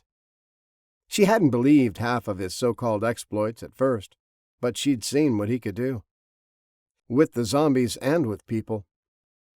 He'd jumped right in, killed them all, just like he said he would. He'd moved like lightning. Even her enhanced eyes hadn't been able to follow some of his movements. He concerned her. She knew the new government in Lakota was spending a lot of effort trying to link together every stronghold, getting everyone set up with radios to communicate and help each other. She knew Casey's raiders were spread out and wreaking havoc wherever they felt like it, but that wouldn't last. They wouldn't be able to run free and do whatever they wanted for much longer, maybe a year or two, and their time would be over. People would start fighting back. With the backing of Lakota and the firepower they could bring to bear, most of the disorganized raiders would be mopped up and eliminated, tracked down and destroyed. If they weren't to survive, they would have to concentrate their forces in one area, but she doubted they could. They were too unorganized, too kill-crazy, and apocalypse-mad. They thought they were the toughest kids on the block, but they were wrong. Lakota would mop them up, or if they couldn't, the jackal-headed warriors would. The Anubis movement, on the other hand, could last and grow. They had done the things that needed to be done. They had the serum. In the end, only a few hundred people had been sacrificed, lost to the experiments. Now they could control the undead. They could walk among them and not be attacked. They could be massed and used against the enemies of the movement. She could see there was a war coming because Lakota wouldn't surrender, and neither would the raiders. Her time on the road had helped her see things more clearly. She could see that 3 major factions had come out of the chaos and there was going to be bloodshed. The last survivors were going to try to kill each other, each wanting their way of life for everyone. She cut behind the casino, slipped down an alley, and headed back to the traveler's lodge she was staying at. Her father had told her to kill him. He was a threat. She'd always done what he said, always carried out his orders, but this one she was struggling with. She'd been watching Jesse for weeks, and she knew he was one of the good guys. Was pretty sure his moral code would hate the new religion, and he'd try to end it. He was so American, so caught up in the whole freedom thing. Where she'd spent half her life in the Middle East, they didn't have such a fervent belief in self-reliance, that whole macho, rugged individualism mindset where you lived like you wanted, and the government was supposed to serve you, not the other way around. "Where are you going in such a hurry, you pretty little thing?" She looked up. She'd been lost in thought, deciding what to do. It was the rest of the gang that had ridden in with the raiders Jesse had just killed in the bar. She forgot to bypass this street. Her mind had been somewhere else. The raiders had taken it over because it had a garage with tools, and they were continually making changes to their vehicles, mostly adding useless ornaments, a few more spikes, bloody scalps or painted skulls, anything to make themselves look more fearsome. The people of Blackfoot had learned to avoid them. It was easier to walk around than put up with their crap. Some of them had bottles in their hands, already half lit. She made a quick count, never breaking stride. There were 8 of them she could see. She'd just told herself Jesse had been good, but she was better. If they wanted a fight, she'd give it to them, but she wouldn't let herself get shot. "Hey, Chiquita, I'm talking to you," a Hispanic man said. He had tats on his face and swaggered as he stepped in front of her. His baggy jeans and wife-beater shirt were dirty, smeared with fresh grease and old blood. Jailhouse tattoos covered every inch of exposed skin. He grinned, his filed-down teeth flashing as another man slid in behind, blocking her escape. "When Oscar's talking, you'd better listen," he said. She smiled right back. Her green eyes sparkled. He didn't see her hand move. 1 second it was by her side. The next, something hard and metal was spraying his teeth all over the sidewalk, his jaw broken and misshapen. She spun, both hands filled with steel, and drove the ends of her batons into the raider's forehead. The surprised look on his face turned to slack dullness as he collapsed to the ground in a boneless heap, dead from blunt force trauma. The others, tinkering with something under the hood of an old pickup truck, stood motionless, slack-jawed and staring. The tattooed man spat out the rest of his broken teeth and tried to curse her in Spanish through bleeding lips. "I'll be back for you," she said, flicked both wrists and extended the 2 batons. 21 inches of black stainless steel locked into place. Modern-day Tatib. Egyptian stick fighting, reimagined with spring-loaded steel. She ran at them, giving her wrists a twist and twirling the batons in a pattern much deadlier than any cheerleader could imagine. The men at the truck started to scramble for weapons, but it was too late. They thought they were safe on their street. They thought their numbers kept the locals afraid and distant. Rifles leaned against the wall, pistols were tossed on car seats, and shotguns were still in window racks. The first man threw up his arm to protect his face, and the sound of breaking bones filled the air before it was drowned out by his scream. She was aiming for necks, looking to kill. These cannibals deserved no mercy, and she would give them no quarter. Cat-quick and pitiless, she waded in and cut them down. One of them swung a crescent wrench at her, spitting curses through meth-rotted teeth.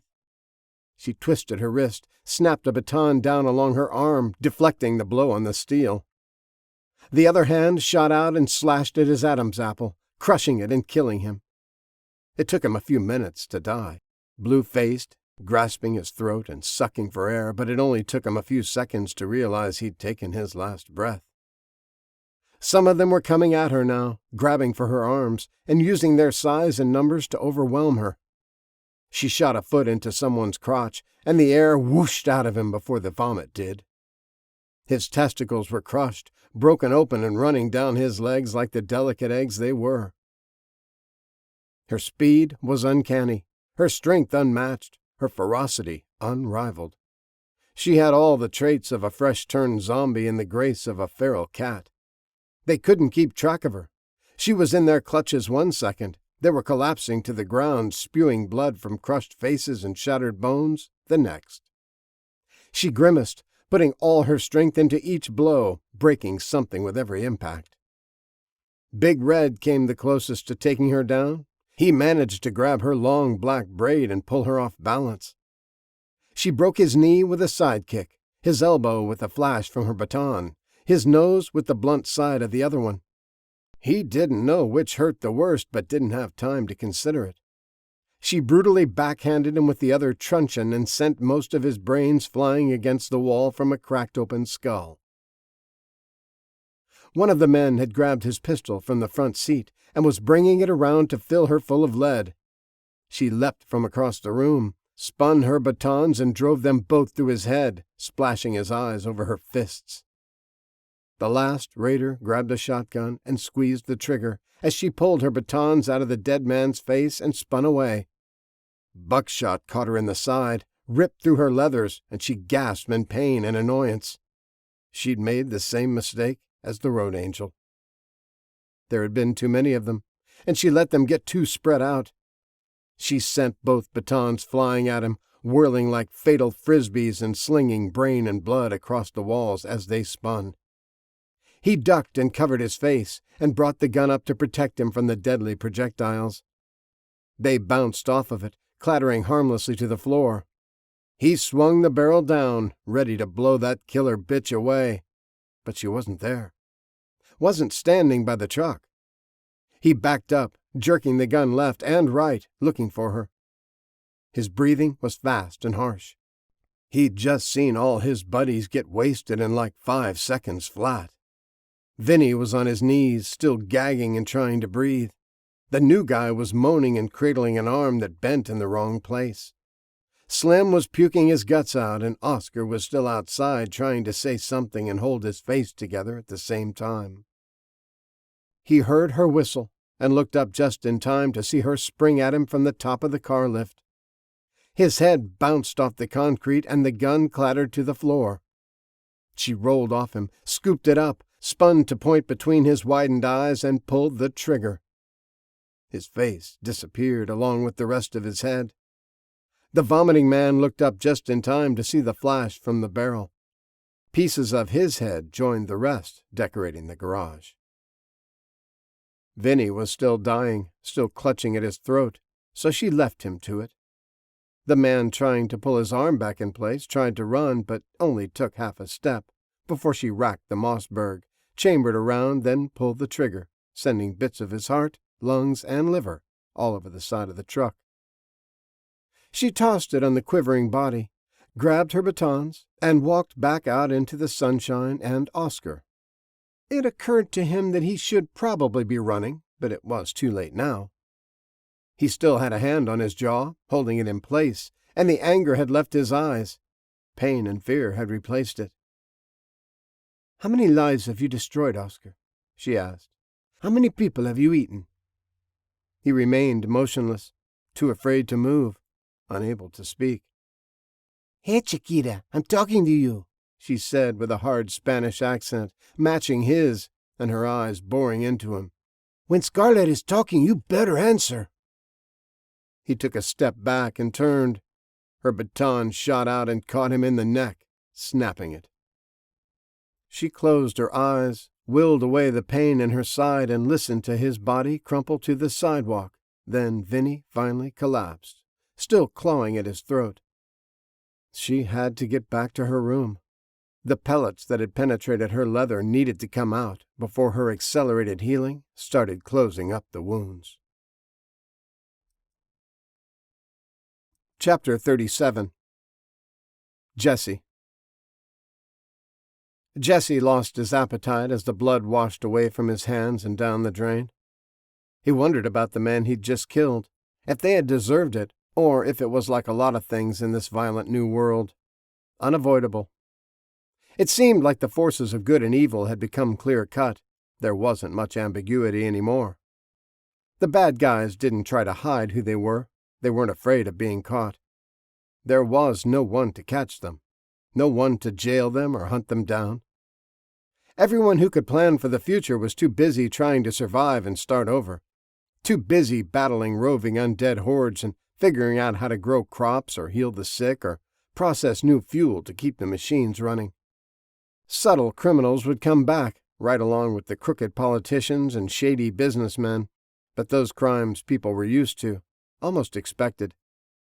The scale of the blatant savagery of Casey's raiders was something that most people had never experienced.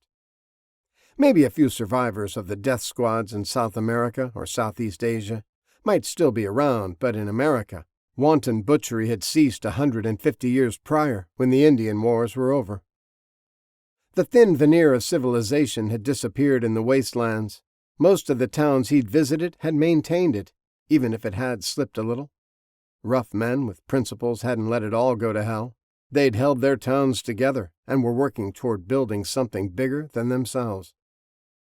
He laid a handful of Lakota gold on the bar as he walked by it. The barman had a broom and dustpan and was shoveling the clumped red piles of sawdust and peanut shells into a trash can. "Sorry about the mess," he said. "No worries, mister," the barman replied. "You did us a favor. Come back later if you get your appetite again. No charge for dinner." Jesse nodded and gave a half-smile that looked like a half-snarl and stepped around the last body yet to be carried out of the back door. He heard the shotgun blasts and had his guns out before he could think, but the sound was coming from a few streets over. He almost ignored it, but a part of him insisted he find out what was happening. It could be zombies inside the walls, and that was a threat to everyone.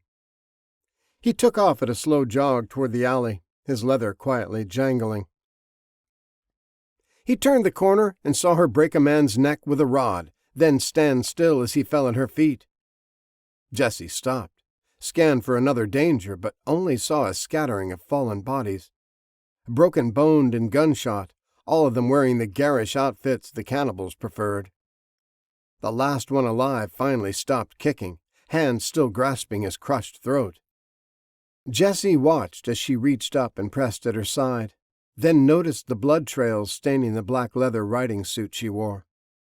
She'd been shot, but she was still on her feet. One tough chick, he thought. He glanced around again, realized she had just taken out all of the raiders by herself. 8 armed men. She wasn't wearing any guns either. The shotgun hadn't been hers. She'd taken it away from someone, then used it against them. He holstered his pistols, and she whipped around at the sound, rearing back an arm to fling one of her batons. It was the girl with the emerald eyes. She stared at him, slightly crouched and ready to attack. He stared right back, hands still resting casually on his guns.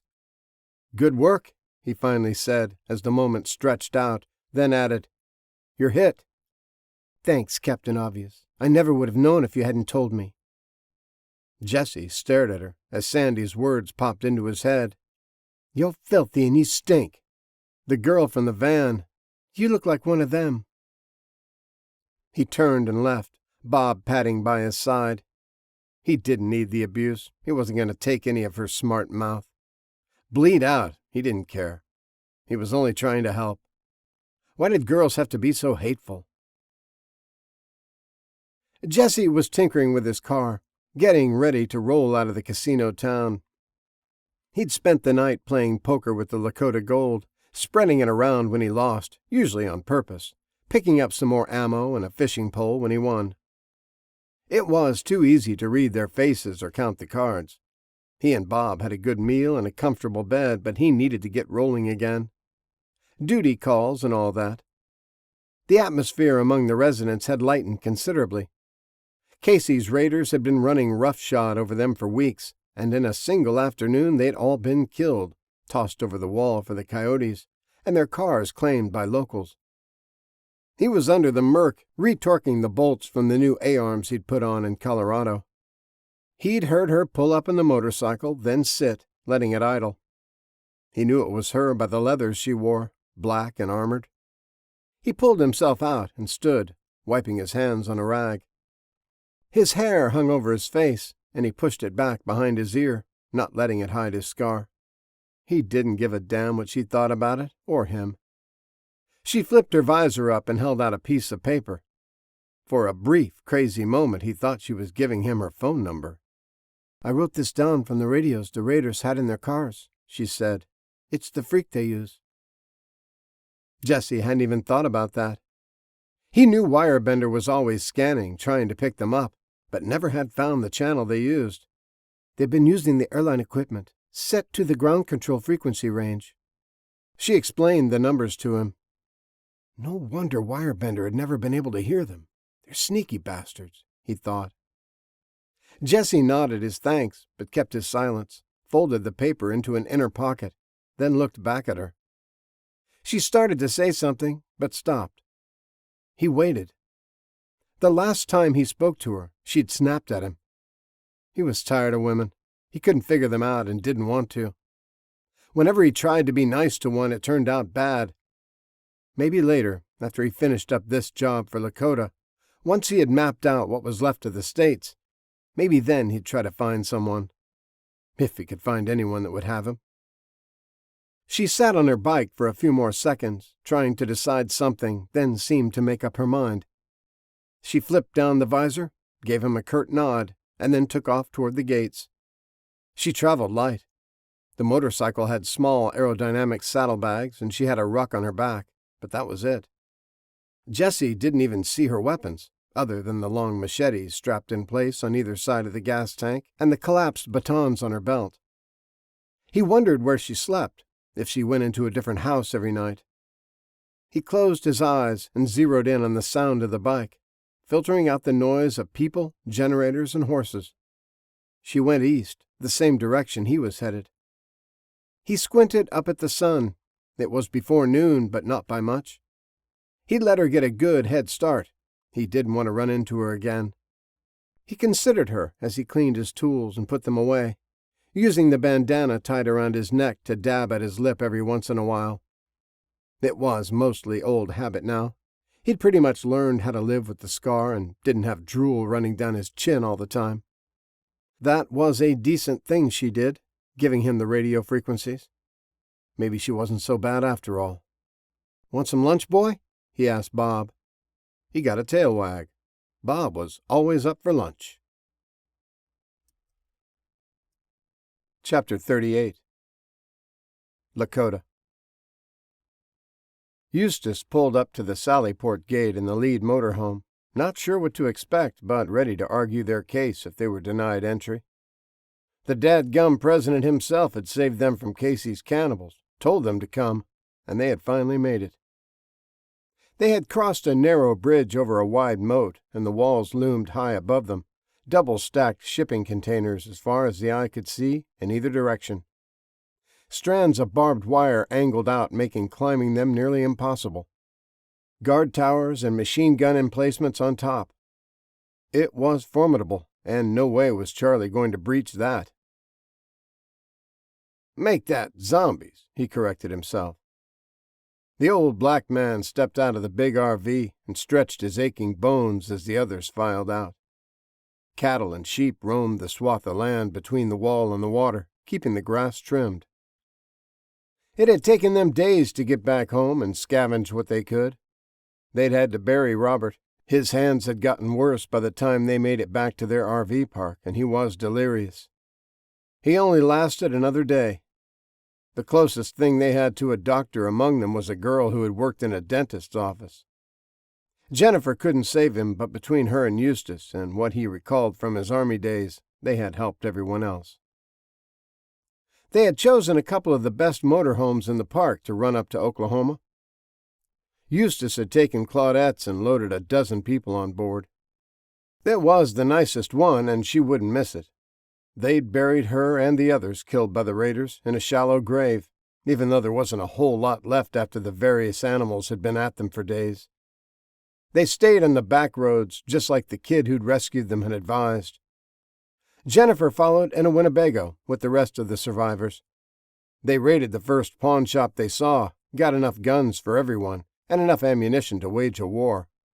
They weren't ever going to get captured again.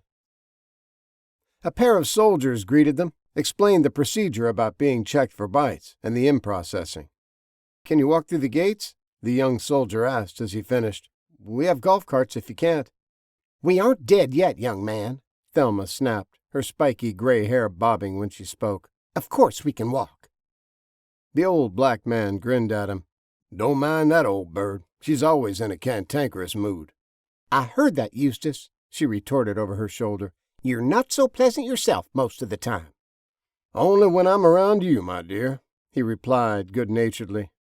"Lord in heaven, give me strength," she sighed. "If you were my husband, I'd poison your dinner." "If you were my wife, I'd eat it," he smugly replied. The two soldiers looked at each other, unsure how to treat the pair. Should they separate them? Were they getting ready to have a real fight? "They've been like that for years," a kindly-looking grandmother said. "Just ignore them. We do." "They're all yours, Lacey," Eliza said as she came in the office. "I don't think you're going to have to worry about putting many of them in houses, though. Half of them asked if we had an RV park. They want to stay in it if they can." "Instead of a real house?" Lacey asked. "That's a little strange." "My thoughts exactly," Eliza said. "But most of them have been retired for years, some of them full-time RVers for a decade. Smaller area to have to keep clean, too." "They're in luck, then," Lacey said. "There are at least a dozen campers and motorhomes out there sitting empty. No one wanted them." "We didn't get lucky and one of them is a dentist?" Cobb asked, clumping into the shared office. "No," Eliza said and popped open her laptop, pulling up her spreadsheets. "But we did get a dental hygienist, a retired Marine who went on to be a bush pilot and did a little crop dusting, a school teacher, an accountant, a machinist, a handful of office workers that had useful hobbies, 2 housewives with an impressive knowledge of canning and sewing, and a former chef. Pretty good skill sets overall. They have a lot to add to the community." "A bush pilot, huh?" Cobb said. "Bet he knows a thing or two about airplane maintenance. I want to see him. We need to talk. Tell him to track me down ASAP." He turned and left without waiting for a reply. The ladies grinned at each other. Old Cobb treated everyone like he was still the first sergeant. In reality, they supposed he was. Always would be. Cobb had a lot on his plate. He'd just left from Wirebender's workshop. Gunny and Grizz had failed to take out Casey and his band of cannibals. They hadn't had a backup plan, and when the house turned out to have bulletproof windows, all they could do was run. Damn hotheads. They should have known better. Now they had who knew how many cars and trucks chasing them to ground. The Lakota crew were heavily armed, but General Carson had seen evidence from the satellites that a lot of National Guard armories had been broken into. So far, no one had been brave enough to attack regular military posts. They were completely overrun with the undead. The soldiers had been hit the hardest with the tainted meats. Tall fences were surrounding every base, and thousands of the undead milled around inside. The National Guard armories were hit and miss. Some had heavy weapons, some didn't. Either way, it was safe to assume the raiders had machine guns, maybe grenades and rocket launchers. He'd been getting a few disturbing reports from Jesse, too. The kid was doing a great job. He'd come across quite a few settlements they hadn't known about. He was setting up communications, trade routes, and letting them know how the dams and major river crossings were looking. Hell of a kid, doing something no one else had volunteered to do. But the farther north he explored, the more stories he heard of some new tribe taking over. Apparently, they weren't bloodthirsty killers like Casey's men, but they were taking everything that wasn't nailed down. They had a formidable army, they were well armed, and they conscripted everyone they came across. Join or die. It was all tied to some weird religion, but that was all he knew. All he could do was wait for Jesse's next report, and the kid was bad about checking in. He'd turn his radio off, and they wouldn't know if he was alive or dead for days on end. No amount of bitching at him changed anything either. Damn kid was too much like his old man. Chapter 39. General Carson. Carson was getting low on a few things. Clothes, mostly. The men there only had what they were wearing when they reported for duty and odds and ends they found in the cleared areas. They had plenty of zombies to strip, but their uniforms were disgusting, no matter how many times they were washed. Cheyenne Mountain had a long tunnel running through it, with the 15 buildings in the center. They were 3 stories tall, all connected by breezeways, and had been completely overrun with the undead. Only a small contingent locked away in the secure communications center had survived. Over the past 6 months, with only a handful of men, they'd managed to clear one of the buildings and establish secure pathways to the generators, turbines, and the water supply.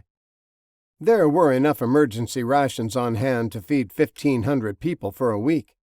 When only 12 men were eating, it would last for years without skipping a meal. Carson was basically helpless in the mountains. He couldn't launch weapons, he couldn't send a missile into Casey's headquarters, and he had no control over where the satellites flew. He couldn't control them. All he could do was download their data and try to analyze it. He no longer had contact with the Russians. It had thawed out enough for them to leave the mountain, and they were going to join with a large group that had fortified an unused military outpost. The Germans had decided to rescue everyone they could and live on the ships. The roving hordes were massive. No wall could hold them out. They numbered in the millions and shambled around without purpose. There were no more living things to eat. The few thousand survivors had cleared a mostly empty cruise liner that had been in port and was now anchored at sea. They planned to wait it out in their floating city. The undead were deteriorating, and in a few years they could start taking back their outlying islands. They had enough food to last, had turned decks into vegetable gardens, and had used the helicopters to bring in livestock. Chickens, rabbits, and sheep roamed the Lido deck. The Israelis had taken in all of the American soldiers that could make it to their walls, and most of them had boarded the Navy ships to get back home. Gunny had given them autonomy to do what they wanted, basically told the ranking admiral $100 billion worth of ships were now his personal property. There was no government to maintain them. He could do with them what he willed. If they could make it back to the States, he'd send a convoy down to one of the deep ports in Texas to pick them up. The admiral declined. He had nearly 6,000 men and women, more than enough to start a new city. He had rescued all that he could from the dead ships, consolidated his people, and had sailed for the Navy Islands off the coast of California. San Clemente was officially uninhabited, but there was usually a skeleton crew there at any given time. It was a training location for the Navy SEALs and had its own military airport. There may be survivors. If not, his men could clean out the undead. Carson, President Meadows, and the Admiral all agreed it was best to start a new community, not have everyone bunched up in and around Lakota. It was crucial for their survival. Anything could happen in an eye blink to wipe either one of them out entirely. Most of the naval fleet had been lost, overrun by the undead, and were drifting aimlessly, ghost ships waiting to run aground. Some of the boats were nuclear-powered, and those that were lost to the zombies were sunk to the bottom of the sea. The submarines hadn't been affected by the tainted meats. They would rise to the surface, raise the flag high on their bridge, hold a brief decommissioning ceremony, and launch torpedoes. The atomic ships couldn't be allowed to wash ashore somewhere. General Carson sat in his windowless office and scrolled through his wife's Instagram feed for what was probably the 1,000th time. Pictures of happier times, smiling faces, children, and grandchildren. He and a few surviving men had been locked down since September. 8 long months. None of them had any delusions of their families surviving outside the mountain, of a happy reunion when they finally escaped. He'd done the best he could, but their time here was coming to an end. If he could get high-speed data transfer set up with the group in Oregon, they wouldn't have to stay under the mountain, living like moles. He'd been in communications with an outpost the Meadows kid had discovered, one that had completely slipped by him and his men. The tower was state-of-the-art, far more technologically advanced than Lakota, and he was working with them to try to access all the data on the NSA computers. A lot of it was garbage, phone conversations, text messages, porno sites, and the like, but a lot of it was important and valuable, critical for the rebuilding. It needed to be preserved and the information made available. With the men from Lakota using trains to clear out the hordes of undead, with the technical expertise of the group in the tower, they had a plan to reroute fiber optic cables so the information could be accessed. It would help immensely to ensure knowledge wasn't lost with the training of a new generation. If only the rest of the survivors all felt the same. Some, like Casey, wanted to watch the world burn. Some, like that weird cult up in Canada, wanted to rule over it with superstition and religion. Lakota was his muscle. The tower was his brain. He needed them both to rebuild this country, and the last he'd heard, Meadows was off on some foolish mission down in Mexico. Chapter 40. Gunny. Gunny glanced at his main fuel tank gauge again. Down below a quarter, and the trucks on their trail weren't backing off. They'd learned to keep their distance a few hours ago, when he'd made a hasty stop, pulled out a law, and blew up the lead elements. They backed off, but they still kept coming. He caught glimpses of them every once in a while, saw the massive dust cloud they were kicking up. They were pacing them, letting them run until they had to stop for fuel, or one of them ran out. He'd seen tanker trucks back in San Felipe, and he'd bet his bottom dollar that the chasers were falling back to refuel whenever they got low. There was no way to outrun them, no way to outlast them, and no way to lose them unless they split up, let one car lead them away so the others might survive. The roads were covered in sand. Sometimes it was hard to even see where they were, so they had an easy-to-follow billow of dust behind them. They'd run out of fuel long before they were out of the desert. "All right, Plan B," Gunny said over the radio. "Yeah, 'cause this Plan A pretty much sucks." Scratch came back, his Buick lower on fuel than anyone else's. "Remember that ranch house where I had that firefight on our way down?" he asked. "The one where you thought you were the Duke boys in a Honda?" Hollywood asked. "That'd be the one," Gunny answered. It was going to be a while before they stopped ragging him about it. "It has a good cover and concealment. You can hide the cars in the garage and the barn. Let's pick up the pace a little, and when we get there you guys peel off and get yourselves hidden. I'll lead 'em away." "Then what?" Grizz asked. "Then you've got about a half hour to get an ambush set up," Gunny said. "You know that dry riverbed? I'll go up 8 or 10 miles and drop down in it, cut back to you. Have your claymores and laws ready to go." "It might work," Grizz allowed. The desert was too rocky, too strewn with crevices and small boulders to try to negotiate it at speed, but the river bottom was smooth, sandy, and dry. It wound back and forth under the road a few times before dumping out into the Gulf, and running in it would make a huge cloud they couldn't miss. They roughed out the basics, got their assignments, and by the time they passed the smashed-up Toyota Gunny had run down, they had a plan. Hollywood, Grizz, and Scratch braked hard and turned onto the long drive, going slow to keep the dust down. Gunny put 2 of his wheels in the sand at the berm, stirring up a bigger dust trail. He kept it at 80 miles an hour and flew over the first bridge. Bridget told him to go to the third, which would put him about 12 miles out. Plenty of time for them to get set up and all of Casey's men to get past them. He glanced at his gas gauge again. It was down to 1/8. He flipped the switch for the pump and started transferring fuel from his reserve tank in the trunk. That would give another 20 gallons, but he was only getting 6 miles to the gallon running at these speeds. It would be enough. He watched the road, drifting over to the side occasionally to stir up more dust, and watched his fuel gauge climb. "We've got the cars stashed," Bridget said over the CB.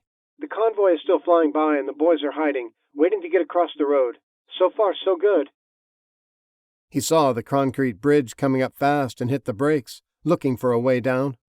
It wasn't a deep cut, but he couldn't just jump down in it at speed. He couldn't risk breaking something. It turns out he didn't have to worry. Years of off-roaders had the same idea, to use the dry riverbed to play in. He stopped at the top of the path leading down and waited for a few moments. He had to be sure they took the bait and followed him. The black Mat 55 purred, her oil pressure holding steady at 30 pounds, the temp gauge hovering at 200. He could hear the electric fans on the radiator keeping things cool over the growl of the headers and the whine of the blower. He waited until he saw their dust, less than a mile off, before he dropped it in gear and slid into the river bottom. He took off fast, kicking dirt in the air, and hit the smoke generator switch for a few seconds. Raw diesel was pumped on the exhaust pipes in a fine mist, causing a thick white cloud to pour out from under the car. They were close enough. They would see it and think he was overheating and was desperately trying to hide in the desert. They would think they had him.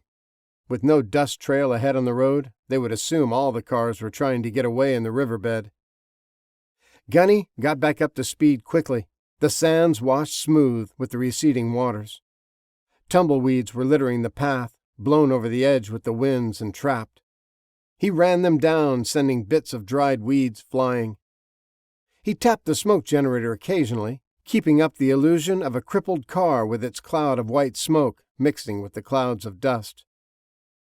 Most of the time he couldn't see over the edge. He didn't know how close he was getting to the ranch house. When he rounded a bend, he could see the cloud from Casey's men was getting closer. They were pushing hard, running him to ground, ready to pounce and make the kill. "You've got another thing coming," Gunny thought, and feathered the gas through a curve, drifting through a pile of tumbleweeds. "I've got a visual," Grizz said. "Keep 'em coming. We got a kill box set up." "I know those tankers aren't chasing me down the riverbed," Gunny said. "Did you get a count on how many fighter trucks in the convoy? We're going to be able to take them all out?" "No way." Grizz came back, binoculars to his eyes, trying to determine how many were actually giving chase and how many were waiting on the road. "They're a battalion strength. We barely had time to get across the road to set the claymores. The convoy was endless." "I lost count around 100. Hollywood said. "That was just their armored cars and trucks. There was a lot of support vehicles following them, including the tankers and mobile repair trucks." Gunny felt his stomach sink. Casey had been recruiting all winter, must have cleared the whole town and brought everyone with him. A battalion was maybe 500 or 600 people, all of them fighters. The reports from Jesse said he'd had run-ins with roving bands way up north, too. Casey might have another 500 or 1,000 men spread out all around the country. "Find any fuel at the ranch?" Gunny asked. "We can't keep heading north. We're going to have to backtrack."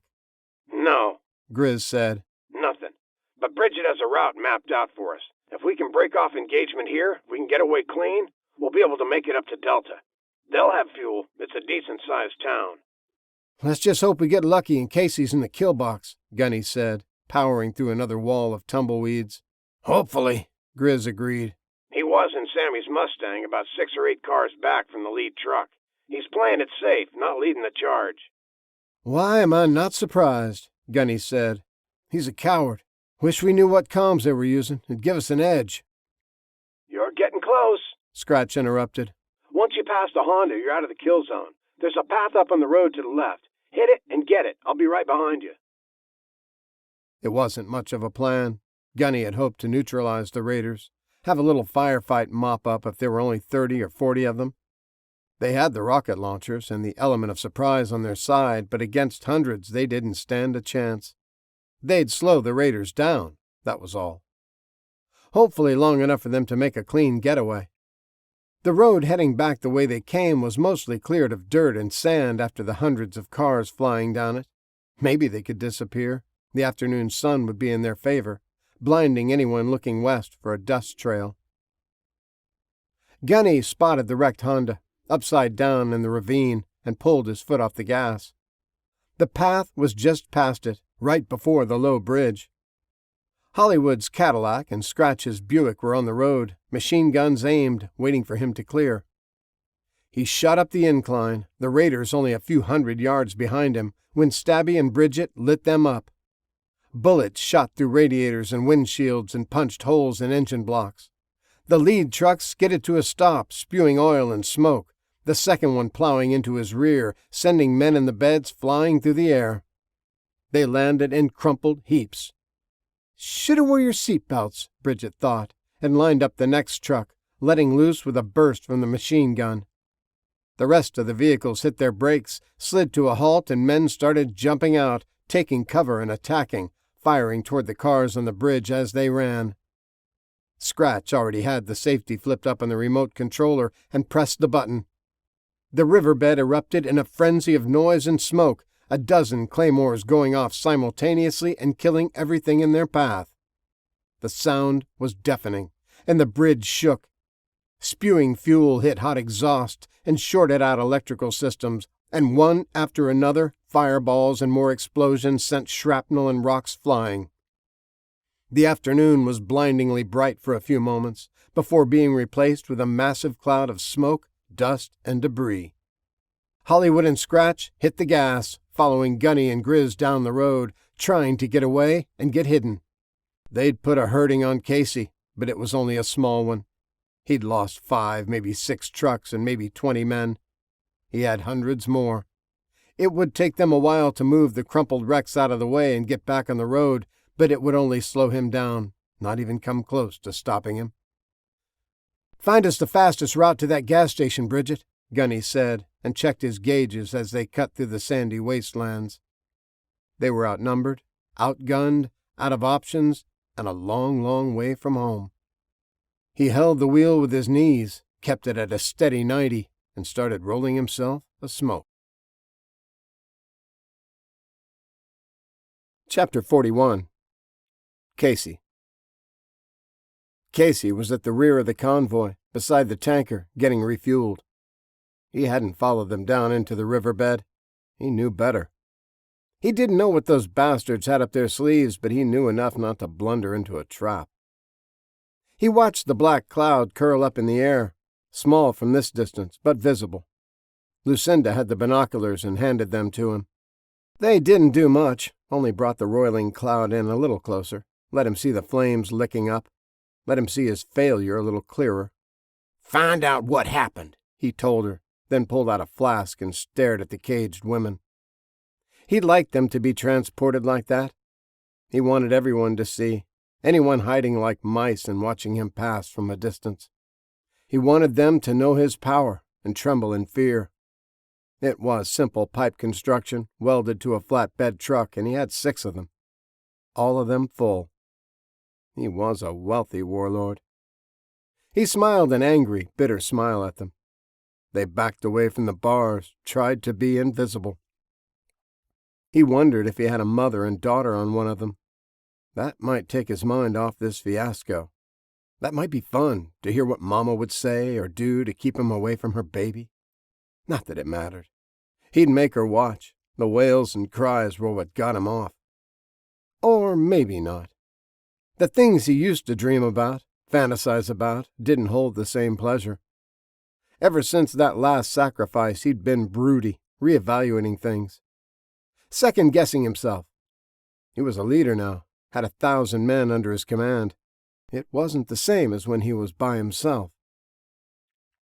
He turned away from the cages, walked back to his car. His presidential prisoner had taught him a thing or two, and that disturbed him more than he let on. Had all of those high and mighty rich people been into the weird stuff like she was? Casey had taken a chunk out of that guy's heart in the beginning to show the prisoners who he was, that he was ruthless, that he was Casey the cannibal. He thought he was being shocking, original, and unique. Apparently, the so-called elites did that kind of stuff all the time. The creepy bitch kind of weirded him out. She looked so normal, like somebody's grandmother. He did some hardcore shit. He was cold-blooded and ruthless in this new era, where his word was absolute law. He'd carved out his place in this world by taking charge, by being aggressive, by showing people he would do whatever it took. But she'd taught him a thing or two about heartless killing, about some secret drug she called adrenochrome. He liked it rough in the bedroom. He liked to make them hurt and occasionally lost control. Once or twice they died. But he didn't plan on it. He didn't do it on purpose. Things just got out of hand sometimes. Accidents happen. When he hurt people, they usually deserved it, or he had to make a point. It was necessary. You had to break a few eggs to make an omelet. All the great leaders did the same thing he was doing. That woman, though. What she did just seemed wrong, even to him. She didn't hurt people to show them who was in charge, or to set an example, or even for sex. She did it because she was a freaking vampire. She literally drank blood and got off on it. He'd watched her use a sharpened steel tube to punch into a kid's neck and drink. It wasn't a gimmick for her. It wasn't an object lesson. It was a drug. He sat on the fender of the Mustang watching the black smoke roll up in the air. A dozen of his men were dead. The convoy was spread out for miles, and they were trying to get turned around, to give chase because they'd been outsmarted. Casey burned with anger, took long gulps of bourbon, and had murder on his face. Everyone avoided him, kept their distance. As well they should, he thought bitterly. Was he supposed to think of everything? His rear guard hadn't considered an ambush? Lucinda and Edmonds were sitting in a jeep watching the smoke, probably talking about him, he fumed. Those two had been buddy-buddy shortly after he taught the president a lesson some 6 months ago. He'd put her in her place. He showed her who was boss. He'd made her beg. The most powerful woman in the free world had been on her knees in front of him, naked and bloody, begging the mighty Casey not to hit her again. He loved it. He wished they still had internet so he could post a picture and gloat. But then Lucinda took an interest in her, said it would be best to keep her alive and in good condition. He should stop poking new holes in her because she was too valuable. Whatever. He didn't care. She was old and ugly anyway. She could have her. Besides, if he kept Lucinda happy, she kept bringing him hot young things to play with. Now those two were thick as thieves, Lucinda allowing her to eat at the same table as him. She probably thought she was his equal. He'd have to put a stop to that, put her back in her place. Maybe after they took Lakota, she and Collins could share a jail cell. He'd teach them both a few lessons. Maybe Lucinda, too. She was getting too big for her britches. He had to be careful there, though. She still ruled over all of the women, and they were all hooked up with his men. If he pissed her off too much, she might tell them to whisper to their men about him. About maybe they should overthrow him. Get a new leader. The men would do it, too. They'd do anything to keep a woman happy. Morons. He couldn't trust anybody, only himself. He watched the two of them out of the corner of his eye as he sat and drank, waiting for the long line of trucks to get situated. Lucinda and Edmonds had become BFFs, or whatever it was chicks called it. She'd just about quit with all her made-up voodoo rituals and had started doing things that Edmonds showed her. Some devil-worshipping crap that apparently all the fancy folks had been into. Edmonds taught her about spirit cooking and drinking adrenalized blood. He'd watched as they tortured a little girl, terrorized her, flayed her face off, wore it like a mask, and then drank her blood while she screamed. It was far too much for him, But he had to stay. He couldn't appear weak. But he sure as hell couldn't watch. Lucinda said it was the best high she ever had. It was better than coke and acid and pot or crack or anything.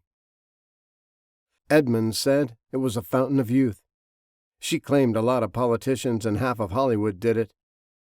That secret societies had been drinking blood for centuries. She said Count Dracula himself, Vlad the Impaler, knew the secret and drank the adrenaline-filled blood drained from tortured and terrified victims. She was probably laughing at him behind his back about his cannibal rituals. She asked him if he ever noticed the movers and shakers of the world sometimes wore red shoes. He hadn't, of course. Who gives a shit what kind of shoes people wore? He wasn't a girl. They're a secret sign, she'd said, trying her best not to sound condescending. They're made out of human skin. He didn't want to think about the things she said. It made what he did seem so amateurish. He should just put a bullet in her smarmy face, but Lucinda wouldn't like it. Maybe he'd put a bullet in her, too. He took another long, angry chug from the bottle. He realized there was always someone meaner, harder, and more depraved, no matter what you did. He was Casey the cannibal. He'd killed a man and took a bite out of his still beating heart to make a point. That bitch was probably sniggering at him. She tortured kids and ate their faces just for fun. He hadn't had a human sacrifice since. After watching her suck down her adrenochrome, he decided he wasn't going to rule like that anymore. He couldn't be seen as soft or weak. He'd still dish out a killing if a killing was needed. He'd still show them who was boss, teach anybody a lesson that needed teaching, still reign over his empire like a mighty warrior king, but eating people was over. He'd come up with some other initiation rites. That one had served its purpose, but he didn't need it anymore. He wanted to be remembered as a badass ruler like Attila the Hun or Conan the Barbarian, and he was pretty sure they hadn't eaten people.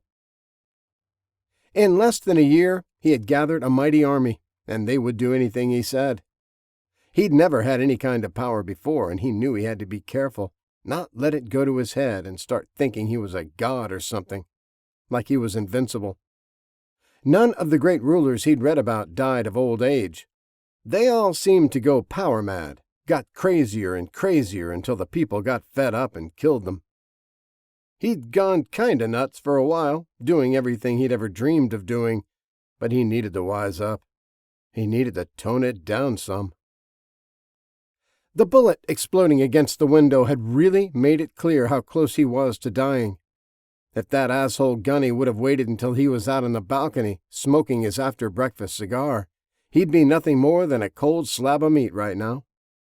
It was a sobering thought. No more little girls, he told himself, and he'd tell Lucinda. Make sure they were at least 15. A good leader needed to exercise a little control. A good leader needed to make his enemies cower in fear, not his own people. He'd started chasing the Lakota crew in haste. He should have let his men handle it. Now he had to catch them and kill them, or he'd be seen as weak. He couldn't give up. He'd follow them all the way to Lakota if he had to, and then he'd figure out some way to get inside. It was built to keep zombies out or to withstand a full-on attack. He'd seen the layout. It would be easy to infiltrate. Most of the town was surrounded by water. Surely one of his men knew how to scuba dive. Things were set in motion. There was no turning back. He'd have Lakota no matter what. Lucinda watched him without being obvious about it. He was on the edge of something, and she didn't know which way he would go. She encouraged the blood feasts, the spirit cooking, and the sacrifices. She wanted some of whatever Edmonds had been so eager to get her hands on. It was a hell of a drug, and she understood why she'd never heard of it before, if the only way to get it was by torturing kids. Over the past 6 months, she'd gotten to know Casey pretty well. He was an opportunist who was basically a coward. He was weak, and she knew how to control him. Everything he'd built had her fingerprints on it. She was the one who suggested things, then made sure the plans got carried out. He had big ideas about being the ruler of an empire, but he had no clear idea how to do it. She did. It was just like pimping girls or slinging crack back home. Same principles applied, just on a larger scale. Casey just happened to be the right guy in the right place at the right time. He'd done one or two things, killed a few people, acted crazy a time or two, and now everyone followed him blindly. She'd built this empire behind the scenes, and that's where she wanted to stay. That bullet this morning had been aimed at him, not at her. She wanted to stay under the radar. She was content with that. She knew his whole cannibal act was just that, an act. Not once had she seen him actually eat a piece of meat from someone they cooked. She'd pushed him in the right direction, insisted he had the banquets, had tempted him with the younger and younger girls, always ensuring only she knew about it, making him believe it was their dark little secret. He knew how pedophiles were treated in prison. They were the worst of the worst. A bank robber got respect. A killer got respect. A pedophile got the shit kicked out of him. He still had that mentality, and that was fine with her. Let him think he needed her help to fulfill his desires. Things had changed since they'd captured the president. He'd had his fun with her a few times, gave her a good hard screwing, and an even harder beating. He probably would have killed her once he got bored, but Lucinda had started talking to her, trying to pump her for any useful information she might have. It was an eye-opener. She convinced Casey to leave her alone after that, and Edmonds let her in on more secrets to show her appreciation. Now she was afraid he was going to do something stupid, like try to take Lakota, and get them all killed. Something about that town just seemed to stick in his craw. He couldn't let it go. She was perfectly happy down in Mexico. She was living in the fanciest mansion she'd ever seen, had dozens of servants, had first dibs on all the most exquisite foods they found, and she could do anything she wanted. She could beat her slaves with a whip if she wanted. She could kill them if she wanted. Why couldn't Casey be satisfied with that? Why did he have to have this fight with Lakota? She knew he wouldn't back down now that it was started. She should have found some way to make him stay in San Felipe. Had him send his men out instead of mobilizing the whole town. Now they were going to chase those cars all the way back to Oklahoma just so he could prove a point. She'd have to put some thought into this, figure out the best way to get him back under control. He didn't need to be making these decisions without her. She needed to guide him for the betterment of all. She needed him to divert back to their original plan and start small, one town at a time. Chapter 42. Jesse. Jesse had done some trading back in Blackfoot and had a bunch of new songs on his iPod, a handful of new games on his phone, some pretty tasty buffalo jerky, and a six-pack of Mountain Dew. It had been a week since he left, meandering this way and that. He had the radio cranked, the windows down, the wind in his hair, and was singing along, quite badly, to an old My Chemical Romance tune he hadn't heard in a long time. Life was good. He wondered about the motorcycle girl, chided himself for not swallowing some of his pride and trying to talk to her. Yeah, she'd been bitchy, but she'd just been shot. She had made some boss-ass moves, taking out the raiders. If he hadn't been coming down off his adrenaline rush from his own fight, if his back hadn't been screaming at him like he'd been kicked by a mule, he might have been nicer to her. He had no excuse for the next day, though.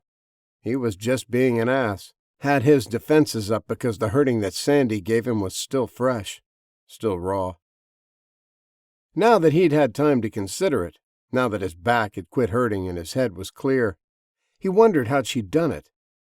How'd she'd killed all those guys by herself. He wondered if she was like him, if she was enhanced, if she'd gotten some of that blue miracle drug. She moved like a ninja, like she was black belt or something. He should have been nicer. She'd done him a favor, and all he'd done was give her the cold shoulder. If he was honest with himself, it was because she was pretty. If she'd been a guy or even an ugly chick, he probably wouldn't have acted like that.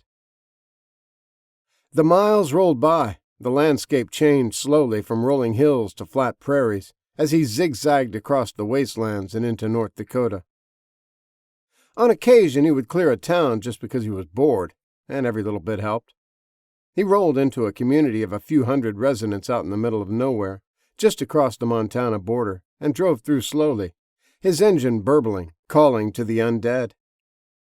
There was a gas station, the first he'd seen all day, and he was down below half on his reserve tank. He drove into the tall grass outside of town to lead them into the fields. No sense in having piles of dead in the middle of the road that might cause someone to wreck. The zombies came, stumbling and running after him, and he put them down with headshots from his Henry repeater. It had become one of his favorite guns, the little lever-action .22 with the Burris scope. It didn't kick, did the job, and he had thousands of rounds for it. Bob didn't even get excited anymore when Jesse cleared a small town. He'd wander off, snuff around looking for prairie dogs or chasing rabbits. The irony of the whole situation wasn't lost on Jesse. He was just splattering the ground with undead blood, leaving corpses lying among the wildflowers, blooming in the early spring. It was kind of beautiful in a weird sort of way. A woman in a ragged dress lurched to the forefront of the others, her long black hair tangled but still flowing free in the breeze. He couldn't tell her age, but she looked like she may have been an Indian or maybe Hispanic. He dropped her with a shot in the forehead, and she fell among the dancing grass and butterfly weeds. She lies in roses, he thought, then wondered where he'd heard that before. He supposed if he were a zombie he'd like to be put to rest in a field of flowers, rather than on the asphalt back in town. He didn't have a problem with putting them down, but out in the tall grass and swaying flowers it made the killing a little easier. It didn't take long, and maybe he'd saved someone's life by eliminating them. Maybe not. The survivors that were left were pretty savvy by now. They had to be, or they'd be dead. He called Bob over when he was finished, and they circled back into town. He hadn't been able to score any chocolate in Blackfoot, and he had been craving some. There were a couple of likely stores if they hadn't been raided, and if they had, houses with toys in the yard were usually good for something if the ants or cats hadn't gotten in the cupboards. He idled up and down the streets, making sure there weren't any more lurking undead, finished off a few crawlers, then stopped in front of the only gas station. Grenora was way off the beaten path, and from the looks of it, he was the first survivor to come through since the outbreak. The station was untouched. No windows were broken, and the undead had still been wandering around the little burg. They hadn't chased a car down the road to some other place. He'd seen faces in windows as he cruised the few residential streets, undead trapped inside. He'd have to be careful. Any one of them could break out at any time, but Bob was pretty good at giving him warnings. He found the fuel tanks at the station, dropped his hose in, and flipped the switch to get his pump started. He leaned against the car and sipped on one of the Mountain Dews, already putting the killing fields out of his mind. He was looking at the store, at the zombie pawing against the glass, and wondered if it was worth it to go in. It probably stank to high heaven, and the smell would linger over everything in the place. His candy bars would stink like undead funk. "What you reckon, Bob?" Jesse asked. "Think it's worth it? Suppose you have some Malpo in there?" Bob glanced back at him, then continued on with what he was doing, sniffing around the dumpster, probably smelling a cat or something. They both heard it before they saw anything, the sound of engines cutting through the afternoon, carrying for miles in the stillness. No telling if it was friend or foe, but so far Jesse hadn't met a whole lot of decent folks on the road. They kept themselves behind walled towns and in fortified settlements. He tossed the half-finished dew can, started gathering up his hose. He needed to get out of sight. The station was right on the county road where whoever was coming would more than likely be stopping for fuel. He whistled for Bob and fired the Mercury up, careful not to go too fast and stir up a dust cloud as he took off down the main street, looking for a garage to slip inside or a building to hide behind. He wanted to see who it was before he made himself known. It could be Casey's raiders, or that weird cult he kept hearing about. It could just as easily be a community relocating farther south, now that the snows were all gone and it was safer to travel. Maybe even a caravan of traders. He found a big garage at the base of the water tower, but the doors were locked, and he heard keening coming from inside. Undead. No telling how many. Crap. The convoy was close now. He could hear them downshifting and turning in. He didn't have time to go searching. The town was only a half-dozen crisscrossing roads. If any one of them decided to take a run through it, they'd spot him in a heartbeat. He jumped back in the car and eased along the side of a building on the dirt path and tucked in tight behind it. He'd be hard to see from the streets, and if they didn't look closely, they'd never realized it was an up-armored car, not just another junker behind the building left to rust away. "Stay here, boy," Jesse said, and slipped out, grabbing his M4. He closed the door softly behind him and sprinted back toward the main road, keeping hidden behind houses and shrubs where he could. Chapter 43. Jesse felt a cold chill run down his back when he saw who had pulled in at the station. He was a good 200 yards away, under a car at an oblique angle. He could see, but not be seen. It was a large group of the raiders, and it looked like they were packed up for a long road trip. There were at least a dozen armored trucks lined up at the pumps, twice that many motorcycles with skulls and scalps hanging off of them, bloody handprints decorating the tanks. The raiders were terrible to behold. They had fully embraced Casey's end-of-the-world cannibal lifestyle and wore chains and leathers, tattooed faces and sharpened teeth. The worst of the worst who had survived. The prison escapees, the hardcore gangbangers, the men who loved dogfights, smacking around their women or torturing animals. Now they could just let their hidden selves out. Now they were in their true element, a world without rules. No laws but Casey's, and Casey didn't care what they did. He encouraged them. Told them stories of Huns killing thousands in an afternoon, Romans sewing prisoners into a cow carcass and letting the worms eat them. Medieval torture devices like the rack or the Iron Maiden, Aztecs sacrificing 250,000 of their own people. He encouraged the worst in them, and they relished in it. One of the motorcycle riders dropped his kickstand near the fuel tanks and waved for the first truck to pull in close. Someone else opened the gate on a cattle hauler and signaled for a man to get out. It was an open wagon, just a flatbed trailer with a metal cage on it, hooked to the back of a pickup. He did, too slow or too fast or maybe without enough bowing and scraping, but he caught a bullwhip full across his back. It cracked loud and blood flew from a fresh wound to the raucous laughter of the gang members who saw it. The man crawled, then ran to grab the hand crank offered to him. He hurried to the drops to get started refueling, working feverishly, cranking the handle to avoid the whip. Jesse's blood boiled, and he counted their numbers again, trying to come up with a way to take them all on. They were armed, holsters hung at their sides, rifles were in window racks in the trucks. Maybe if he had a few grenades, maybe if he had a couple of more people, maybe then. One man against 40 was impossible, no matter how good he was. He fumed in silence and watched as they started refueling. Pounder sat on his fat boy, idly caressing a double row of finger bones across his chest, pieced together like an Indian warrior's breastplate, and fringed with human hair. It covered the giant swastika tattoo he'd gotten when he'd been in the joint, doing life without parole. That was before Casey, before he was given command of the northern contingent of the raiders. Casey had called them home, and it was his duty as war chief to get them there. The raids were over for now. They had let the survivors know who they were. They had raped and killed and plundered. They had taken new recruits and feasted on the flesh of the fallen, building their fires where the survivors could see and smell. They had the fortified towns quaking in fear, and the outlaw outposts knew not to give them any crap. The raiders ruled. The raiders did whatever they pleased. There had been a few places that were too well fortified for his crew to take. Not many. Most he'd scouted out they could overrun without any problems.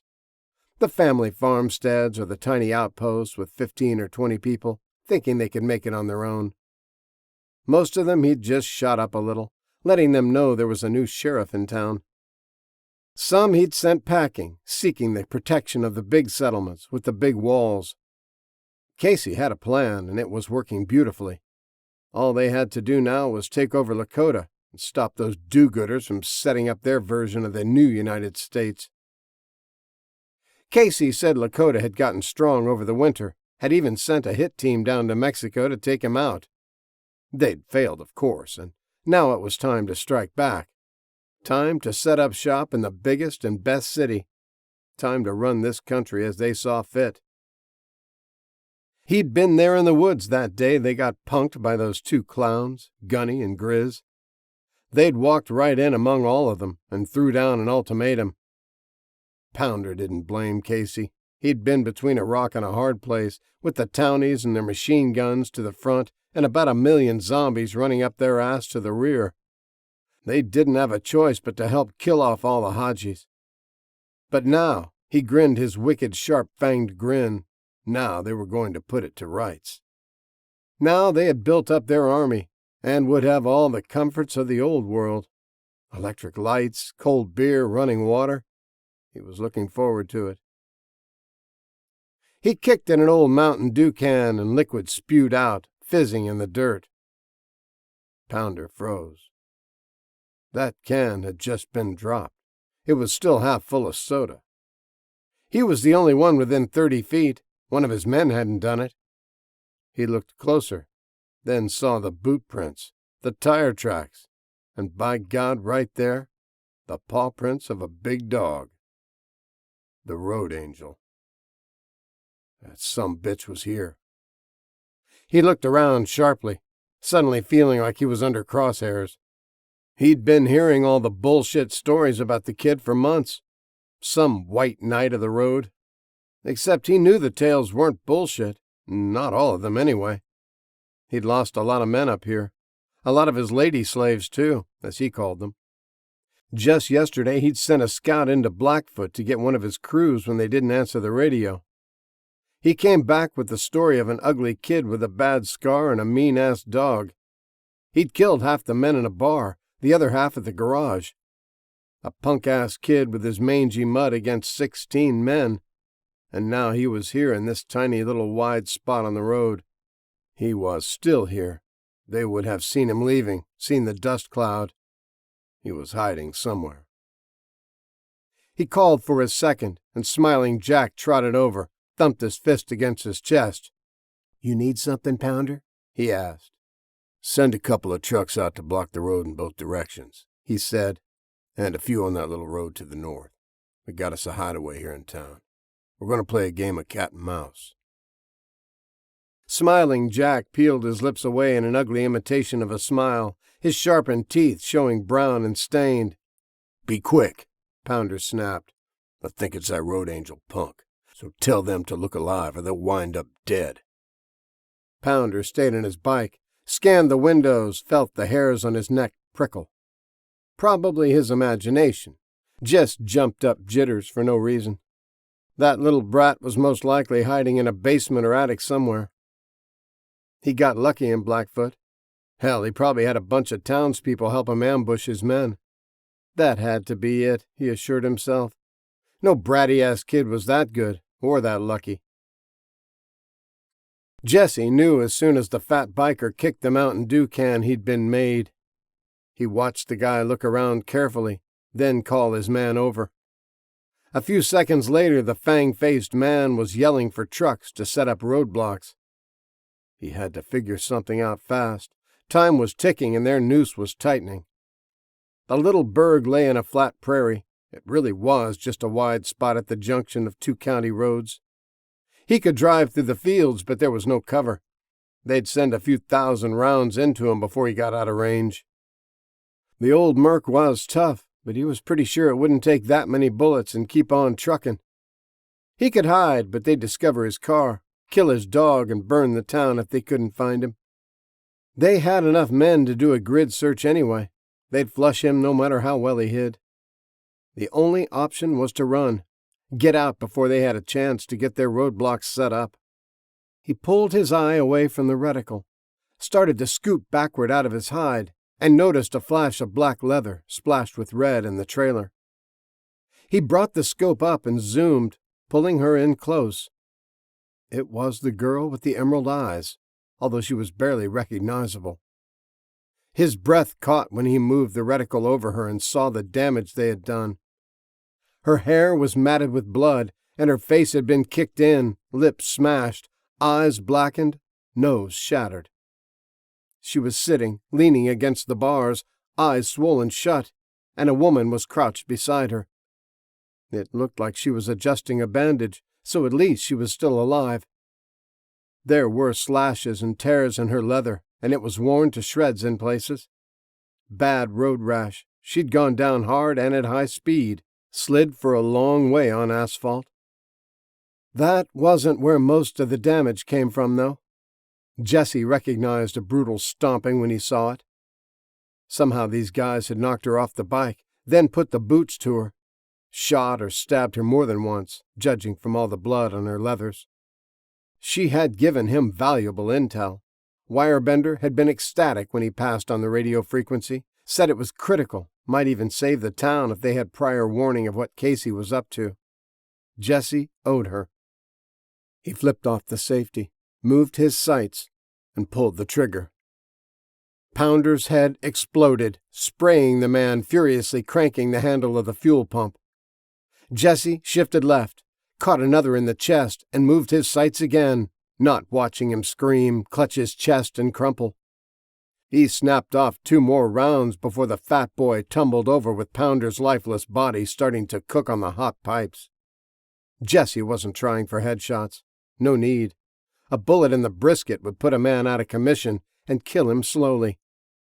These clowns hadn't been expecting trouble. They were used to dishing it out, not taking it. None of them were wearing armor. All of them wore grisly trophies telling the world what badasses they were. How tough they were. Scalps and bones didn't stop bullets. Jesse sent round after round into them as they fled for their trucks, cans of beer and bottles of whiskey tossed in their flight. Bullets started flying his way from near the end of the convoy, but they were shooting blind, raking the houses and trees with automatic fire from AKs and ARs. He crawled out a little farther so he could see them, scoped a man with a mohawk, and sent a round into his shoulder. He saw another man duck down in the seat and put 2 through the door, heard a satisfying scream of pain. More gunfire came in. They had figured out where he was. The windows of the Dodge shattered and the car rocked with the impacts. Jesse backed out fast, rolled into the yard, and belly-crawled past the edge of the house, using the bushes as cover. They were coming for him now. He heard the engines fire up and the squeal of rubber on asphalt as they tore across the parking lot. Jesse sprinted across Hickman Street, driving behind a tree as the bullets ricocheted off the road and spanged the metal of rusting cars. He flipped the selector to full auto, swung out in a crouch, and emptied the rest of the magazine into the windshield of the truck as it bounced across the field behind the gas station. It swerved and plowed into the car he'd just been hiding under, but men in the back were jumping out, laying down heavy fire. The bullets weren't even close. They were shooting and running at the same time, but they were coming in from all angles now. He heard a truck skid around the corner at the other end of town, some 5 blocks away, and he ran for the cover of a low-slung metal building. He hit the door hard with his armored shoulder, and it burst open against a screaming band of the undead. They'd all been frantic in their efforts to get out, to get to the noises and the fresh meat. They went flying backward, and Jesse was stopped in his headlong flight for safety. He quickly reversed and darted back out, feeling his jacket pull as a lucky round caught it from the men running and gunning, filling the air with lead. The undead were on their feet in seconds, well preserved from the elements, and ran for the noises, for the fresh blood. Jesse sprinted across the street toward the old post office, a solid brick building that would give him some cover. He didn't even try to save the empty magazine. He tossed it as he ran and slapped the fresh one home. He heard the roars of the undead and the shouts of the men behind him, hoped it would buy him enough time to get to his car. 2 motorcycles zoomed up to him, and he barely dove at the last second, their machetes cutting air instead of flesh. As they shot by, Jesse rolled off the road, sprang to his feet, and sprinted behind the post office. Another truck opened up, the man jerking the trigger as fast as he could, ripping the bricks and sending fragments flying. Jesse spun and dropped low, holding the trigger, answering in lead. He aimed for the man hanging from the window and trying to fill him full of holes. Lead met the thin body panel and punched right through, shattering the glass, slicing through the inner panel, and finding a home in the man's groin. The gun fell from his hands as he grabbed for his crotch, everything else in his world forgotten. Jesse saw the dirt and grass kicking up around him, more bikers joining the first 2, firing their pistols over the handlebars. He rolled, felt the impact of 1 or 2 lucky bullets as they hit the Kevlar. He aimed the M4 in their general direction, sprayed and prayed, ran in a crouch across the little park toward his car. Gunfire was all around him, from the trucks, the bikes, and the men running. Most of it wasn't directed at him. He still heard the scream of the zombies on the attack. Good, he thought. If I could free up a bunch more, I might have a chance. There was a narrow, bush-filled greenway between the credit union and the hardware store, and Jesse dove in it, hoping against hope they didn't see him, hoping he could get a little breather. His back and ribs hurt like the dickens, and he was having a hard time getting his breath. He'd been hit with 45 slugs from the sound of the guns. All he knew is, whatever it was, it packed a hell of a wallop. He only had a few seconds. They'd find him quick. There weren't any windows or doors on the side of the hardware store, but it was a metal building. He'd pulled his sturdiest knife, the K-bar, and plunged it into the metal, sawing frantically. The gunshots were all concentrated near the post office. They were concentrating on the zombies, the more immediate threat. He heard the bikes roar by, then a few more trucks. They would figure it out shortly. They would know he was still on the same block, hadn't crossed the road. He peeled the tin back, kicked through the insulation, and shoved over a shelf of plumbing supplies and wriggled in, still trying to catch his breath. He pulled the metal back in place and lay still, willing the hurt away. The new entrant should pass a quick glance down the alley, but when they didn't find him right off the bat, they'd get serious in their search. They'd know where he was. He wondered how many he'd killed so far. 15? Maybe a few more? Probably a few less. He heard a volley of shots, then he didn't hear the zombies anymore. Trucks roared down the road, tires skidded, voices shouted, motorcycles went up and down the dirt alley behind the store. One more block and I would have made it, he thought. He heard them now, his ears attuned now that the gunshots had stopped. Men in clinking bone necklaces, rattling chains on their jackets, heavy stomping boots. This building was useless to make a stand in. It was tin. Hell, he'd gotten into it with a knife. They'd turn it to Swiss cheese once they saw his entry point. He was surrounded. He heard them all around the store. Good, he thought. I won't have to go looking for them. He smiled to himself at the old soldier's joke. If he was going to die, he wouldn't make it easy for them. They were going to have to work hard to put him down. He got up slowly, making an effort not to groan at the throbbing pain in his back and side. A cadence they sang during his months of training over the winter popped into his head. Stay low, move fast, shoot first, die last. 1 shot, 1 kill. No luck, pure skill. He put in a fresh mag, then eased over to the back door right about the time one of them was throwing his foot into it, breaking it down. Jesse sent him flying, a pair of bullets hitting him in the bottom of the foot, coming up the leg bones and exiting through his rump. Jesse leapt out of the door, firing on full auto, spraying the men bunched around. They dove for cover and fired on instinct, their bullets slamming into each other and missing their target as he hit the ground, rolled, and came up running. A shotgun blast caught him in the chest as he sprinted toward his car. He could see Bob still in it, barking ferociously, spittle spraying the windshield. He didn't feel the pain, just felt like someone hit him with a kitchen table or something. His feet flew out from under him, his M4 flying away in a different direction. He landed on his back, his jacket shredded, the Kevlar ripped and torn, and what little wind he had left in him got knocked out. He couldn't lay there gasping. He had to move. He had to fight. He grabbed for his pistols and came up shooting, even as the surprised man tried to chamber another round. 2 9mm Ripper rounds sent him flying back against the hood of the Merc, blood spraying from a dozen holes. More explosions erupted all around him as the other men from the truck and the bikers opened fire. Most of them missed, fired in haste while men were ducking for cover, not believing the kid was still standing after a shotgun blast. Jesse couldn't breathe. His vision was going dark, and he felt the broken bones of his ribs grating together. Blood spurted from stray pellets that had torn through his shoulder and arms, but he kept fighting. His fingers kept pulling triggers. His eyes kept finding targets. His hands knew the ways of war. Men went down, screaming, clutching at blown-open bellies, hollowed-out lungs, and all manner of splintered bones from his bullets. The radically invasive projectiles were illegal to use, according to the Geneva Convention. But this wasn't Geneva, and Jesse kept killing. He couldn't keep it up. He couldn't breathe. He could only suck in the tiniest of gasps. He needed to get to the car. He needed to get away. He was surprised when he suddenly felt himself falling.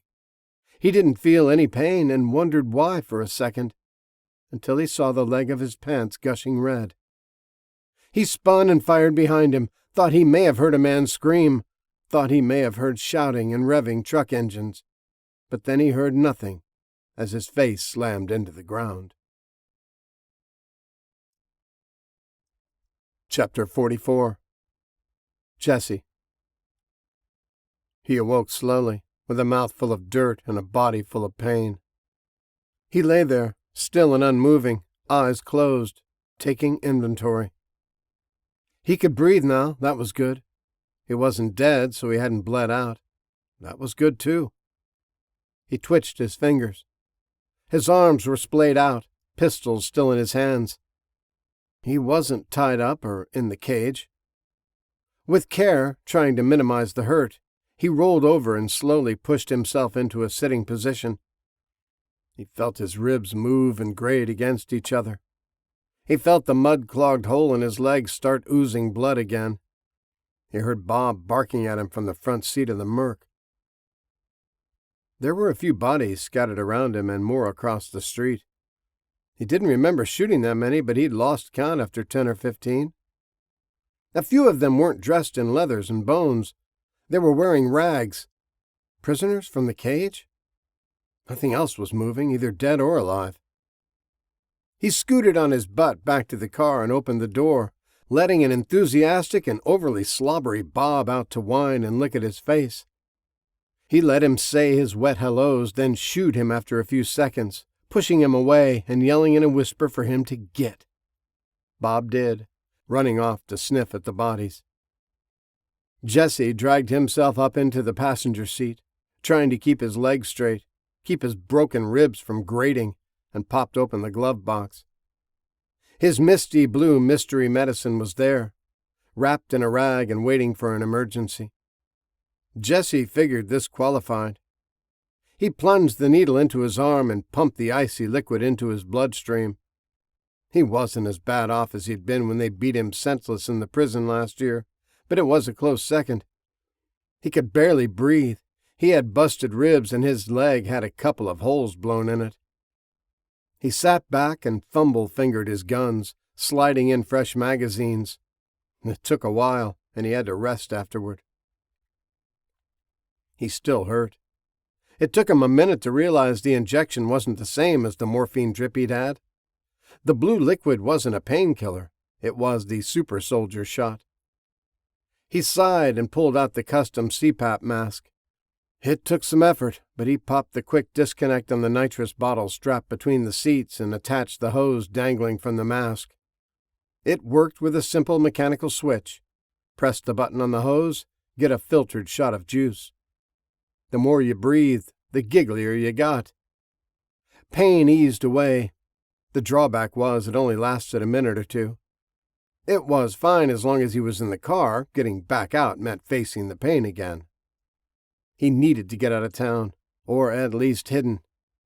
He saw a lot of raider bodies everywhere he looked, but there had been more than that. He wondered why they'd broke off the attack. They had won. He had been on the ground unconscious. Maybe they thought he was dead. He looked over at Bob, who was still sniffing around, but he wasn't on alert. He wasn't barking at anything. He listened and heard nothing more than the wind rustling the trees or a listless flap of the flag at the post office. The town was dead again. Empty. He grabbed a T-shirt from the laundry pile in the back seat and tied it around his leg. He'd clean it and bandage it properly later. For now, he needed to see what was going on. He slid over into the driver's seat and pulled his leg over past the shifter. He had to rest for a moment to get his breath, then fired it up. Using one foot to clutch, brake, and gas was going to be awkward, but it was doable. Bob came bounding over and jumped into his seat, not wanting to be left behind. Jesse eased the clutch out so the car wouldn't stall, then goosed the gas once it got rolling. The passenger door slammed shut and he bounced onto the road, heading back to the gas station. Out of habit, he tried to use his shut-up left leg to clutch and let out an involuntary groan as the car stalled, then bucked to a halt near the pumps. He clasped the wheel in a white-knuckled grip, breathing slowly and forcing the pain back down with a long shot of NOS, putting it back in its place, isolating it, compartmentalizing it, and trying to ignore it. The trucks were all gone except for a few that were riddled with holes and sitting on flat tires, or in pools of their own liquids, oil or antifreeze, dripping gas. The pickup pulling the cattle wagon was still there, leaning to the side, one of its oversized tires shot through. The door on the cage was hanging open, all of the prisoners gone. They had escaped during the confusion. Maybe they had drawn his attackers away. Jesse looked closer at the bodies strewn around the station, saw there were more than just the raiders. Quite a few had the torn and tattered clothes of the people who had been in the trailer. There had been a fierce gun battle. Brass casings littered the ground. He wondered who had won the fight. There were a lot of bodies, and a lot more blood splatters soaking into the dirt-covered asphalt. Some survivors, that's for sure. A lot of the trucks were gone. Not many motorcycles, though. They were laying all over, most with a crumpled body nearby. Bikes might be great for getting around zombies, but made poor choices if someone was shooting at you. He remembered the girl, the whole reason he'd started this fight. If he would have given it a few seconds' thought, he would have realized he couldn't have won. He looked closer at the trailer and saw a still, dark form in the back of it, laying on the floor. Jesse sat up straighter, winced, and hit the starter button. He idled over to it and saw it was her, still there. He grabbed for his M4, but it was gone. He'd lost it somewhere in the firefight. He snagged the shotgun instead, double-checked the safety, and used it as a crutch to hobble over to see if she was still alive. He stuck his hand through the bars, fingers on her neck, felt for a pulse. He found it, steady but slow. She was a bloody mess. He had to get her out. He didn't know who won the battle, or if anyone would be coming back, if the raiders were giving chase or the ones being chased. He didn't care. All he knew is he had to get out of town fast. He looked around, scanning for danger, his mind racing to formulate some sort of plan, his eyes checking the roads, his ears pricked and listening for the distant whine of engines. He thought he heard something. It could have been the wind playing tricks. He didn't wait to find out. He grabbed her by the collar and pulled her toward the open gate, using the bars to brace himself, each foot forward a painful struggle. When he got her to the end, he hobbled back over to his car and drove it close, putting the back bumper against the trailer. He shut the motor off so he could hear, now moving frantically, his mind telling him they were on their way back. A dozen raiders, triumphant in killing the survivors, were coming back to finish him off, his mind insisted. There was definitely the sound of engines carrying on the breeze. Still miles off, but distinct now. He grabbed his last vial of the serum and struggled around to the back of the car. He plunged it into her, pressed the injector, and then pulled her into the trunk. It was the fastest way. He had to go. He couldn't let them get her, and he was in no condition to fight.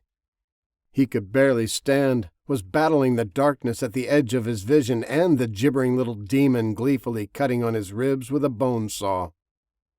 He crammed her in among the MREs, canned goods, and extra ammo. It was a snug fit, and he tried not to jostle her too much, but he was none too gentle either. He didn't know the extent of her injuries, and there was no time to check them now. If he was still here a minute from now, it would be too late. He hopped back to the open door and flung himself in. The sound of engines was closer. They were coming from the west. He fired up the Merc and ignored the screaming in his leg, the blood running down it and filling up his boot. He circled around and took off through town, wanting to put buildings and obstacles between him and the terrible sound of their motors. He couldn't be seen, and he knew it was the raiders. The survivors had no reason to return. They would have fled until they reached a safe spot. Jesse went north on the county road, a narrow swath of asphalt cutting between thousands of acres of fallow cropland. He kept it slow, cruising at 40 miles an hour, worried about a dust cloud being kicked up, more than he was worried about them seeing the car. He kept watching over his shoulder, but none gave chase. No one saw the jacked-up Mercury with a half-dead boy at the wheel and a half-dead woman in his trunk ease away from the carnage.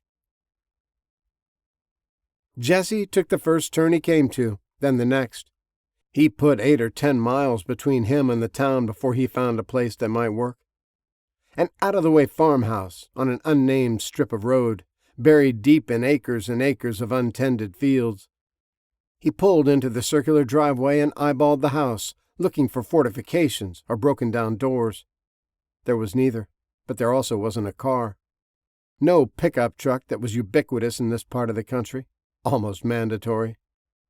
He let Bob out first, told him to go find bad guys. He didn't know if the dog understood, but after sniffing around for a few minutes, he took off after a rabbit that darted away from a rusting green harvester. It was probably safe. He got as close as he could to the porch and hobbled out, leaning heavily on the car. He should probably clear the house first, but he didn't think he had the strength to make it up and down the stairs twice. He had a job to do, and it wasn't going to be easy. He rested, getting his breath back, as he considered the best way to tackle it. He needed to get 110 pounds of broken girl up the stairs, onto a bed, and make sure she wasn't going to bleed to death. The shot would fix her if she lived through the process. It had fixed him right as rain in a matter of weeks. Better than new. All he had to do was get her up the steps and make sure she didn't die until it did its thing. It was going to be monumental. It was going to hurt. He couldn't pass out. Dark was coming on, and it was still getting down to freezing at night. They could both die of exposure. He reached in for the mask, thumbed the button, and breathed deeply a few times. He'd have a minute without agony. It was time to shit or get off the pot. Well, he thought, Confucius say journey of 1,000 miles begins with family jewel groping at airport security. At least I don't have to deal with that, he said, braced himself for what was to come, and limped back to the trunk. Chapter 45. Jesse. He pulled her up the stairs, one agonizing step at a time, his boot squelching with blood and leaving crimson prints. His broken ribs grated and tore at muscles, but he didn't stop. He knew it would only last a minute or two. He could deal with that. He could barely breathe. He sipped at the air. He ignored the agony, the brief respite from the nitrous long gone. He could deal with anything for a few minutes, he kept telling himself. Count the seconds if you have to. Count them down from 100, and it'll be over. He didn't stop. He got her on the porch and propped her against his good knee, the other leg throbbing, its pain trying to scream louder than the ribs as he twisted the knob. It was unlocked, and he told Bob to go on, get inside. He did, and Jessie waited, but there was no smell of death. He knew it was clear that Bob wouldn't find anything waiting for them. Country people rarely locked their doors, and this house had the feel of someone stepping outside, expecting to return shortly. He could see dishes still in the strainer next to the kitchen sink. 2 more minutes, he told himself. Again. Come on. Just 2 more minutes. Then it'll be done. He took the next step, pulling the limp form behind him. He left bloody splashes on the floor and smeared them with her body as he dragged her over them. He didn't stop. Her own blood ran down her arms and legs, dripped from her face and mixed with his. Somehow, he managed to drag her down the hall, every jolt a new anguish, and pull her onto the king-sized bed. He stood panting, balanced on one foot, using the nightstand to hold himself upright. He glanced around the room at the pictures. Matronly old woman, smiling mom and dad, a couple of kids through the years, the latest were teenagers. A middle-aged couple from the looks of it, unless this was Grandma's room, but it didn't feel like it. Men's jeans over in one corner, kicked off and abandoned, makeup on the dresser, a romance book on one nightstand, an antique power tractor magazine on the other. The bathroom door was open. He could see the cabinet under the sink. It would have what he needed.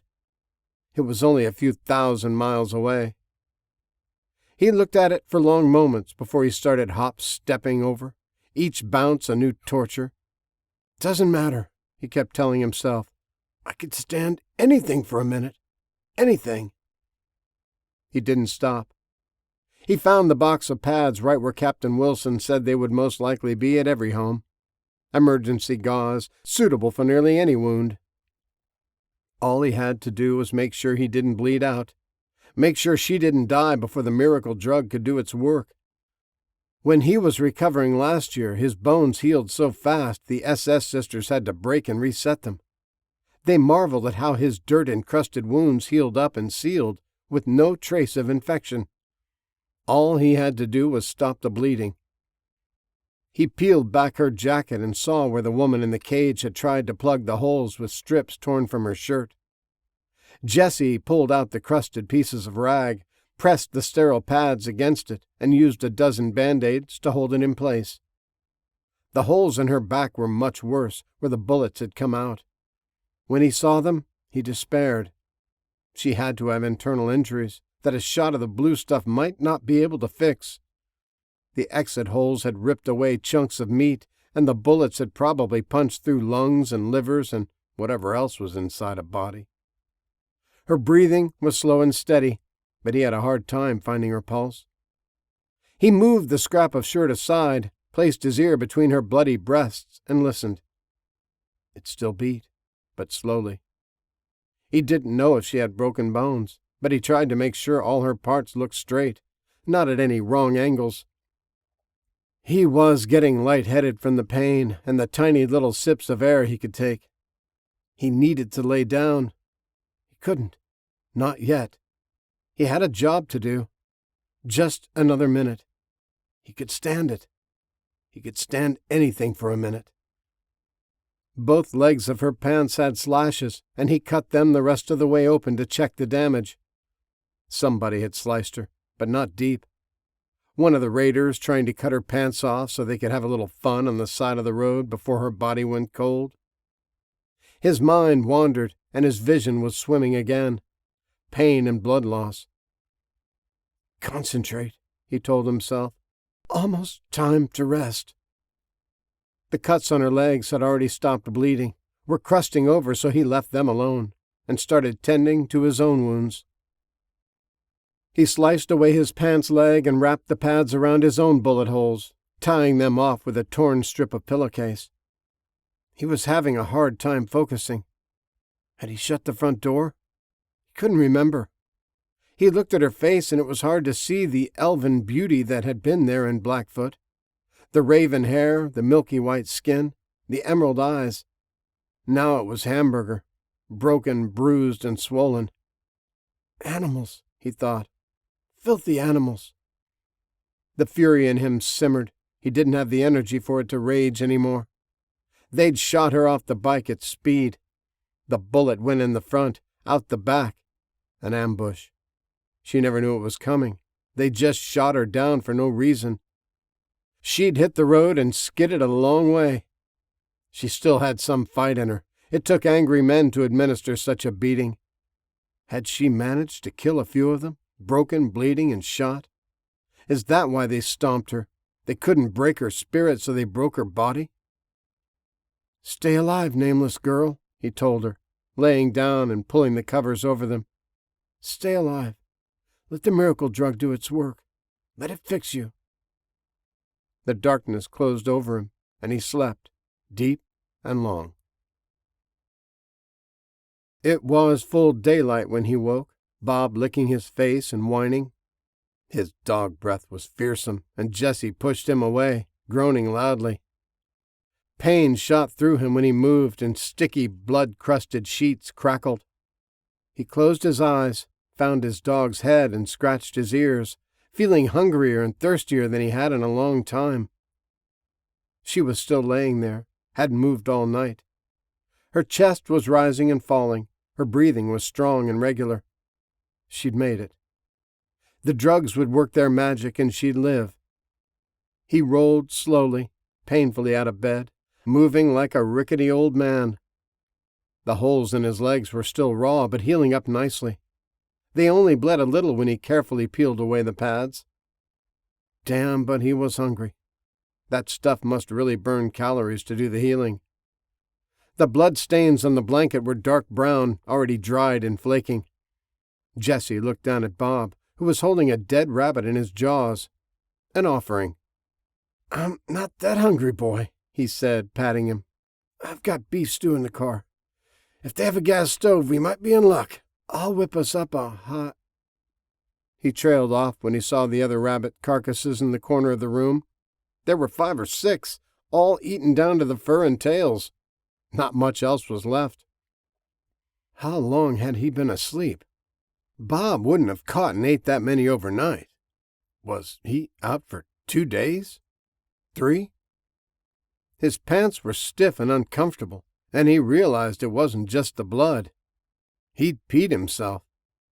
The bed was soaked. He looked at her and saw a huge wet spot soaking the sheets at the ripped places on her leathers. He smelled it then and wrinkled his nose. He needed to get cleaned up. This was disgusting. He pushed everything off the spindly-legged nightstand and used it as a walker, leaning his weight on it as he moved out of the room and down the hall. He didn't bother trying the water faucet. No electricity, no pumps. Besides, half the pipes in America froze up and busted over the winter, especially this far north. Even gravity-fed country houses had long since had their water supply drained. He stripped out of his stinking clothes in the living room, wiping himself off as best he could with his t-shirt and tossing them into a corner. He strapped his guns back on before going outside, still using the nightstand to help him walk, shuffling it along 1 step at a time. There was a rusting metal chain pump mounted over the well in the side yard, and Jessie made his way over to it. The hand crank was stiff from disuse, but it turned, and within seconds rusty brown water was flowing from the spigot. He kept cranking until it flowed icy cold and crystal clear. He hung his gun belts over the top, then took a freezing bird bath, splashing himself clean, even dunking his head under the stream. It gave him an ice cream brain freeze headache, but that took his mind off the ache in his ribs and leg. He hadn't thought to grab a washcloth, but pulled the linen drawer liner from the nightstand and used it, wringing it clean when it turned dark with blood or dirt. Clean, cold, and drip-drying off in the strong afternoon sun, he strapped his guns back on and made his way over to the car. He dug out jerky and tore into it hungrily, barely chewing before he swallowed, He felt better, and the invigorating water had woken up his appetite again. He sat on the nightstand and examined his leg. It was black and blue with bruising all around the holes, but they were closing up. He should have sewn them shut, but it was too late now. They would leave more ugly scars. At least they wouldn't show. His ribs didn't seem to be grating around against each other anymore. If he didn't move around too much, they wouldn't break again. He figured he should give them a week to knit before he started doing anything, which brought him to his current problem. How was he going to get a pot of water into the house to heat up to wash her off? He couldn't let her lie in her own blood and messed up clothes.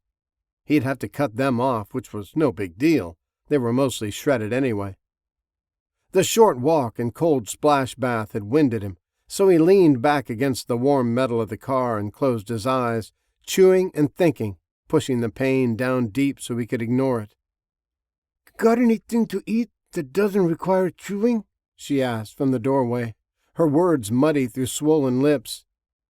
Jesse started, felt the stab from his ribs, groaned and relaxed again, leaning back against the car. He remembered he was naked and adjusted his holsters, sliding them around so one of the guns covered his privates. "Yeah," he said. "There's plenty. I'm glad you're awake. I was wondering how I was going to get some water up the steps to get you cleaned up." She'd been watching him for a few minutes, saw him struggle back across the lawn using the nightstand like an old man's walker. It was him, the road angel, the one she was supposed to kill. He was as banged up as she was. She wondered if he got shot rescuing her. She didn't remember much past getting knocked off her bike. "I can make it to the pump," she slurred. "You don't look like you're in any condition to haul water." Jesse had to agree. "Hold on, I'll give you a hand," he offered, and sat up slowly, careful to keep the gun in place. "Just let me get some pants on." "My legs work better than yours," she said dismissively, and carefully took baby steps across the porch. She came down the stairs slowly, one at a time, placing each foot with care not to bounce herself and bring on new waves of hurt, or tear open the quickly healing wounds. She limped over to him, and he offered a can of Vienna sausages. She tried to smile, but it hurt. "How long have we been out?" she said, trying not to move her lips too much. "I think about 3 days, judging from how many rabbits my dog brought in," he replied, trying not to feel self-conscious about sitting nearly naked in front of a girl with her boobs hanging out of her open jacket. He doubted if she could see much anyway. One eye was still swollen shut, and the other was just a slit. It hurt to breathe. She could have been the hottest stripper in Vegas giving him a lap dance, and he would have told her to go away. The nasty purple and yellow bruises all over her body brought back the simmering rage, though. He brought out a few more cans of the little sausages, and they dipped their fingers in, pulling them out and eating hungrily. She was famished. The serum in her veins burned through her calories and fat reserves as it did its job, knitting broken bones, repairing torn muscles, regrowing ripped skin. She knew the same magic drug flowed through him, too. Or something similar. He'd had the early prototypes that Dr. Stevens was still trying to perfect. Occasionally, it had unfortunate side effects, not like the newest version that worked faster and gave a few more enhanced abilities. He seemed to be doing okay, though. She'd seen him in action. He hadn't had any of the adverse reactions. She did smile then, pain or no pain. She'd beat herself up for months over giving him the shots, and now he'd saved her life. She was as sure of that as she was sure of anything. Good karma had come around. She pushed off the car when they finished the third can and tossed it to Bob, who caught it, then got busy making sure it was spotlessly clean. Jesse noticed one foot was dragging a little, wondered if one of the slashes had done some nerve damage. She made it across the yard to the pump, managed to get her jacket off, but struggled with the pants. "Heads up," Jesse called over and tossed his K-bar in a wide, underhanded arc. It landed point first a few feet from her, burying halfway to the hilt in the ground. She nodded her thanks and freed it, using it to slice away the remains of her shredded pants. She was in too much pain to be shy. He was in too much pain to care. Mostly. It was hard not to appreciate her. Scabs, scars, welts, bruises, and all. He looked away quickly, not interested in not wanting to be creepy, but couldn't help but notice the downy blonde as she ran the blade over her panties and let them fall. He eased himself off the nightstand-turned walker and filled the ruck with supplies, occasionally glancing over her way, taking in the damage they'd done. Her once perfect pale skin was mottled, almost piebald, hundreds of bruises from angry boots covering most of it. Blood seeped from long slashes on her arms, legs, and back as she cleaned them with the icy water. She was banged up pretty good, but she'd be all right. The miracle drug had brought her back from the edge of death. Chapter 46. Jesse. Jesse eased the rucksack on his back with many winces and groans, then grabbed his walker, his fine antique spindle-legged walker, finished with the nutmeg stain and clear-coated so it shone. He moved the holster around to cover his bare ass, then clumped his way back up the steps and into the kitchen, sliding the ruck onto the table. He dug out a loose-fitting pair of cargo pants first. He had his priorities. He had no hope of getting a t-shirt on.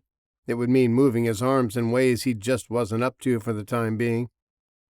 He strapped his guns back on, letting them find their place, and slid over to the stove. It wasn't electric.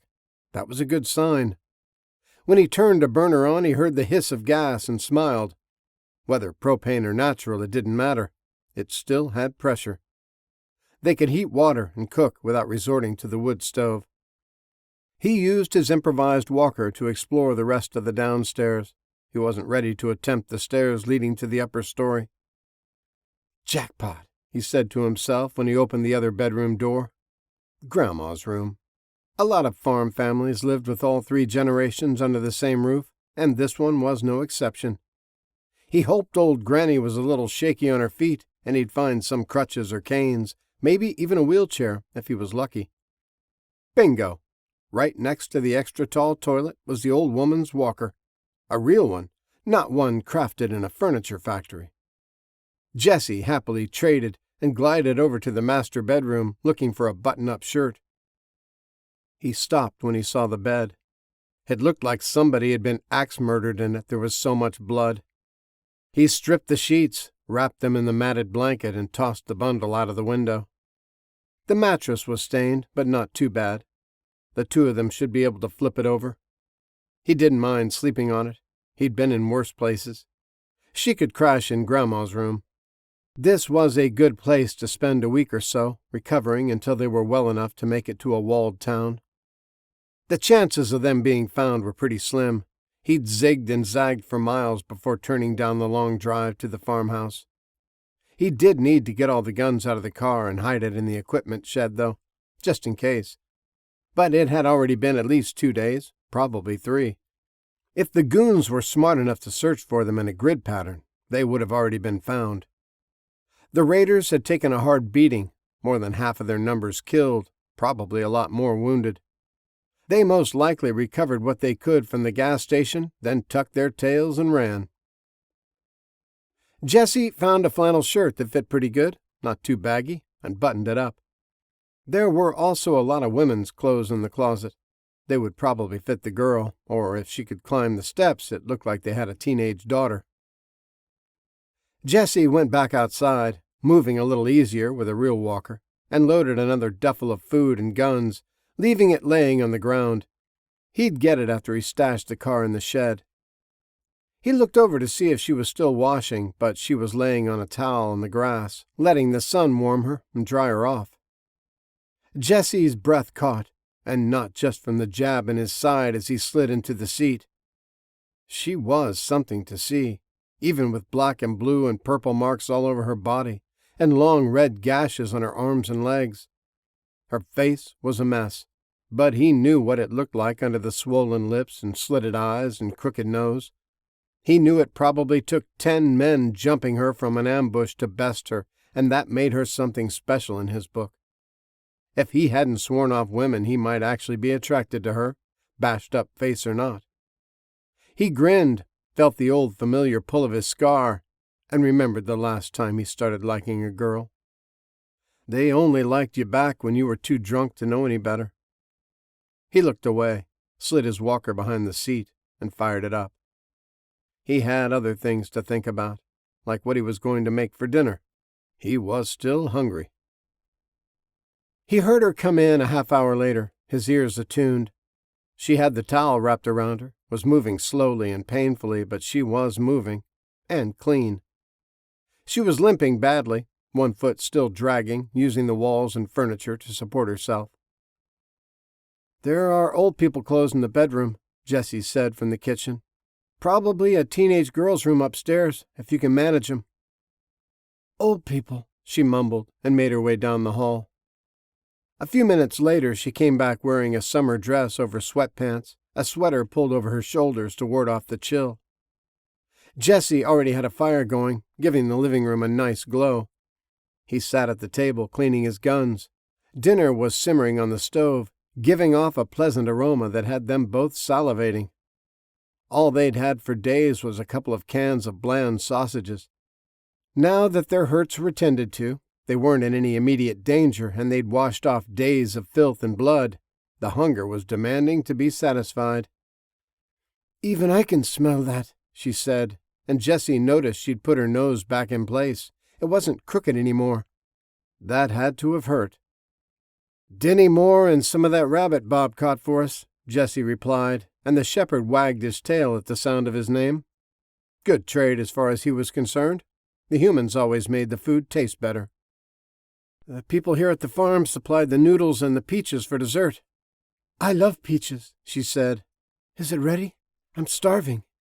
"It's done," Jessie said, quickly reassembling his pistol. "Grab a bowl and help yourself."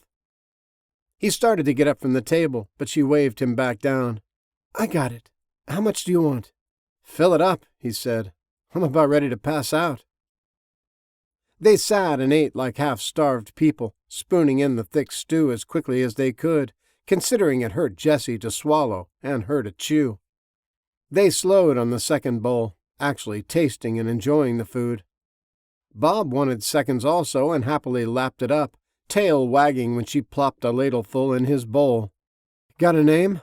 Jessie asked, adding salt to his. "Doesn't everyone?" she quipped. Jessie just looked at her, their eyes meeting, and gave her a slight smile. "Fine," he thought. "We don't have to be friends. In another week, when we're ready to travel, you can take the old pickup in the shed and be on your way." He went back to his stew, grinding a little pepper into it. "Sorry," she said after a long pause. "Sarcasm is my defense mechanism. I get tired of all the guys trying to hit on me. It was annoying before. It's really bad now. If you haven't noticed, there aren't a lot of single women left. They try to chat up every pretty face they see." Jessie looked back up, cocked his head a little, as if studying her. "I don't think you have to worry about that anymore," he said, and went back to eating. She stopped, her spoon halfway to her mouth, and stared at him. "Did you just call me ugly?" she asked, her one good eye widening. "Butt ugly," Jessie said. "Voodoo on a stick." The eye narrowed.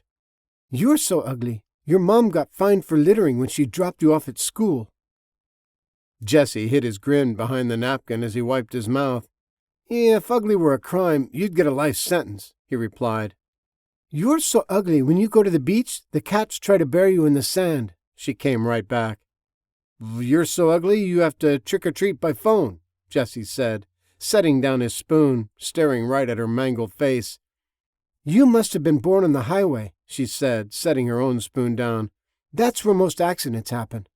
"You were so ugly, when you were born the doctor slapped your mama." Jessie's slow smile widened. "Your family tree must be a cactus, because you're a prick." And on they went, pulling out jokes and one-liners, insulting each other's looks, their mothers, their weight, intelligence, and family history. When it finally devolved to knock-knock jokes, Jessie couldn't help but grin at her, not at all self-conscious about his scar. She'd just called him everything he'd ever thought about himself.